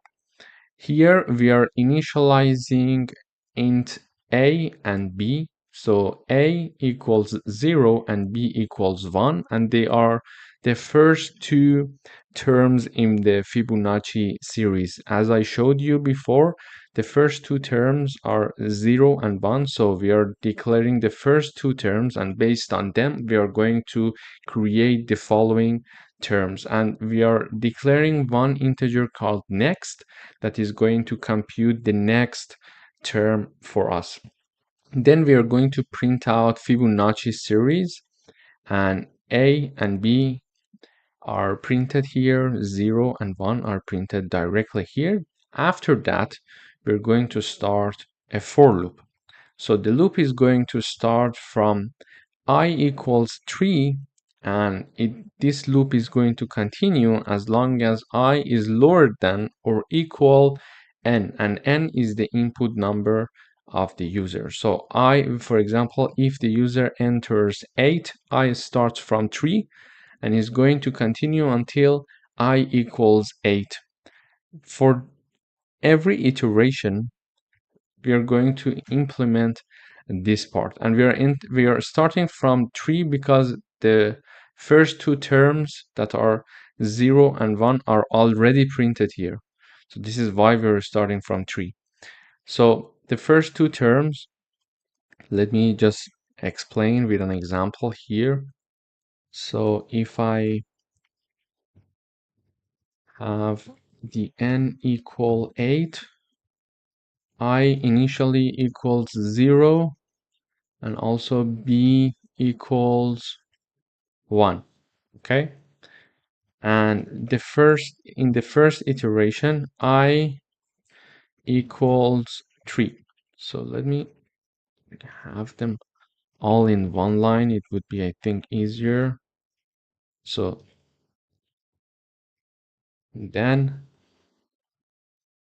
I equals 3. Okay, so in the first iteration we calculate next. The next was declared here, but it was not initialized. So a plus b will be assigned to next. So next is a plus b. It means that 0 plus 1.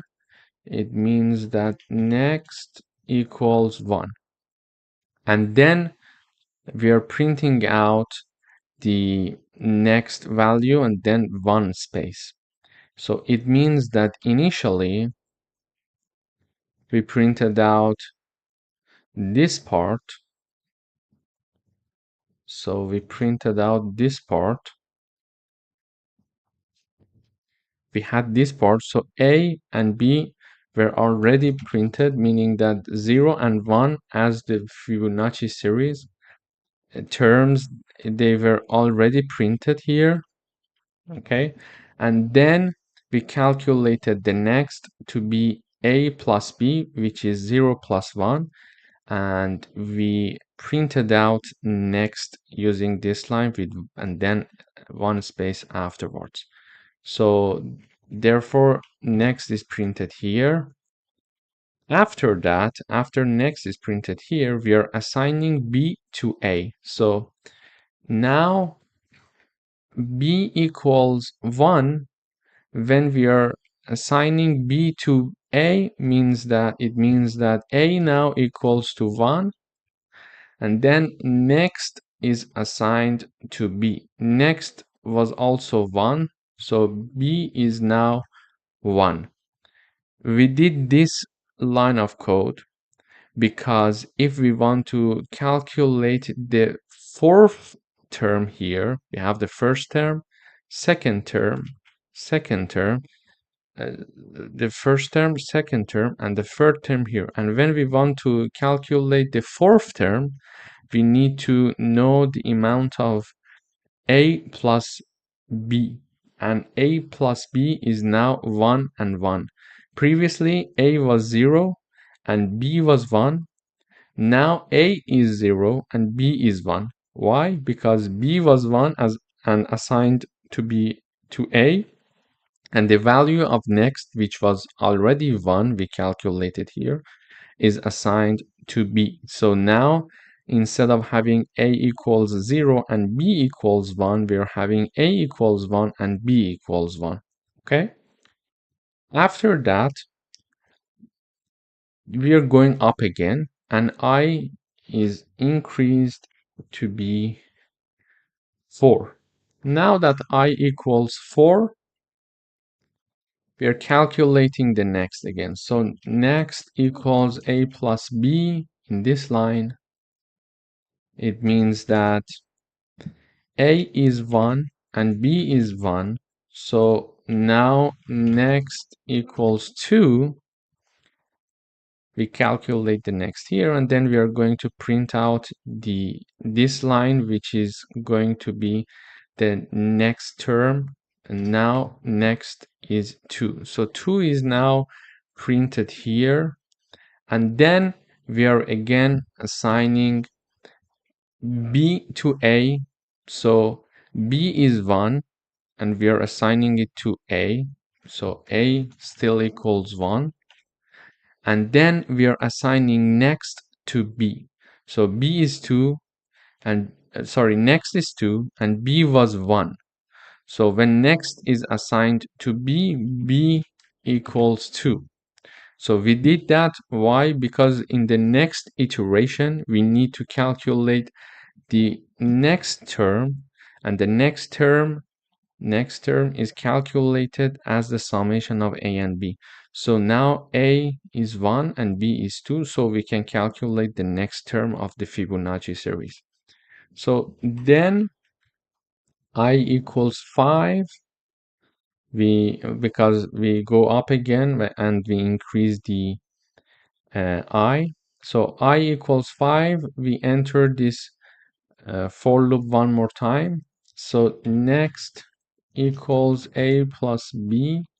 It means that 1 plus 2, because a is 1 and b is 2. So a is 1 and b is 2. We are going to calculate the next term.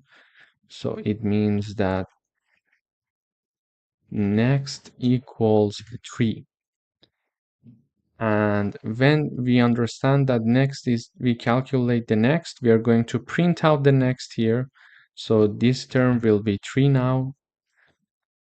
And then we are going to reassign a and b. So the value of b is assigned to a. The value of b was 2 is assigned to a. So a is moving one place forward. So now a is 2.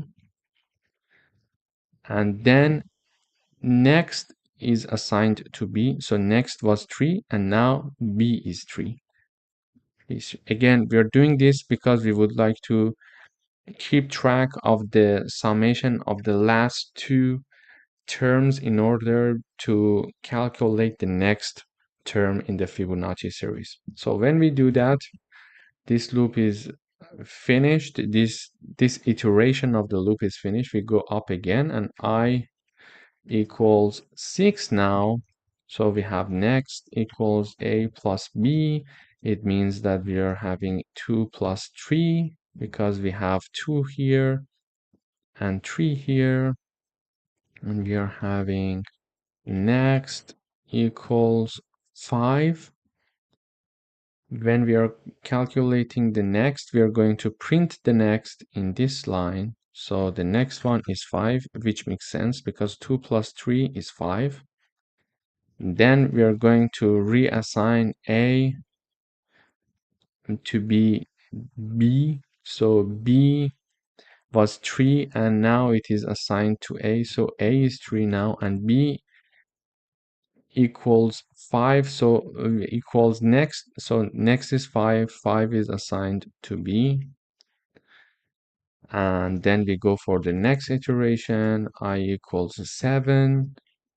We are having next equals A plus B equals 3 plus 5. It means that next equals 8. It means that here the next one is 8. Then we are printing out the next here, which is 8 here, and then we are reassigning A and B. So A is the previous B here is B, and then B equals 8. So after doing that, I equals 8, because we mentioned that if the user enter to print out the first, for example, 8 terms of the Fibonacci series. So next equals A plus B, meaning that 5 plus 8, we know it from the previous line. Then next equals 8 plus 5, it means it is 13 now, for example. And then we are reassigning A and B. Before that, we are printing 13 here. And then we are reassigning A and B. So B is assigned to A. So whatever the value of B was is now is assigned to A. So A equals 8 and B equals 13, because next is assigned to B and next is 13 and it is assigned to B. So B is 13 now. And then this loop is finished. It was the last iteration because I was equal to 8 and it was supposed to repeat this for loop as long as I is lower than or equal to n, and n was 8. We assume that the user entered number 8. So I equals 8. This is the last time we entered this for loop, and then in the next iteration, because I is increased by one value, so I equals 9, and 9 is not lower than or equal to n, which is 8. Therefore, this condition is not passed, and then this loop is not executed. After that, we are simply just having the handle keyword here, which gives the function, the syntax, the command to go to the next line, and that's it. So this is how we are printing out the terms in the Fibonacci. So here, if I run the code one more time, you see that it says enter the number of terms. I would say 8. And when we say 8, is it lower than 1? No. So it is going to go to the else part. It is going to call the print Fibonacci function and pass the n argument. And n is the 8 number that we entered here. Because whatever we enter, it is going to be stored in n. When we do that, first A and B is printed. So 0 and 1 is first printed out. Then it enters the loop, it does the calculation, and one by one it prints all the terms of the Fibonacci series until we reach the 8th term, and then it stops there. So as you see here, we're having the same Fibonacci series here and there because we did the correct calculation. Thank you for watching. Hello everyone, welcome to another lecture. In this lecture, we are going to write a program that calculates the average grade of a student from 3 test scores and determines the final grade. In order to do that, we are going to declare 4 variables of float type. The first 3 variables are the ones that we are going to store the score from the user, and the fourth one, which is average, we are going to calculate the average among the first 3. So we show the message to the user saying that enter the grades for 3 tests, and we are storing the data that the user is entering as to be test 1, test 2, and test 3 scores. When we have the 3 scores from the user, we're going to calculate the average using this formula. So we are having the summation of test 1, test 2, and test 3 divided by 3. Based on this, we can calculate the average. And we are simply just showing the average in the output. And based on the output of the average, we can have different output as well. For example, if the average is larger than 90, larger than or equal to 90, we can have the grade A.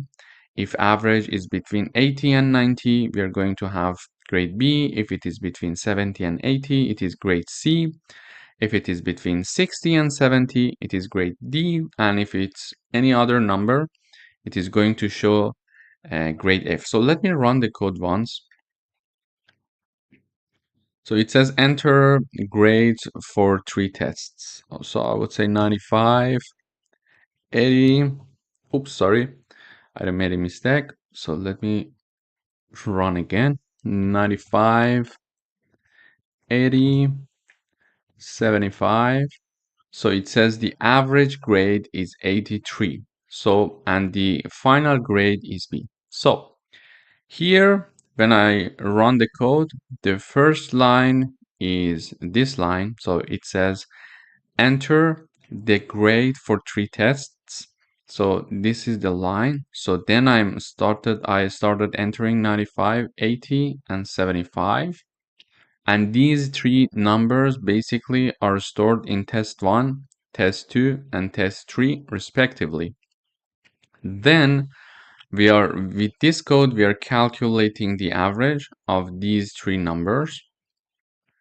And after that, we are having the message average grade. So cout average grade.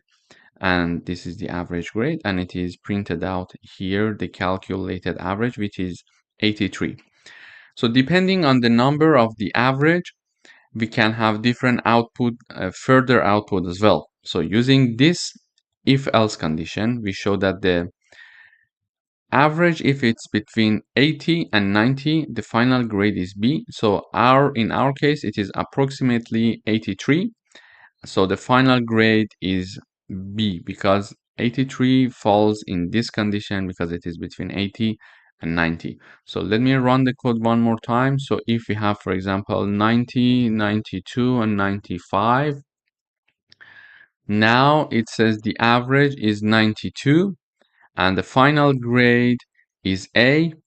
And the reason why is that because the average is 92, so it is larger than 90, so we're going to have the final grade A. So using this exercise, we reviewed the if-else conditions here, so how the output would be different if the conditions are different. And also we reviewed how to do one mathematical operations here and how to read and store data entered by the user from the terminal. Thank you for watching.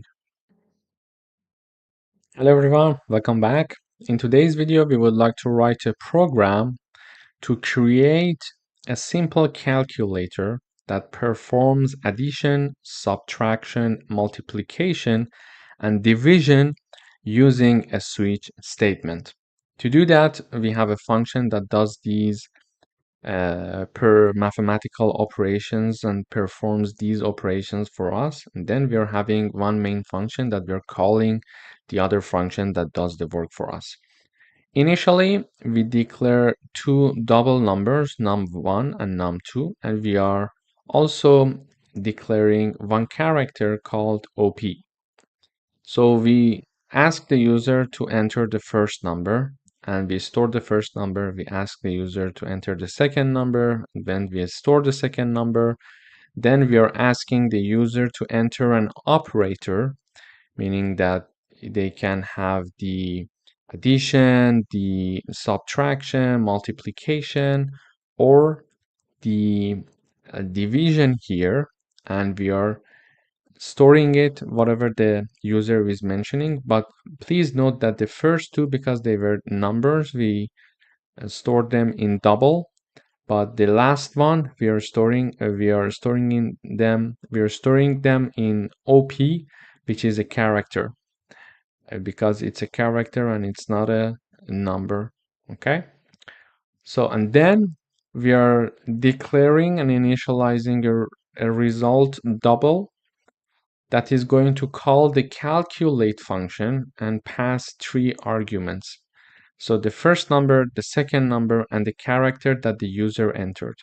By these 3 arguments, we're calling the function, and then the function is going to do the calculation for us, set the result into result. So calculate and obtain the output and put it to result, and then we are going to print out the result. So let me run the code, and then we are going to analyze the code one by one. So enter the first number, I would say 2. Enter the second number, I would say 5. And enter an operator, I would say plus or addition. So it says result 7. So if I have like 20, the second number is 10. And if I choose division, it is going to give me the result of 2. So when we call the function, you see, let me rerun one more time. So enter the first number, we are here, I would say 20. Then enter the second number, then this part of the code is executed, I would say like 2. And then enter an operator, I would say like subtraction. And then when I enter the subtraction, it is storing it in OP.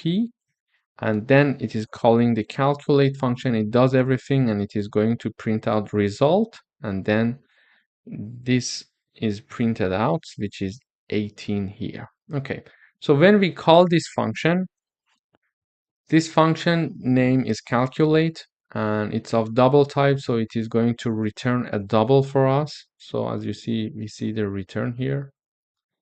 And then it has 3 arguments, each is separated by a comma. So the first 2 are double, and the last one is a character. Then the program asked us to do all of these mathematical operations using a switch statement. We could do it with if-else condition, but they explicitly mentioned to use switch statement. To do that, we have the switch keyword, and then we are going to perform the condition over the character that the user is going to enter. So addition, subtraction, multiplication, or division. Then when the variable is there in the parentheses, in the brackets, we are going to type down in this part the conditions. So the first case, if the user enters addition, return a plus b. So a plus b, the first argument plus the second argument. If the user enters subtraction, return a minus b. If in case the user enters star, return a multiplied by b. And then if the user entered division, first we need to check to see if b is not equal to 0. This part is the condition part, is not equal to 0. This question mark is going to separate the condition from the potential output. Okay, so on the left hand side we have the condition, and on the right hand side we are having the potential answers, potential output, and outputs are separated with colon. So this is first potential output, this is the second potential output. So it says that return something, but before we know that what that something is, we need to check this condition. So if b does not equal 0, return a divided by b, otherwise return 0, because if b equals 0, we cannot do the division. This is why we need to check this condition. So if b does not equal to 0, we are going to return the a plus b, the first potential output, which is separated by a colon here. Otherwise, if b equals 0, we are going to return 0. It means that, for example, if the first number is 20 and the second number is 10, 10 is b, and b is 10, so 10 is not equal 0. So a divided by b is going to be returned in the output. However, if we are going to enter like the first number is 20 and the second number is 0, it is going to return 0 because it does not pass this condition, because it says b does not equal 0, but we entered the second number to be 0, so it is going to return 0 because it's not possible to divide the number by 0. So this is basically how this works. So when I recompile, I enter the first number 20, I enter the second number 10, and then when I choose the divide, it passes everything to this function and checks the OP, the third argument, which is here. And the OP in our case was a division, so it came here, it checked the condition. So the B or the second number was 10, so 10 is not equal to 0, is not equal to 0. So yes, this is true. 10 is not equal to 0. Then it is going to do the A divided by B and returning 2 for us. So 20 is divided by 10. It is going to return 2 for us. So this is basically how we can write a function that that works like a simple calculator using a switch statement. Thank you for watching.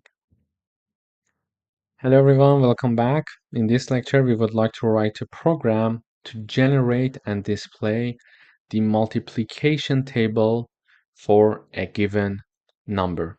So in order to write a program like that, we need to have a function that does the work for us and have a main function as always. So we are declaring one integer number called number. Then we are printing out to the user saying that enter a number.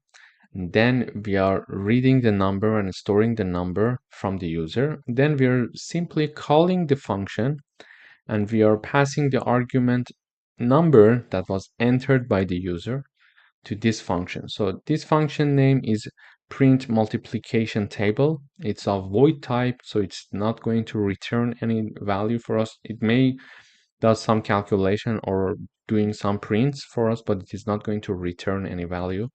And the argument of this function is integer. So basically this function is going to have a for loop starting from I equals to 1, and it is going to continue as long as I is lower than or equal 10. So it is going to print all the multiplication table of a number for us. Basically, we are saying that, okay, cout and then num, which is the entered number by the user, and this is the argument of this function, is printed. Then a multiplication sign is printed because it's in quote. It's in quote, you see. And then I is printed in the, for example, first round, I equals 1.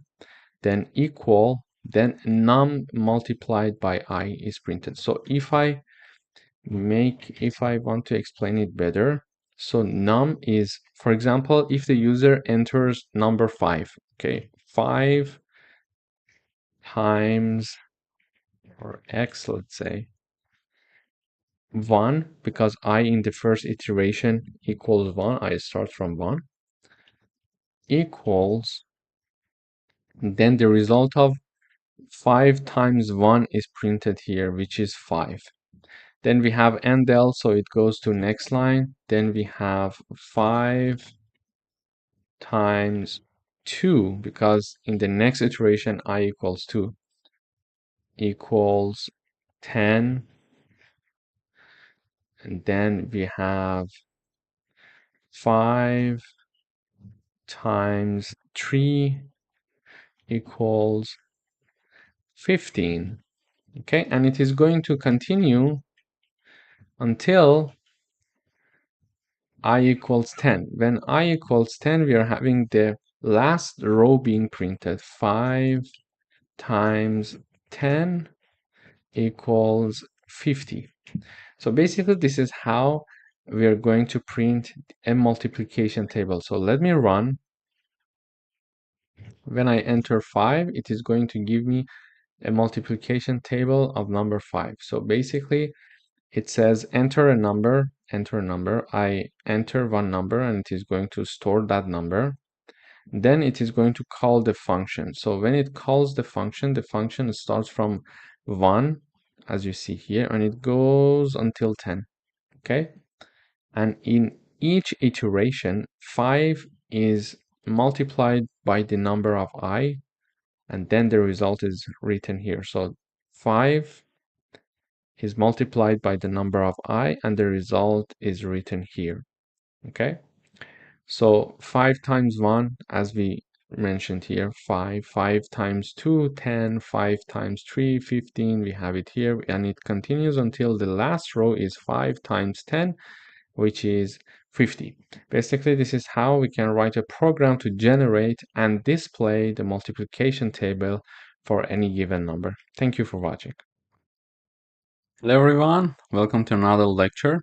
In today's lecture, we would like to write a program to track the balance of a bank account by tracking an initial amount and allowing a deposit and withdrawals. In order to do that, first we are declaring 3 variables. They're called balance, deposit, and then withdrawal. So firstly, we are going to ask the user enter initial balance, and then it is stored in balance.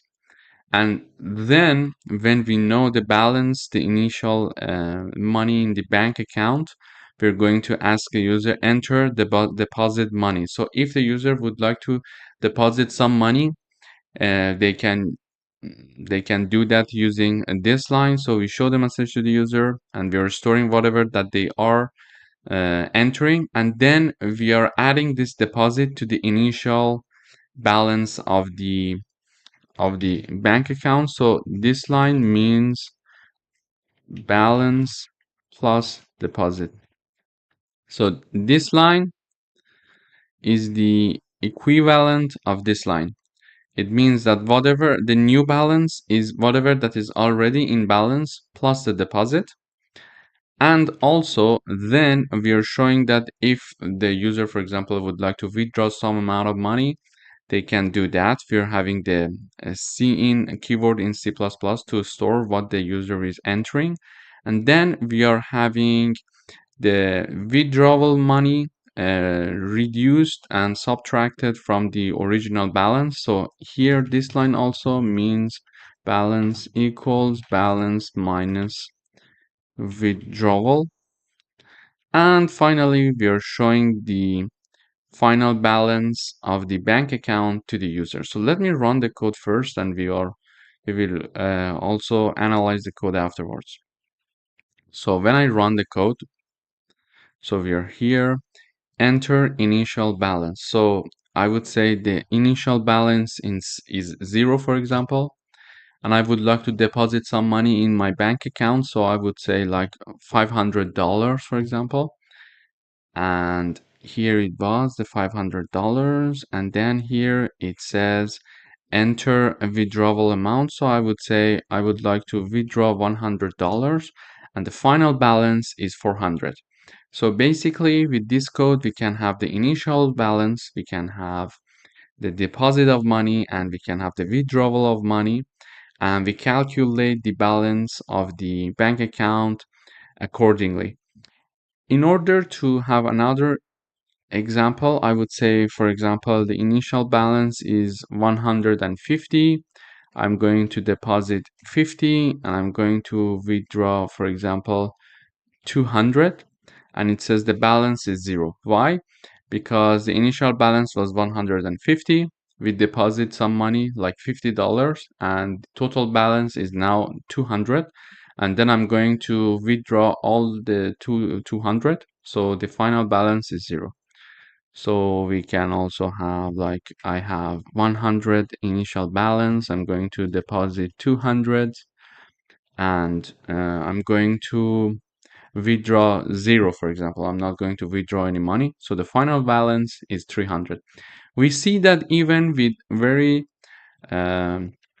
easy and simple examples, we have a practical code here that can resemble the a real situation in the world. So basically the bank accounts are working exactly like this simple part of code. So you can see the practicability of these examples that can happen in the real world. Thank you for watching. Hello everyone, welcome back. In this lecture, we would like to write a program to calculate the body mass index or BMI for a user. To do that, we have one main function and another side function that does the calculation for us. So in the main function, we are declaring two double numbers that are weight and height. We are telling the user, enter your weight in kilogram, and then we are storing the entered number by the user.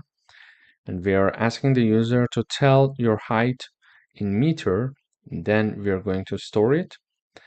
And then we are going to declare another double called BMI, and we are going to call the calculate BMI function, which is this function, and we are going to pass two arguments, the weight and the height that were read from the user. So basically the result of this function is assigned to BMI, and then we are printing out the BMI. So basically this function name is calculate BMI, so it's of double type, so it is going to return a double value for us. And there are two arguments in the parentheses for this function, and they are separated by a comma. The first one is weight and the second one is double. So basically this function is going to return the result of this equation. Weight is divided by height times height. So this is how we can calculate the BMI based on the weight and the height of a user. So when it is calculated, it is going to assign the result in this double, and then we are going to print out this double here. Okay, so let me run. If I run the code, it says that enter your weight. I would say, for example, 90 kilograms. Enter your height. For example, I could say 1.82. It says that, okay, your BMI is 27.1706. We could write another one. For example, I could say enter your weight. I would say 100. And then the height, we could say, for example, 1.6. It means that your BMI is around 39. So it's a pretty much high number. So this is basically how we can calculate the BMI given the weight and the height of a user. Thank you for watching. Hello everyone, welcome to another lecture. In today's lecture, we would like to write a program to check and see whether a number is odd or even. In order to understand if a number is odd or even, we need to know if the number is divided by 2, its remainder equals 0 or not. So if its remainder equals 0, it means that it's an even number. Otherwise, it's an odd number. For example, if we divide 10 by 2, the remainder will be 0. Okay, so the result of 10 divided by 2 is 5, and 5 times 2 equals 10. It means that the remainder equals 0. Remainder equals 0. However, if we divide, for example, 11 by 2, the result would be 5 point something. And for example, this 5, if it's multiplied by 2, it will be 10. It's not going to be 11. So it is going to have some remainder, some value. Okay. So it means that number 11 is not an even number. So if we do it for all the even numbers, it makes sense, this rule. So 20 divided by 2, the result would be 10. So 10 times 2 will be 20, meaning that it has no remainder. So remainder equals 0. Or if we do another exercise, for example, if we divide number 13 by 2, the output would be, for example, 6. But if the 6 it is multiplied by 2, the result would be 12 and not 13. So remainder is not equal 0, meaning that 13 is an odd number. Okay, we do this checking also in the code. So we are first declaring one number, and then we are asking the user to enter one number, and we are storing the number, and that number is divided by 2, and we are checking to see number modulo 2. It means that when we are using a modulo sign, means that if the number is divided by 2, its remainder equals 0. If we would like to check the division number, we are going to have this sign, but modulo means that if the number is divided by 2 and its remainder equals 0. This condition in the parentheses is discussing exactly this sentence that I mentioned. And then we are printing out if this makes sense, if this condition is passed, because the remainder of the number divided by 2 equals 0, it means that the number is even, so we are going to print out number and then is even. Otherwise, it is odd. So let me run the code. Enter a number. I would say 20.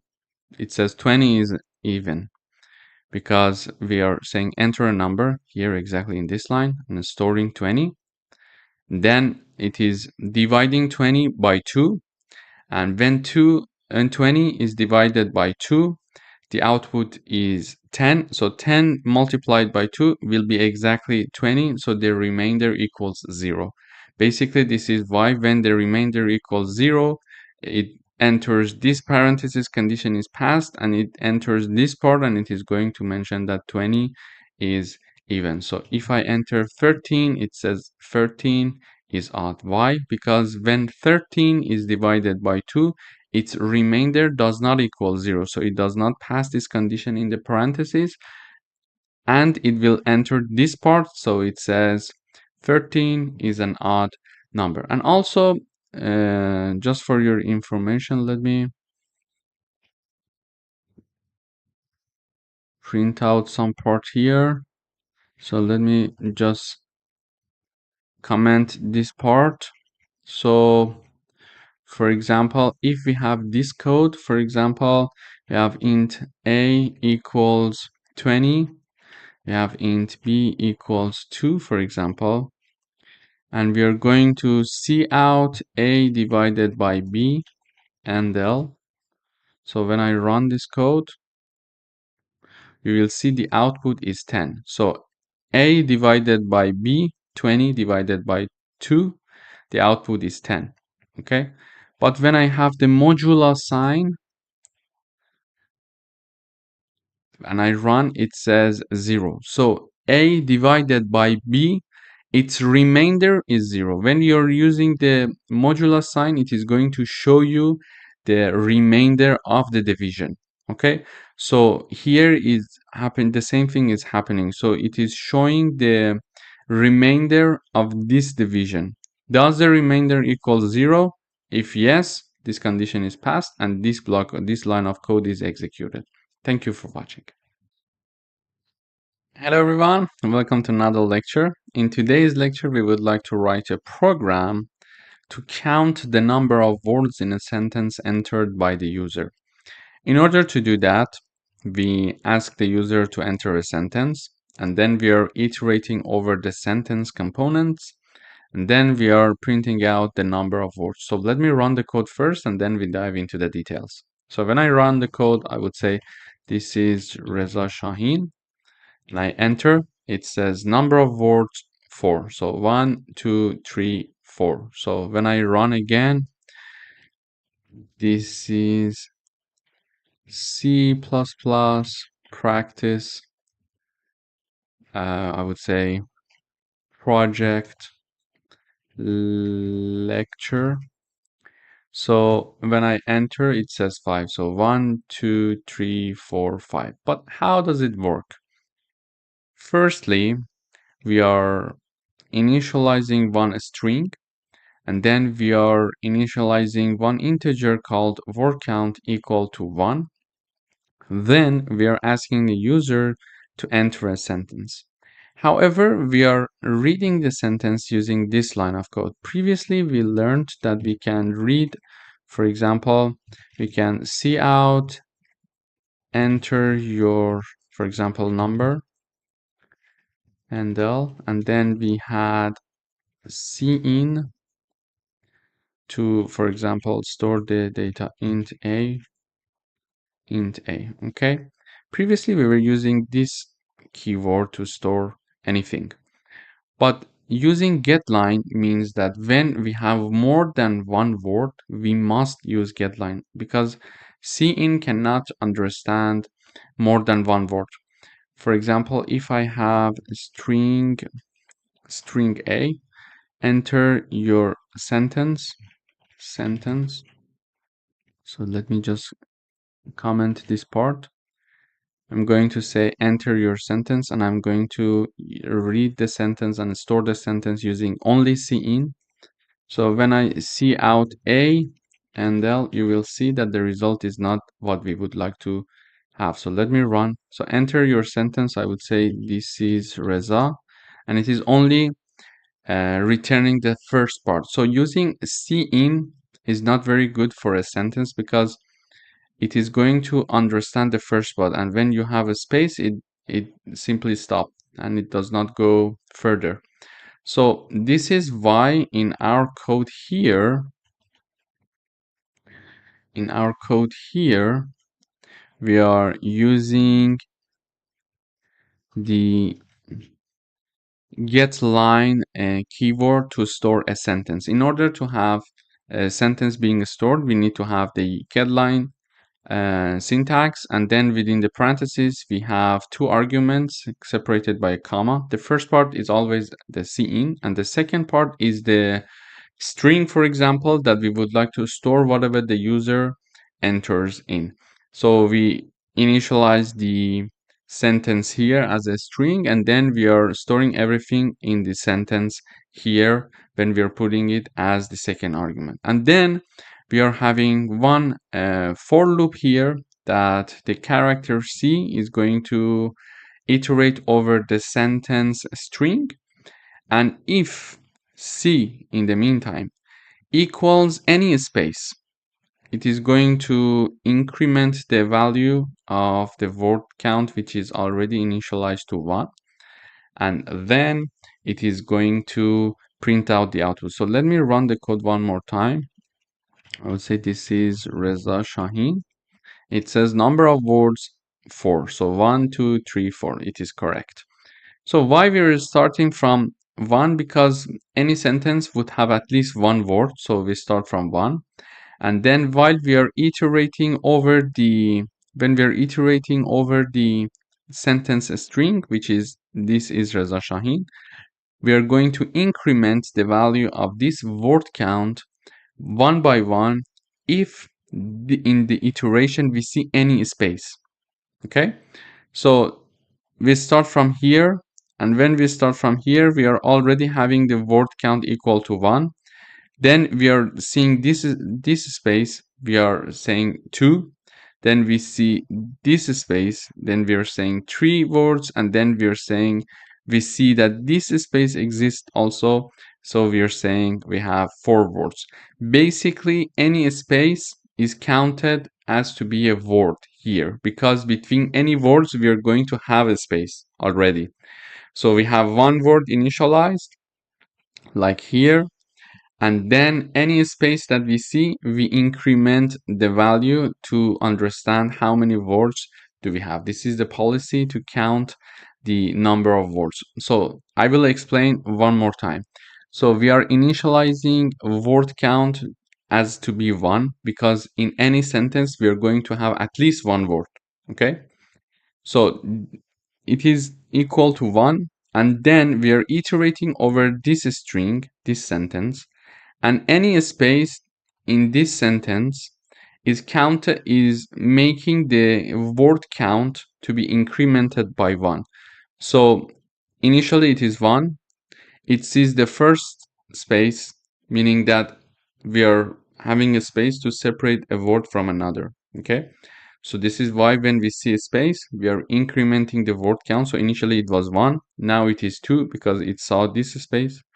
Then it saw this space, so it is 3 now, and then it saw this space, so it is 4 now.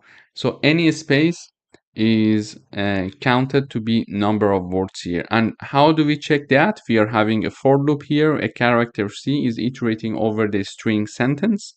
And if C equals a space, it is going to increment the value of word count by 1 value. Thank you for watching. Hello everyone.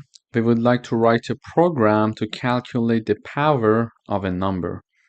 For example, if 3 to the power of 2 means that 3 times 3 equals 9. Or 2 to the power of 3 means 2 times 2 times 2, which equals 8, for example. To calculate this in C++, we can use one library function called POW or POW. And in order to use that, we need to include the header called CMath. To do that, we are asking the base number and the exp, which is the power of the number. And then we are having the message showing to the user saying that enter the base and exponent. So the base and exponent is mentioned, and then we're simply printing out the result using this part. So in this function POW, or we have POW, we can have two arguments. The first argument is the base argument, and the second argument is the exponent argument. For example, when we would like to calculate 3 to the power of 2, which is 9, we need to have something like this: POW 3 and 2. Okay, when we are going to have, for example, 5 to the power of, for example, 6, we can have POW 5 and 6. Okay, so the left side is the base number, and the right side is the exponent. Okay, and basically it is going to do all the calculation for us. It is an already predefined function in C++, so it made our life much easier. So let me run the code. So when I run the code, it says enter base and exponent. I would say the base is 5, the exponent is, for example, 2. It is going to give us 25, which is the result of 5 times 5. So if I say, for example, 5 and 3, it is going to return 125. Basically, using the library function POW, we can calculate a number to when a number is going to a power of another number. So for example, to calculate the power of a number. Thank you for watching. Hello everyone, welcome back. In today's lecture, we would like to write a program that calculates the age of a person based on their birth year. To do that, we first declare 3 integers: birth year, current year, and the age. Then we are asking the user, give us the birth year of yours, then give us the current year, and then calculate the age. So age will be equal to current year minus the birth year, and we're simply showing the result in the output. So let me run. So it says enter your birth year, I would say 1992. Enter the current year, we are in 2024. For example, it says your age is 32. Let me just have one C out and del here, so it will be nicer. So enter your birth year 1992, current year 2024. So your age is 32. So when I added this ndl, this part went to the next line, so it is easier to read the output for us. the last line of the output. So your age is 32. Basically, using this code, we can calculate the year of the current age based on the birth year and the current year. Thank you. Hello everyone, welcome to another lecture. We would like to write a program to convert an amount between currencies using a fixed exchange rate. To do that, first I run the code. So it says enter amount in US dollar, I would say 200. And it says amount in euro is 170. So in order to have this part in the next line, I'm going to add one cout endl. So cout endl. Okay, so when I say, for example, 200 USD, it says the amount in euro is 170. To do that, we declare two doubles, that is the amount and the converted amount, and we are having one fixed exchange rate, which is just an assumption here. It may not be the correct number here. It is just an assumption. You can check the current rate, basically in Google. So here I assume it is 0.85. Then we are asking the user to enter amount in US dollar. The user is going to enter it and we are going to store it. Then we are going to calculate the converted amount. So the converted amount is the amount multiplied by the exchange rate. So 200, for example, if I enter 200, 200 is going to be multiplied with 0.85. So the converted amount in euro, the equivalent in euro, is going to be stored here. And we are simply outing the amount in euro is whatever. So if I, for example, say 500 USD, it says it is 425 euros, the converted amount. So this is how basically we can use C++ to convert one currency to another. Thank you for watching. Hello everyone, welcome back. In today's lecture, we would like to write a program to swap two numbers using call by reference. In order to do that, we are going to declare two variables called x and y, and then we are going to ask a user to enter two numbers, and the numbers that the user is entering is stored in x and y. Then in order to perform the swapping operations, we are calling a function called swap, and we are passing as arguments x and y. So here, the name of the function is swap. It's a void type, so it's not going to return anything. And it has two arguments, the first one and the second one. Here, they are separated by a comma. And you see that both of them are of type integers. And we are having the call by reference. How do we know that?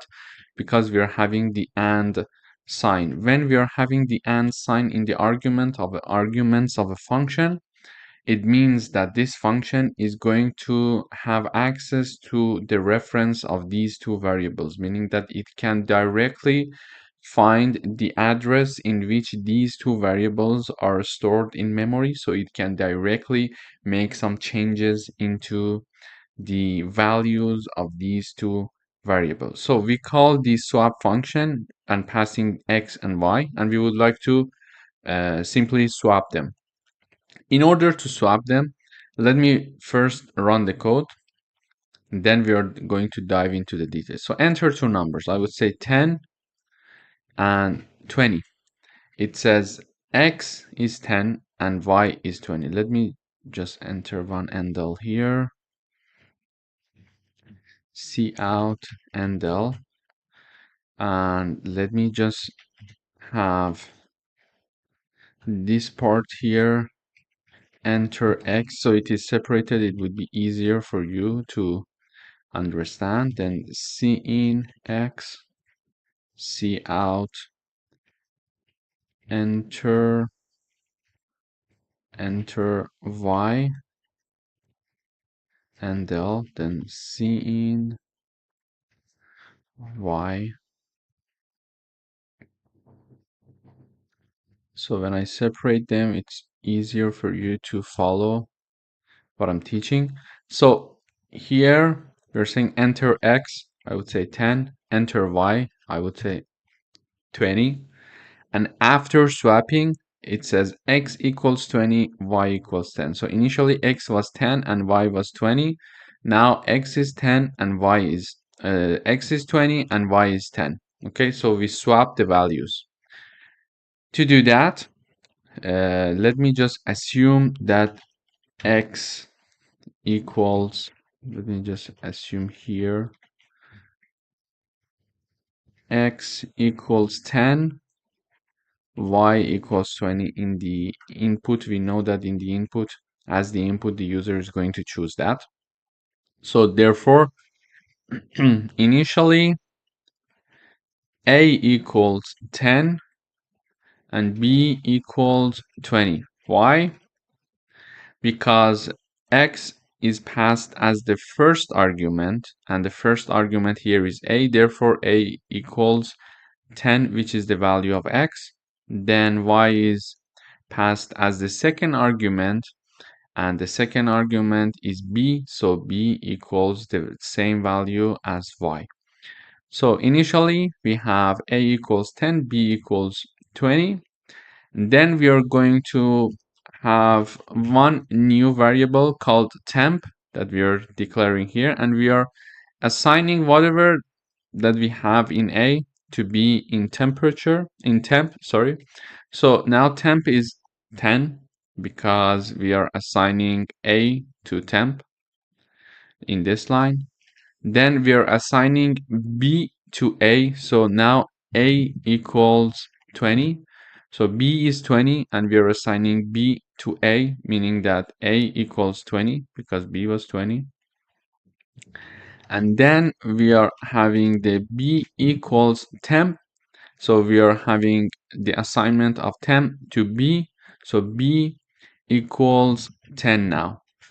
So basically we declared one new variable that is called temp here.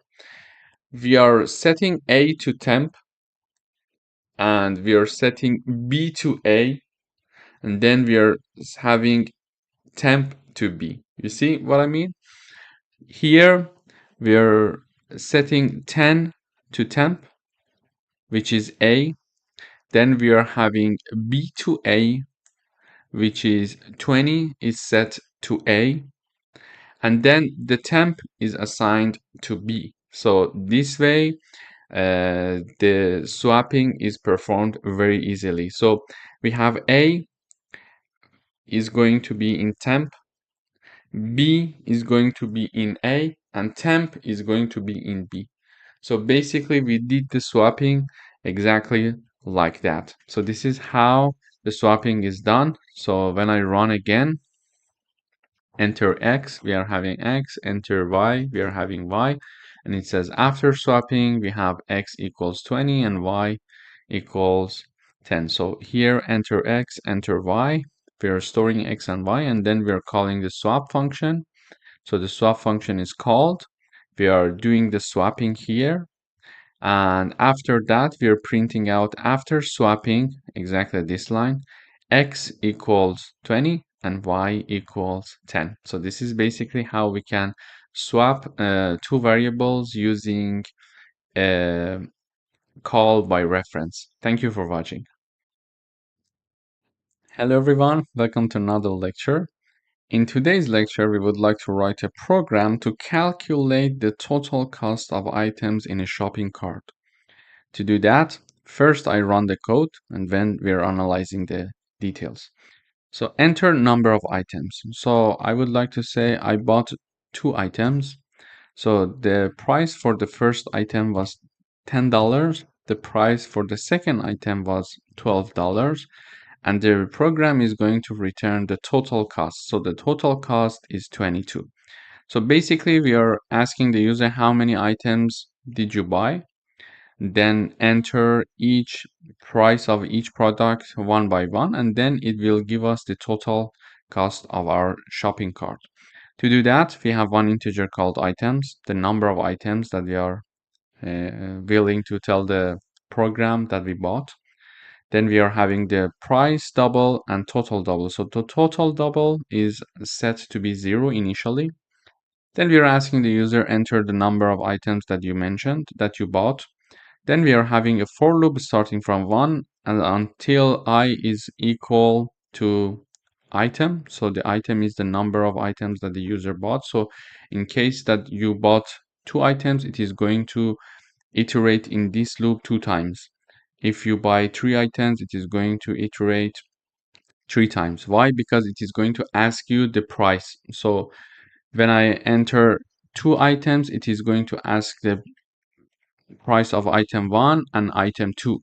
So, but if I mention that I bought 3 items, it is going to ask the item 1, item 2, and item 3. Okay? So basically, here this loop is for the case when you're having different items and it is going to ask you different price of each product. So if you buy 5 items, if you mention that you bought 5 items, it is going to show you this message, enter price item 5 times. Okay, so it is going to have a for loop. For example, if you bought 2 items starting from 1 and ends with 2, so it is going to enter price of item, for example, when I equals 1 and then I equals 2, so the item 1 and item 2. So in the first round, when I equals 1, it is saying enter price of item 1.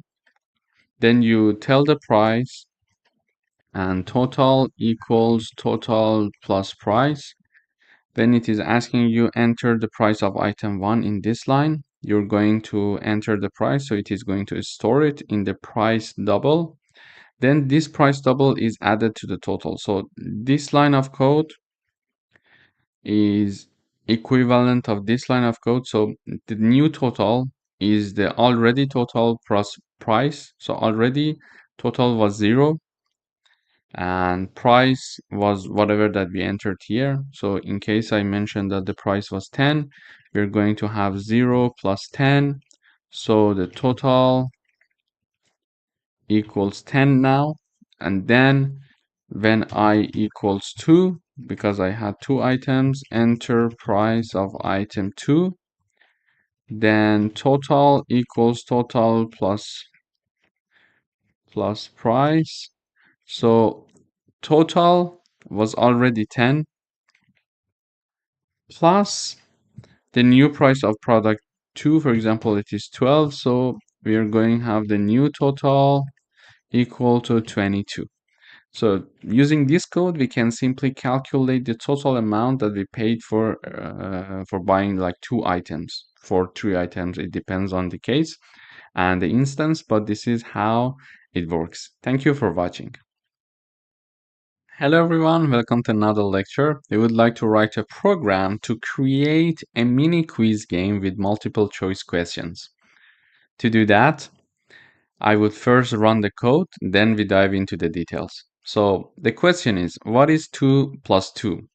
Option 1, 3, option 2, 4, and option 3, 5. So option 2 is my choice, so I would say 2. Then question 2, what is 3 multiplied by 3? Option 1, 6, option 2, 9, option 3, 12. So I'm going to choose option 2. My choice is option 2. And it says your score is 2 out of 2. So basically, we would like to design this mini quiz that is going to ask certain questions with multiple choices. And then we are going to give the answer and it is going to calculate the score for us. To do that, we initialize 2 integer called answer and a score. And a score is set to be 0. Then we are showing this to the user. Question 1, what is 2 plus 2? And then we are having \n, which helps the compiler to go, which force the compilers to go to next line. Then we are having option 1, 3, then \n, which is going to next line. Then option 2 is 4, \n, next line. Option 3 is 5, and \n, next line. So when I mention next line is like this. When we are having option 1, which is 3, which is this part, and then \n means that the compiler is here now. When we are having \n, it goes to the next line and starts writing from this line. So it is having the option 2, which is 4, and then after 4 we are having \n, which forces the user to go to option 3 to be printed in the next line. Okay, so then we are having this, and the user is going to answer. So the answer is stored using cin in the answer variable. And then we are saying if, because we know that the option 2 is the correct answer, if answer equals 2, meaning that if the user entered 2, we're going to increase the score by 1 value. So we're going to increment score. To do that, we simply do it score plus plus. Then we're having the question 2, what is 3 multiplied by 3? Option 1, 6, option 2, 9, option 3, 12. We're going to store the answer again, and if the user is going to choose option 2, which is the correct answer, we are going to increment the value of the score, which was initially set to 0. And finally, we're going to show the score. Your score is, and then score out of 2. So we are having the /2, meaning that we were having 2 questions, for example. So let me run again. So what is 2 plus 2? I would say option 1, which is not the correct answer. Then what is 3 times 3? I would say option 2. So it is going to say your score is 1 out of 2. So this /2 that you see there is exactly this /2 that you see here. And score is calculated based on the correct answer that is shown here. Okay, your score is, and then the score, and then /2. You see that you can have very nice game, very nice and small game in C++ easily, which helps us to proceed and progress in learning in a more convenient and engaging way. Thank you for watching. Hello everyone, welcome back to another video. In today's lecture, we are going to discuss about the continue keyword. In the previous lecture, we learned about the break keyword. So in certain situations, when a condition is met, we just tell the program, stop the execution, break the program, and get out of the, for example, a loop. So here we are going to use continue keyword. In this case, there are some cases that when certain conditions are met within the blocks of code, we tell the program if this condition has met, continue. So just escape this part. Don't execute, don't do anything. If this happened, just escape, okay? So let me illustrate this with an example. We would like to print all the odd numbers between 1 and 10.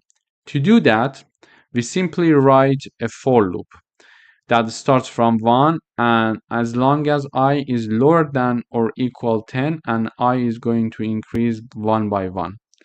Then when we have this condition, because we would like to, when we have this for loop, when we would like to have the odd numbers printed only, we define a condition.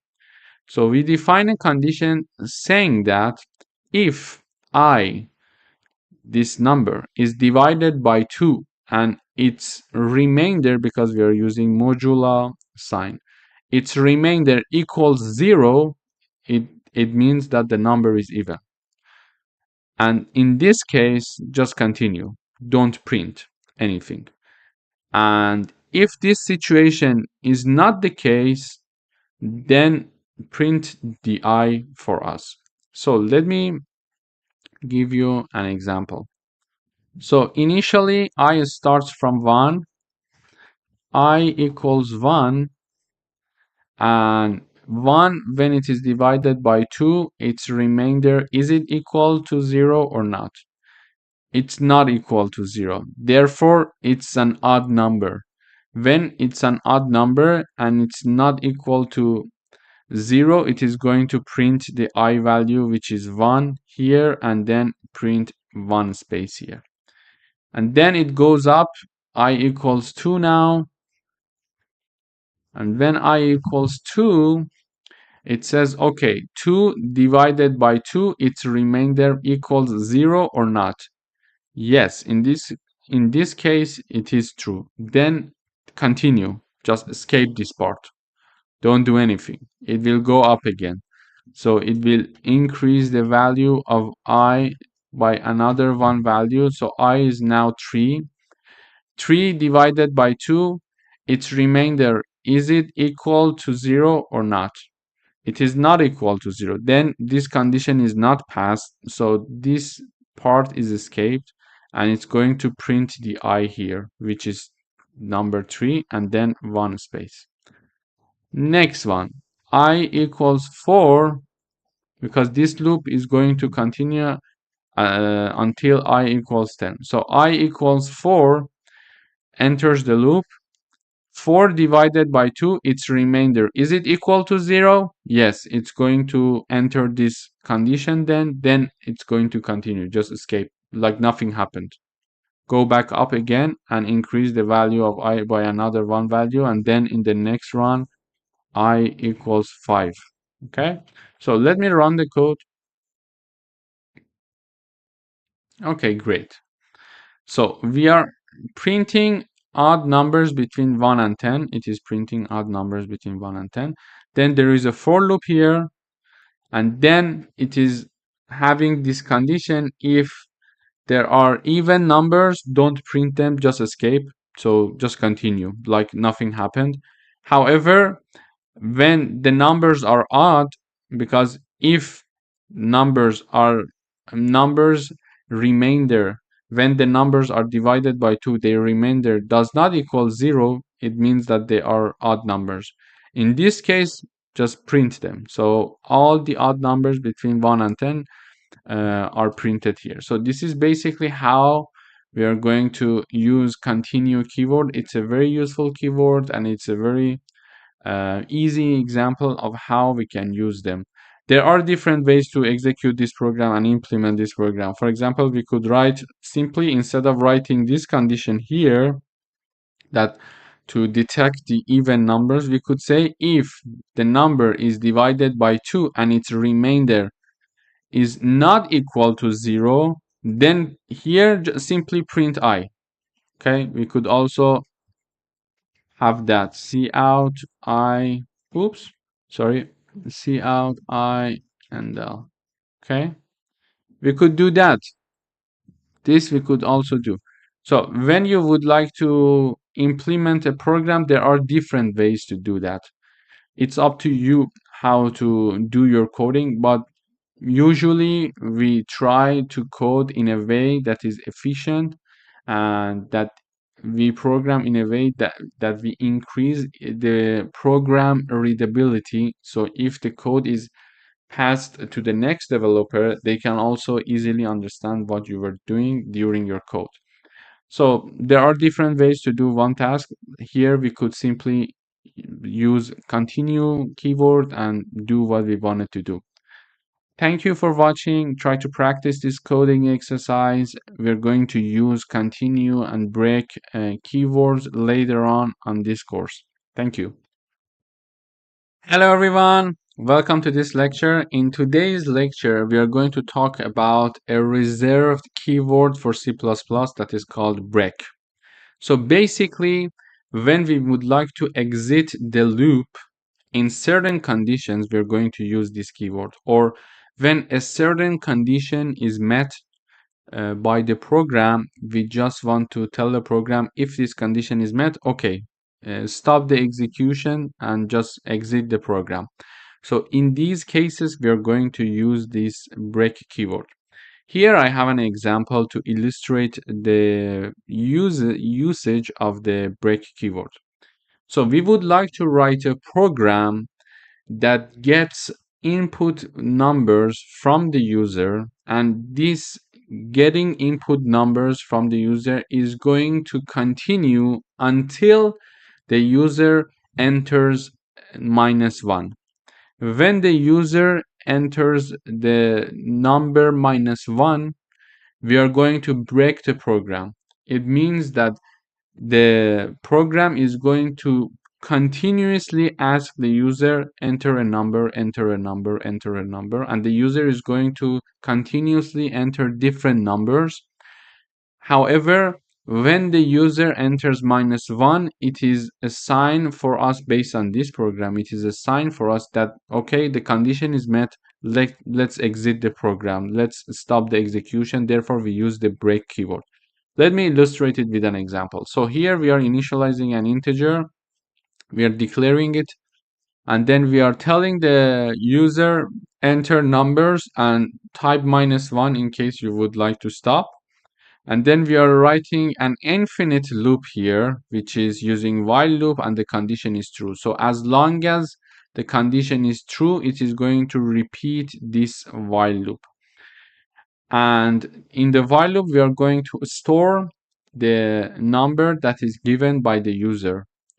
And if the entered number by the user equals -1, break the program. We use the break. So exit the loop if -1 is entered. And if not, if any other number is entered, just print out the number that entered by the user. And when we are out of the while loop, please just print loop ended. Let me run the code and we see the details. Okay, enter numbers. So I ran the program. We are now here. It is executing enter numbers, type -1 to stop. Exactly this line. Okay, I would say 20. It says you entered 20. And again, it is waiting for me to write another number. I would say again 20. It says you entered 20. I would say 12. It says you entered 12. 15, 17, 18, 22. Whatever you put here, it is going to continuously ask from you that give me a number unless I type -1. So when I type -1, it says loop ended. Why? Because when I type number 1 is stored using this line and it checks to see if the entered number equals -1 or not. In this case, it is equal, then it's going to break. When it breaks, we get out of this loop and it is going to print loop ended. So this is how we use the break keyword in C++, and generally it is very useful in different programs that we are going to practice in the future. Whenever a certain condition is met, okay, get out of the loop, get out of this if else condition. It is very useful for us. So it is good to start using it whenever it is possible, so you get used to its usage and you get comfortable with the syntax and the way to use the break function and to see if you're doing everything correctly or not. Therefore, please practice this exercise yourself as well and try to write this program several times so you can exactly remember when and how you need to use the break keyword. Thank you for watching. Hello everyone, welcome back. In today's video, we are going to review the usage of the continue keyword and we are going to learn about the goto keyword. So we would like to write a program that asks a user for a positive number. If the user enters -1, we would like to terminate the program, and if the user enters any negative number, we would like to let the user know that negative numbers are not allowed and let the user continue entering the number. So this program is going to continue until the user enters -1. To do that, we declare an integer variable. Then we show the user saying that enter a positive number and -1 to terminate the program. So we are going to define a while loop, which is an infinite one in this case here, because the condition is true. And then as long as the user is not entering -1, this while loop is going to repeat. because it is an infinite while loop. Why? Because within the parentheses the condition is true. So we read the number from the user, we check if the number equals -1 or not. If the number equals -1, it is going to use the goto keyword and it is going to jump to end. Where is end? End is here.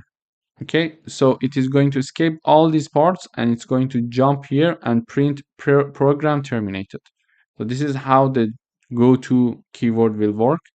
And in case the num is lower than 0, it is going to print out numbers, negative numbers are not allowed, and then continue. When it continues, it means that do nothing, escape, and since there is an infinite while loop, it is going back up again, and let the user choose another number and then check if it's -1 or not, etc. So let me just run the code. I would say 20. It says you enter 20, 15, 17, 18, whatever, 20, -20. When I say -20, it says numbers are not allowed, exactly like here. And then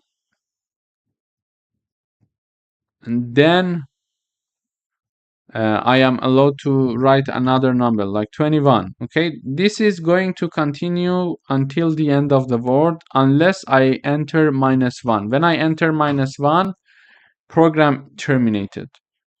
So when I enter -1, it is going to jump to the end and then write it here. We could also use the break function here. We could simply mention if this happened, break the program.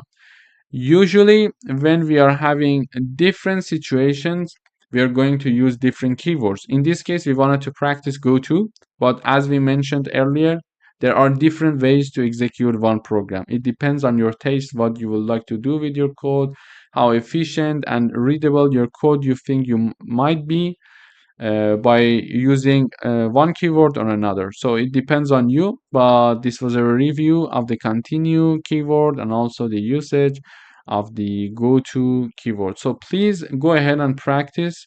And while you are doing different coding practices throughout this course, think about the places that you may be able to use break keyword, continue keyword, or goto keyword. They are very useful.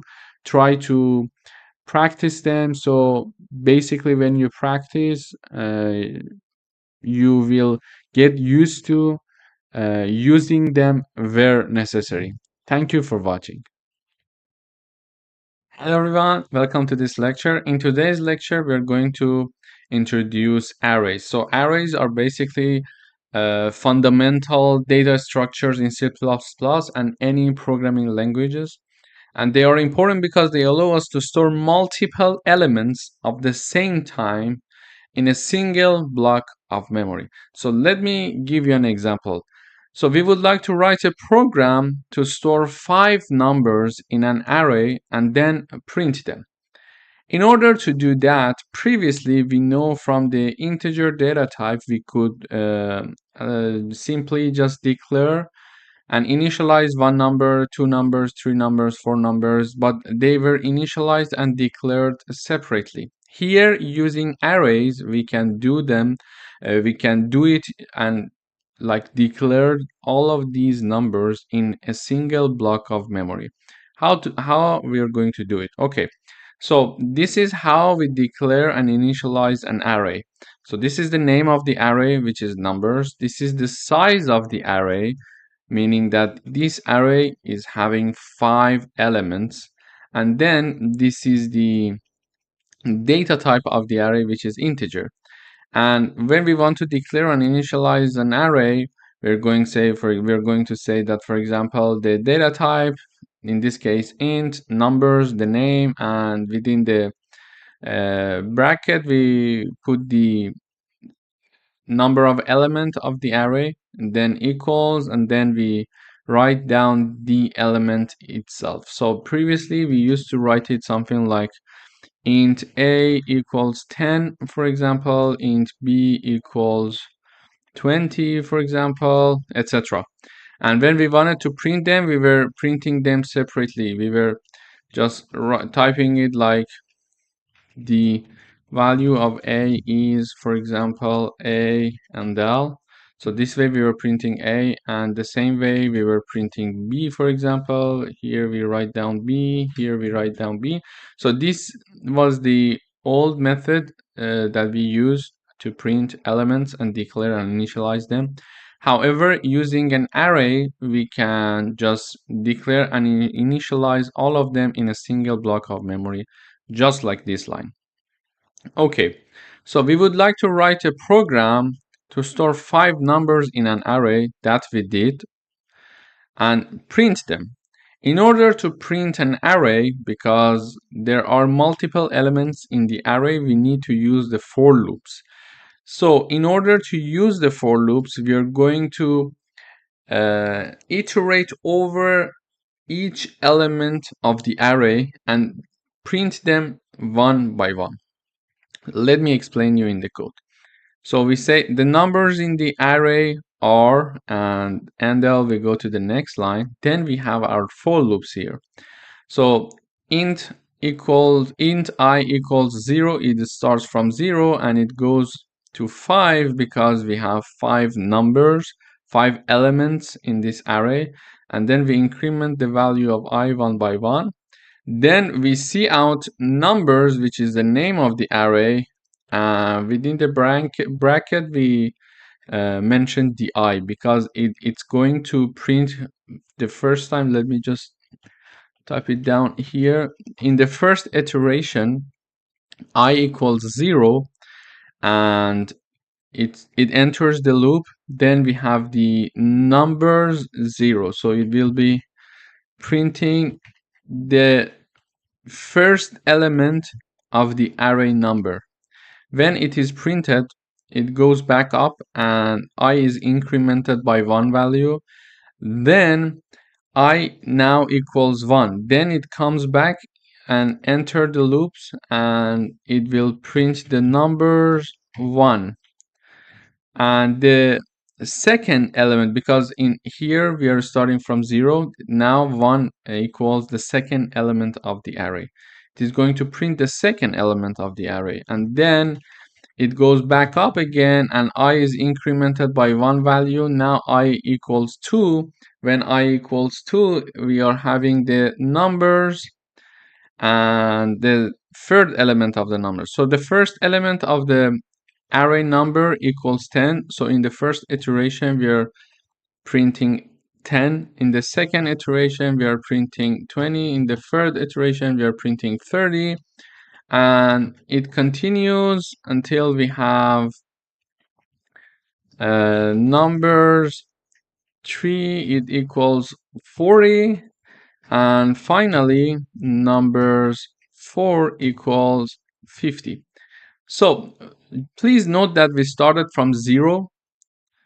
So this is why we are ending at 4. But all in all, you will see that 5 elements are being printed here. Therefore, all of the elements of the array is expected to be printed. Let me run the code and see how it works. Okay, great. So as we can see here, the numbers in the array are, so this line is printed, then it is printing 10, 20, 30, 40, and why there is a space between them. The reason that there is a space between them is that because when we are printing the element, the ith element of array number, we are having one space here. So this is why we are seeing that 10 and then space 20 space 30 space 40 space 50. So this is why we are having this space. So to summarize, we learned that we can have we can have an array to store multiple elements of the same type in a single block of memory like this. And when we are going to print elements of an array, we need to use for loops to do that. And why we need the for loops? Because there are many elements. There might be several elements, a few elements in an array, so it's not a single element. There are a few elements that if we want to have an efficient code, we can just iterate over each one of the elements and then print them instead of just manually printing them one by one. Thank you for watching. In next videos, we're going to do some coding exercises regarding the arrays. Hello everyone, welcome back. In today's video, we are going to do some coding exercises for the arrays. So we would like to write a program to find the largest number in an array of 5 integers. First, we learn that how to declare and initialize an array. Here we need to declare and initialize an array with 5 elements. So, and the elements should be integers. So we know that in the declaration we write down int, then the name, and then 5 elements. And we just randomly put some numbers, 5 elements for the array. And then we need to know how to find the largest number in this array. To do that, initially we initialize one integer as to be the first element, as to be equal to the first element of an array. This is just an assumption. We are going to first assign the first element of an array to this max integer initially, and then we are going to perform some tasks on and some iteration over the different elements of the array, and then we are comparing each element of the array with this max integer. So if a number in an array, if an element in an array is larger than this max value, we are going to assign that number to max. To do that, we need a for loop. So here we declare and initialize the array. Then we are initializing the max to be the first element of the array. This is just an assumption. We can put it to be like the second element, the last element. This is just an assumption to start from somewhere. Then, in order to find the maximum element in the array, we are going to have a for loop. So we are going to have a for loop that is int I equals 1, I lower than 5, I plus plus. And because already the first element is assigned to the max, we are not going to iterate over that. We could do it, but it's redundant because already we know that the first element equals max, so we're not going to iterate over that. So this is why we suggest to assume that max equals the first element. However, you can iterate over all of the elements and assume that max equals any of the elements. It's okay. So we are iterating from the second element till the end, and we are defining an if condition here. We are saying that if the element I of the array number is larger than the value stored in integer max, if this is true, enter this condition and assign that value to our max integer. So for example, let me just explain how it works. So initially max equals 45, and then for the first time when we enter this loop, we have the numbers 1, okay, which equals 12. And in this situation, when I equals 1, we have numbers 1. So numbers 1 means that the second element of the array numbers. And why, when we are writing down 1 here, why we are saying the second element? Because in C++ we start from 0. The first element is it's written like this: 0 element of number means the first element. Therefore, the first element, when we're writing the 1 value here, it means the second element. Okay, so it starts from 0. When it's 1, it means the second element. So it is entering the loop with I equals 1. I equals 1 when it is talking about the 1 element, the second element of the array number, it equals 12. So it is saying that 12 is 12 larger than max? No. So it's not going to enter the loop because max is already 45, so it's not going to enter this if condition.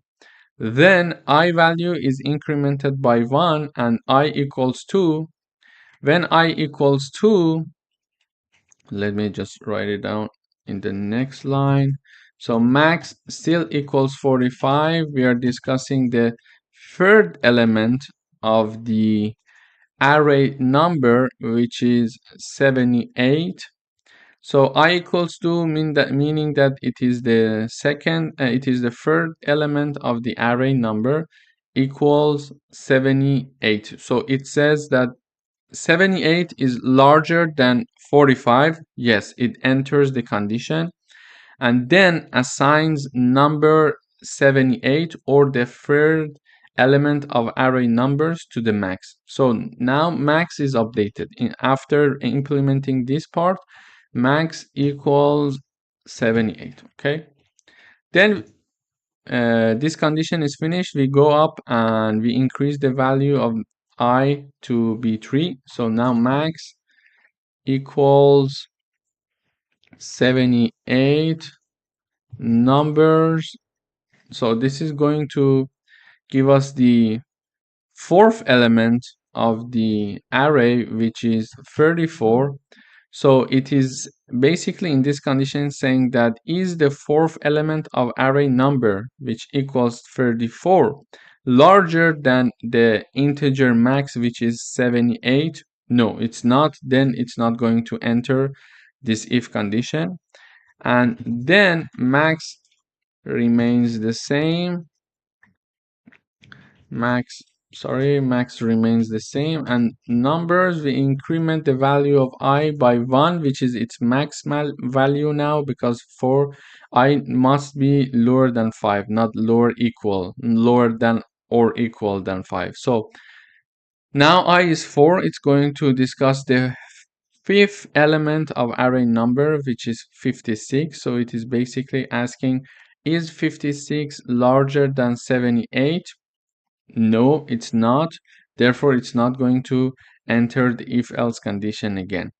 And when everything is done, so that in the next round, we are not going to enter the for loop because now I is incremented by another one value. It will become 5. 5 is not lower than 5. Then it's not passing this condition and it's not going to enter this for loop anymore. In the end, it is printing the largest number in the array is max, and max equals 78 as we analyze the code. So let's run the code and see how it works. Okay, great. So here we see the largest number in the array is 78. So this is the procedure how we can find the largest value in an array. If we want to find the smallest number in an array, we simply just reverse the code and we're just putting is number lower than max, and if this condition passes, we are assigning that number if into the max. Thank you for watching. Hello everyone, welcome back. In today's lecture, we are going to do another coding exercises for arrays. We are going to write a program that takes 5 numbers as input and store them in an array. And then it calculates their average. To do that, first we initialize an array with the size 5. It is named numbers and its type is double. And in order to have an average, we first need to know their sum. So we are initializing a double sum equals to 0. It is initialized to 0. In order to get a lot of data from the user, not just one input, but as large as the elements of our array, we need to use a for loop. In order to do that, we mention, okay, enter 5 numbers, and then we enter the loop. I equals 0, and I, as long as I is lower than 5, we are going to iterate in this for loop again and again. And in each iteration, we are mentioning that, okay, now enter the ith element of the array. So for the first time, it's going to mention, okay, numbers 0, numbers 1, numbers 2, numbers 3, and finally numbers 4. So it is going to ask you enter 5 numbers, and then you're going to enter 5 numbers continuously, and you're separating them with the enter button. So the first number you are entering, it is going to be stored in the first element of the array number using this line. And the second number you are entering, it is going to be stored in the second element of the array number again here, because I is incremented one by one. So the first time I is 0, I enters, and then you're writing down the number 0 like this. And then I is incremented and it's now 1. Then what you're entering is stored to the second element of the array number. Then I is incremented one more time and it is 2. Now what you're entering is going to store in the third element, in the fourth element, and in the fifth element of the array number. So this is how the procedure would be when we are going to store some elements in the array. And finally, after each iteration, it is going to store the sum of these numbers. So this sum was initialized to be 0, but whatever you're entering, it is going to be added to sum. So the first time, let me just run the code once. It says enter 5 numbers. I would say 1, 2, 5, 7, 9. Okay, so we are not going to talk about this line yet. Let me just talk about the above line. Okay, now it's good. So it says enter 5 numbers. So I entered 1. 1 is now the element, the first element of the array. Now sum was originally equal to 0. We initialized it. Now 1 is added to sum. Okay, now sum is 1. Then it is asking me, so they are going to be done after another. Okay, one after another. So this line is going to store, and then this line right after that is going to assign the number to sum.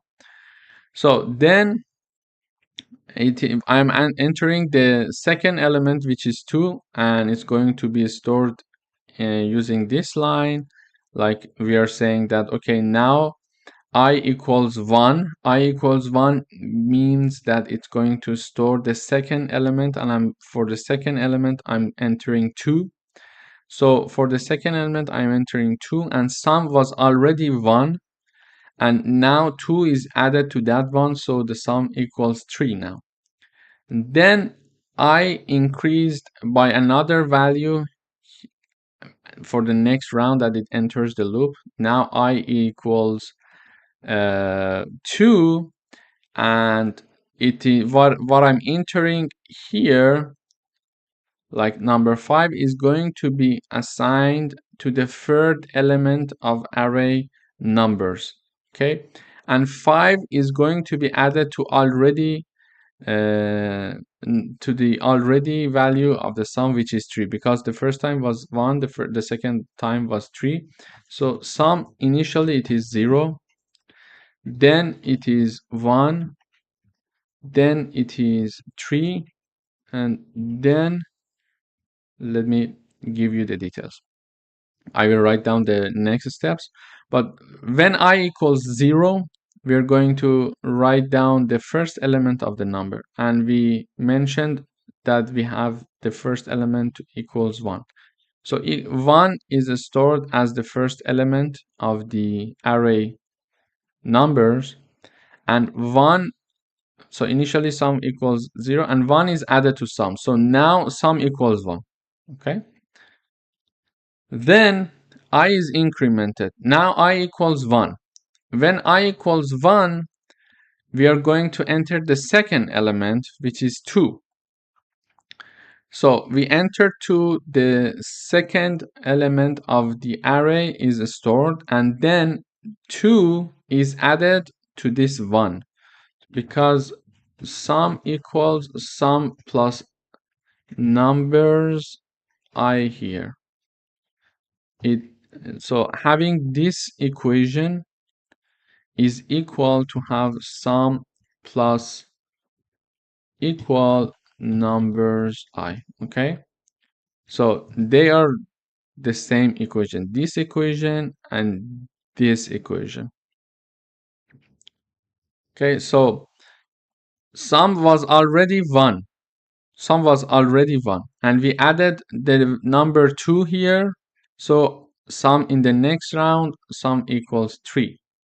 Okay, then I equals 2, because in the next iteration I equals 2. When I equals 2, I entered number 5, which will be the third element of the array. So the third element of the array is stored as to be numbers 2. Okay, then sum was already 3. Now I'm adding sum equals 3 plus 5. So then sum becomes 8. So the next value of the sum will be 8.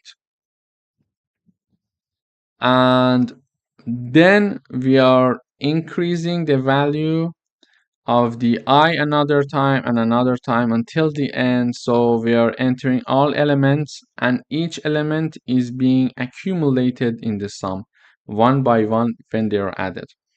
And when everything is finished here, we are just printing the value of the average. How? We are initializing a double called average, and the sum is divided by the number of the elements of the array. In this case, it is 5.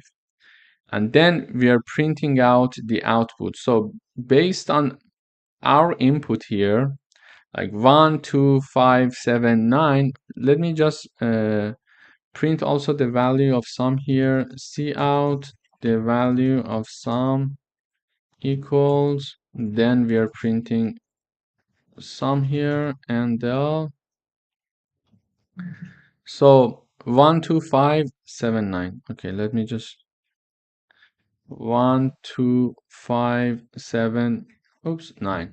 Okay, so here we are seeing that the total value of sum is 24 and the average is 4.8. And if you would like to see the increment value of sum in each iteration, I can simply print it here. So we can see how sum is incremented. 1, 2, 5, 7, 9.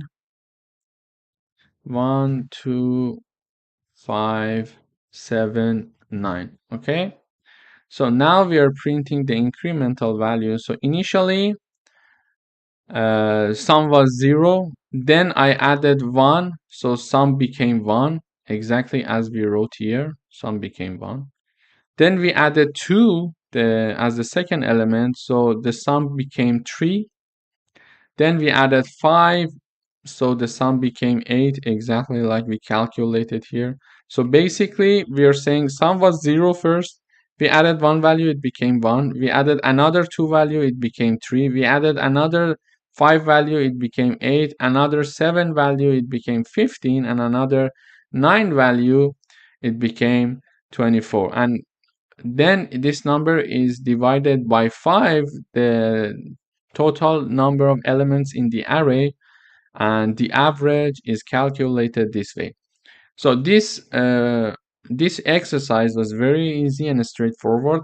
However, in order for you to get used to how arrays work and how we enter, we can read the elements of an array as the input values, and then how to work with them, how to print them, how to calculate the sum and average.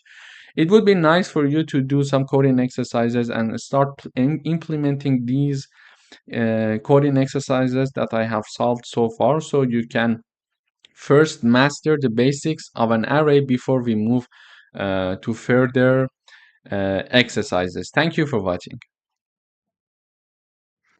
Everyone, welcome to another lesson. In today's video, we are going to learn how to integrate arrays and functions. So we know that in order to reduce the amount of repeated information in the code, we need to write functions. So simply in the int main function, we call another function or many other functions that do certain things for us instead of just repeating those operations in the main body of the code. To do that, we use functions. So for example, if we would like to know the sum of a few numbers, we can define a function that does the sum of two numbers, for example, for us. And every time we call the function, it is going to give us the sum of those two numbers. So this would help us to write down the operations to do the summation only once. However, we can call it several times instead of writing the summation operations several times in the main code. So this is why we actually need to write the functions. For example, here is a void function that we have here, and simply we are just calling the function and everything done. Everything else is taken care of. So in this section, we are going to pass an array as an argument to a function, and the function is going to do some operations with this. So what is the operation? We are asked to write a program that prints all the elements of an array using a function. So the statement itself says that, okay, print all the elements using a function. So don't do it in the int main function, but define a separate function. In order for you to review the basics of functions, there are three things that we need to take care of when we are looking at a function. So the first one is the name. Behind the name, it's the type of the function. So it's a void function. It can be int function, float function, double function. But when it's a void function, it is not going to return anything. If it's a function of any other kind, for example, here we have an int, we're going to return some value. If it's a float or whatever, there is a return value to be passed. But for a void function, we have no output. It's just going to do certain tasks for us, or maybe print something for us, and that's it. So first thing is the name, then the type of the function, and in the parentheses we have the arguments of the function that are separated with a comma. So we would like to write a function that takes one array and it's going to print the array. To do that, we declare and initialize the array like this. We learned it before. So we are saying that the name of the array is numbers and the type of the array is int. However, the size of the array is not indicated, but it's okay. I could tell 5, it's okay. But even if I don't tell it that the size of the array is 5, it can determine it itself because there are 5 elements in this array. So it's up to you. You can write it down, or it's okay if you want to escape it. Then we need to know the size of the array. So there is a predefined expression in C++ that gives us the size of the array, or of one element, one integer, etc. And it's the size of. So using this, we calculate the size of this array. How to do it? This is a formula. So we initialize one integer called size, and we divide the size of the array by the size of the first element. Why do we do that? So by doing this, for example, we are having an array of 5 elements, and when we are calculating the size of the full array, and each element is going to, for example, take 4 bytes of the memory. When we have 5 elements, it's going to take 20 bytes, and then when we divide it by one of the elements, we are going to understand how many elements it's having. For example, assume that each element is consuming 4 bytes of memory. So when we have 5 elements, it's going to have 5 times 4, it's going to have 20, it is going to consume 20 bytes of memory. So on top we have the number 20, and it is divided by the size of element 1, which is 4.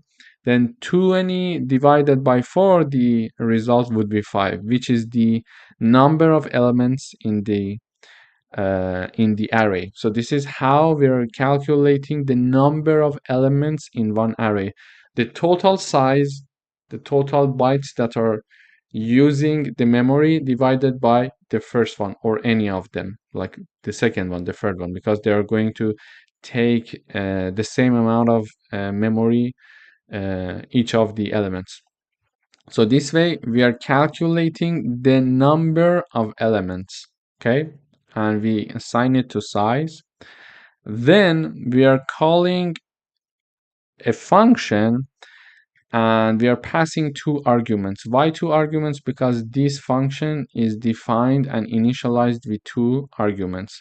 The first element is the array, the second argument is the first argument is the array, and the second argument is the size of the array. So here we are passing as the first argument, we are passing the array itself and then its size. Okay, we are calling the function. We go up here and we enter the function. It is getting the array and its size. So it is counting, printing array elements are. Then in order to print all the elements of an array, we need to iterate over all the elements. To do that, it's easy to use for loops. So we're going to use a for loop, but why do we need the size? Because we would like to automate things. Because of that, we can mention, okay, it's going to start from 0 as the first element of the array, and it is going to go up to the size of the array.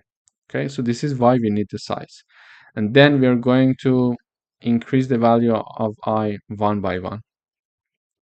To do that, let me run the code once so we see the result, and then we continue with analyzing the code. Okay, great. So here it is saying that array elements are 10, 20, 30, 40, and 50. It's printing everything. So this is what we wanted. And there is one space between each of the elements. That space comes from here. So let's start by analyzing the code again. So the first time that we entered the array, we entered the for loops, sorry, I equals 0. When I equals 0, it is going to print the first element of the array using this line, ARR, ith element of the array. In this case, because I equals 0 and C++ starts from 0 basically, and we are here starting from 0, therefore it is going to print the first element of the array, and the first element of the array is 10. Okay, then it's going to go up again. We increase the value of I by 1, so I is now equal to 1, and then we are going to print the second element of the array, which is 20, and then again it goes up again and increase the value of I by 1 value. So now this time we enter the loop I equals 2, and we are going to print the third element of the array, which is 30, etc. until the end. So this is exactly what we got as the output here. So basically, instead of doing all of these tasks in the main function, we are just simply calling a function that does this for us. So our int main function remains very clean. So this is the first thing. And the second thing I would like to highlight is the size. So we learned how to calculate the size of an array. So now we know if we have an array of 10 elements, we know how to calculate the number of elements in that array. This is one thing. And the second thing is that we passed the size instead of, okay, calculating, okay, this array is having 5 elements. So instead of writing size, I'm going to write 5. Instead of doing this, we automated things. So the size is simply replaced here. Why? Because every time that you're dealing with an array and you're calling the function, you don't have to change this number anymore. So because you may have another array with the size of 3, 10, 15, etc. So you're automating things, whatever the size is, the function is going to work instead of just manually changing the size here. Thank you for watching. In the next video, we are going to do another coding exercise using functions and arrays. Hello everyone, welcome back. In today's video, we are going to write we are going to code another exercise. And in today's lesson, we would like to write a function that count the number of even and odd numbers in an array. So we need to write a function that in the end iterates over all the elements of a function and tell us how many odd numbers and how many even numbers are included in that array. To do that, we need a function to make the code very clean. So we start with the int main function. We initialize one array. By now we know how to declare and initialize an array.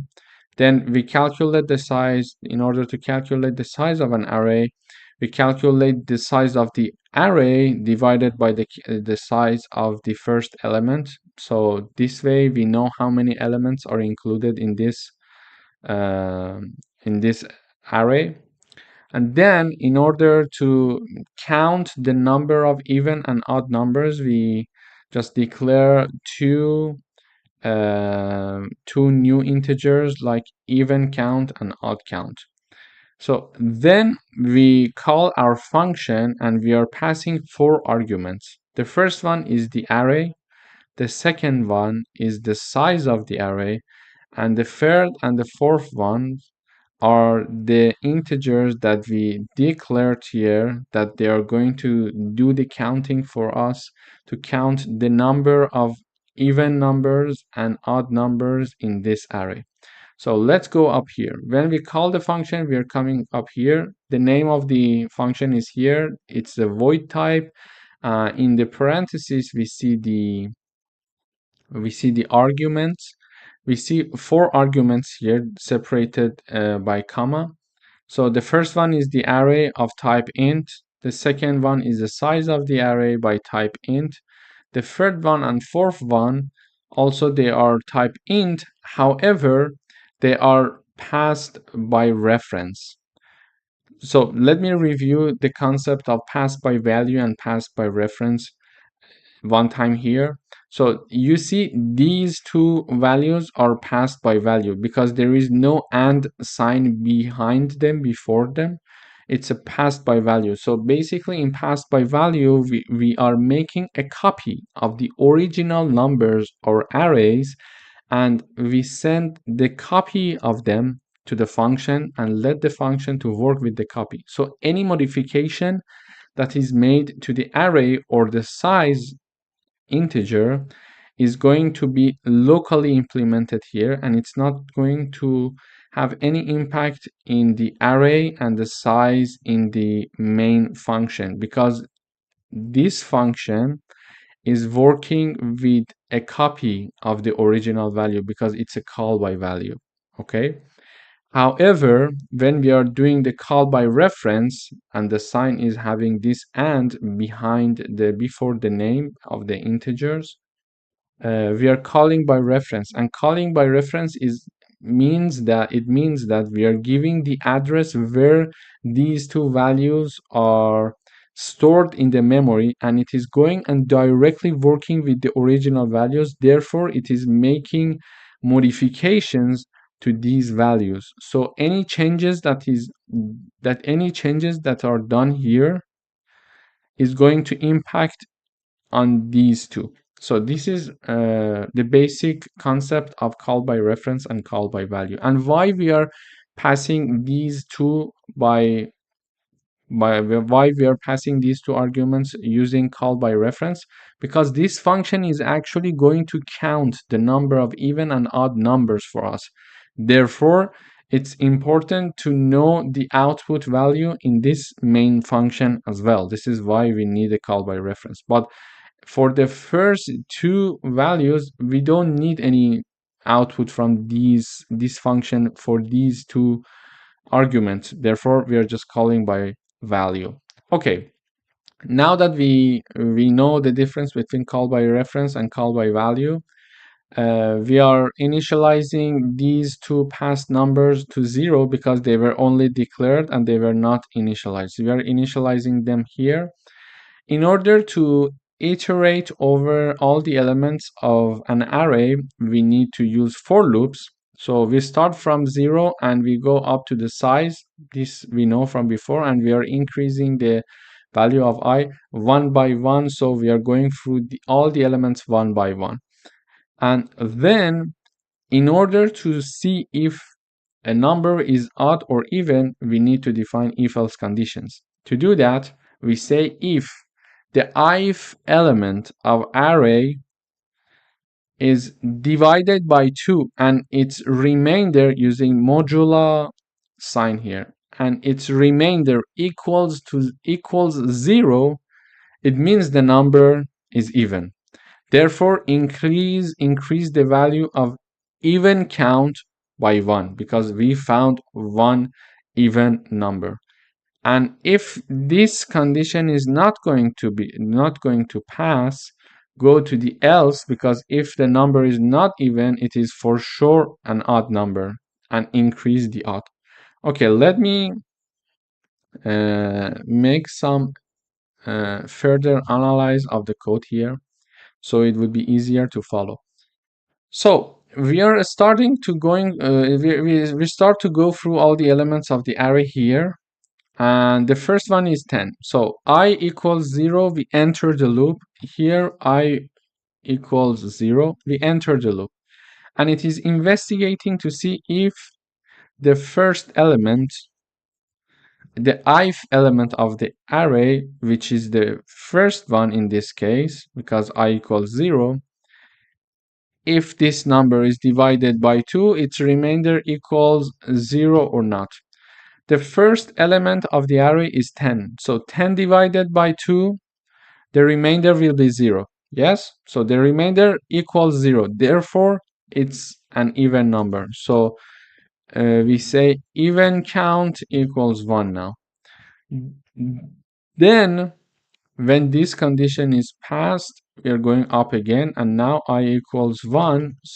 Therefore, we are investigating the second element of the array. So we are saying that basically we are entering with I equals 1. We are basically discussing array in the bracket 1, which is the second element of the array, which is 15. And we are basically saying that if 15 is divided by 2, its remainder equals to 0 or not in this line. Okay? We are saying that 15 divided by 2, the remainder equals 0? No. When the answer is no, it's not going to enter to this part. It's going to escape because it's not passing the condition. Therefore, it is going to enter the else part, and it is increasing the value of odd count equals 1 now. And now that it's done, we go up again, we increase the value of I one more time, because it is going to iterate until I is lower than the size of the array. And the size of the array is 1, 2, 3, 4, 5, 6, 7. So I is going to take from 0 to 6. So I equals 2, and then we are discussing the third element of the array. So the third element is 20. We are basically in this condition discussing if 20 is divided by 2, the remainder will be equal to 0. Yes? Yes, this is true, because 20, if it's divided by 2, the output will be 10 and the remainder is 0. Therefore, we are going to increase the value of the even count another time. So this time it is equal to, because previously it was 1, and then we are increasing another time in this line, so it equals to.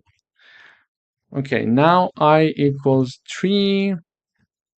We are basically discussing the fourth element of the array. So the fourth element is 25. I equals 3, it enters, it says that ARR in the bracket number 3, which is the fourth element of the array. If it's divided by 2, its remainder equals to 0 or not. So here basically 25, if it's divided by 2, the remainder is not going to be equal to 0. Therefore, it's not going to enter this condition, and it's going to enter else. And when it enters else, it's going to increase the odd count integer by another 1 value. So odd count, previously we had it here, it was equal to 1. And now we are going to add another 1 number to it, so it is going to equal to 2. So basically this is the logic of the code. Now if I run, you will see how many odd and even numbers we have in this array. So basically 1, 2, 3, and 4 even numbers are included in this array, and we have 3 odd numbers in this array. So let's run. Okay, great. We see exactly like the number of even numbers and number of odd numbers. Okay, so here we do all of the calculation, that we call the function here, and we do all of the calculation here. After everything is finished, we are coming back to the main function, of course, and we are going to print number of even numbers, or we are printing the even count, and number of odd numbers, we are going to print odd count. Okay, and we see that the number of even numbers is 4 equals to 4, and odd numbers equals to 3. This is what we expected actually.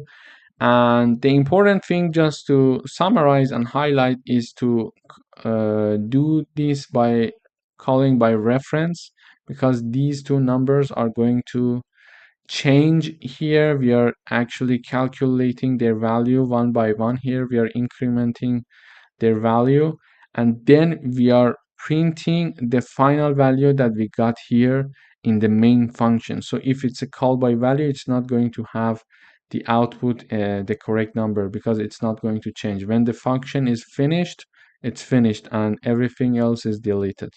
Thank you for watching.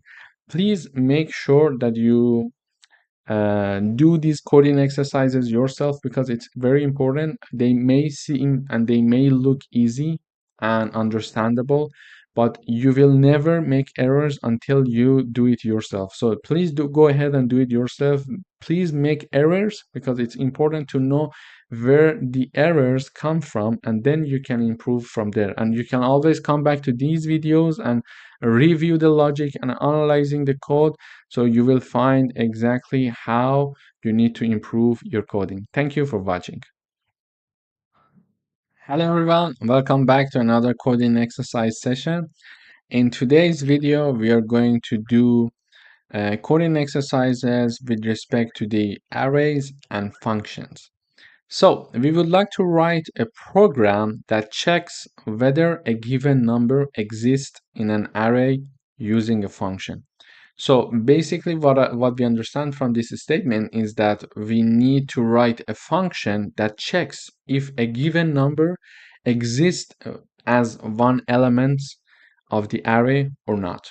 So To do that, we have the int main function here. We are initializing and declaring one array. We know from before how to do it.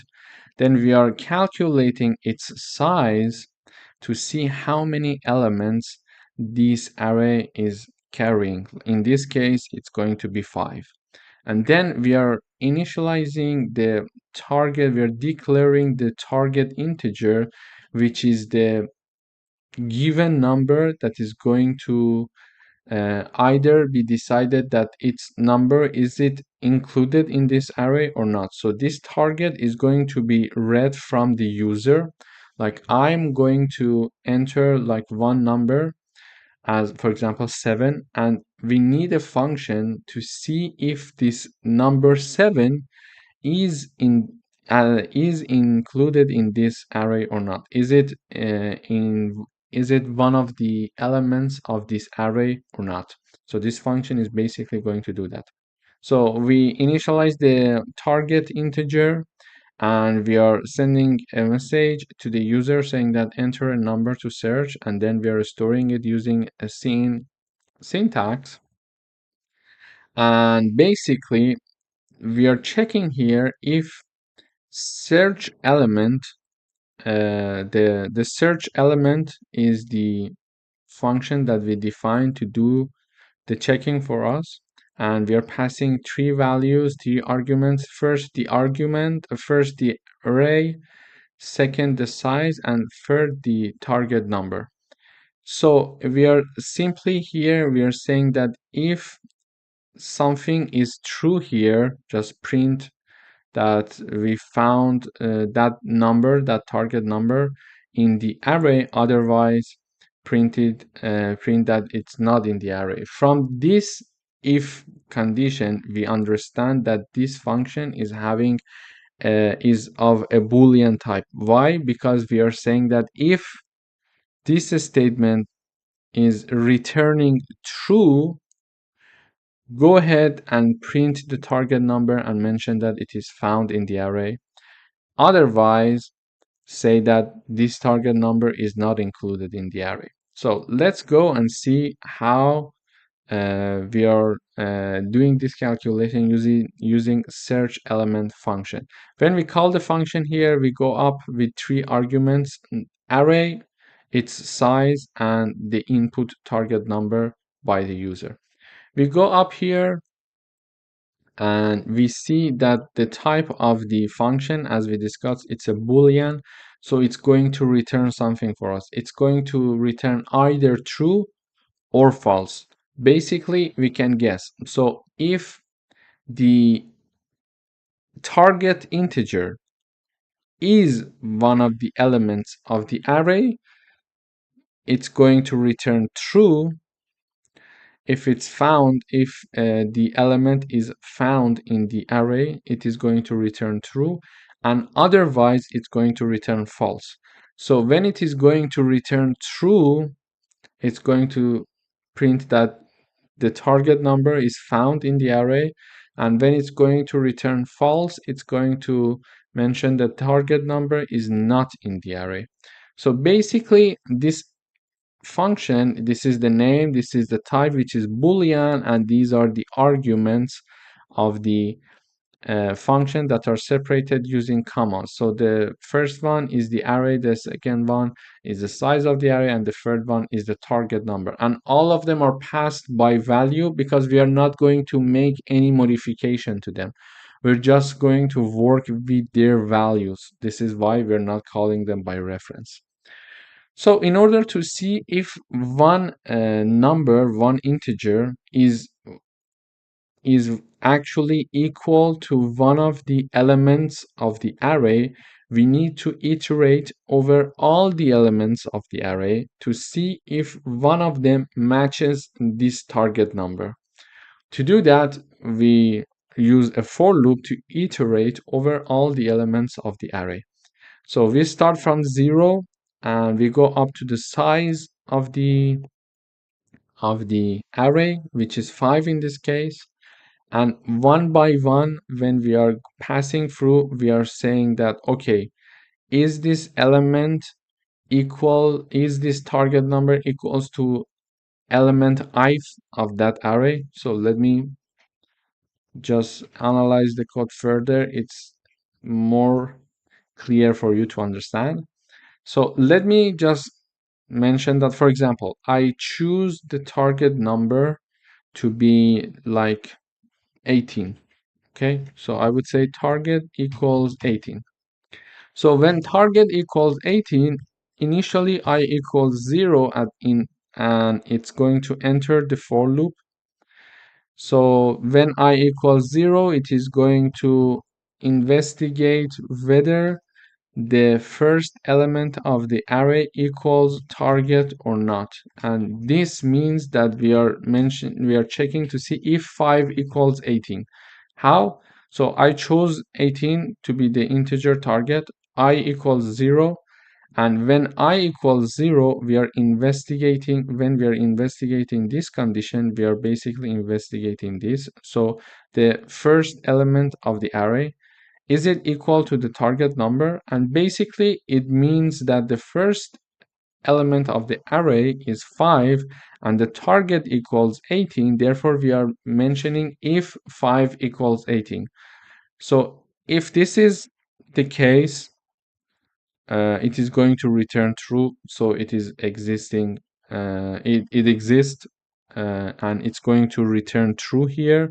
And then we are getting out of the loop and we are simply printing that, okay, the target number is found in the array.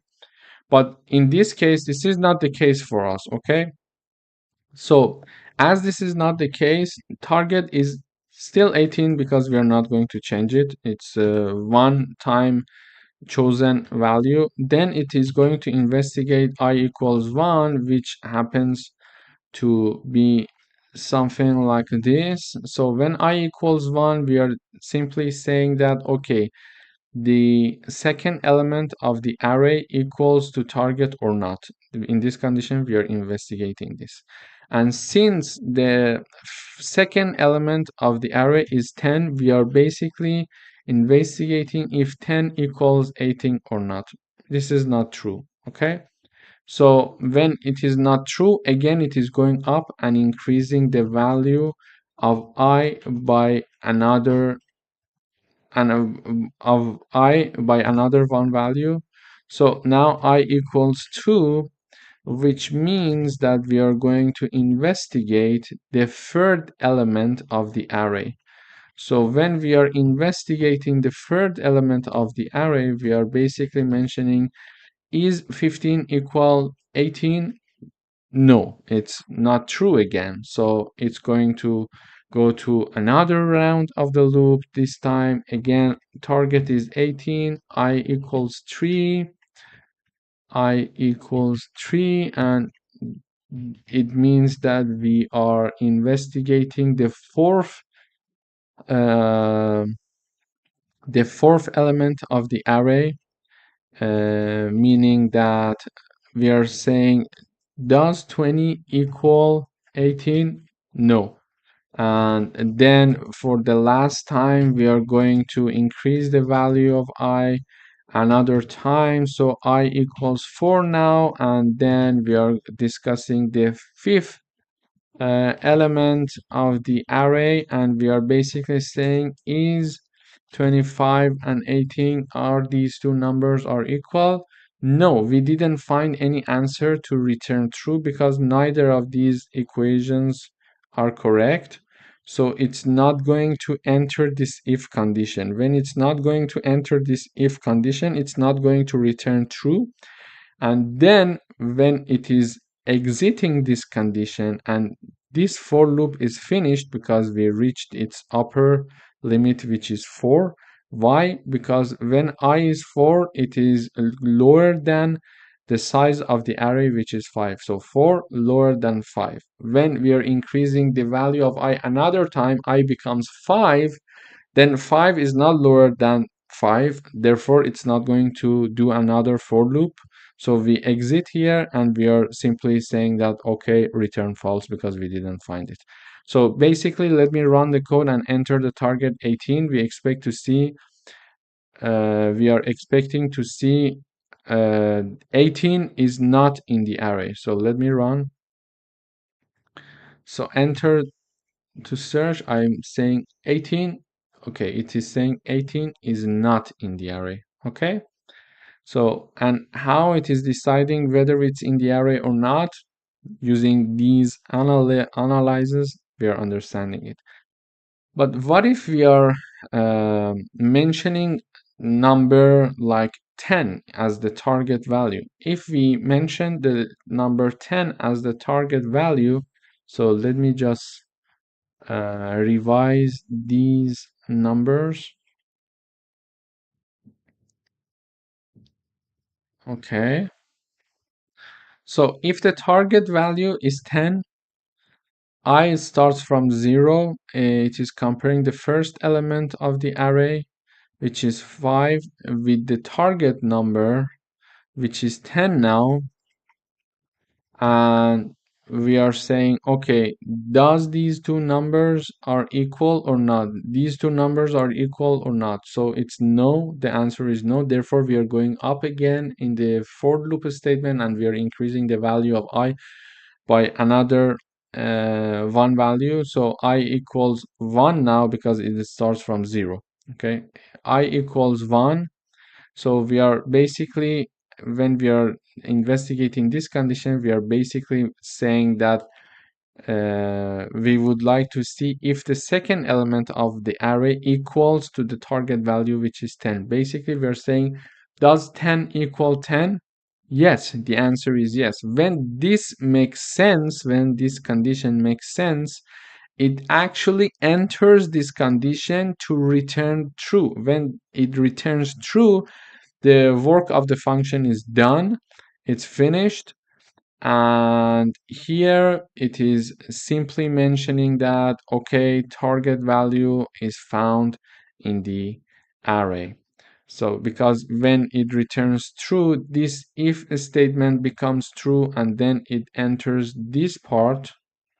And when it enters this part, it's going to print it. So let me just choose the input target value to be 10. Okay, it says that 10 is found in the array. So basically, this is how we did the coding exercise, and we analyzed the code. It would be nice for you also to start doing these analyses for yourself to make sure you understand all the steps one by one. This helps you to remember how the program works, and it will be beneficial for you in the future. When you are writing your code, you can imagine, okay, if I write it this way, it's going to work this way.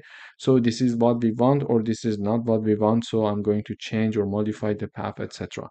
So please go ahead and do this exercise yourself, because as we progress, there are many coding exercises that we are going to do. So try to start the coding exercises and do the coding exercises yourself as you proceed throughout this journey. Thank you for watching. Hello everyone, welcome back. In today's video, we would like to do another coding exercises using static array. Okay, so far we learned how important it is to consider static array in certain situations. In this video, we are going to write a program that uses a static array to store user input values across multiple function calls. So to do that, we have the main function and then another function that we are going to call repeatedly during in our main function. So the name of the function is store user input. It's of the void type, and its argument is an integer called value. So in order to call it for the first time, we call the function with the value 5. Here we are initializing and declaring a static array with the size of 3, and all of the elements are 0. And then we are initializing and declaring an index to be static and integers set to be 0 initially. So this is an index is used to track where to store the next input. So in the first call, index equals 0. So when we are encountering this if condition, we say, okay, 0 lower than 3. If this is the case, set the value, which is the argument of this function, which is 5 in the first run, in the first call of the function. Set the value 5 as the first index of the user input array. After doing that, then increase the index by 1. So in the initial run, it's like this equals to 5. It means that set the value 5 to be the first element of the user input array, and then the final index will become 1. Initial index equals to 0. Why initial index equals to 0? Because we initialize it. And why the final index equals to 1? Because after we set the 5 to be the first element of the user input array in this line, we are having plus plus sign here. So when we are having the plus plus sign, it's going to increase the value of index by 1. So the final index after this line will be equal to 1. Then we are simply printing the value. Value is number 5 because this is the argument of the function, which is defined here, and then it is being simply printed here. So whatever the number is being assigned to the first element of the array is being printed here. So we know what has been passed and what has been inserted to the array, just for the sake of checking. Okay. Then we have this else part as well. If this index is not lower than 3, it's going to enter this else part. There it is printing array is full, so stored values are, it is going to print all the elements of the array using a for loop, and the for loop is going to start from 0 to 3, which is the size of the array, and it's going to print all the elements of the user input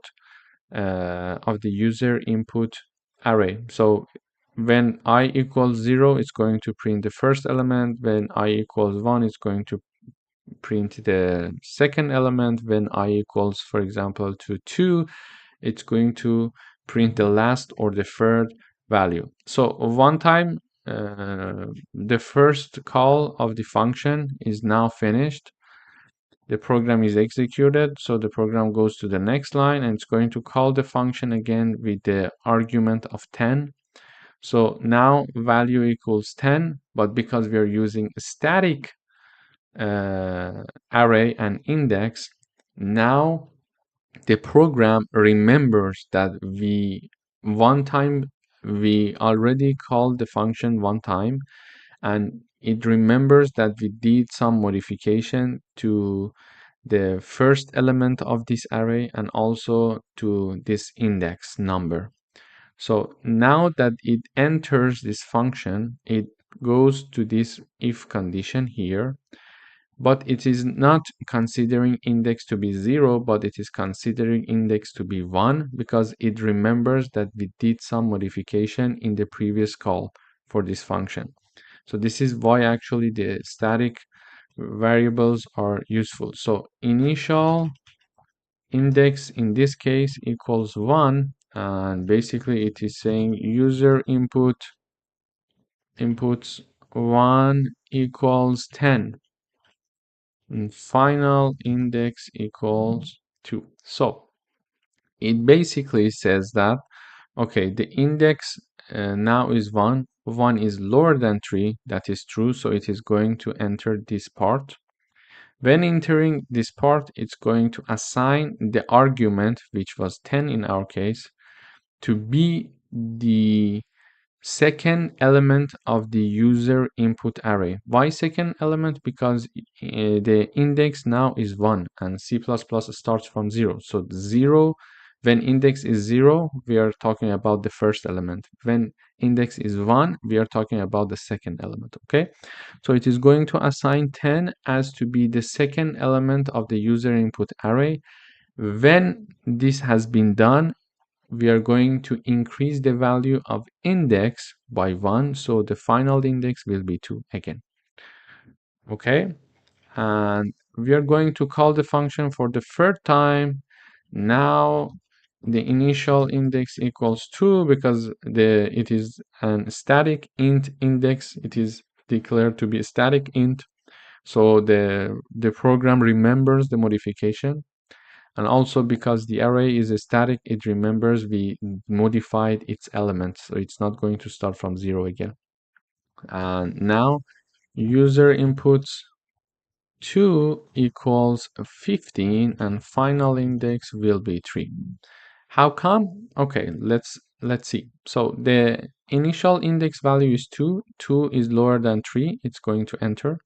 So the argument that is passed to this function is 15. Therefore, the value is 15. The int value is 15. So 15 is going to be assigned to the third element or the last element of the user input array, after which we are going to increase the value of index, which was 2 and now it's 3.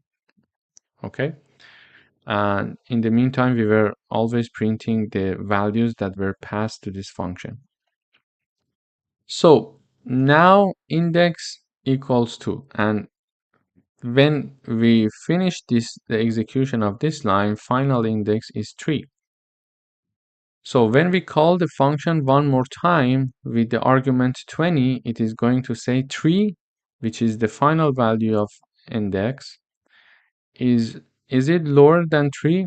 No, it's not.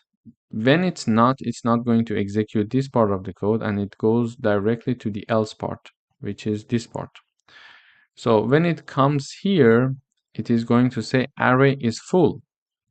Why it is full? Because the size of the array was 3 and we already had stored 3 values in it. Therefore, and 3 is not lower than 3, therefore it is not executing this part, and now we see that 3 values are stored in the array, as you see here, 5, 10 and 15, and the size is 3. So it says array is full and it is printing all the elements of the array here for us. So let me just run and see the result. Okay, great. So in the first call, the value stored is 5. So as we discussed, the first element of the user input was set to be 5 and the value stored was 5, and the second value was 10 and then 15. And when we are passing the 20, it is not printing the 20. Instead, it says array is full because it is entering this else part. And then we are printing all the elements of the array, which are 5, 10, and 15. So the only reason that with every call, the program remembers what we have done and knows that, okay, the elements are different values and the index is updated progressively, and also the array is updated progressively, is because we are using the static keyword here. So if we don't use the static keyword here, you will see the difference. So you will see that it is printing 5, 10, 15, and 20. Why? Previously, when we reached 20, we saw that it was mentioning that the array is full, but it is not saying that. Why? Because index is 0 when the first call is done. 0 lower than 3, okay, and 5 is assigned to the first element of the user input array. We are increasing the value of index, and so index equals 1, and it is printing the value just like here, okay? And when we are calling the function the second time using this number, it is forgetting everything about the index value and the user input array, because we are not using static variables, it is not going to remember. So when the first call